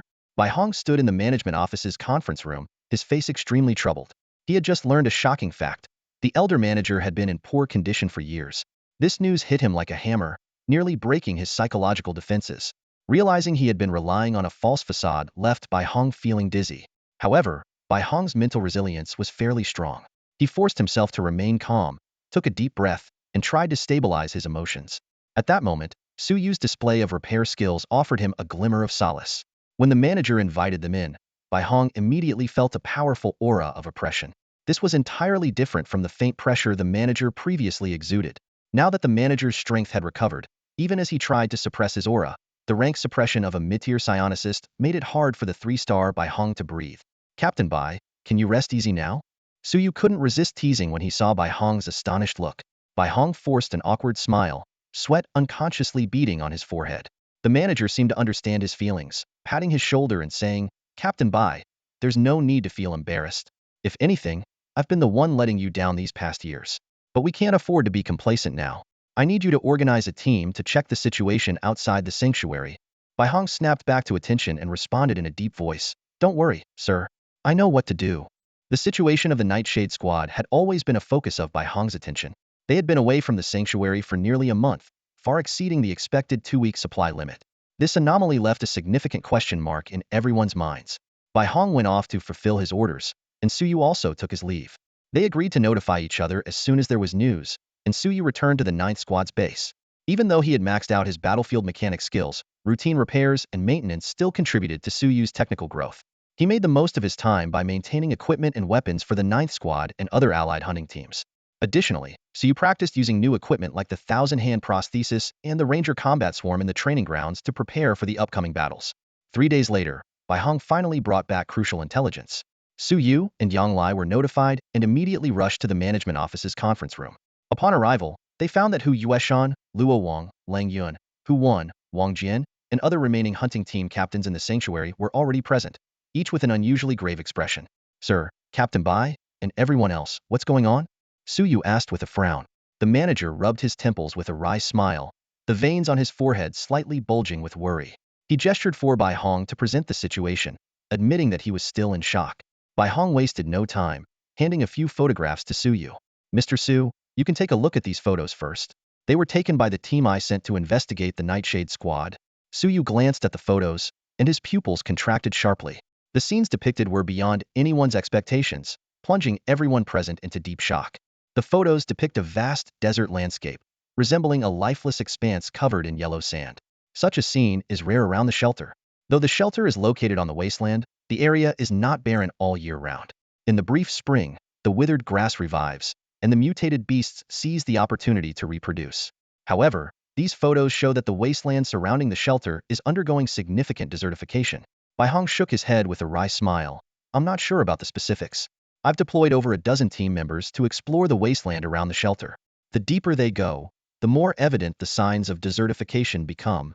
As he spoke, Bai Hong spread out a large map on the table. Centered on Shelter 73, within a 30-kilometer radius, the signs of desertification were as dense as stars, spreading in a fan shape, wide at the top and narrow at the bottom, creeping toward the shelter. This is roughly the current situation around the shelter. Bai Hong pointed at the map. The desert is moving? Yang Lai looked at the markings on the map and couldn't help but exclaim softly. This phenomenon was beyond his imagination, and the expressions of the other captains were equally shocked. Despite having seen the map before, each review left them astonished. Lang Yun frowned and said in a deep voice, even if the wasteland is shrinking, it shouldn't show such a pattern. This desert seems to be heading straight for our shelter. Could it be the Nightshade Squad's doing? Someone questioned. The pattern of this desert's advance is too bizarre. Though the speculation seemed far-fetched, even Suyu had to admit that the desert's movement pattern appeared to be deliberately controlled. Otherwise, it wouldn't follow such a regular path. Suyu turned to Bai Hong and asked, Captain Bai, apart from this information, can we gather any other intel? Bai Hong shook his head. Currently, the only intel I have are these photos. However, I've sent a few reachable team members to investigate here. He pointed to an area on the map about 5 kilometers north of the shelter. A large desert had already appeared there, not vast in size, but it was the closest desert area to the shelter and the furthest point of this strangely moving desert. We should get feedback in half a day at most, Bai Hong added. The group nodded, though their expressions remained tense. Until the source of this bizarre desert is identified, even Suyu couldn't let his guard down. Just then, a sudden rush of footsteps echoed from outside the conference room, causing everyone to turn their heads. Bang! The conference room door was flung open, and Supervisor Eisen burst in, drenched in sweat, his voice trembling. Administrator, captains, you need to come out and see. Outside the shelter. The shelter? Eisen was shaking all over, speaking incoherently. Outside the shelter. There's fog, a huge fog. Fog? What's there to fear about a bit of fog? Lang Yun and Hu Wen exchanged puzzled glances, ready to dismiss the concern. Lang Yun even intended to question Ison further about what he had seen. However, before they could act, a gunshot suddenly rang out. Suyu, without hesitation, drew a makeshift pistol and fired at Ison's forehead. Blood spattered and brains splattered, causing the others' faces to change dramatically. Lang Yun couldn't help but exclaim, "Mr. Su, what are you? Stop talking and get back." Suyu interrupted sharply. Lang Yun hesitated, but instinctively stepped back. Just as he moved, Ison's corpse, with its shattered head, erupted with a bizarre force, leaping like a toad towards where Lang Yun had stood. Bang! Ison's body exploded midair. Strangely, there were no blood or organs, only a mass of swirling gray-brown, viscous fog, eerily like a swamp. The fog twisted a few times in the air before dissipating like real mist. What is going on?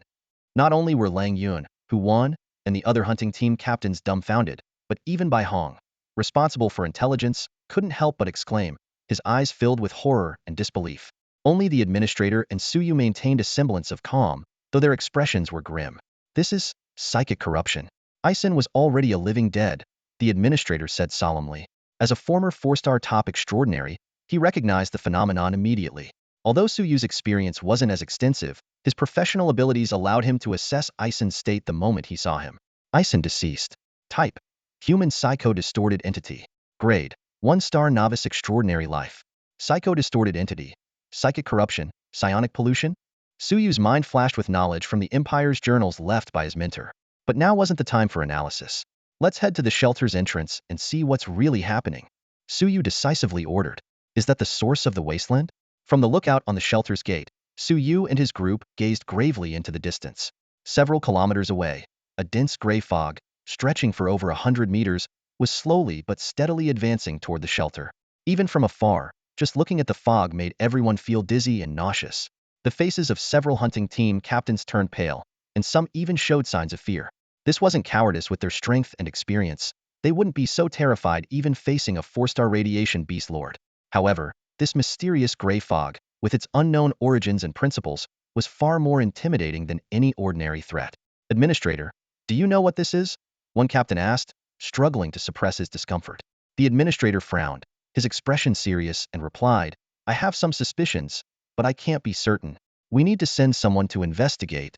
He paused, his voice deepening. I suspect it might be related to the ghost energy. Ghost energy? At these words, the captains present were stunned. They were not unfamiliar with the term ghost energy.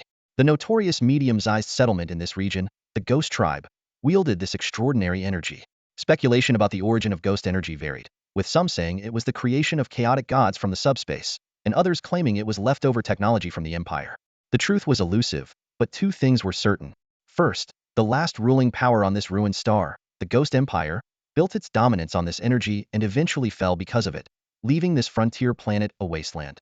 Second, among the many settlements in this area, only the Ghost Tribe possessed the technology related to ghost energy. Could it be this is the work of the Ghost Tribe? Are they trying to use it to annex our small settlements? Hu Yueshan's voice trembled, unable to hide his anxiety. But this gray fog doesn't seem like it's here to force us into submission. The administrator understood the shadow the Ghost Tribe cast over these captains' hearts. The tribe's fearsome reputation stemmed not only from its power but also from its brutal methods against enemies, anyone who crossed them, even by accident, met a grim fate. Being killed on the spot was considered fortunate. Many were taken back to serve as test subjects for ghost energy technology, a fate worse than death.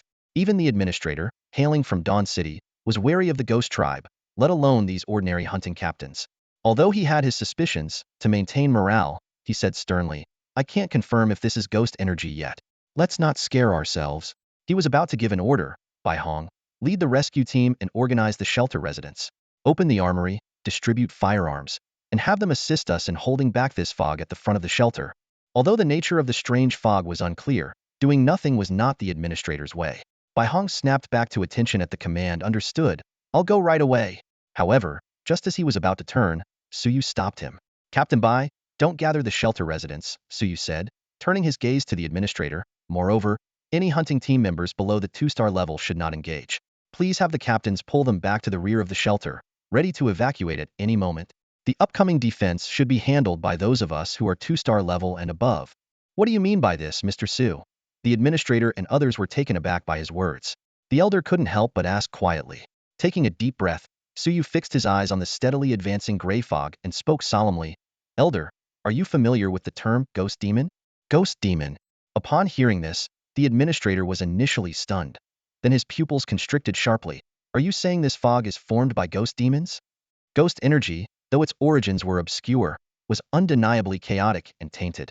Compared to the psychic energy drawn from the warp by the extraordinary individuals, the dark energy is akin to the murky waters of a swamp. Even those with strong wills can only initially harness it to a small extent. However, as they use it more frequently, they become like travelers sinking deeper into the swamp, eventually becoming completely assimilated into entities similar to radiation sources known as dark fiends. Each newly born dark fiend continuously emits dark energy radiation. If surrounded by extraordinary individuals, it might be manageable, but if ordinary people are exposed to this intense radiation, they too will be assimilated and twisted into being similar to dark fiends. The rampant hordes of radiation beasts on the ruined star have proliferated in this manner.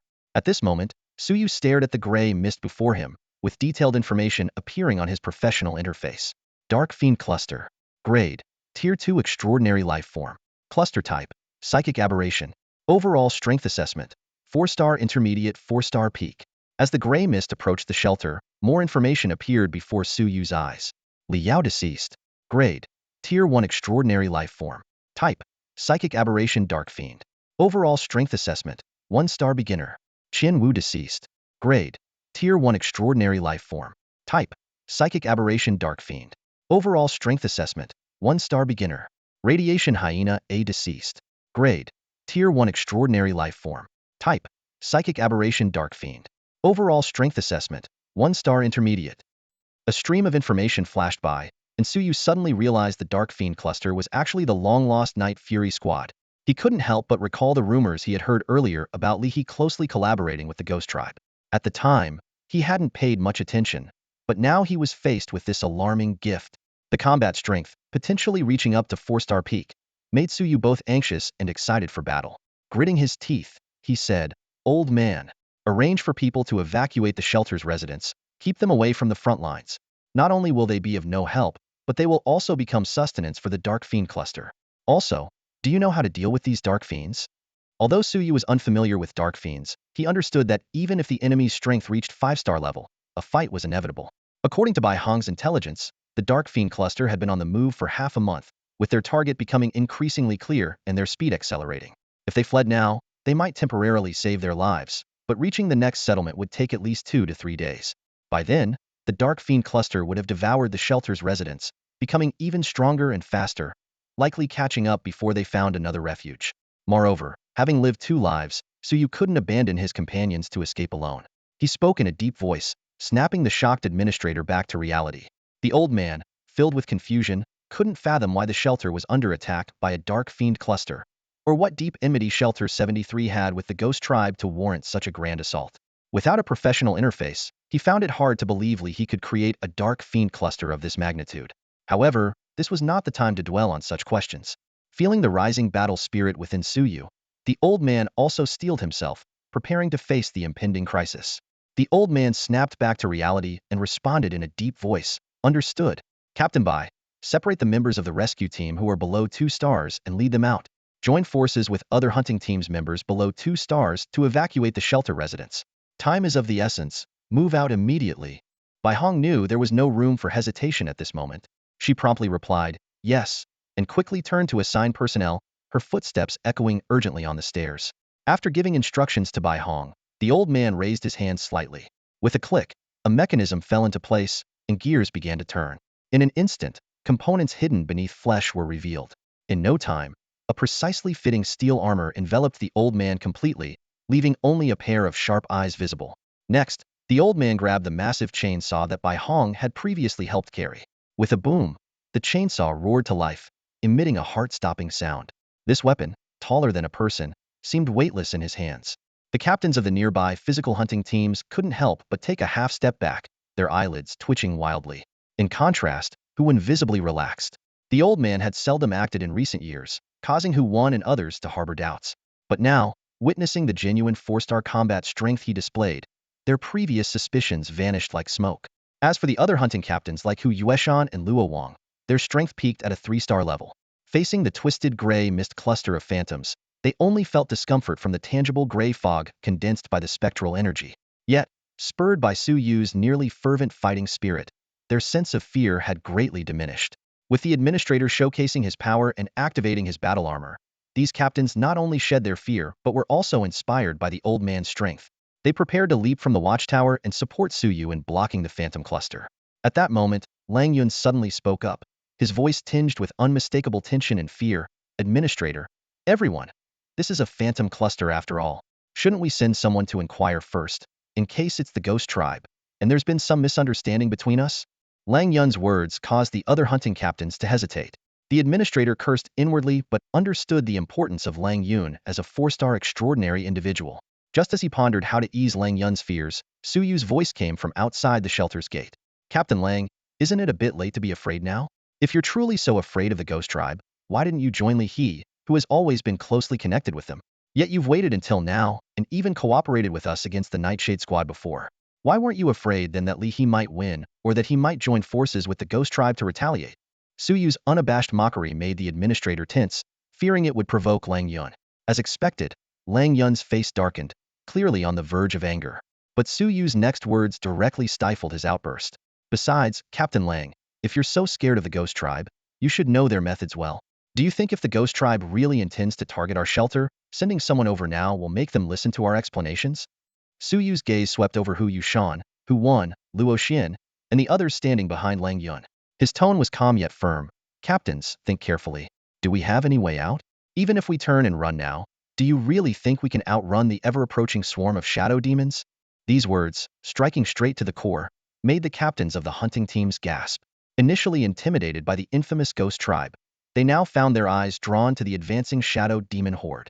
Fear still flickered within their eyes, but more prominent was a determination born from desperation. Especially Lang Yun, whose eyes held not only resolve but also an unmistakable hatred. He gritted his teeth and said, "Mr. Su is right, I was overthinking it. At this point, even if this is a trick by the Nightshade, or if the ghost tribe really is attacking, so what? They've come to our doorstep. What do we have to fear?" With that, Lang Yun let out a low shout, and was the first to leap down from the lookout tower, quickly striding over to stand before Suyu. "Mr. Su, from here on, please guide us along with the administrator. I, Lang Yun, and all two-star and above fighters in the wolf pack are at your command. Just point us in the right direction, and we'll fight without question." Lang Yun's declaration was like a stabilizing force, instantly dispelling any lingering hesitation in the other captains. They followed Lang Yun, gathering behind Suyu, their eyes fixed intently on the encroaching shadow demon horde, their battle spirit burning fiercely. The elderly administrator witnessed all this, and his gaze towards Suyu grew ever brighter. He couldn't help but muse, "In my twilight years, it seems I have a stroke of good luck after all." As soon as he finished speaking, the old man took a gentle step forward. With a resounding boom, the muscular elder, clad in prosthetic armor, landed heavily, standing alongside Suyu. At this moment, everyone's focus was locked on the approaching shadow demon horde, their battle spirit ablaze, burning without limits. "Mr. Su, there are typically two strategies for dealing with a swarm of phantom demons." The old man's voice resonated steadily from beneath the armored exosuit as he elaborated on the pros and cons of each approach. The first strategy involves using concentrated heavy firepower to disperse the solidified radiation fog surrounding the phantom demon swarm, then targeting the core. However, this requires exceptionally powerful firepower to be effective. The second approach is to penetrate the fog directly, locate, and eliminate the leader of the phantom demon swarm. Once the leader is taken down, the entire swarm will collapse, losing its fog defense and becoming as manageable as ordinary radiation beasts. The old man further explained the characteristics of the phantom demon swarm. The ethereal radiation from a single phantom demon or a small number is limited, but when their numbers reach a critical point, they form a swarm. The radiation fog solidifies, becoming a highly effective defensive barrier that significantly weakens various attacks, making the swarm difficult to handle. Suyu weighed the feasibility of both strategies. Although he had 60 ranger units, the extensive range of the phantom demon swarm stretched over hundreds of meters, making it challenging to disperse the fog effectively. "Then we have no choice but to take the second route and deal directly with the leader of the phantom demon swarm," Suyu decided decisively. The old man suggested that two-star extraordinaries remain at the entrance of the shelter, setting up a firepower network to delay the swarm and buy time for the main force. Suyu agreed with this suggestion. Soon, under the command of Suyu and the manager, the team was redeployed. The two-star extraordinaries, led by two top scouts, stayed at the gate, while the rest, led by Suyu, Yang Lai, and the manager, formed an assault team of over 10 3-star and above extraordinaries, preparing to penetrate the Phantom Demon Swarm. The reduced number of the assault team left everyone visibly tense. Except for the ever-resolute Yang Lai, even Lang Yun, who had awakened memories of hatred, couldn't help but feel intimidated by the massive swarm. At that moment, Suyu smiled. Why the nerves, everyone? Our team is not just these people. He raised his hand to give an order. Nu, are all units in position? As soon as he finished speaking, a sound of rushing wind emerged from the withered grass. To everyone's delight, 60 ranger units advanced in a wedge formation, surrounding Suyu and the others. The appearance of this hidden mechanized force instantly boosted the team's morale. No, with its tracks gently turning, approached from behind, carrying a massive suitcase on its back. In its characteristically emotionless, synthesized voice, it declared, "Ready for orders, Commander." Despite the simplicity of its words, they infused Lang Yun and the others with an indescribable sense of encouragement and confidence. Suyu smiled slightly, his gaze sweeping over his teammates who had regained their fighting spirit. As he looked at the spectral horde looming nearby, a glint of anticipation flashed in his eyes. Though dealing with this swarm was indeed challenging given his current strength, a quick glance at his occupation panel reassured him. As the distance between them and the spectral horde narrowed to within 100 meters, more details emerged from the bubbling, twisted radiation mist. From 1-star to 3-star, there were hundreds of these grotesque specters stirring restlessly, waiting to devour the intruders. To these specters, Suyu and his team seemed like prey delivering themselves willingly. However, to Suyu, this multitude of mutated specters was exactly what he needed. His newly acquired role as a wilderness hunter required experience, and in his search for Captain Li He, who commanded this spectral cluster, he was confident they would manage to take down a substantial number. At that moment, a terrifying voice emanated from the depths of the spectral mist. The scent of the living. Surrounded by specters, an eerie creature, barely resembling a human, slowly lifted its head. Its body was mostly enveloped by a dense, gray-brown spectral energy, leaving only a face that loosely retained human features. If the residents of Refuge 73 were present, they would immediately recognize this face as belonging to the once highly revered top-tier 3-star psionic extraordinaire, Captain Li He of the Nightshade Squad. Now, as Suyu and his companions ventured into the heart of the spectral cluster, the dormant Li He awakened. Feeling the state of his current form, a grimace of regret flickered across Li He's eyes. He had aspired to become a 4-star extraordinaire, but not like this. Yet, under the intense infusion of spectral energy, he could see through the eyes of other specters, observing the fear and tension etched on the faces of the combatants stationed miles away. This only broadened his sinister grin. Devour everything. Destroy everything. Annihilation is transcendence. Li He growled, a grand and resonant voice echoing in his mind. He envisioned a divine tableau, himself standing reverently beside the favored offspring of the benevolent father, achieving the perfect form of life evolution. Honored Master, your servant will strive with all his might to awaken you, to return to the benevolent father's side. Li He murmured softly, his eyes filled with a fervent mix of devotion and worship. However, if anyone could share Li He's current mental landscape, they would witness the true nature of this tableau. A desolate throne composed of countless corpses and decaying planets, upon which sat a massive black shadow, seemingly capable of consuming the entire galaxy. Before it stood another colossal and titya bizarre deity made of 1,000 different hands, eyes, and weapons from various species, its body forged from 1,000-foot pile of cadavers. This was the master whom Li He loyally served, the 1,000-handed, 1,000-eyed tyrant god. From the deepest reaches of the spectral horde came the sound of rapid breathing. Li He suddenly snapped out of his strange trance, gasping for air, his eyes filled with an uncontrollable excitement. Though it was just a fleeting glimpse, he had indeed seen the face of his master. The master who bestowed upon him the art of meditation appeared glorious and magnificent, making Li He wish he could offer his life in sacrifice at that very moment. However, the benevolent master did not take his life. Instead, the devoted servant was rewarded with even greater gifts. Li He spoke slowly, yet with a peculiar frenzy. Sacrifice. I need more offerings to achieve ascension. Only an ascended life can please the great master. Fortuitously, there was a perfect sacrificial site right before him. Li He imagined that if he could destroy all the offerings there, he would undoubtedly transform once more, bringing him a step closer to ascension. Just as he was lost in this delightful fantasy, a sudden pain struck him. Sizzle, it was as if a scorching brand had plunged into ice water. Li He felt that several of his newly born hundreds of eyes had been seared away, abruptly losing a part of his vision. Who is it? Who has harmed my eyes? Who has entered my body? Li He roared with a ferocious snarl, his face twisting in all directions, starkly contrasting with his statue-like body covered in ethereal crystal. Soon, Li He identified the intruders.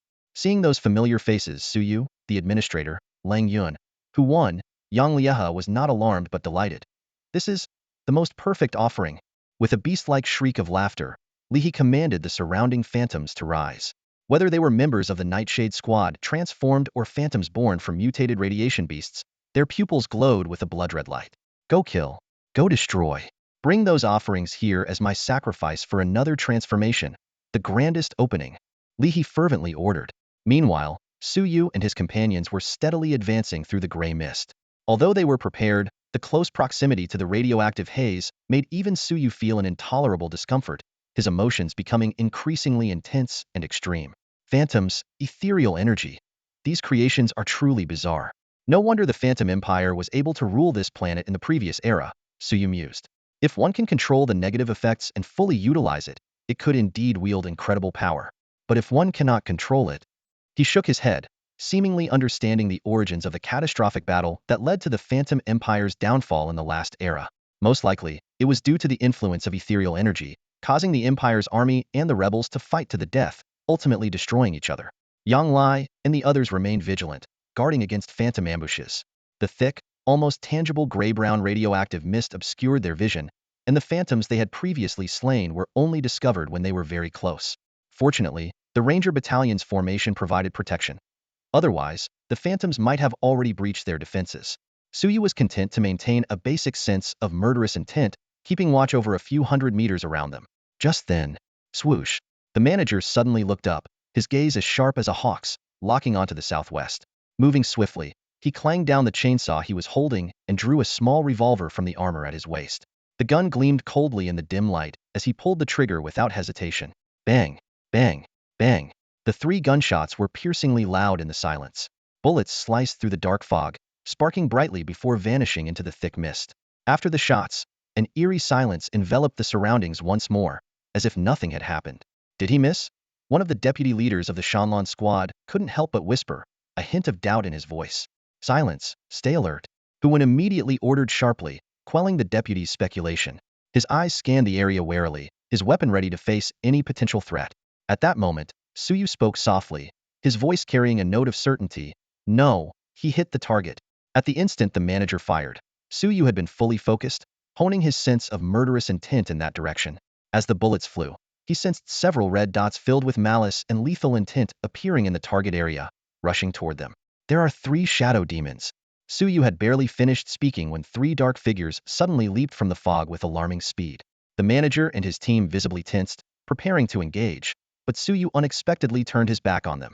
In anticipation of the approaching enemy, Suyu not only concentrated his murderous intent detection, but also activated his holographic sensing ability simultaneously. He understood that in such a situation, where the enemy was hidden and they were exposed, turning off his holographic sensing to conserve energy would be unwise and could be deadly. With the dual enhancement of murderous intent and holographic sensing, Suyu's perception reached an unprecedented level. He accurately identified the positions of all surrounding enemies, not just the initially detected 3 shadow demons, but a total of 13. It's not 3, it's 13. Suyu took a deep breath, his tone grave. 3 to the southwest, 5 to the southeast. 2 more to the northwest. And above us, 2 more. As he spoke, he gestured slightly, making a downward motion. Everyone, get down. Let the Rangers handle them. Suyu's command was decisive and clear, yet it left his teammates stunned. What? Their incredulous voices echoed sharply in the stillness of the night. Get down. Now. Suyu's sudden command startled everyone, but instinct kicked in, and they quickly ducked. In that split second, the dense sound of machine gun fire erupted through the gray mist. Rat-a-tat-tat-tat. 60 mounted Rangers lowered their tracks and raised their guns, forming a crossfire network that covered the entire formation. Bullets rained down like a storm, weaving a deadly network of fire above Suyu and his group. At the same time, a dull cracking sound echoed, as if bullets were tearing through some kind of flesh. It turned out that more than a dozen phantom demons, using the mist as cover, had stealthily crept up and attacked almost simultaneously with Suyu's command. Their lightning-fast reflexes ironically became their downfall. Just a second before they could strike, the Rangers' firepower tore them to shreds midair. Ding ding ding. The system notifications chimed continuously as Suyu's experience points soared on his professional panel. You have successfully slain a phantom demon, 1-star novice. earning 300 Wilderness Hunter experience points. You have successfully slain a Phantom Demon, 1-star advanced, earning 1000 Wilderness Hunter experience points. In just a few seconds, Suyu accumulated a total of 5000 experience points, instantly filling half of his Wilderness Hunter upgrade progress bar. A brilliant smile spread across his face. As expected, these Phantom Demons are not just threats but premium experience packages. The terrifying firepower displayed by the Ranger Battalion left everyone in awe. Even Yang Lai, who had witnessed smaller Ranger units in action, couldn't help but gasp. Lang Yun and Huan repeatedly expressed their amazement, believing that even a 3-star radiation beast leader would struggle to survive against such a barrage. Although Hu Yueshan, Bai Hong, Luo Xian, and others were quite powerful, their sensory abilities were significantly hampered by the radiation mist. Seeing Suyu's prowess provided them with a palpable boost in morale, like swallowing a reassurance pill. Suyu reminded with a smile, "Everyone, it's not time to relax yet. This stretch of mist is quite long, and we're just getting started." Everyone nodded in understanding, with a few lively vice captains even patting their chests and saying, "Don't worry, Mr. Su. Next time the Phantom Demons attack, maybe let the Rangers slow down a bit, so we can show off too." Suyu chuckled and nodded, though he knew it was a mere wish. In his holographic perception, besides the massive red dot deep within that possibly represented Li He, there were hundreds of red dots symbolizing Phantom Demons scattered around. Breaking through and targeting Li He would require the strength of his teammates. Sure enough, as the group pressed forward, the relentless machine gun fire echoed again through the mist. This arduous battle had only just begun. The number and scale of the Shadow Fiends steadily increased, putting greater pressure on Suyu's team. Initially, only a few or a dozen Shadow Fiends appeared sporadically, but this soon escalated into multiple waves of attacks.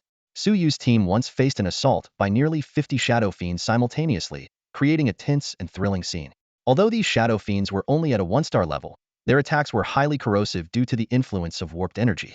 Even a 3-star physical superhuman could suffer severe, hard-to-heal wounds if careless. Fortunately, Suyu's team, leveraging their superior strength, managed to avoid serious casualties, with only a few deputy leaders sustaining minor injuries. As they continued to advance, Suyu's power also steadily increased. After repelling another group of Shadow Fiends, he was pleasantly surprised to discover that his Wild Hunter class had reached level 7. Compared to the battlefield mechanic, the Wild Hunter's level-up requirements were significantly lower. Suyu noted that advancing to the next level as a Wild Hunter required only 15,000 experience points, far less than the nearly 100,000 points needed for the battlefield mechanic. After some thought, Suyu understood this difference. Though both were first-tier professions, each level gained as a battlefield mechanic offered more comprehensive enhancements, whereas the Wild Hunter mainly boosted physical abilities. In the long run, the overall increase from the Wild Hunter was indeed less than that of the battlefield mechanic. However, given the current situation, Suyu valued the immediate boost in strength more. As he watched another wave of Shadow Fiends approach, he decisively ordered the Rangers to fire a volley, swiftly eliminating the enemies. Seeing his experience points surge, Suyu nodded in satisfaction. With a critical confrontation with Li He looming, every bit of strength gained was crucial, a matter of life and death. Just as Suyu was directing his team to continue advancing, an unexpected change interrupted their momentum. The previously calm gray mist suddenly thickened and began to whirl violently. This abrupt shift disoriented Yang Lai and the others, leaving them unable to determine their path forward. The administrators frowned deeply. Their mission was to quickly locate and eliminate the Shadow Fiend leader, Li He, but this unforeseen change had thrown their plans into disarray. They risked losing their way and might inadvertently wander out of the radiation mist, rendering their efforts futile. Bai Hong and the others anxiously looked to the administrators and Suyu, hoping they would devise a solution. However, faced with this sudden development, even the administrators struggled to come up with an effective response. His cybernetic body indeed included night vision capabilities, but the current dim environment was a result of supernatural powers. Even with night vision equipment, it was challenging to find the right path. Just then, Suyu smiled and spoke up. "Don't worry, just follow me. I promise this won't be a wasted trip, and we certainly won't lose track of Li He. At most, it might just take a little more time." A smirk played on Suyu's lips, and a subtle hint of sarcasm flashed in his eyes. Admittedly, Li He's recent maneuver was quite effective. Unfortunately for him, he had the bad luck of encountering Suyu. With the abilities of murder intent perception and holographic sense, no matter how the radiation fog shifted, Li He and the phantoms he controlled stood out like fireflies in the dark in Suyu's vision, completely exposed. Deep within the gray fog, Li He, who was nearly omniscient and omnipotent in this fog thanks to his phantoms, couldn't help but sneer upon hearing Suyu's words. However, recalling how Suyu had previously led his 60-strong cavalry squad to steadily advance and inflict losses on his phantoms, as well as the numerous escapes of the Ninth Squad from his clutches, Li He was reluctant to underestimate Suyu. To be cautious, Li He decided to take action. His current state had not yet evolved to the perfect stage, with his power fluctuating between mid and top-tier 4-star levels, far from stable at the top tier. He needed more sacrifices to complete his transformation. With a thought, Li He's body began to glide silently through the fog. Under the influence of the radiation fog, this area's ground was saturated with tangible phantasmic energy. For Suyu and other extraordinaries, this energy was like a quagmire, significantly slowing their movement. But for Li He and his phantoms, this energy was like the perfect ice surface, allowing them to glide swiftly. Li He mused to himself, even if you're lucky enough to find my new position after I move, I can simply relocate again. He imagined Suyu and his team tirelessly searching for him in the fog, only to come up empty-handed, and his anticipation grew. However, just as Li He began to relocate, Suyu's eyes widened with indescribable joy.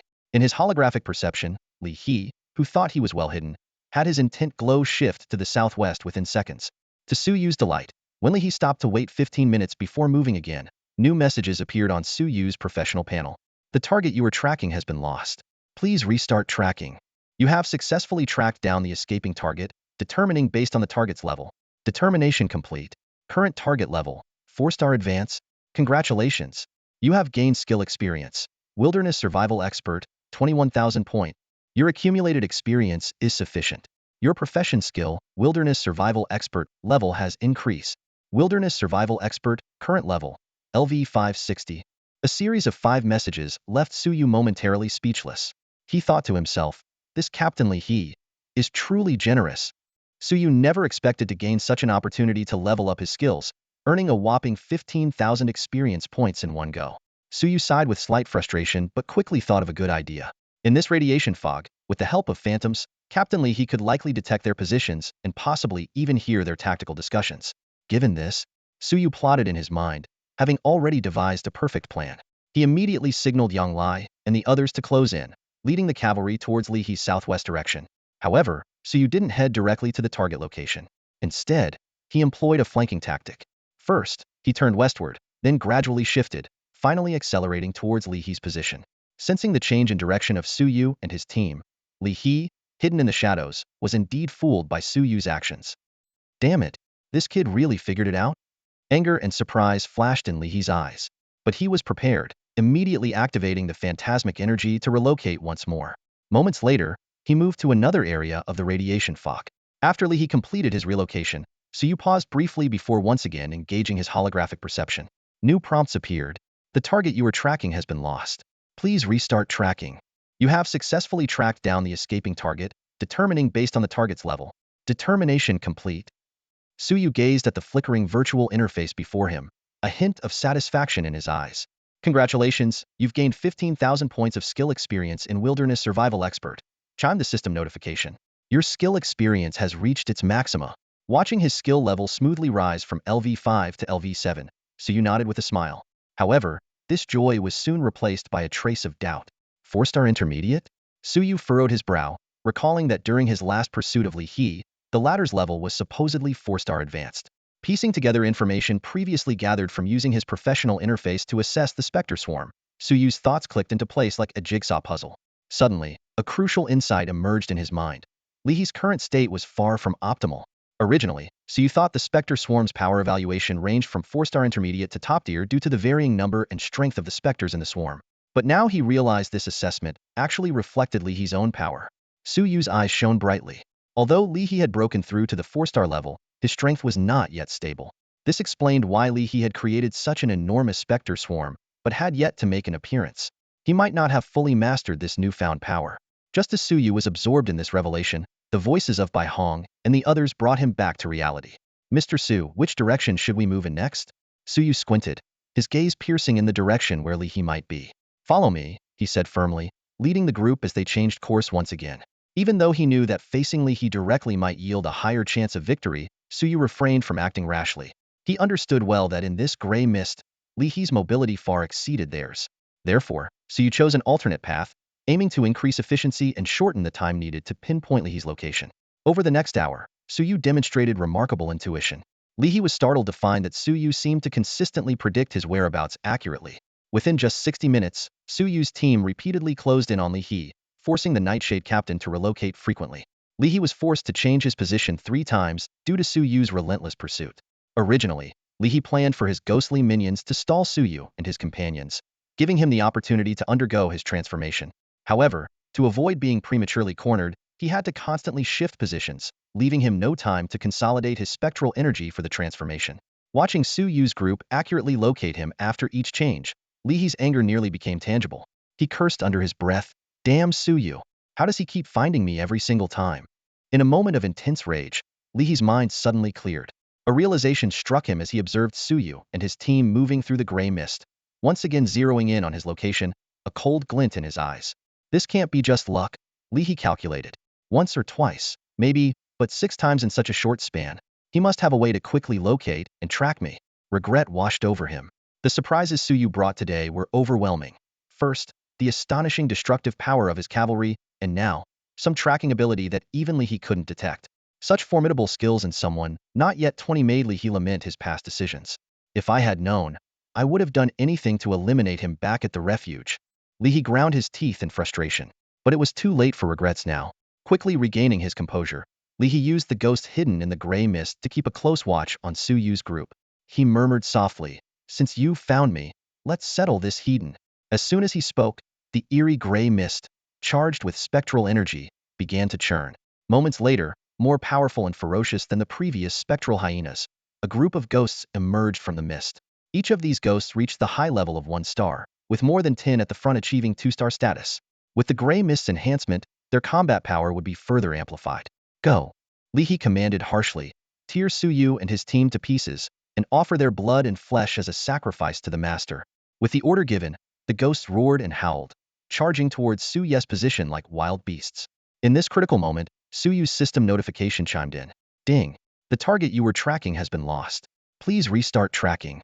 You have successfully located the fleeing target. Assessing based on target's level.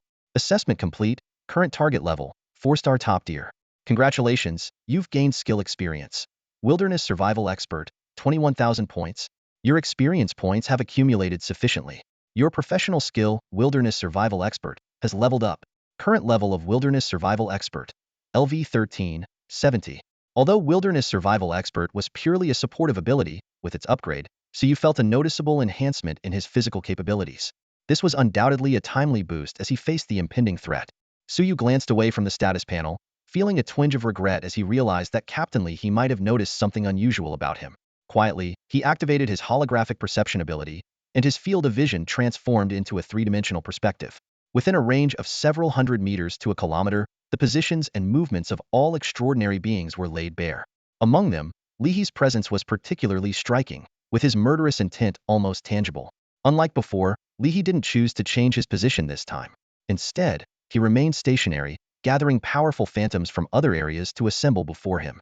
The blood-red points of murderous light represented 1-star and 2-star phantoms, which quickly gathered and launched a fierce attack in Suyu's direction. Suyu murmured softly, "Interesting, it seems we're in for a real battle now." There was no fear in his eyes, only a burning fighting spirit. In the past 6 attempts to disrupt Li's consolidation of his energies, Suyu not only achieved his goals but also managed to hunt down numerous phantoms, significantly enhancing his own strength. Although these phantoms were generally of low level, the accumulated experience allowed his Wilderness Hunter level to smoothly rise to LV10. With the boost from his Wilderness Survival Elite skill, now at LV13, Suyu's physical prowess alone reached a 3-star advanced level. This greatly compensated for his weaknesses as a Mechanist, bolstering his confidence for the impending battle. Gripping the handle of the energy sniper cannon hidden beneath a gray cloth on his back, Suyu fixed his gaze on Li's location. He calculated in his mind, even if Li completes his transformation and solidifies his power to a 4-star top tier, with the electromagnetic fury, energy sniper cannon, 60 rangers, and self-destruct attack feature, coupled with the potential strength boost from reaching LV15 or 16 in Wilderness Hunter, a 4-star top tier phantom wouldn't be unbeatable. Calming his inner excitement, Suyu raised his voice and shouted, "Everyone, get ready. Brace for the Phantom Swarm's assault." At his command, the administrators and others turned pale, aiming their weapons at the front. The Rangers also pointed their guns at the pitch-black radiation mist ahead. Suddenly, sharp whistling sounds pierced the air as several phantoms swooped in from different angles, heading straight for the center of the team. Despite being prepared, the strength of this group of phantoms far exceeded that of their previous adversaries. 7 phantoms breached the defense line in an instant, knocking away 2 deputy captains who tried to shield Suyu. 5 phantoms engaged by Hong and the others, while the remaining 2 charged directly at Suyu, emitting shrill cries of excitement. In the depths of the radiation mist, Li watched the scene unfold with a satisfied smile.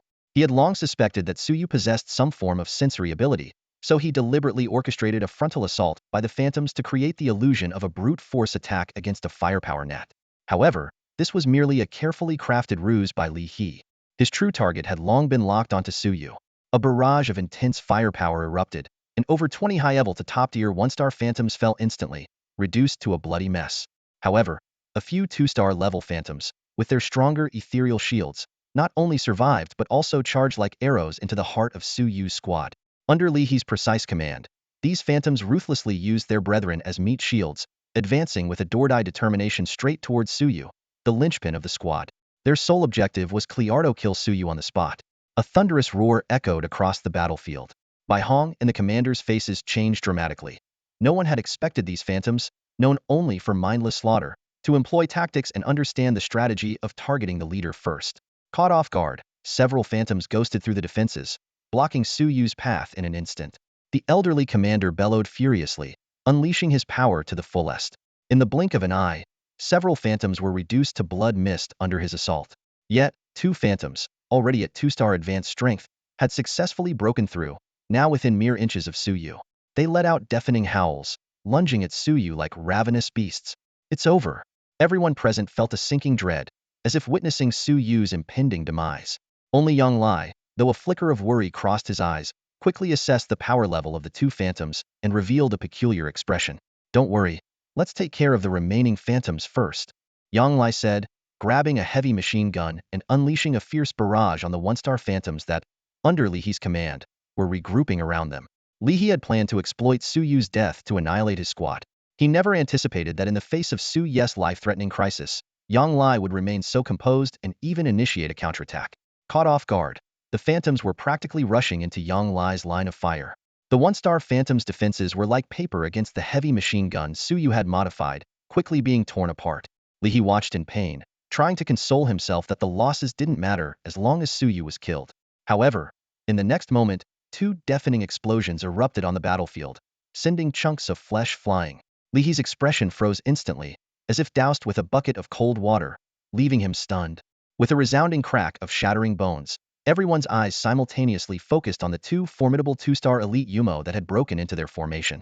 These fierce creatures charged towards Suyu, seemingly moments away from striking, only to meet an unexpected fate as they drew near. Suyu moved like lightning, his hands expertly grasping the necks of the Yumo. With a sudden burst of strength, a sharp snap echoed as he crushed one creature's throat. But Suyu didn't stop there. He lifted the Yumo by the neck and violently slammed its head into the ground. With a loud bang, the head exploded like a watermelon. This seamless display of close combat left everyone present utterly astonished. By the time they regained their composure, the 2 powerful Yumo had already disintegrated into large clouds of dark energy, merging with the surrounding irradiated environment. Mr. Su, someone gasped in disbelief. Apart from Yang Lai, who was already aware of Suyu's capabilities, everyone else, including the Overseer, wore expressions of shock. The Overseer recalled the so-called geniuses he had seen in Dawn City. Even those who trained in both physical and mental extraordinary abilities rarely reached Suyu's level in just half a year. While the others were still reeling from the shock, Li He, hidden in the depths of the dark mist, was nearly driven mad. He regretted not eliminating Suyu sooner, and was consumed with jealousy over Suyu's astonishing talent. However, Li He quickly regained his composure, realizing he still had hundreds of Yumo at his disposal. Go. Continue the slaughter. Li He ordered coldly. If once isn't enough, then twice. If twice isn't enough, then thrice. Even a 3-star physical extraordinary can't withstand such a relentless assault. Li He's gaze shifted to the perimeter of Suyu's team, where the cavalry battle group was positioned. With a smirk, he thought, this is your greatest reliance. Once these cavalry are destroyed, Suyu's team will be like sitting ducks, crushed by my Yumo army. At Li He's command, swarms of Yumo surged from the mist, launching a frenzied attack on Suyu and his group. Their fearless assault quickly took its toll, damaging over a dozen cavalry units. Seeing this, the Overseer and others grew increasingly serious. They realized that Li He had indeed chosen the right target. If they failed to protect the cavalry, the entire team would be in grave danger. The Suyu team has managed to make it this far largely thanks to the Rangers acting as a shield, absorbing over 70% of the attacks from the dark creatures. Without the support of the Rangers, even if they could have held on until now, the casualties would have been significantly higher. The manager couldn't help but whisper, "Mr. Su, should we let the Rangers fall back and let me take the front?" So far, the manager hadn't actually taken action, as the Rangers were holding the front line. This was a strategy Suyu had deliberately arranged. Although the old man's strength had been restored, it hadn't returned to its peak. If he expended too much energy now, he might not be able to perform well when a real crisis arises, or when he personally steps in, which would be a real problem. Suyu spoke with a calm and confident tone. "No need to worry, the Rangers can hold their ground." He then waved and commanded, "Nunu, start the repairs." "Got it." Nua promptly opened the suitcase she had been carrying, revealing its contents. The group couldn't help but glance over, and when they saw what was inside, their eyes widened in surprise. The suitcase, over a meter long, was filled with metal materials and spare parts. Nua's 8 mechanical arms swiftly grabbed these materials, moving like a silver whirlwind into the frontline Rangers. Wherever she passed, the damaged Rangers were quickly repaired. The manager couldn't help but exclaim, "This efficiency is incredible. Mr. Su, can such rapid repairs be effective?" Suyu smiled slightly, his eyes full of confidence. "Rest assured, old man. Leave it to Nunu. You can all rest easy." This wasn't just Suyu boasting. The Rangers remained within a 150-meter radius around Suyu. Within this zone, Suyu could instantly take control of each Ranger, guiding them with the aid of psionic energy. Combined with the swarm-like properties provided by the combat drones, the Rangers were highly maneuverable. Although there had been some damage in the battle so far, their core intelligent chipsets remained intact. The repairs were essentially just patchwork. Given Nua's repair efficiency, such simple tasks were completed swiftly. Suyu felt a surge of pride. "This time, I brought enough spare parts to ensure each Ranger could undergo at least 3 quick repairs. Let's see, Captain Li He, whether you have more dark creatures to throw at us or I have more spare parts." Since I didn't have to carry the suitcase full of parts myself, I didn't hold back on equipping Nua with various weapons and gear, maximizing her load capacity without compromising her mobility and repair efficiency. Initially, even I thought I might have gone overboard with the spare parts. But now, I can only commend my foresight and strategic planning. Hearing Suyu's mocking words, Li He, hidden in the gray mist, gritted his teeth. "I really underestimated you." In that case, his gaze shifted to Suyu's teammates, Yang Lai and the others. Since he couldn't kill Suyu or deal with the Rangers for now, Li He decided to target Suyu's companions instead. "Let's deal with these people first," Li He thought, believing that slaughtering the living, even those like Hu Yueshan and Bai Hong, could greatly please the entity he worshipped and earn its favor. Li He commanded the dark creatures to launch a new wave of assault. This time, as they charged forward, they began to self-destruct on the battlefield, one after another. In the instant of self-destruction, their flesh, corroded by dark energy, scattered like shrapnel grenades. Though the immediate damage wasn't strong, the tainted flesh caused severe ongoing harm to Yang Lai and the others. Hu Yueshan suffered the most, with one arm so affected by the dark energy that he couldn't even hold his weapon, leaving him in a state of mental disarray. These creatures can self-destruct? The sudden assault shocked everyone, even causing Suyu to frown deeply. Without thinking twice, Suyu stepped forward and spread his fingers to release the psionic energy condensed by the iron meditation technique. Although this type of energy lacked substantial offensive power, it could effectively counteract the effects of other meditation techniques, including the dark energy within the shadow demons. With Suyu's assistance, Hu Yueshan's mental state rapidly improved, though his right arm injury, despite emergency bandaging, was not going to heal anytime soon. The situation for the other hunting team leaders was equally grim, with only the 4-star ranked Lang Yun and Huan managing to remain unscathed due to their prowess. Seeing Suyu successfully rescue Hu Yueshan, everyone breathed a sigh of relief. However, the distant roars of more approaching shadow demons shattered the brief respite. "Everyone, stay alert," they shouted in unison, their expressions turning grave. Even Suyu felt a headache coming on. The shadow demon's self-destructibility was indeed beyond his expectations. The elder manager couldn't sit still any longer and volunteered, "Mr. Su, now is not the time to hesitate." After a brief pause, Suyu decisively replied, "All right, I'll leave it to you, old man." The situation was urgent, leaving no room for delay. Everyone present, including Yang Lai, Lang Yun, and Hu Wan, were mere flesh and blood. Even if they could slay the shadow demons, the corrosive energy released upon their self-destruction could still impact their mental states. The elder manager, however, was protected by cybernetic armor and didn't have to worry about this. With Suyu's nod, the old man immediately stepped forward, charging into the swarm of shadow demons like a silver-gray lightning bolt. Every punch he landed resonated with a heavy thud, and whether they were 2-star novice or 2-star elite shadow demons, They all met the same fate, shattered to pieces. As Suyu had predicted, the corrosive energy had no effect on the old man. From the depths of the gray mist, Lihi watched all this unfold, his eyes gradually turning cold. Initially, he thought that using the shadow demons to deplete the old man's energy was worthwhile, but as the battle dragged on, his expression grew increasingly twisted, and the fury in his eyes seemed almost tangible. This old fool. How can his strength be so lacking? How is he only at a 4-star intermediate level? Lihi raged internally, seething with anger. He recalled why, despite his superior strength, he chose to remain patient, why he hesitated to act upon sensing Suyu's threat, and why he repeatedly instructed his subordinates to leave no trace. All these concerns stemmed from his fear of the manager's strength. 4-star elite, highly cybernetically enhanced, a super-modified life form from Dawn City. These titles carried such intimidating power that they kept Lihi hidden in the sanctuary until now. But now, the strength the manager displayed was only at a 4-star intermediate level. Initially, Lihi wanted to believe the manager was masking his true power, but watching the old man fight desperately in the rear, his anger only flared hotter. Lihi's army of shadow demons advanced with unstoppable momentum, yet there were still some survivors among the ranks of the managers. A few shadow demons broke through the defense line, penetrating the rear of the ranks, delivering a heavy blow to Bai Hong and the others. A deputy captain fell in a pool of blood, becoming the first casualty of the battle. Suyu's team also suffered severe losses. In addition to casualties, 2 3-star extraordinary individuals were completely incapacitated. Nua had no choice but to place them in the trunk carrying spare parts, barely maintaining their protection. These losses far exceeded a simple display of power. Lihi narrowed his eyes, his mind racing. He finally realized that the strength of the managers over the years had likely declined significantly. The current display of mid-level 4-star power was probably only restored with the help of the variable that was Suyu.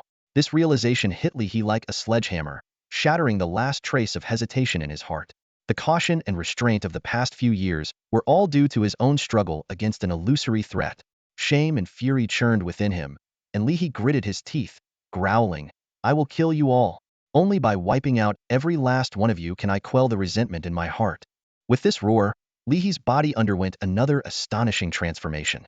The tentacle-like limbs that had formed from the erosion of dark energy began to stabilize, no longer wobbling like a swamp's mire. Recklessly, he activated his meditation technique, drawing in the remaining dark energy from the surrounding radiated mist like rivers converging into the sea, flooding into his body. The dark energy, originally used to enhance the radiation's effects and slow down the progress of Suyu's team, was forcibly absorbed by Lihi, channeling it into himself. With the infusion of this massive amount of dark energy, Lihi's aura surged, and his form began a new round of transformation and ascension. His silhouette twisted and morphed in the gray mist, resembling a giant beast about to break free from its cocoon, exuding a terrifying aura that struck fear into the hearts of those who sensed it.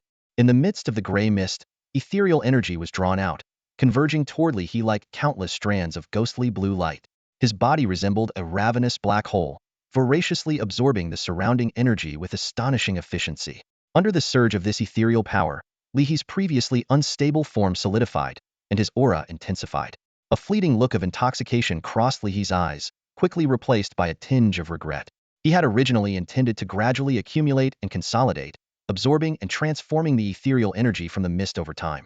Although this method was slower, it could elevate his power to a 4-star pinnacle or even higher.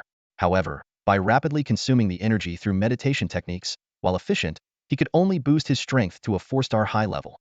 Yet, the current situation allowed him no time for contemplation. Lihi coldly gazed at the approaching Suyu squad, a murderous intent welling up within him. Without the restraint of a manager, reaching the 4-star pinnacle was no longer necessary.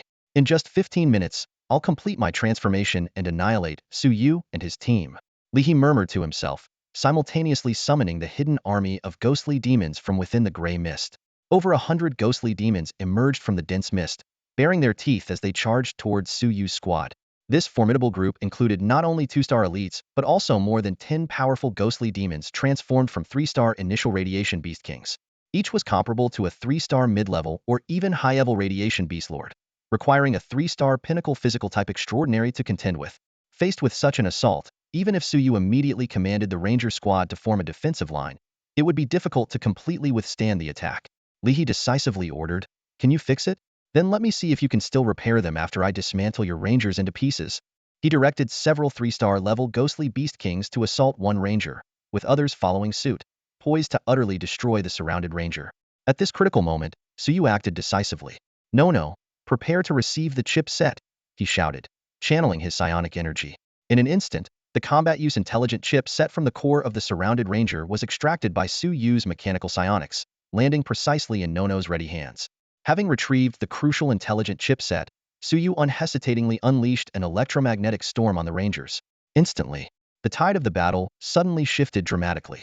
Initially overwhelmed by the Phantom Beast Kings, a few Ranger units unleashed astonishing combat power under the influence of an electromagnetic storm. Their bodies crackled with electricity, moving with increased speed and agility, able to face the 3-star Phantom Beast Kings Hedon. Suyu, harnessing the power of psionics, controlled multiple Ranger units simultaneously. Chainsaw blades roared as they sliced through the Beast King's flesh with pinpoint precision. The Beast Kings howled and swung their claws, but the Rangers deftly dodged each attack. This scene left the onlookers, including the Overseer, in shock, while Li He rubbed his eyes in disbelief. However, as time passed, the Ranger units began to emit unnatural sparks, their movements becoming stiff. The battle once again tilted in favor of the Phantoms. Li He finally realized that Suyu's meditation technique temporarily boosted the Rangers' combat abilities, but with significant side effects. He eagerly anticipated witnessing the Rangers' complete annihilation. Just then, a series of deafening explosions erupted on the battlefield.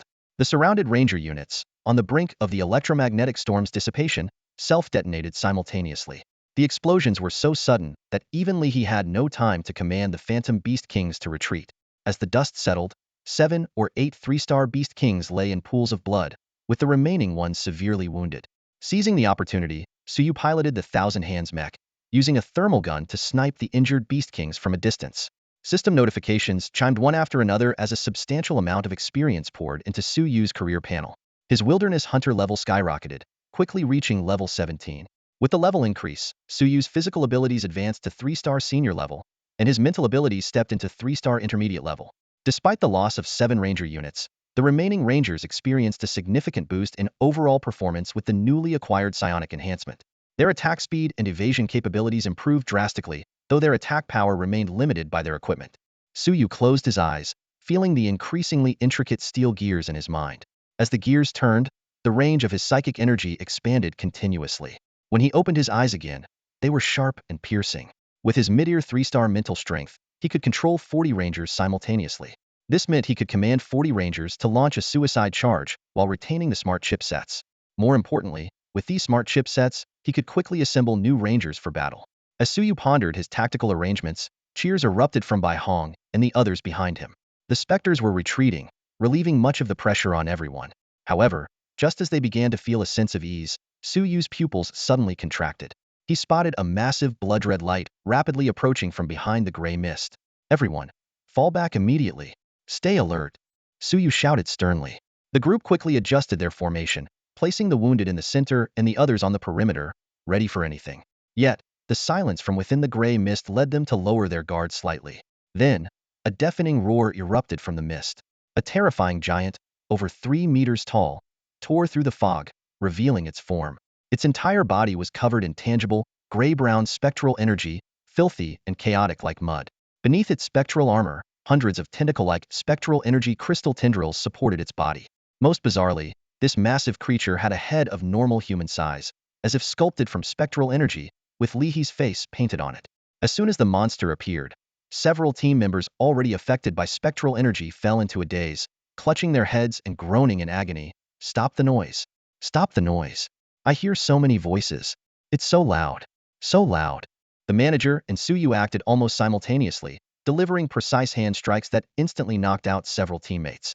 The combination of a 4-star psychic extraordinary and the power of the tainted energy was indeed terrifying. As the unconscious teammates fell silent, Suyu and the manager breathed a sigh of relief, their gazes once again locking onto Li He. Yang Lai and the others felt slightly relieved as well, positioning themselves behind the pair, though their eyes couldn't hide the shock and fear they felt towards Li He. Even without a direct confrontation, Li He's mere presence had already dealt a severe blow to the morale of Suyu's team. His methods, forcing the opponent to incapacitate several of their own, were truly chilling. A smug smile appeared on Li He's face as he spoke in a haunting tone. "Suyu and the manager, long time no see. You've really given me a huge surprise." Before he finished speaking, the tainted energy mist behind him began to churn and boil once more. "As a return gift, I'll give you a grand present," Li He said softly, though his tone carried a bone-chilling coldness. "Attack, and tear these people apart completely. But leave Suyu and the manager. I have special plans for them. With his command, more than a dozen 3-star ghost beasts emerged slowly from the mist. Following that, Li He waved his hand again, and 53 top-tier 2-star ghost beasts followed suit. Finally, 2 humanoid ghost beasts appeared, causing the members of Suyu's team to change their expressions drastically. Suyu fixed his gaze on the 2 humanoid ghost beasts, his eyes filled with complexity, and said to Li He, "Captain Li, you certainly don't hold back, do you?" His tone carried not only a sense of awe but also a chilling intent to kill. The 2 humanoid demons flanking Li He were imposing and terrifyingly powerful. They had reached the pinnacle of 3-star level and were none other than Li He's trusted aides, the 2 vice-captains of the Nightshade Squad, He Xiang and Mo Yun. However, they were no longer human, having been transformed into Li He's most formidable demon puppets. This transformation was no easy feat. The stronger the demon, the more severe the etheric corruption they suffered in life, and the more excruciating the pain during conversion. He Xiang and Mo Yun were originally 2-star extraordinaires, but they had been forcibly elevated to the peak of 3-star level, enduring unimaginable agony in the process. Suyu watched silently as this unfolded, while the administrators, Lang Yun, Hu Wan, and others present couldn't help but change their expressions, feeling a pang of sympathy. If they were defeated in this battle, their fate might be even more tragic than that of He Xiang and Mo Yun. Sensing the chill in everyone's eyes, Li He sneered coldly, his tone full of inevitability. "Becoming a demon and serving my great master is the highest blessing for them." His smile grew sinister, his gaze fixed on Suyu, filled with killing intent and envy. "And there's no need for you to worry. Soon, you will all end up like them, without exception. Until then, resist all you want, but your resistance is doomed to fail." Before he finished speaking, Li He suddenly waved his hand. In an instant, dozens of elite demons, led by He Xiang and Mo Yun, roared and charged at Suyu and the others like a tidal wave. The momentum was so overwhelming that even 4-star Lang Yun and Hu Wan turned pale, let alone Hu Yueshan and the others. What made them even more desperate was that Li He also launched his attack. No longer holding back, he was determined to annihilate Suyu and his group completely. Facing the demon horde led by He Xiang and Mo Yun had already left Lang Yun and the others feeling overwhelmed. And with Li He's involvement, the 3-star extraordinaires like Hu Yueshan showed signs of fear. Even the administrator's eyes were filled with despair. However, at this critical moment, the dense sound of machine gun fire erupted like a torrential downpour, halting the demon horde's advance. Suyu's sniper rifle also fired with a deep, explosive sound, precisely targeting the 3-star demon beast kings. The interplay of sniper bullets and machine gun fire not only stalled the demon horde's charge, but also pulled the administrators and others back from the brink of despair. Suyu's voice was calm yet firm. "It's not over yet. Are you going to surrender now? Are you willing to let Li He turn you into something as miserable as He Xiang and Mo Yun?" His words reinvigorated the group. "Leave these demons to me. You follow the old man, Lang Yun, and Captain Hu Wan to hold off Li He, He Xiang, and Mo Yun. Once I've dealt with the demons here, I'll come to support you." Without waiting for their reply, Suyu immediately led the Ranger battalion forward against the tide. Gunfire erupted, bullets tore through the air, and under the suppression of the firepower net, they managed to push the defensive line back significantly towards Li He. Watching Suyu's resolute figure, even the administrators took a deep breath, their gazes returning to Li He in the distance, filled with fighting spirit. The old man murmured softly, "I've lived a long life, and to be outdone by young people here would be truly embarrassing." Boom! The exoskeleton armor erupted with astonishing power, pushing the old man's suit to its limits. The aura of a 4-star top-tier physical transcendent surged like a tidal wave, causing the armor's surface temperature to skyrocket. The moisture in the surrounding air evaporated, forming wisps of white smoke that swirled around him. The force was so overwhelming it felt as if it could tear through any obstacle. Although Suyu's meticulous maintenance couldn't allow the old man to maintain 4-star top-tier strength indefinitely, it was more than sufficient for a short burst of power. The combination of the physical prowess of a 4-star top-tier transcendent and the exoskeleton armor provided a natural resistance to the psychic attacks of mental-type transcendent beings. This renewed the administrator's confidence and reignited his fighting spirit. "Leave Li He to me. He Xiang and Mo Yun are yours to handle," the old man bellowed, charging into the swarm of shadow demons with the same determination as Suyu. Caught off guard, Li He, who had been preparing to confront Suyu, was engulfed by a wave of searing heat. Instinctively, he tried to evade, but it was too late to react. Bang! A heavy steel fist struck him squarely. At this moment, Li He was encased in a layer of dark energy crystal, standing 3 meters tall and weighing over 1,000 pounds. Yet, under the impact of the old man's punch, his massive form was knocked back more than 10 meters, carving a deep trench into the ground. Nightshade Captain. If you want to get to Mr. Su, you'll have to get through this old man first. The old man's strength far exceeded everyone's expectations. Seeing the administrator knock Li He back with a single punch, hope ignited in the eyes of the hunting team leaders, Lang Yun, Hu Wan, and others. They charged towards He Xiang and Mo Yun as per Suyu's instructions. The battle, which had seemed one-sided, suddenly became evenly matched. The administrator felt a slight sense of relief, but remained vigilant. He knew the power of his punch.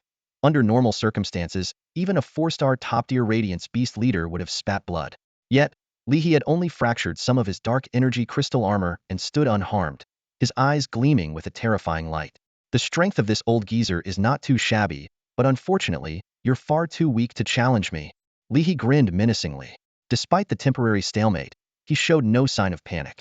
With a wave of his hand, swish, the tentacle-like dark energy tendrils from his lower body extended, transforming into 3 sharp spears aimed directly at the administrator. The old man's eyes flashed with cold light as he swiftly dodged to another spot with the help of his exoskeleton armor.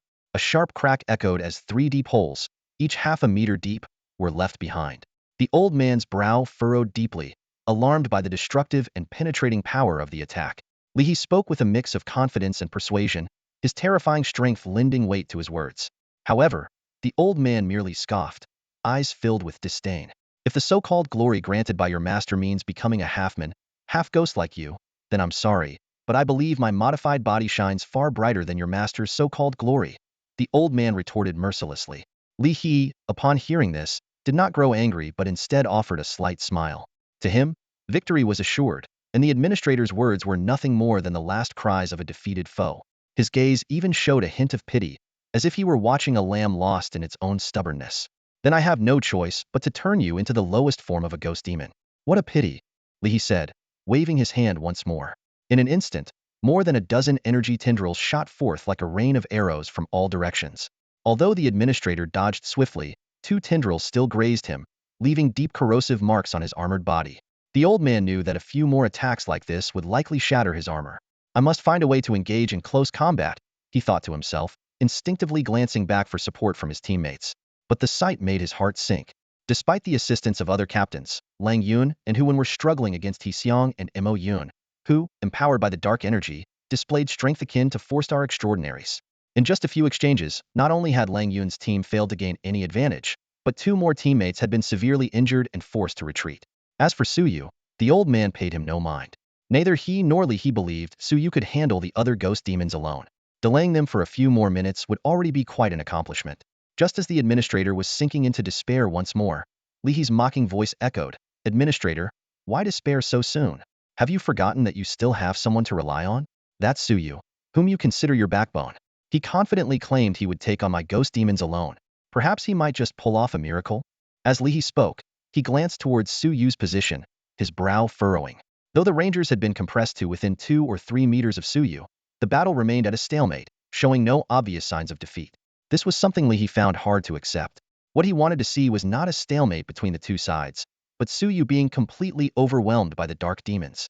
Ideally, he wished to see Suyu torn to shreds by them, which would be the perfect scenario.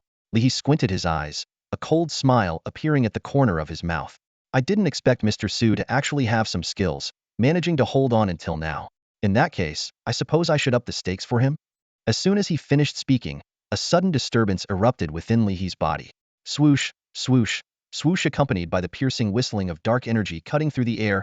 Countless streams of gray-brown dark energy shot out from within him like a meteor shower, raining down on the horde of dark demons besieging Suyu in the distance. The administrator watched this scene in shock, eyes filled with despair. With the dispersal of the dark energy, Li He's aura visibly weakened. Previously at the advanced 4-star level and on the verge of breaking through to the peak, his spiritual energy fluctuations had now dropped to a mid-4-star level, just shy of returning to the advanced level. However, there was no joy in the administrator's heart, only a heavy burden. He knew all too well that in this field of radiation gray mist, the dark energy from every fallen dark demon would eventually return to Li He. Although Li He's power had diminished, he could easily restore it to its former level if he wished. More concerning was the fact that the dark energy streams flying towards the dark demons were rapidly altering the battle's dynamics. Originally at a 2-star peak or even 3-star level, the dark demons were experiencing a surge in power after absorbing the additional dark energy. In the blink of an eye, Nearly 100 dark demons besieging Suyu transformed into 3-star level powerhouses. It's over. The administrator and the other hunting team captains, engaged in fierce battles with Lang Yun and Hu Wen in the distance, were filled with utter despair.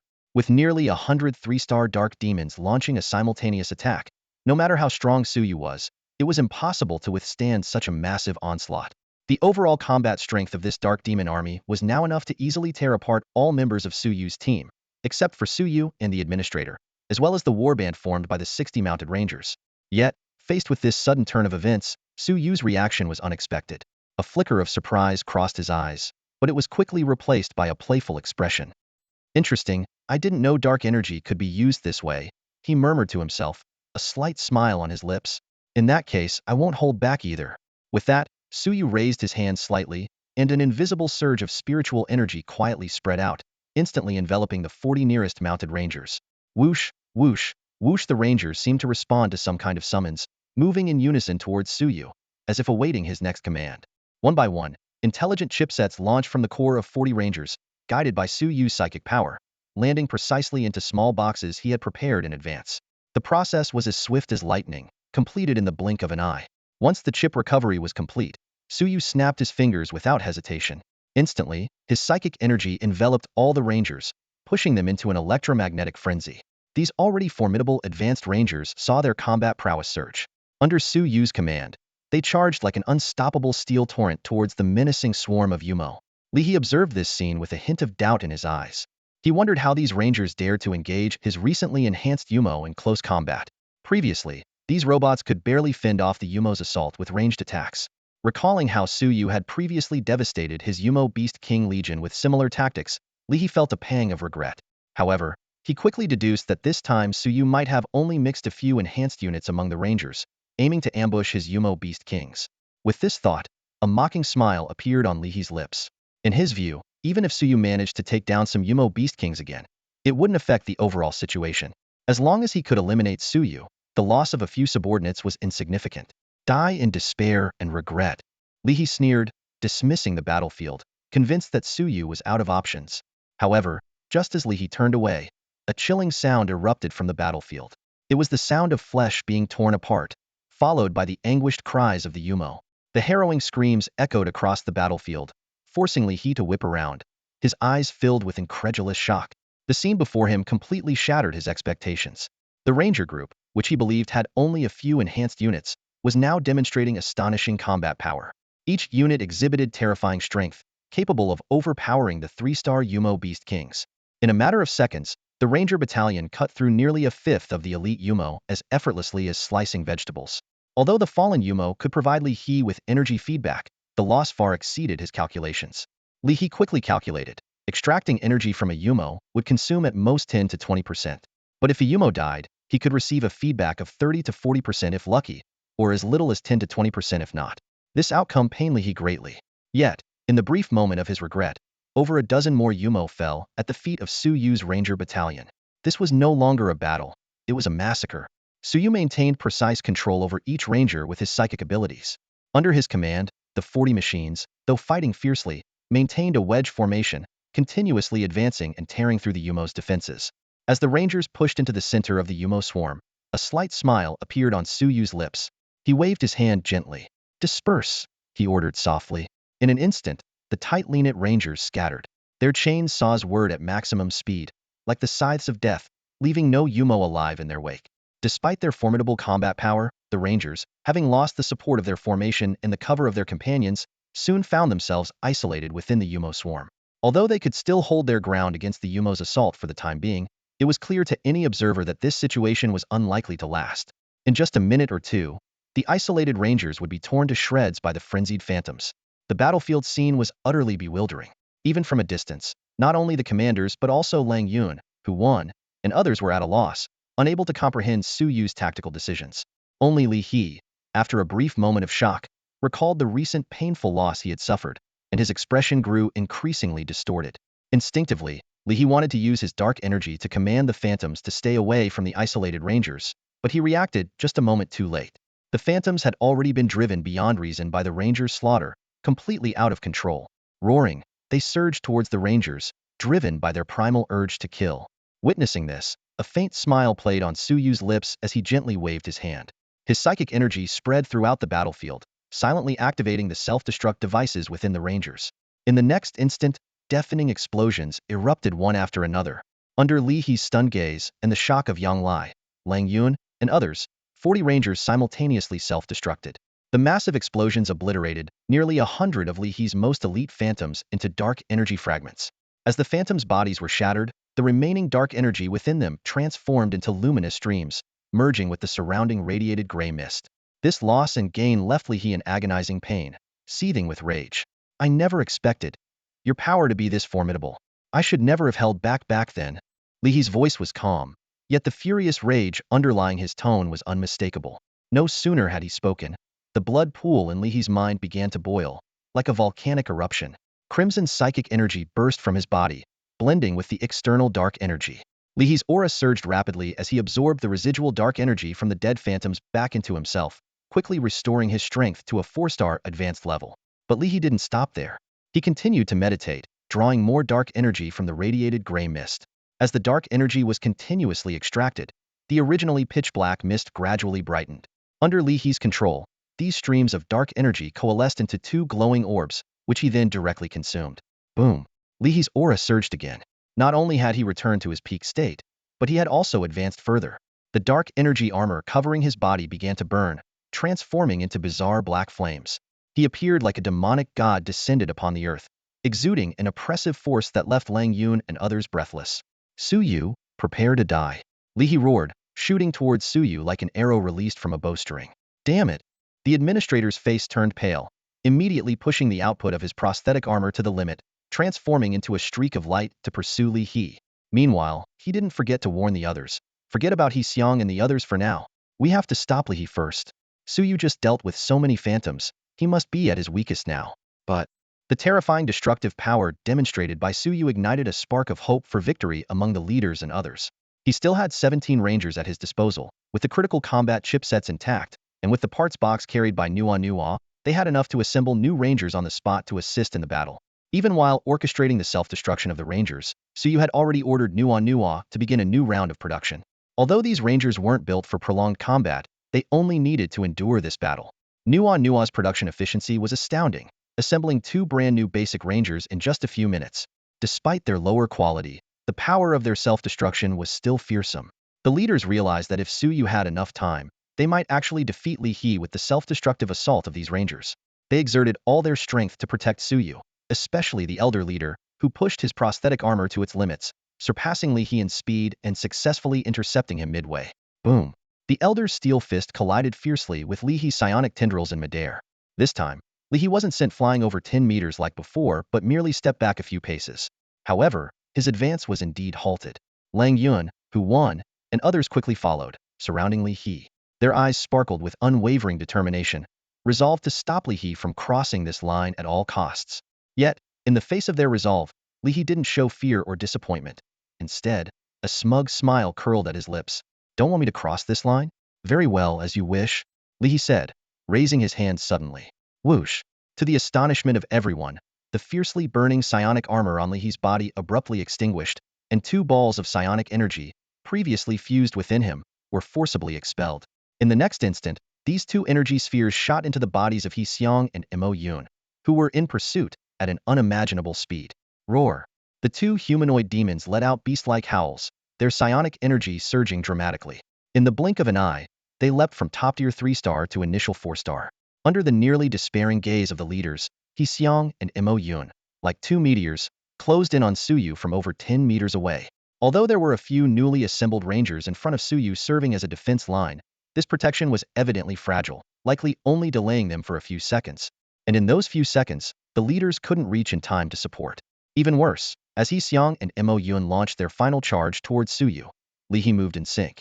Countless psionic tendrils erupted from his body, transforming into a forest of sharp spears, blocking everyone's path. This battle is over, Li He declared with a mocking smile, his voice full of satisfaction. His gaze fixed intently on Suyu in the distance, eager to witness the despair and panic on his opponent's face. However, to Li He's surprise, as He Xiang and Mo Yun closed in on him, Suyu's eyes showed no trace of fear.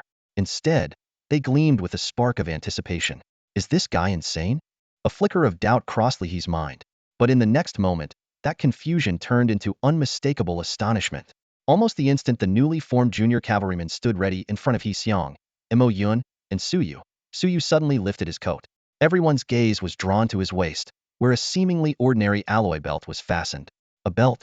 Everyone present, including Li He, was dumbfounded. However, before anyone could react, Suyu's voice rang out, "A belt? This is no ordinary belt. No. Prepare for prosthetic integration." Affirmative. A steady, emotionless electronic voice responded from Nono. In the dire battlefield situation, this calm voice seemed exceptionally reassuring. Immediately, Nono, who had been frantically assembling barely functional cavalrymen from a pile of mechanical parts, turned around abruptly. It grabbed a massive suitcase, flipped it upside down, and then tossed it aside with force. As parts clattered to the ground, 8 heavy, folded alloy mechanical arms stored at the bottom of the case were revealed. Nono quickly picked up these mechanical arms, aiming precisely at the prosthetic interface on its master's lower back. With a deafening boom, a powerful sonic boom erupted in the air. As He Xiong and Mo Yun tore those few junior cavalrymen to pieces, the sound of mechanical gears whirring signaled the connection of the 8 mechanical arms to Suyu's prosthetic core. Thousand-hand prosthetic activated. Entering combat mode. The deep electronic voice echoed from the prosthetic's control core. In an instant, Suyu's figure suddenly expanded, rising to eye level with Li He, towering at a full 3 meters. Behind him, 4 weapon-loaded mechanical arms brandished menacingly, while the other 4 supported his body, allowing him to stand suspended in midair. At that moment, Suyu appeared as a mechanical war god, dominating the gray mist-laden battlefield with a terrifying presence. Suyu took a deep breath, feeling the strength that the Thousand Hands prosthetic bestowed upon him. He clenched his fist slightly, his gaze fixed ahead. There, He Xiong and Mo Yun had just dismantled several basic rangers into a scattered mess. Suyu's eyes gleamed with undisguised battle intent. Recalling the time before he became a wilderness hunter, he could already contend with 4-star primary physical transcendence solely relying on the power of the Thousand Hands prosthetic. Now, not only had he become a wilderness hunter, but he had also gained substantial experience from this battle by defeating numerous phantom demons. Especially when he commanded 40 rangers to self-destruct, eliminating nearly 100 elite phantom demons, the massive experience points propelled his wilderness hunter level to 19. Although he was still 70,000 experience points shy of reaching the max level, the enhancements to his physical attributes from reaching level 19 had already elevated his combat capabilities to the peak of 3-star. With the support of the Thousand Hands prosthetic, he could defeat a primary 4-star transcendent within 3 rounds. Suyu channeled his psionic energy, and 4 armed mechanical limbs aimed at the approaching He Xiong and Mo Yun. His eyes burned with fighting spirit, and as soon as he spoke, he charged towards the 2. Although there was no reference for opponents above the primary 4-star level, dealing with these 2 would reveal the extent of his strength. With a mighty roar, Suyu's 4 mechanical limbs powered up simultaneously. He leaped into the air, over 10 meters high, like a spider demon. 2 mechanical arms equipped with thermal ray guns locked onto He Xiong and Mo Yun below. As he pulled the triggers, 2 high-temperature thermal rays cut through the air towards their targets. The intense heat caused the air to sizzle with white smoke, and the onlookers held their breath, their eyes filled with awe and excitement. Li He also widened his eyes, staring intently at Suyu in the distance, shock evident in his gaze. The thermal rays arrived in an instant, but He Xiong and Mo Yun were no pushovers. Under Li He's control, their power, bolstered by phantom energy, reached the primary 4-star level, capable of contending with a radiation beast lord of the same tier. As humanoid phantom demons, their reaction speed and evasion capabilities far exceeded those of ordinary radiation beast lords, making even 4-star primary physical transcendents like Lang Yun and Hu Wen appear full of flaws before them. With astonishing reflexes, He Xiong and Mo Yun leaped back just before the thermal rays struck, not only dodging the attack but also each channeling phantom energy to form gray-brown energy beams, shooting them at Suyu in midair. "Watch out, Mr. Su. These phantom energy beams can spread," Lang Yun and Hu Wen warned in unison, having battled these 2 phantom demons before and knowing their tactics well. Heeding the warning, Suyu reacted quickly, his prosthetic interface on his back activating to release a burst of air, causing him to plummet abruptly and narrowly evade the phantom energy beams. As Lang Yun had said, the beams spread out in midair, covering an area of over 10 meters. Had he not dodged in time, even the formidable defense of the Thousand Hands prosthetic would have struggled to withstand the corrosive phantom energy. 4-star level phantom demons are indeed formidable opponents, Suyu remarked, observing the area shrouded in white smoke from the energy's corrosion. Yet, there was no fear in his eyes, only growing excitement. It's opponents like these that truly test the combat power of my Thousand Hands prosthetic.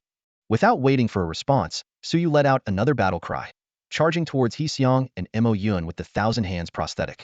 Having witnessed the power of their long-range attacks, he abandoned the idea of using thermal ray guns for sniping and opted for close combat. Despite the terrifying corrosive power of the phantom energy, Suyu felt no fear, instead eagerly anticipating the intense confrontation ahead.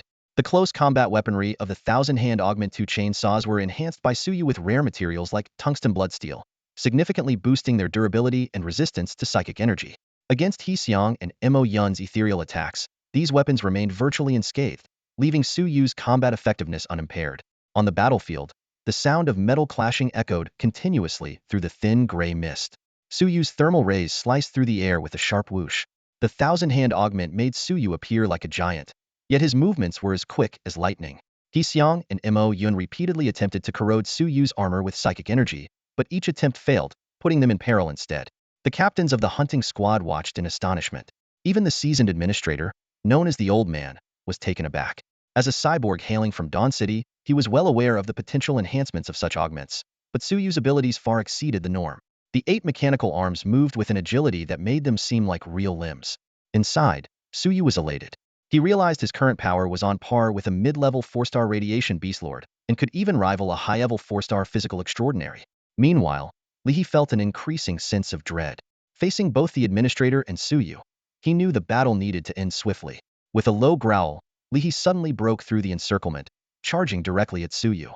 The administrator and others immediately moved to intercept, but Lee unleashed a mass of gray-brown psychic energy, forming a mist that blocked all attacks. He used the opportunity to breach the blockade and positioned himself behind Xiong and Mo Yun.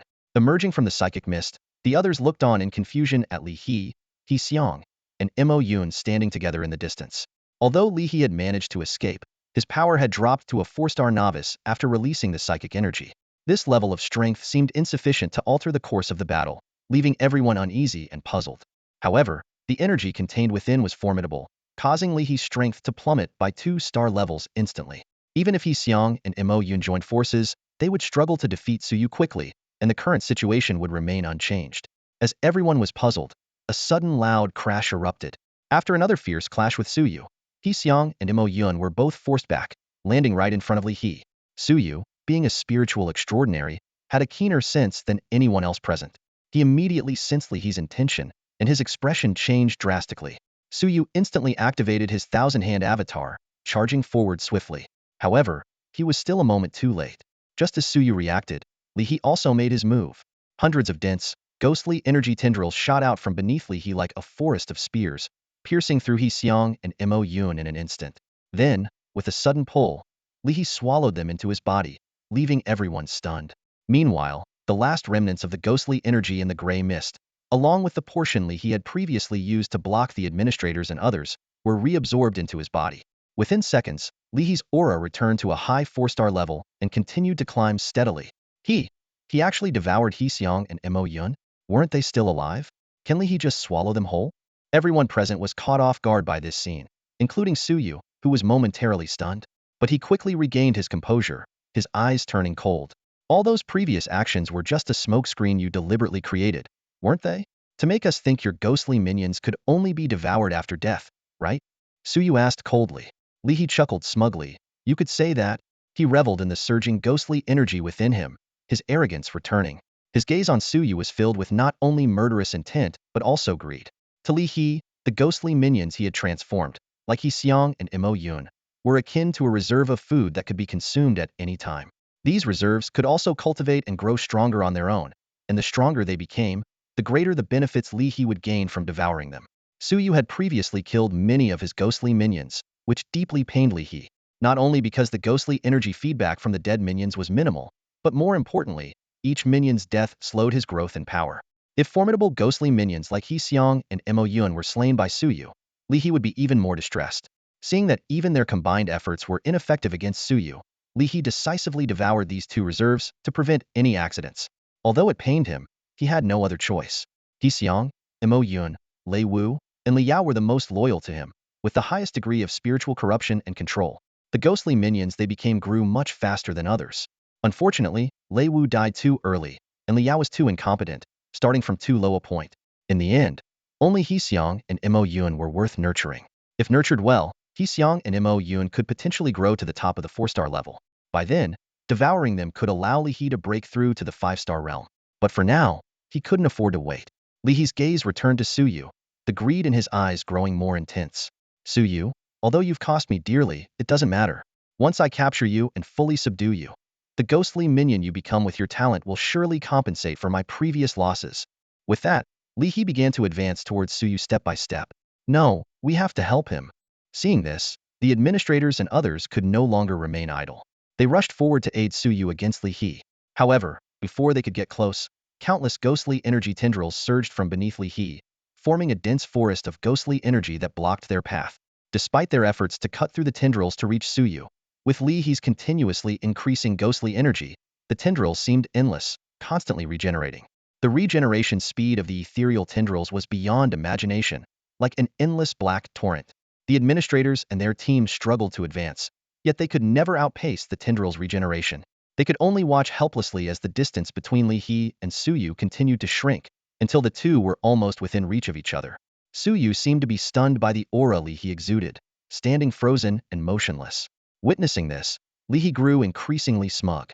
How about it, Suyu? Li He asked, his voice laced with temptation. I'm offering you a chance. Surrender your mental world, and let me leave a mark in your mind. This way, the transformation process won't be too painful. What do you say? Consider my sincere invitation. In Li He's mind, Suyu should have been utterly hopeless at this point. However, much to his surprise, Suyu's calm voice broke the silence, his tone serene yet resolute. I'm sorry, I refuse. This answer caused Li He's expression to freeze momentarily, but he quickly regained his composure, responding coldly, all right, then don't blame me for being ruthless. With that, Li He made a slight gesture. In a swift motion, the ethereal tendrils that had been blocking the administrator's progress retracted around him. Then, these tendrils targeted Suyu, surging downwards in a violent assault aimed directly at him. It's over. Lang Yun and the others couldn't help but close their eyes, filled with despair at the sight. The elderly administrator pushed his mechanical body to its limits, desperately trying to reach Suyu and shield him from the attack. Yet, he was a moment too late, forced to watch as countless ethereal tendrils crashed down upon Suyu, enveloping him in an instant. Li He reveled in the despair he sensed from those around him, his eyes full of satisfaction. However, the anticipated sound of tendrils piercing flesh never came. Instead, there was an unexpectedly clear, metallic cracking sound. Crack, crack. A crisp shattering sound quietly echoed, and Li He's expression suddenly froze. He quickly looked down, his eyes widening in disbelief. Just as he was about to launch his psionic tendrils at Suyu, the 8 mechanical arms behind Suyu began to operate simultaneously, striking with unimaginable speed. In the blink of an eye, the mechanical arms hit the weakest points of each of Li He's psionic tendrils with precision, completing hundreds of attacks in an instant. The sound of explosions was incessant, and Li He's eyes were filled with sheer terror, staring at Suyu as if he had seen a ghost. How is this even possible? Li He asked in disbelief, his voice tinged with deep shock. Suyu stood his ground, the 8 mechanical arms retracting slowly, each one crackling with arcs of electricity, resembling a mechanical deity wielding thunder. He let out a cold chuckle, his gaze sweeping over his professional interface. In the equipment section, the status of Electromagnetic Fury 1000-hand prosthesis was prominently displayed. A 3-fold power-enhanced 1000-hand prosthesis is truly terrifying, Suyu thought to himself. He glanced at the shattered psionic armor beneath Li He, recognizing that although Li He still maintained a 5-star level of strength, he had lost his crucial defense, making him as vulnerable as any ordinary psychic extraordinary being to close combat. Captain Li He, our battle isn't over yet. Let's save those questions for after we're done, Suyu said, his figure vanishing like a specter from Li He's sight. A chill ran down Li He's spine, and he immediately set up layers of psionic barriers around him, attempting to block Suyu's attack. He realized that Suyu's current state must be time-limited, and if he could just hold on until the electromagnetic fury subsided, victory might still be within reach. However, despite all his calculations, Li He never anticipated. After the electromagnetic surge, Suyu's 1000-hands mech saw its destructive and defensive capabilities triple. Like a bolt of iron lightning, Suyu pierced through Li He's psionic barrier in an instant, appearing right behind him. The filthy, chaotic psionic energy that fell upon the mech was immediately vaporized and purified by the dancing arcs of electricity, only slightly slowing Suyu's momentum. 2 mechanical arms equipped with chainsaws roared violently as they slashed through Li He's body, splitting him in two. A gray-brown liquid, resembling blood, sprayed from Li He's upper half as it was flung away, accompanied by a chilling wail. This half of his body was sent flying out of the radioactive gray mist, landing beyond its reach. Once outside the protective gray mist, Li He's psionic energy plummeted, falling from a 5-star level to a 4-star level. From the severed part of his body, a thick cloud of gray-brown dust-like mist rose, as if unable to exist under sunlight without the mist's protection. The administrators and others surrounded Suyu, keeping a wary eye on Li He's motionless, evaporating remnant, eyes tightly shut. Just when they thought the battle was over, Suyu suddenly warned, "Something's wrong. Li He isn't dead. He's trying to escape." Everyone was taken aback, then rushed to encircle Li He's remains. However, his body remained still. Suyu realized the truth. It's the mist. The mist is Li He's true form. The administrators and others attempted to block the gray-brown mist escaping from Li He's body, but the mist's bizarre nature made it difficult to completely eliminate, even with firearms, which could only temporarily disperse it. As Suyu walked out of the dissipating radioactive gray mist, he handed over the now-defunct Thousand Hands mech to Nua. He coldly observed Li He's lifeless body on the ground, and the psionic gray mist rapidly drifting towards the southwest of the refuge. As Suyu watched, lines of information appeared over the gray-brown mist. Spectre Li He. Psionic transformation, star level. Mental type 4-star beginner 5-star beginner. Physical type 3-star beginner 3-star peak. Status: psionic transformation, severely injured, physical body damaged. Traits: Spectre, ignores negative psionic effects, increased training efficiency, but rationality decreases with power growth. Skills: psionic armor damaged, psionic beam unavailable, psionic corrosion unavailable, summon minions unavailable. Psionic transformation, limited ability, usable above 4-star level, consumes large amounts of psionic energy to transform into psionic form, high-speed movement, immunity to physical damage, enhanced psychic resistance, duration related to power, max 9 hours, strength decreases by 50 afterward. When Suyu's gaze focused on Li He, an invisible force instantly revealed Li He's detailed information. Suyu whispered, "Phantom transformation? This escape skill is indeed remarkable." At this moment, Li He had completely transformed into an energy form, making him nearly immune to physical damage and psychic attacks. "What do we do now? Are we just going to let this guy escape?" Someone asked anxiously.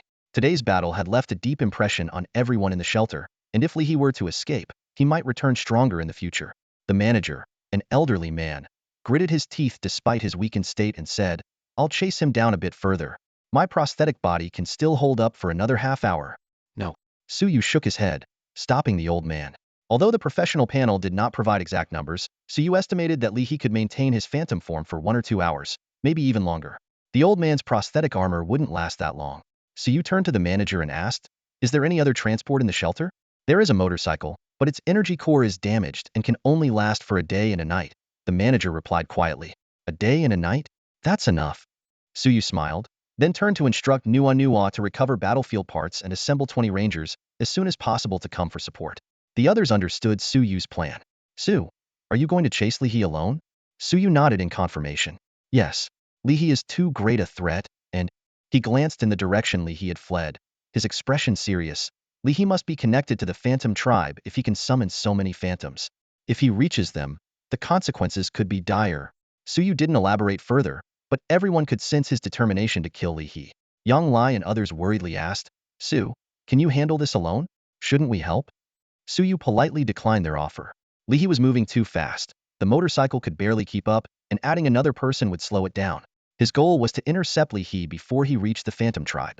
"Stay here and prepare defenses at the shelter. I can handle this alone, and besides, Nua will join once the rangers are assembled." With that, Suyu wasted no time and mounted the motorcycle brought by Hong. The engine roared as he sped off in the direction Li He had fled. The manager and others watched Suyu leave, feeling both hopeful and relieved. Although Li He hadn't been defeated yet, today's battle was a victory for them, ensuring the safety of the shelter and their future. The manager, despite his frail state, ordered the battlefield to be cleared and the wounded to be rescued. He specifically emphasized the need to take stock of the Nightshade Squad supplies, which would be handled once Suyu returned. Everyone immediately set to work. Over 2 hours later, using the off-road motorcycle, Suyu had closed in on Li He. Although still several kilometers away, his enhanced vision from psychic training and wilderness survival skills allowed him to see the distant gray-brown dust cloud, clearly Li He's phantom energy mist. Suyu felt relieved that he hadn't let the old man pursue Li He, as he might not have been able to keep up. Watching the phantom mist that hadn't dissipated in 3 hours, he couldn't help but mutter to himself. Meanwhile, Li He, frantically fleeing for his life, sensed Suyu's approach. Nearing a breakdown, he thought in terror. How does he keep finding me? Li's heart raced wildly as panic washed over him like a tide. His spectral energy form was on the brink of collapse, barely sustaining itself for another 30 minutes at most. The high-speed chase was draining this precious time even more rapidly. Li was acutely aware that this wouldn't be nearly enough to reach the safety of the Ghost Tribe's sanctuary. In his despair, Li turned and shouted at Suyu, "Suyu, stop chasing me. We're already within the Ghost Tribe's hunting grounds. Their wolf riders are far more formidable than the hunting squads from Shelter 73, and their patrol range is vast. If they spot you, you're as good as dead." Suyu's voice was calm and steady. "Then let them try to kill me." He had anticipated Li's escape route from the moment he fled, and had prepared for a potential conflict with the Ghost Tribe. Li's threats were futile against his resolve. Suyu calculated. The Ghost Tribe knew nothing about his capabilities. As long as he killed Li before he could speak, his secrets would remain safe for the time being. Although there was a chance the Ghost Tribe might investigate Shelter 73 later, the conflict with Li was beyond reconciliation, and worrying about it now was pointless. He believed in swift and decisive action. Sensing the determination in Suyu's eyes, Li felt a chill run through him. As the distance between them continued to shrink, he was forced to grit his teeth and push his spectral energy to its limits. Suddenly, the gray mist he had become surged forward, extending their gap from a mere 2 or 3 kilometers to about 5. Suyu frowned, reluctantly pulling his hand from his back to grip the motorcycle's handlebars again. On his back lay a partially repaired electromagnetic sniper cannon, its chamber loaded and ready to fire. With the electromagnetic field enhancing its range, this cannon could reach up to 3 kilometers and had the power to instantly obliterate a 4-star high-level mutant beast leader. Initially, Suyu thought he had reached his limit and was ready to shoot as soon as he exited his spectral form. Within 3 kilometers, he was confident of hitting his mark, and the cannon's power would vaporize Li's 3-star top-tier body in an instant. But now, it seemed he could still run for a while longer. However, Suyu was prepared for this. Coldly, he thought, "Let's see how much longer you can keep running." Li felt the relentless pursuit behind him, and his despair deepened. The gray mist he had become began to tremble, showing signs of coalescing. This change invigorated Suyu. Finally, after another 10 kilometers of pursuit, the gray mist that was Li shuddered violently. With a sound like sand gathering, the mist formed into a human shape and fell heavily onto the barren land. At this moment, Li was a shadow of his former self, racked with pain and overwhelmed by weakness. The roar of the motorcycle behind him pulled him back from the brink of unconsciousness. He stumbled to his feet, moving like a zombie as he continued to flee. Watching Li's pitiful retreat, Suyu felt no sympathy. He recalled Li's attack on Shelter 73 and the spectral demons he created from living humans, fueling his killing intent. Moreover, Li was connected to some malevolent deity. For such a heinous villain, Suyu had no room for mercy or compassion. With one hand gripping the handlebars and the other resting a railgun sniper on his shoulder, Suyu squinted slightly, peering through the scope to lock onto Li in the distance. Although there were still 3 kilometers between them, his finger was poised and ready to pull the trigger at any moment. Though Suyu remained silent, Li, being an extraordinary individual, sensed the threat posed by the ethereal energy. A sudden chill swept over him, causing his heart to involuntarily constrict, as the shadow of death loomed large. At this critical juncture, a series of wolf howls erupted from the distant, barren hills, startling both Suyu and Li. Suyu frowned, while Li's eyes lit up with indescribable elation. "Ha ha ha, it's the Ghost Tribe. The Ghost Tribe's wolf cavalry is here." Li laughed maniacally, his eyes filled with both hatred for Suyu and the joy of survival. "Suyu, you're a step too late." Abandoning his escape, Li turned towards the source of the howls and shouted, "Ghost Tribe wolf cavalry. I'm Li, a friend of your tribe's priest. I'm here to join you. Take me to your priest. He will surely reward you." Responding to Li's call, over 20 riders in toned leather jackets emerged from behind the hills. They carried curved sabers at their waists and rode not horses, but massive radiation wolves. Each wolf had a leather pouch on either side, filled with 10 sharp javelins that glinted ominously in the sunlight. The riders also bore barrel-shaped containers on their backs, filled with grayish-brown liquid ethereal energy. This well-equipped unit was a squad from the renowned Ghost Tribe Wolf Cavalry Legion. The leader frowned and turned to his 2 deputies, asking, "Have you heard of this Li?" "No," one of the deputies replied, "but he claims to be a friend of the priest." "Then take him to the priest for questioning," the leader agreed, signaling 2 riders to escort Li, while he led the rest towards Suyu, intent on capturing him as well. "Not many dare trespass on the Ghost Tribe's hunting grounds these days," the leader sneered. Witnessing this, Li grew increasingly excited. The Ghost Tribe, one of the few medium-sized settlements in the region, was far more formidable than smaller ones like Refuge 73, and even larger settlements hesitated to provoke them. This intimidation stemmed partly from their mastery of ethereal technology left by the Ghost Empire, and partly from their formidable wolf cavalry legion. This 5,000-strong legion consisted entirely of extraordinary individuals of at least 2-star rank, skilled in ethereal technology and unique physical enhancement techniques. However, the influence of ethereal energy also affected their mental states. To manage this, the Ghost Tribe established a special system. The strongest became the chieftain, but true power lay with the tribe's priest. The priest's abilities could mitigate the negative effects of ethereal energy within the tribe and its hunting grounds, allowing the extraordinary individuals to reach their full combat potential. But outside this area, things could deteriorate quickly. If too few were dispatched, they might succumb to the excitability and bloodlust induced by ethereal energy, turning into mindless beasts driven solely by the urge to kill. If a large enough group is sent out, they might reach their destination. However, during the journey, the side effects of the dark energy relentlessly erode everyone's sanity. Out of 100 people who set out, perhaps only 20 or 30 might make it to the end. These survivors become stronger, but at a terrible cost. The presence of the wolf cavalry and other dark energy practitioners makes the Ghost Tribe formidable enough to deter large settlements. Yet, the limitations of the dark energy prevent the Ghost Tribe from expanding further, with medium-sized settlements being their maximum reach. Additionally, the tribe's location in the perilous steel jungle area discourages large settlements from attempting conquest.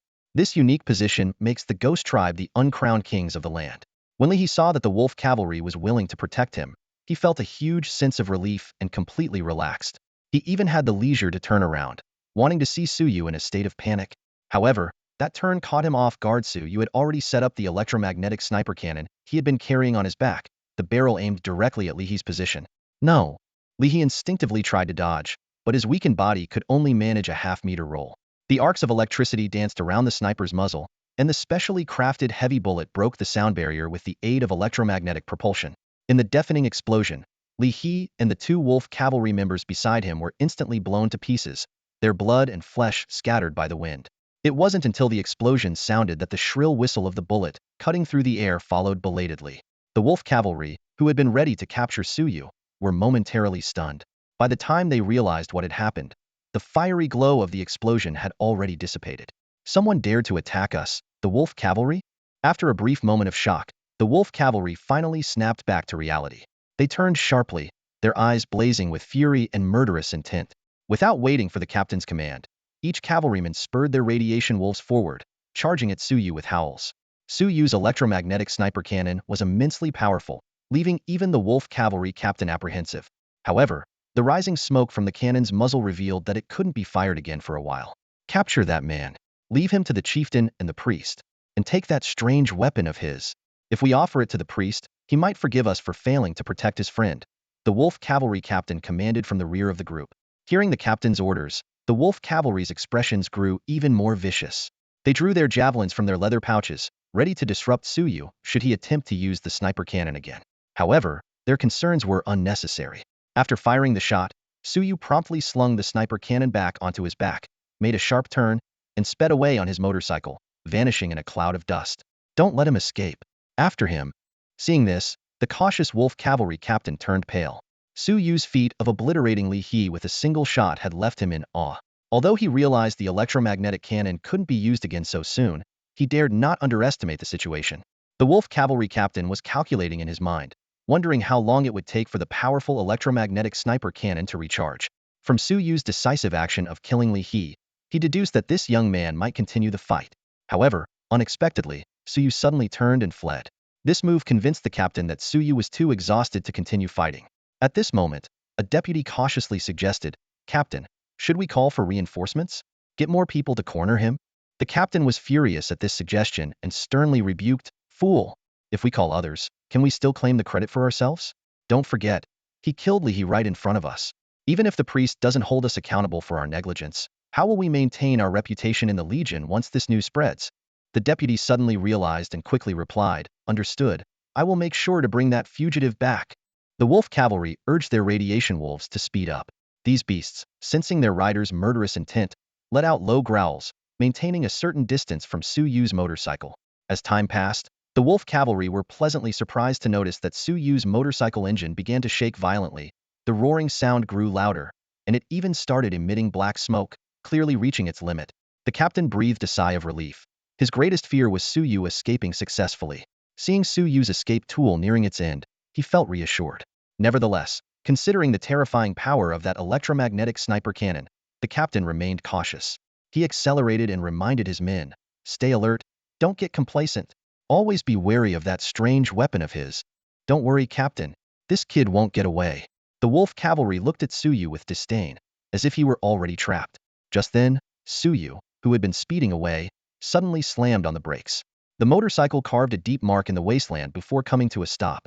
Suyu straddled the bike, a faint smile on his lips, and faced the wolf cavalry, saying, "Sorry, but there's something I need to mention first." He pointed to the weapon on his back. "This thing is actually a sniper rifle, not a cannon." Also, Suyu clapped his hands lightly, and a rumbling sound erupted from the wasteland. Under Nua's command, a squad of rangers appeared over the dunes behind him. In just a few seconds, they formed a defensive line in front of Suyu. Facing the wolf cavalry, Suyu confidently declared, "Gentlemen, your pursuit can end here." "Is this the end? Kid, are you kidding me?" The wolf cavalry captain's mocking voice had barely faded when, under Nua's command, 20 ranger units quickly lined up, forming a defensive line in front of Suyu. This sudden formation startled the pursuing wolf cavalry for a moment, but they quickly regained their composure. Riding a towering battle wolf, the wolf cavalry captain leaped to the front of his troops, his eyes gleaming with undisguised disdain. "Do you think this scrap metal can scare us, the wolf cavalry? What a joke!" he sneered under his breath. Enhanced by dark energy, the wolf cavalry instinctively sensed the hastily assembled rangers were poorly crafted, and many of the supposedly formidable heavy machine guns were nothing but shoddy replicas. The captain smirked and ordered, "Charge! Capture the kid alive, but don't kill him." He calculated that if he could seize these mass-producible intelligent machines, he might earn a reward from the tribe's priest. "Howl!" The wolf cavalry howled with excitement, spurring their radiation wolves to charge at Suyu from all directions. Suyu appeared to be intimidated, looking bewildered. It wasn't until the wolf cavalry closed in that he hastily ordered the rangers to open fire. However, as the captain had predicted, these rangers were no match. Within seconds of firing, several machine guns misfired, and most of the others jammed, causing the defensive line to collapse instantly. "Ha ha ha!" The wolf cavalry captain laughed heartily. "Forget about that pile of junk. Grab the kid." The wolf cavalry roared in unison, charging at Suyu like wolves on the hunt. Just as they were about to breach the defensive line, a sly smile appeared on Suyu's lips. Nua, prepare to retreat." Suyu suddenly shouted, leaping onto the mechanical arm support platform behind Nua. Nua's tread spun rapidly, carrying Suyu swiftly away from the defensive line. Seeing this, the wolf cavalry panicked, urging their radiation wolves to speed up, aiming to leap over the ranger line and capture Suyu. "Howl!" One by one, the radiation wolves, with their riders, soared into the air, seemingly about to clear the defensive line. As they ascended into the sky, Suyu, standing not far away, abruptly gestured to halt Nua's movement. His eyes locked onto the wolf riders leaping high, a playful smile curling at his lips. In the next second, he waved his hand once more, triggering the simultaneous detonation of 20 hastily assembled scouts. The deafening explosions roared, and towering flames engulfed the pursuing wolf riders in an instant. Despite being makeshift creations, these scouts packed a terrifying punch, thanks to the electromagnetic fury amplification Suyu had specifically added. As the smoke cleared, bodies lay strewn across the defensive line. Most of the wolf riders and their mutant wolves had their insides shattered, meeting instant death. The few who survived were in no better shape, staring blankly around, their eardrums shattered by the blast, temporarily deafened. However, the worst was yet to come. Suddenly, a searing pain shot through the feet of the surviving wolf riders and their mounts, prompting agonized howls. Their liquid ether storage tanks had shattered in the explosion, and the unrestrained ether transformed the area into a radioactive swamp, turning any life that entered into spectral demons. Suyu, anticipating such a scenario, was well prepared. He pulled out his Falcon sniper rifle, taking aim at the lucky survivors of the blast, and squeezed the trigger repeatedly. Crimson blooms erupted on their foreheads, putting an end to their suffering. In the distance, the Wolf Rider squad leader, having witnessed the carnage, snapped out of his shock. "Run! Run!" he shouted, shivering as he felt Suyu's gaze land on him. Without hesitation, he turned around, urging his mutant wolf to flee back the way they came. Watching the squad leader's panicked retreat, Suyu's smile widened. Quick reflexes, but realizing you need to flee now is a bit too late. With that, Suyu raised his hand once more. In his mind, the psychic energy refined through the iron meditation method spread swiftly. The fleeing Wolf Rider leader suddenly heard a rustling from the dry grass ahead. Before he could identify the source, gun barrels emerged from the weeds, trained on him and his mutant wolf. In the Wolf Rider leader's eyes filled with despair, 13 advanced scouts revealed themselves from the grass.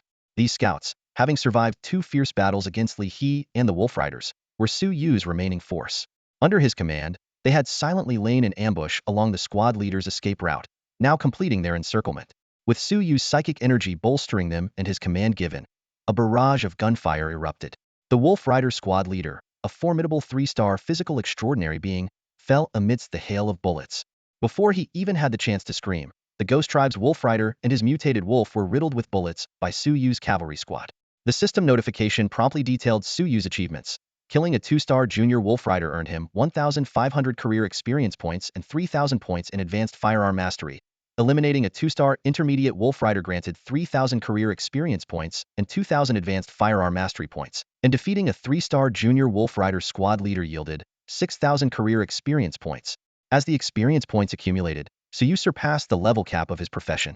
The system informed him that his wilderness hunter profession had reached the highest level, and his core ability, Stealth Kill, had also been maxed out. The enhanced Stealth Kill ability now allowed Suyu to double his attack damage when not in stealth mode, with a cooldown of 1 hour. While in stealth mode, his attack damage could increase 5-fold, with a reduced cooldown of 10 minutes. With the last Wolf Rider leader down, Suyu let out a long sigh but remained vigilant. He quickly cleaned up the battlefield, disposing of his nearly destroyed motorcycle and the Wolf Riders' bodies into a pool of radiation formed by shattered liquid ghost energy tanks. Only after everything was corroded to ash did Suyu climb onto the makeshift platform built by Nuwa and, under the protection of the remaining cavalry, slowly make his way back to the sanctuary. The battle, which lasted nearly 24 hours, left Suyu utterly exhausted, but the rewards were substantial. Just the act of killing Li He brought him 30,000 career experience points, with skill experience soaring to 220,000 points. Suyu couldn't help but reflect, the greater the challenge, the greater the reward.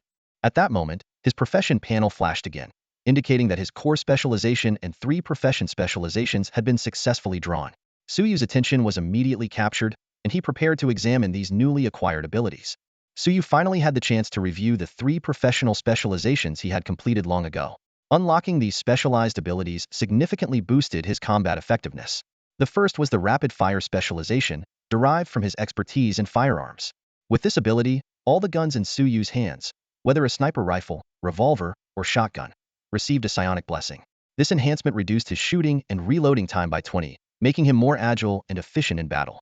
Next was the sniping enhancement specialization, an offshoot of his intermediate sniping skills. This ability further increased Suyu's sniping damage, adding a fixed 20 damage bonus on top of his existing capabilities. Surprisingly, this bonus even applied to the electromagnetic sniper cannon Suyu had personally repaired. The career panel seemed to categorize any single-shot, scope-heavy weapon as a sniper rifle. This amusing classification left Suyu both amused and exasperated. The third specialization stemmed from his elite wilderness survival skills, called Culinarian. This ability greatly enhanced Suyu's survival prowess. It allowed him to extract maximum nutrition from any food and gain additional healing effects. Even more exciting, after each meal, Suyu received bonus professional experience points, the amount of which depended on the quality of the food. For the residents of the Ruined Star, who constantly faced a scarcity of medical resources, this was an invaluable ability. After reading about these 3 specializations, Suyu calmed his excitement and turned his attention to the last, newly refreshed specialization ability. Upon seeing it clearly, his eyes lit up with surprise and delight. This ability, named Core Specialization, Shadow Cloak, held promising potential.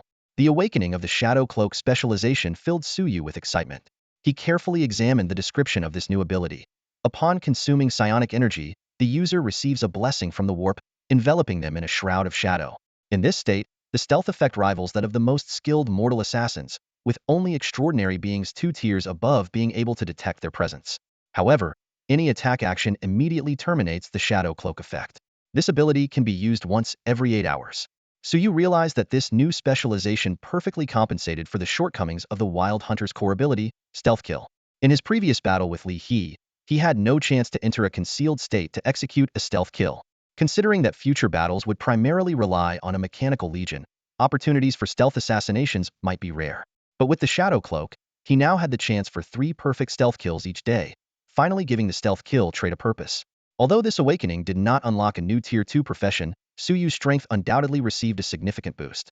He pondered that once he leveled the foundational fighter profession to its maximum, he should be able to unlock a new extraordinary profession. With this thought in mind, Suyu opened the profession panel, ready to take up the fighter role. However, when his gaze fell on the job selection section, his pupils suddenly contracted. In addition to the expected fighter option, there was an unexpected new profession shimmering with an eerie light tier 2 profession, mechanical evangelist. Suyu forced himself to remain calm and refrained from making a hasty choice, instead opting to first review the description of the mechanical evangelist. A dark red prompt message appeared. Mechanical evangelist, battlefield mechanic steel meditation will max mark of an unknown entity faith. Description. Offer your faith to the unknown entity, transforming steel meditation into blood river meditation, becoming the messenger of the unknown. You will spread seeds of chaos across the land, and your mechanical creations will gain unprecedented vitality, becoming unique mechanical life forms. Upon seeing this information, Suyu immediately understood the source of this bizarre profession. It was clear that the unknown entity behindly he had set its sights on him. He frowned, deep in thought. There was no way he would choose this mechanical evangelist profession. But if he didn't remove this mark, would it affect his future? At that moment, a thought crossed Suyu's mind. He looked at the profession panel and asked in his mind, "Profession panel, can I delete this career path and not pursue this profession?" Since the profession panel could analyze the unknown entity's mark on him, perhaps it could help remove this unsettling option. With a sliver of hope, Suyu awaited the panel's response. However, the prompt message section fell into a brief stasis, with no updates forthcoming. Suyu couldn't help but feel a bit disappointed. However, just as he was about to give up, a new line of information suddenly appeared before him. The system was analyzing the host's request and unexpectedly provided an option. The current host's highest profession is a Tier 1 class, insufficient for the authority to delete a Tier 2 class path. The system's cold voice echoed in Suyu's mind. However, you can temporarily block this job path by hiding the key material's mark of the unknown existence. Once the host successfully takes on another Tier 2 class, the key material for the mechanical preacher path can be deleted to complete its removal. Would you like to block this job path? A glimmer of delight flashed in Suyu's eyes. Although he couldn't completely remove it, the ability to block the unknown presence's influence was already quite satisfying. Without hesitation, he nodded and said firmly, "Block it. Block it now." As the command was executed, changes on the job panel became immediately apparent. The previously dark red mechanical preacher job path gradually became blurred, almost imperceptible unless closely examined. Only the fighter, the foundational profession, remained clearly visible. Suyu exhaled deeply, refocusing his gaze on the fighter's career path, his eyes shining with determination. "I choose to become a fighter," he declared decisively. "Even though I haven't unlocked a new Tier 2 profession or other Tier 1 professions yet, it doesn't matter. I'll max out the fighter's level first, which should unlock new career options." The system promptly responded. "Ding! Congratulations, host, on completing the job transition. Current main profession set as Fighter LV1 LV10. Following this, a cascade of notifications appeared. "Congratulations, host, on unlocking the skill. Basic combat techniques. Congratulations, host, on unlocking the skill. General weapon knowledge. Congratulations, host, on unlocking the skill. Resilient body. Congratulations, host, on unlocking the core ability. Adaptive power." Suyu quickly examined each newly acquired ability. Basic combat techniques LV1. Master basic combat techniques, enabling seamless execution in battles to deliver heavy blows to enemies. General weapon knowledge LV1. Familiar with the standard use of most melee weapons and martial arts, allowing proficient application in combat. Resilient body LV1. Years of combat training have made the body strong and resilient, with superior resistance to hits and flexibility compared to ordinary people. Adaptive power LV1. The core ability of a fighter. Maintain resilience and impressive combat power in any environment. Gain a fixed 10 resistance to radiation, psionics, physical, and other types, increasing with level. These newly acquired skills and abilities filled Suyu with excitement. Although the fighter is merely a foundational profession, the unlocked skills and core ability are extremely practical. While the initial bonuses aren't high, their applicability is broader than extraordinary classes like the Wilderness Hunter, and once maxed out, the benefits will be substantial. Suyu then opened the job panel to view his refreshed attribute list. Name: Suyu.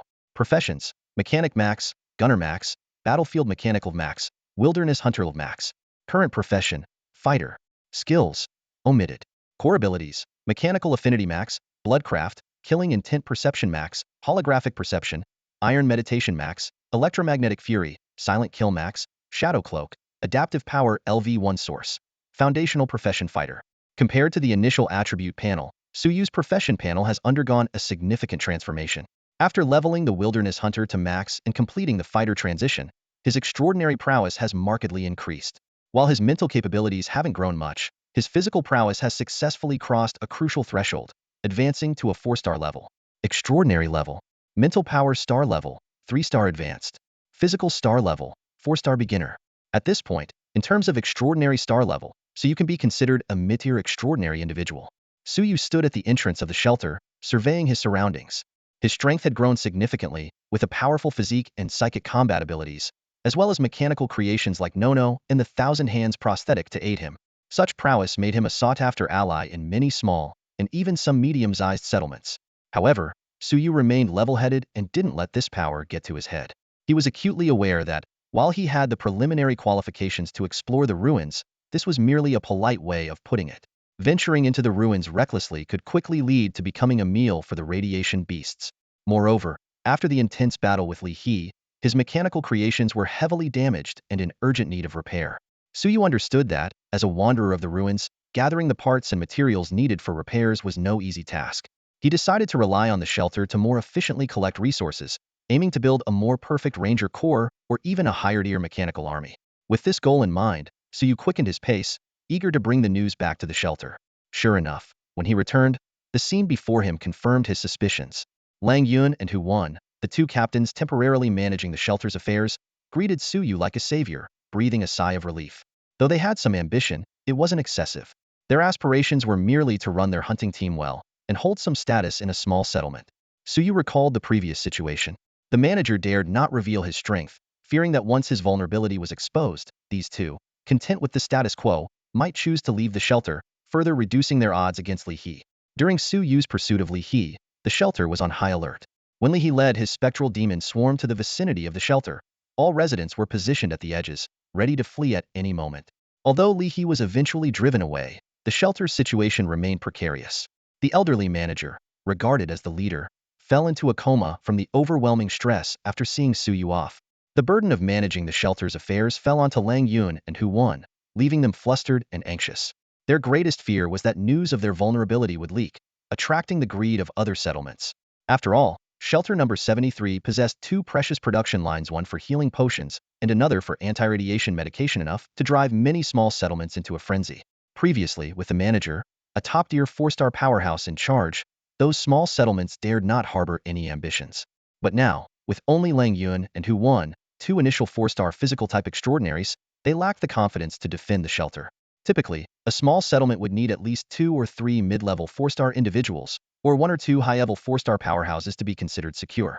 In this dire situation, Suyu's return undoubtedly offered them a glimmer of hope. Suyu listened to Lang Yun and Hu Wan's complaints, his brow furrowing slightly. Was the defense capability of the shelter really failing to meet even the basic threshold of a small settlement? This news genuinely surprised him. As a novice mechanic who had just shed his beginner status, Suyu was unfamiliar with the power dynamics on the ruined star. Since the awakening of his professional panel, he had been embroiled in conflicts with the Nightshade Squad, leaving him no opportunity to learn about the survival essentials of the ruined settlements. Yes, but now that you're back, Mr. Su, things are different. Lang Yun and Hu Wan chimed in unison, their voices tinged with relief. Suyu's display of strength in the battle against Li He had thoroughly impressed them. Although Suyu hadn't explicitly stated it, they believed his combat prowess, if not at the 5-star level, was undoubtedly at the top tier of 4-star strength, possibly even surpassing the management at their peak. With such a formidable presence overseeing the shelter, its safety was bound to improve significantly. Their respect for Suyu only deepened. Suyu was not surprised by their thoughts.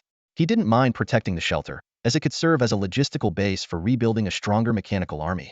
However, these matters involved the shelter's daily operations and leadership authority. Despite his power, Suyu had no desire to make unilateral decisions. He decided to first discuss matters with the manager. The old man has been unconscious for a day and a night, and he still hasn't woken up? Suyu asked with a frown. He knew the manager's condition was poor, but he hadn't expected it to be this severe. Is the medication effective? Lang Yun and Hu Wan exchanged a glance, their expressions uneasy. Seeing their demeanor, Suyu had a good idea of the situation. Take me to see the old man, Suyu said decisively. Yes. Please follow us, Mr. Su. They quickly led the way. Soon, the group arrived at the manager's quarters. Bai Hong stood at the door, her expression serious with a hint of sorrow. As the manager's most loyal guard, she was the last person who wanted to see him in trouble. Bai Hong initially intended to stop Lang Yun and Hu Wan, but upon seeing Suyu, she only held them back and quietly said to Suyu, before losing consciousness, the master specifically instructed that if you returned, you should see him as soon as possible. Lang Yun and Huan were a bit displeased at being singled out, but hearing it was the manager's instruction, they didn't dare to protest and stayed outside with Bai Hong. Suyu took a deep breath and entered the room. The air was thick with the pungent smell of medicine. The manager lay on the bed, eyes closed, his breathing weak. Even as Suyu approached the bedside, there was no response. Fortunately, the old man had left instructions to stimulate his prosthetic component if Suyu returned. Although this method would cause slight harm to his body, it was enough to bring him out of the coma. Suyu gently placed his hand on the prosthetic component on the old man's chest, injecting a bit of energy into the nearly depleted electron furnace. Buzz. The previously stalled electron furnace trembled slightly, sending a surge of electricity through the old man's body. Under this stimulus, the manager slowly opened his eyes. Seeing Suyu, he sighed in relief and weakly said, You're back. I assume he has been dealt with? Suyu nodded, his eyes full of concern. Although the professional panel couldn't determine the old man's lifespan, it could assess the condition of his internal prosthetic components. In order to buy Suyu the chance for a counterattack, the manager had delayed Li He for a considerable time during their battle. But as a consequence, the prosthetic components that Suyu had initially repaired were now more than 80 worn out once again. Despite this, the old man dragged his battered body to the end of the battle with Li He, only disengaging his prosthetic form after the opponent fled. The damage from this fight was immeasurable and irreversible. Given the current situation, it seemed overly optimistic to expect the old man to live for more than a few months. Suyu's eyes were filled with sorrow as the old man, wheezing, raised a trembling hand and forced a faint smile. Why the long face? Do you know how old I am? 167 years. You all thought I might have lived a century, but you didn't expect me to last this long. Before he could finish, the old man was seized by a violent cough that aggravated his lung injury. Suyu instinctively reached out to help, but the old man waved him off. He continued to cough for a while, as if trying to expel all the congestion from his lungs. Only after spitting out some blood did he stop, his breathing heavier. Yet he spoke more clearly. In any case, if I die now, it's still a win, the old man said, his eyes fixed intently on Suyu. But before I go, there's something I want to ask you, Mr. Su. He continued, after I'm gone, the refuge will likely fall to you to manage. Your strength and talent truly amaze me. Even back in Dawn City, I never saw anyone with your potential. If Dawn City were still around? But let's not dwell on that. The old man shook his head, dismissing his thoughts. In short, your current abilities are enough to secure a place in a larger, better settlement on this planet. I want to know, do you plan to stay at the refuge in the future? Suyu paused briefly, meeting the old man's gaze with honesty. Barring any unforeseen circumstances, I plan to stay at the refuge for a while, maybe a long time, maybe just a year or two. But regardless, while I'm here, I'll protect the refuge. And if I leave, I'll ensure they have the means to defend themselves. The old man's eyes softened, a smile appearing on his face. Then I'm at ease. He was magnanimous, not demanding any promises from Suyu, because on this ruined star, promises were as light as feathers. The fact that Suyu was willing to say these words to a dying man was enough for the old man, and he believed Suyu was a man of his word. In that case, let me give you a gift, the old man said, pointing to the electron separator on his chest. Consider it a token of gratitude for looking after the refuge in my stead. This isn't something made by our refuge. It's a technological marvel from Dawn City. Before I die, I'll disable its self-destruct mechanism so you can take it. Although it's quite worn out with your skills, you should be able to salvage a lot from it. Suyu was momentarily taken aback, his gaze falling on the electron separator with a hint of embarrassment. He hadn't realized it had a self-destruct mechanism and had been planning to loot it after the old man passed. Seeing Suyu's discomfort, the old man laughed heartily. What, were you planning to loot my corpse after I died? No need to be embarrassed. Young man, don't forget the state of our home planet. On this ruined star, survival is the priority. If you didn't have such thoughts, I'd hesitate to leave the refuge in your hands. With that, the old man struggled to sit up and patted Suyu on the shoulder. Not only my electron separator, but I'll also have all my prosthetic components dismantled and handed over to Bai Hong for safekeeping. You can collect them from him, saving you the trouble. The old man looked at Suyu with a mix of emotion and earnestness. Speaking of Captain Bai, I do have a favor to ask of you, Mr. Su. After I'm gone, Captain Bai might need your support. Suyu understood well the bond between Bai Hong and the old man, forged over many years of service. Bai Hong's loyalty is truly rare on this planet. Suyu knew well that even if the old man hadn't entrusted him with the most substantial inheritance and the authority of the refuge, he would still have assigned Bai Hong important responsibilities. After all, once he took over the refuge, Suyu would mostly focus on building the mechanical army, only stepping in when powerful enemies invaded. The daily affairs of the refuge would need to be managed by Bai Hong, Yang Lai, and others. Suyu nodded solemnly, agreeing to the manager's request. After the old man addressed his final concern, he visibly relaxed.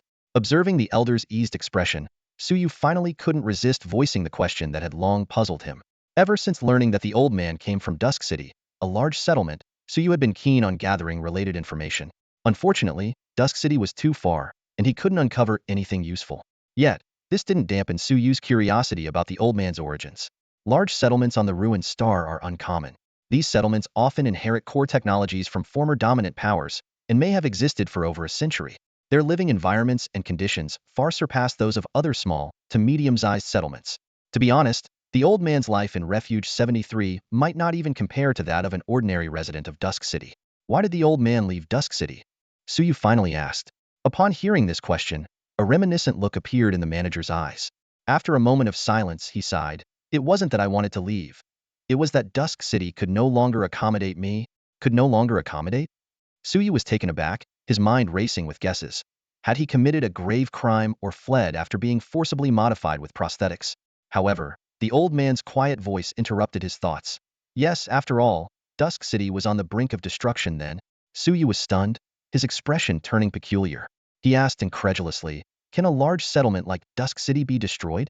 The manager shook his head, pointing towards the direction of the steel jungle outside the window. On this planet, there are too many secrets. Even 7-star or 8-star extraordinaries who ventured into those life-forbidden zones never returned. And such extraordinaries are already the top tier in large settlements. Compared to these forbidden zones and taboos, what is Dusk City? As he spoke, the old man's enthusiasm waned. Sensing the change in the elder's mood, Suyu, though filled with questions, tactfully stood up to take his leave. The manager did not urge him to stay, merely patting Suyu on the shoulder and watching him depart. Even after Suyu had gone far, the old man remained seated on the bed, lost in thought. He recalled his homeland turned to wasteland, the meteor that descended from the sky, leveling the entire Dusk City like a divine punishment. Even after living for nearly 200 years and leading survivors across thousands of kilometers of wasteland, the elder, with a heart as steadfast as steel, couldn't help but tremble as he recalled that scene. It was truly a hellish sight. The manager took a deep breath, his body trembling slightly. He gazed upwards at the gray ceiling, his eyes fixed as if trying to pierce through the dense layer of radioactive clouds to reach the vast starry sky. After a while, he finally lowered his gaze, his eyes shining with a determined light. "Bai Hong, could you come in for a moment?" The old man called softly. Bai Hong entered at the sound of his voice, and the manager instructed him to fetch some paper and a pen. "I have some things I want to leave for Mr. Su, as a final farewell gift." The old man's voice was soft yet carried an undeniable resolve. At that moment, Suyu was unaware of the old man's actions. After bidding farewell, he returned straight to the base of the 9th Squad. Before he could rest, Lang Yun and Hu Wen arrived together, having heard of his return. Their expressions were urgent, clearly concerning the spoils of war. After the Nightshade Squad was defeated, the resources collected from the battlefield and their base had yet to be sorted, awaiting Suyu's instructions. Suyu thought for a moment and made a decision. "I'll leave this matter to the two of you. I'll have Uncle Yang assist." His primary task now was to quickly formulate a plan to restore his strength and repair the 1,000-hand prosthetic and the Ranger Battalion. On this planet, strength is the foundation of survival. Lang Yun and Hu Wen dared not handle the spoils on their own, out of respect for Suyu's capabilities. Although the Ghost Tribe's wolf cavalry had been dealt with by Suyu, and the news shouldn't leak, it's always better to be cautious. Once all the resources are sorted, don't rush to distribute them. Suyu instructed sternly. "I'll handle the distribution, but the sorting is up to you." Hearing the seriousness in Suyu's tone, Lang Yun, Hu Wen, and even Yang Lai nodded solemnly in agreement. Understood. A day later, inside the repair shop at the 9th Squad's base, Suyu lifted his head from the workbench, a hint of fatigue flickering in his eyes. His hands trembled slightly from the prolonged precision work, and beads of sweat dotted his forehead. Indeed, designing this is far more challenging than simply assembling the Rangers or even the 1,000 hands prosthesis, Suyu couldn't help but remark as he stretched his stiff shoulders. Despite his exhaustion, Suyu had made significant progress. In the span of one day and night, he had successfully created 3 new design blueprints for the Rangers. This achievement meant that he was no longer limited to relying on a few hunting teams for parts. The entire number 73 shelter could now serve as a production base for Suyu's Rangers. With this foundation, the scale of the Ranger Corps could undoubtedly expand further. Inspired by the dual combat and defensive modes of the 1,000 hands prosthesis, Suyu decided to categorize the Rangers into several types. Although adding transformation capabilities to the first-tier combat machines was impractical, he could allocate them based on their combat roles.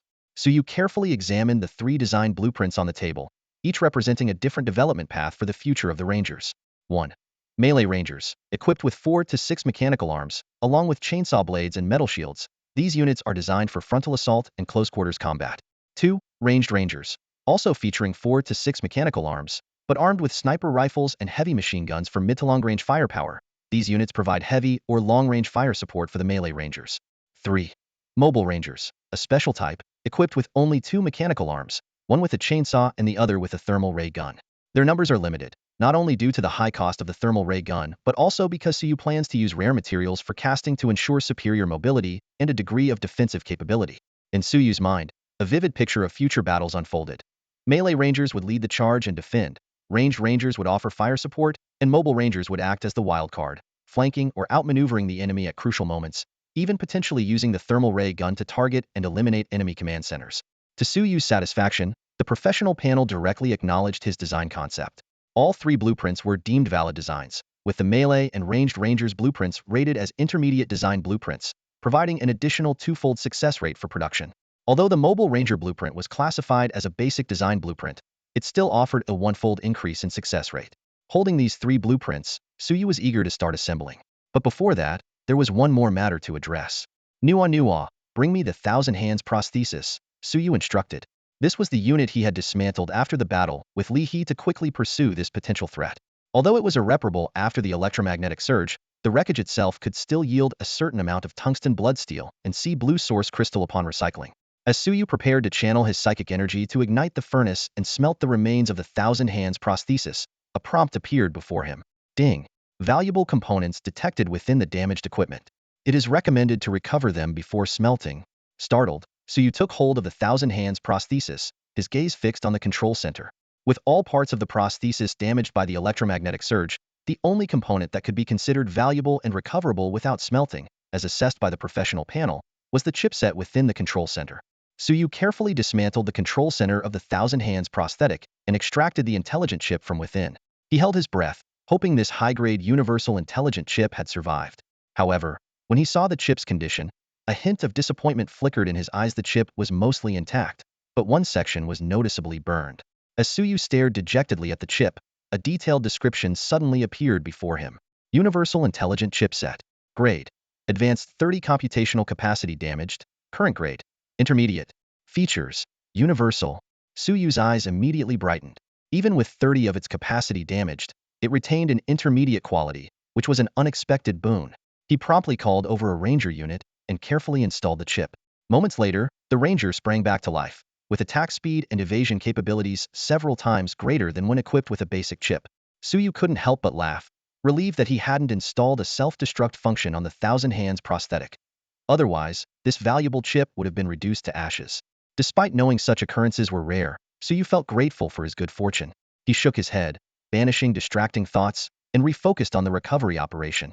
With the furnace blazing under the influence of psionic energy, Suyu soon salvaged about 1 kilogram of tungsten bloodsteel, several small pieces of sea blue source crystal, and other valuable materials. After finishing this task, he stretched his aching body and decided to check on Yang Lai and the others' progress in cataloging the spoils. Just then, Yang Lai approached, brimming with excitement, and bumped into Suyu as he was about to leave. Suyu immediately asked about the situation, and Yang Lai handed him a list without hesitation. Knowing you need these mechanical parts the most, I had Lang Yun and Huan prioritize this section, Yang Lai explained. Suyu eagerly took the list and, upon reviewing it, was overjoyed. The Nightshade Squad's collection far exceeded his expectations. Over 80 basic intelligent chipsets, more than half of which were combat-oriented. And most excitingly, there were also 2 advanced combat intelligent chipsets. Seeing Suyu's incredulous expression, Yang Lai remarked, "Yeah, but not all these chips were originally Nightshades. Many were acquired after they absorbed other squads. The 2 advanced combat intelligent chips retrieved by a few small teams were originally their prized possessions, intended to be exchanged for contribution points at the refuge when they encounter trouble. However, the senior management of the Nightshade Squad refused to accept these chips when the teams were in dire need of supplies, forcing the team leaders to disband and join the Nightshade Squad. Suyu never expected that Li He's scheming would ultimately benefit him. He excitedly realized that with these 2 advanced chips, he could not only rebuild the 1,000 Hands prosthetic, but even upgrade it further. Uncle Yang, have Lang Yun and the others bring the recovered intelligent chips and mechanical parts to our base, Suyu said in a low voice. We'll take this portion of the spoils first. In exchange, the Nightshade base's fabrics, radiation beast materials, food, and other supplies will go to them.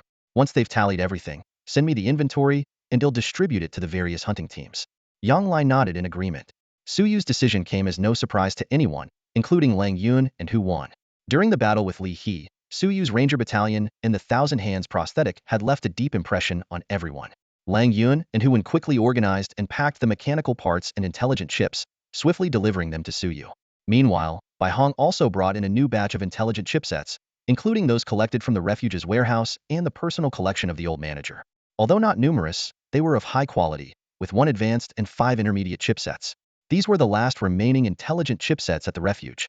In the future, acquiring new chips would require trading with other settlements or scavenging mechanical parts from the ruins. Suyu took stock of his intelligent chips, originally 60, now with new recoveries and acquisitions, he had 100 basic combat chips, enough to build 100 rangers, 5 intermediate combat chips, not counting the one recovered from the Thousand Hands prosthetic wreckage, and 3 advanced combat chips. If all these chipsets were converted into combat power, it would take at least half a month. However, Suyu was not in a hurry to repair the rangers, but focused on the reconstruction of the Thousand Hands prosthetic. He understood that once the reconstruction was complete, it would not only enhance his combat power, but also significantly improve the efficiency of assembling and producing rangers. Before beginning the reconstruction, Suyu made a round of improvements to the Thousand Hands prosthetics design blueprints. After the battle with Li He, he realized the prosthetics expandability was far beyond what he had imagined. This expansion was not just about adding mechanical arms, but included enhancing attributes such as attack speed and the speed of detecting enemy weak points, among other comprehensive improvements. Suyu's gaze fell on the precious blueprint of the Thousand Hand prosthesis, as memories of his thrilling battle with Li He flooded back. In that moment, with the amplification of electromagnetic fury, the prosthesis had executed 100 precise strikes in the blink of an eye, each hitting its target with pinpoint accuracy. This memory sparked inspiration in Suyu. He pondered. Even without a second top-tier intelligent chipset, if he could modify the control center of the prosthesis to accommodate more intelligent chips, he might be able to recreate that past brilliance. Even if it didn't reach 100 strikes in an instant, achieving 20 or 30 targeted attacks would significantly enhance combat effectiveness. With this idea in mind, Suyu embarked on a new round of research. This endeavor proved more challenging than any before, taking him 2 full days to glimpse the dawn of hope.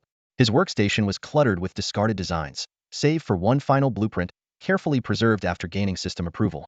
Suyu's eyes gleamed with excitement, as this improved design would maximize the utility of the 3 advanced intelligent chips he possessed. The modified control center of the Thousand Hand prosthesis could now support up to 3 advanced intelligent chipsets simultaneously. Through Suyu's unique frequency adjustments, the combined computational power of these 3 chips was equivalent to 1.5 times that of a standard advanced intelligent chip. While this might not seem like a significant boost at first glance, Suyu's innovation extended far beyond this. He planned to further harness psionic energy, using the psionic energy condensed through the steel meditation method as a medium, integrating it into the control center of the prosthesis. Under the protection of psionic energy, the control center could safely operate in an overclocked state, boosting the chip's computational power to more than double their normal capacity without damaging them.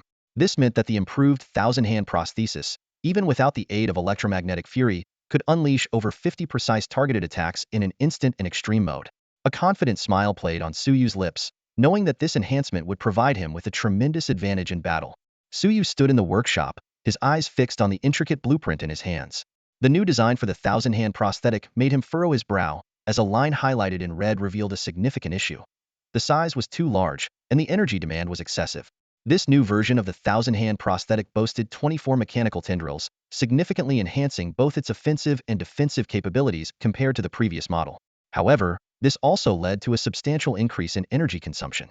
Suyu wasn't surprised, as the previous model already suffered from this flaw.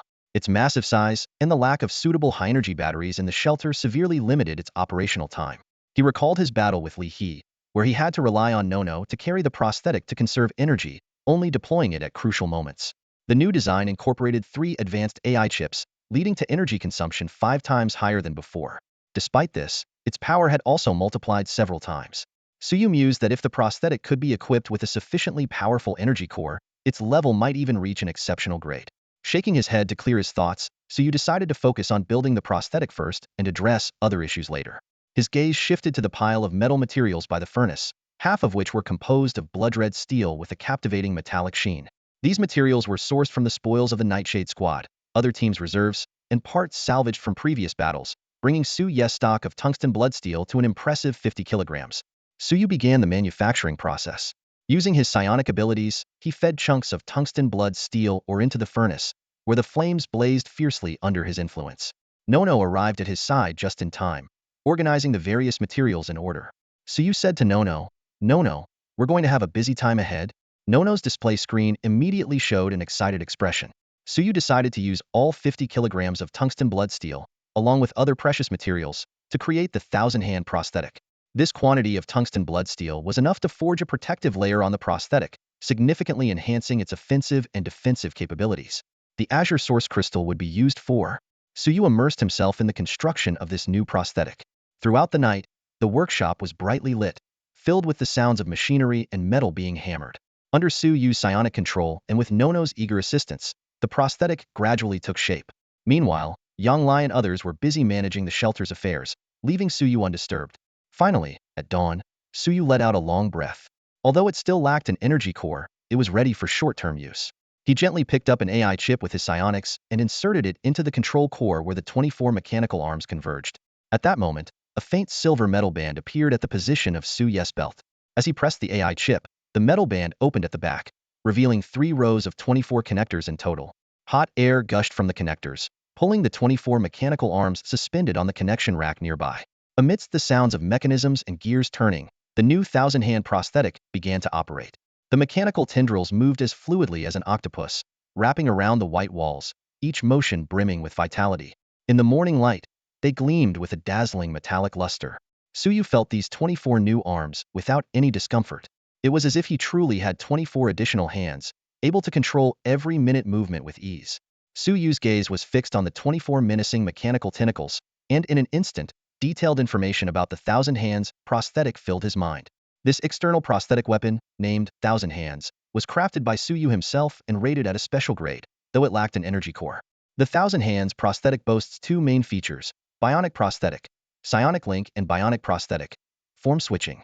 Through a linkage circuit built with psionics and smart chips, the user can achieve near-perfect synchronization with the prosthetic, controlling it as if it were an extension of their own body. In terms of armaments, the close-range weapon is a chainsaw crafted from tungsten blood steel, enhanced through multiple reinforcements. For medium to long-range combat, it is equipped with a thermal ray gun powered by sea blue source crystals, also reinforced with tungsten blood steel. The 1,000 Hands prosthetic can shift into various forms. The combat form unleashes full firepower, the defense form can withstand powerful attacks, and the endurance form relies on the large-capacity battery of the Nono robot for energy. Unfortunately, due to the lack of an energy core, the psionic burst form is currently unavailable. Excitement surged within Suyu at the prospect of the reforged 1,000 Hands prosthetic's enhanced power. Even a casual strike, when augmented with psionics, could unleash the force of a 4-star level attack. With the addition of electromagnetic fury and psionic amplification, he was confident it could challenge a 5-star Radiant Lord. With a mere thought, the 24 mechanical arms moved with the agility of octopus tentacles towards Nono. Nono's once adorable electronic display now showed a terrified expression, emitting a worried electronic tone. "Master, what's this? A new prosthetic form?" The 1,000 Hands prosthetic seamlessly integrated with the interface on Nono's back. Nono, already sizable, now appeared even more imposing and fearsome. With 32 mechanical arms encircling it, anyone would find this repair robot intimidating. Witnessing this, Yanglai instinctively took a step back, causing Nono's electronic display to appear even more distressed. "Master, didn't you say that interface was meant to improve repair efficiency? How did it turn into this?" Feeling a bit guilty, Suyu patted Nono's increasingly enlarged head, explaining, "It does improve repair efficiency. Think about it, with 36 mechanical arms now, the repair speed is 4 times faster than before." Suyu instructed Nua to begin the preliminary construction of the Rangers based on the 3 models' blueprints before his return. After giving these instructions, he immediately left the 9th Squad's base and hurried to the administrator's residence. Upon arrival, Suyu saw Bai Hong standing alone at the entrance. Bai Hong's eyes held a trace of sorrow as he spoke softly, "Su, you're here. The administrator has already left us. As per his wishes, I've cremated his remains and scattered his ashes to the east of the shelter, towards Dawn City, his homeland." Hearing this, Suyu felt a wave of melancholy. To him, the administrator was one of the few upright individuals in the shelter, a principled elder. Although he had anticipated the administrator's passing, he couldn't help but feel a mix of emotions. "Captain Bai Hong, my condolences," Suyu gently consoled. Bai Hong took a deep breath, suppressing his grief. He had one final task from the administrator to fulfill. Su, this is a letter the administrator left for you.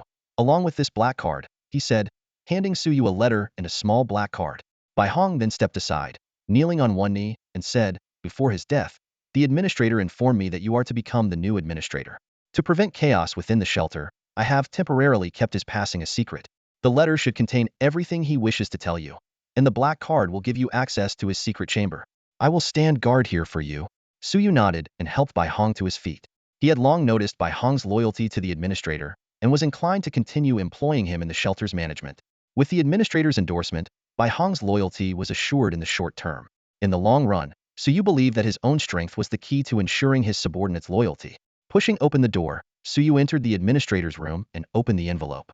The letter began. Suyu, by the time you read this, I will have passed away. My body has been cremated by Bai Hong, and the prosthetic components and core you need are in the secret chamber. Do not mourn for me. I have lived long enough.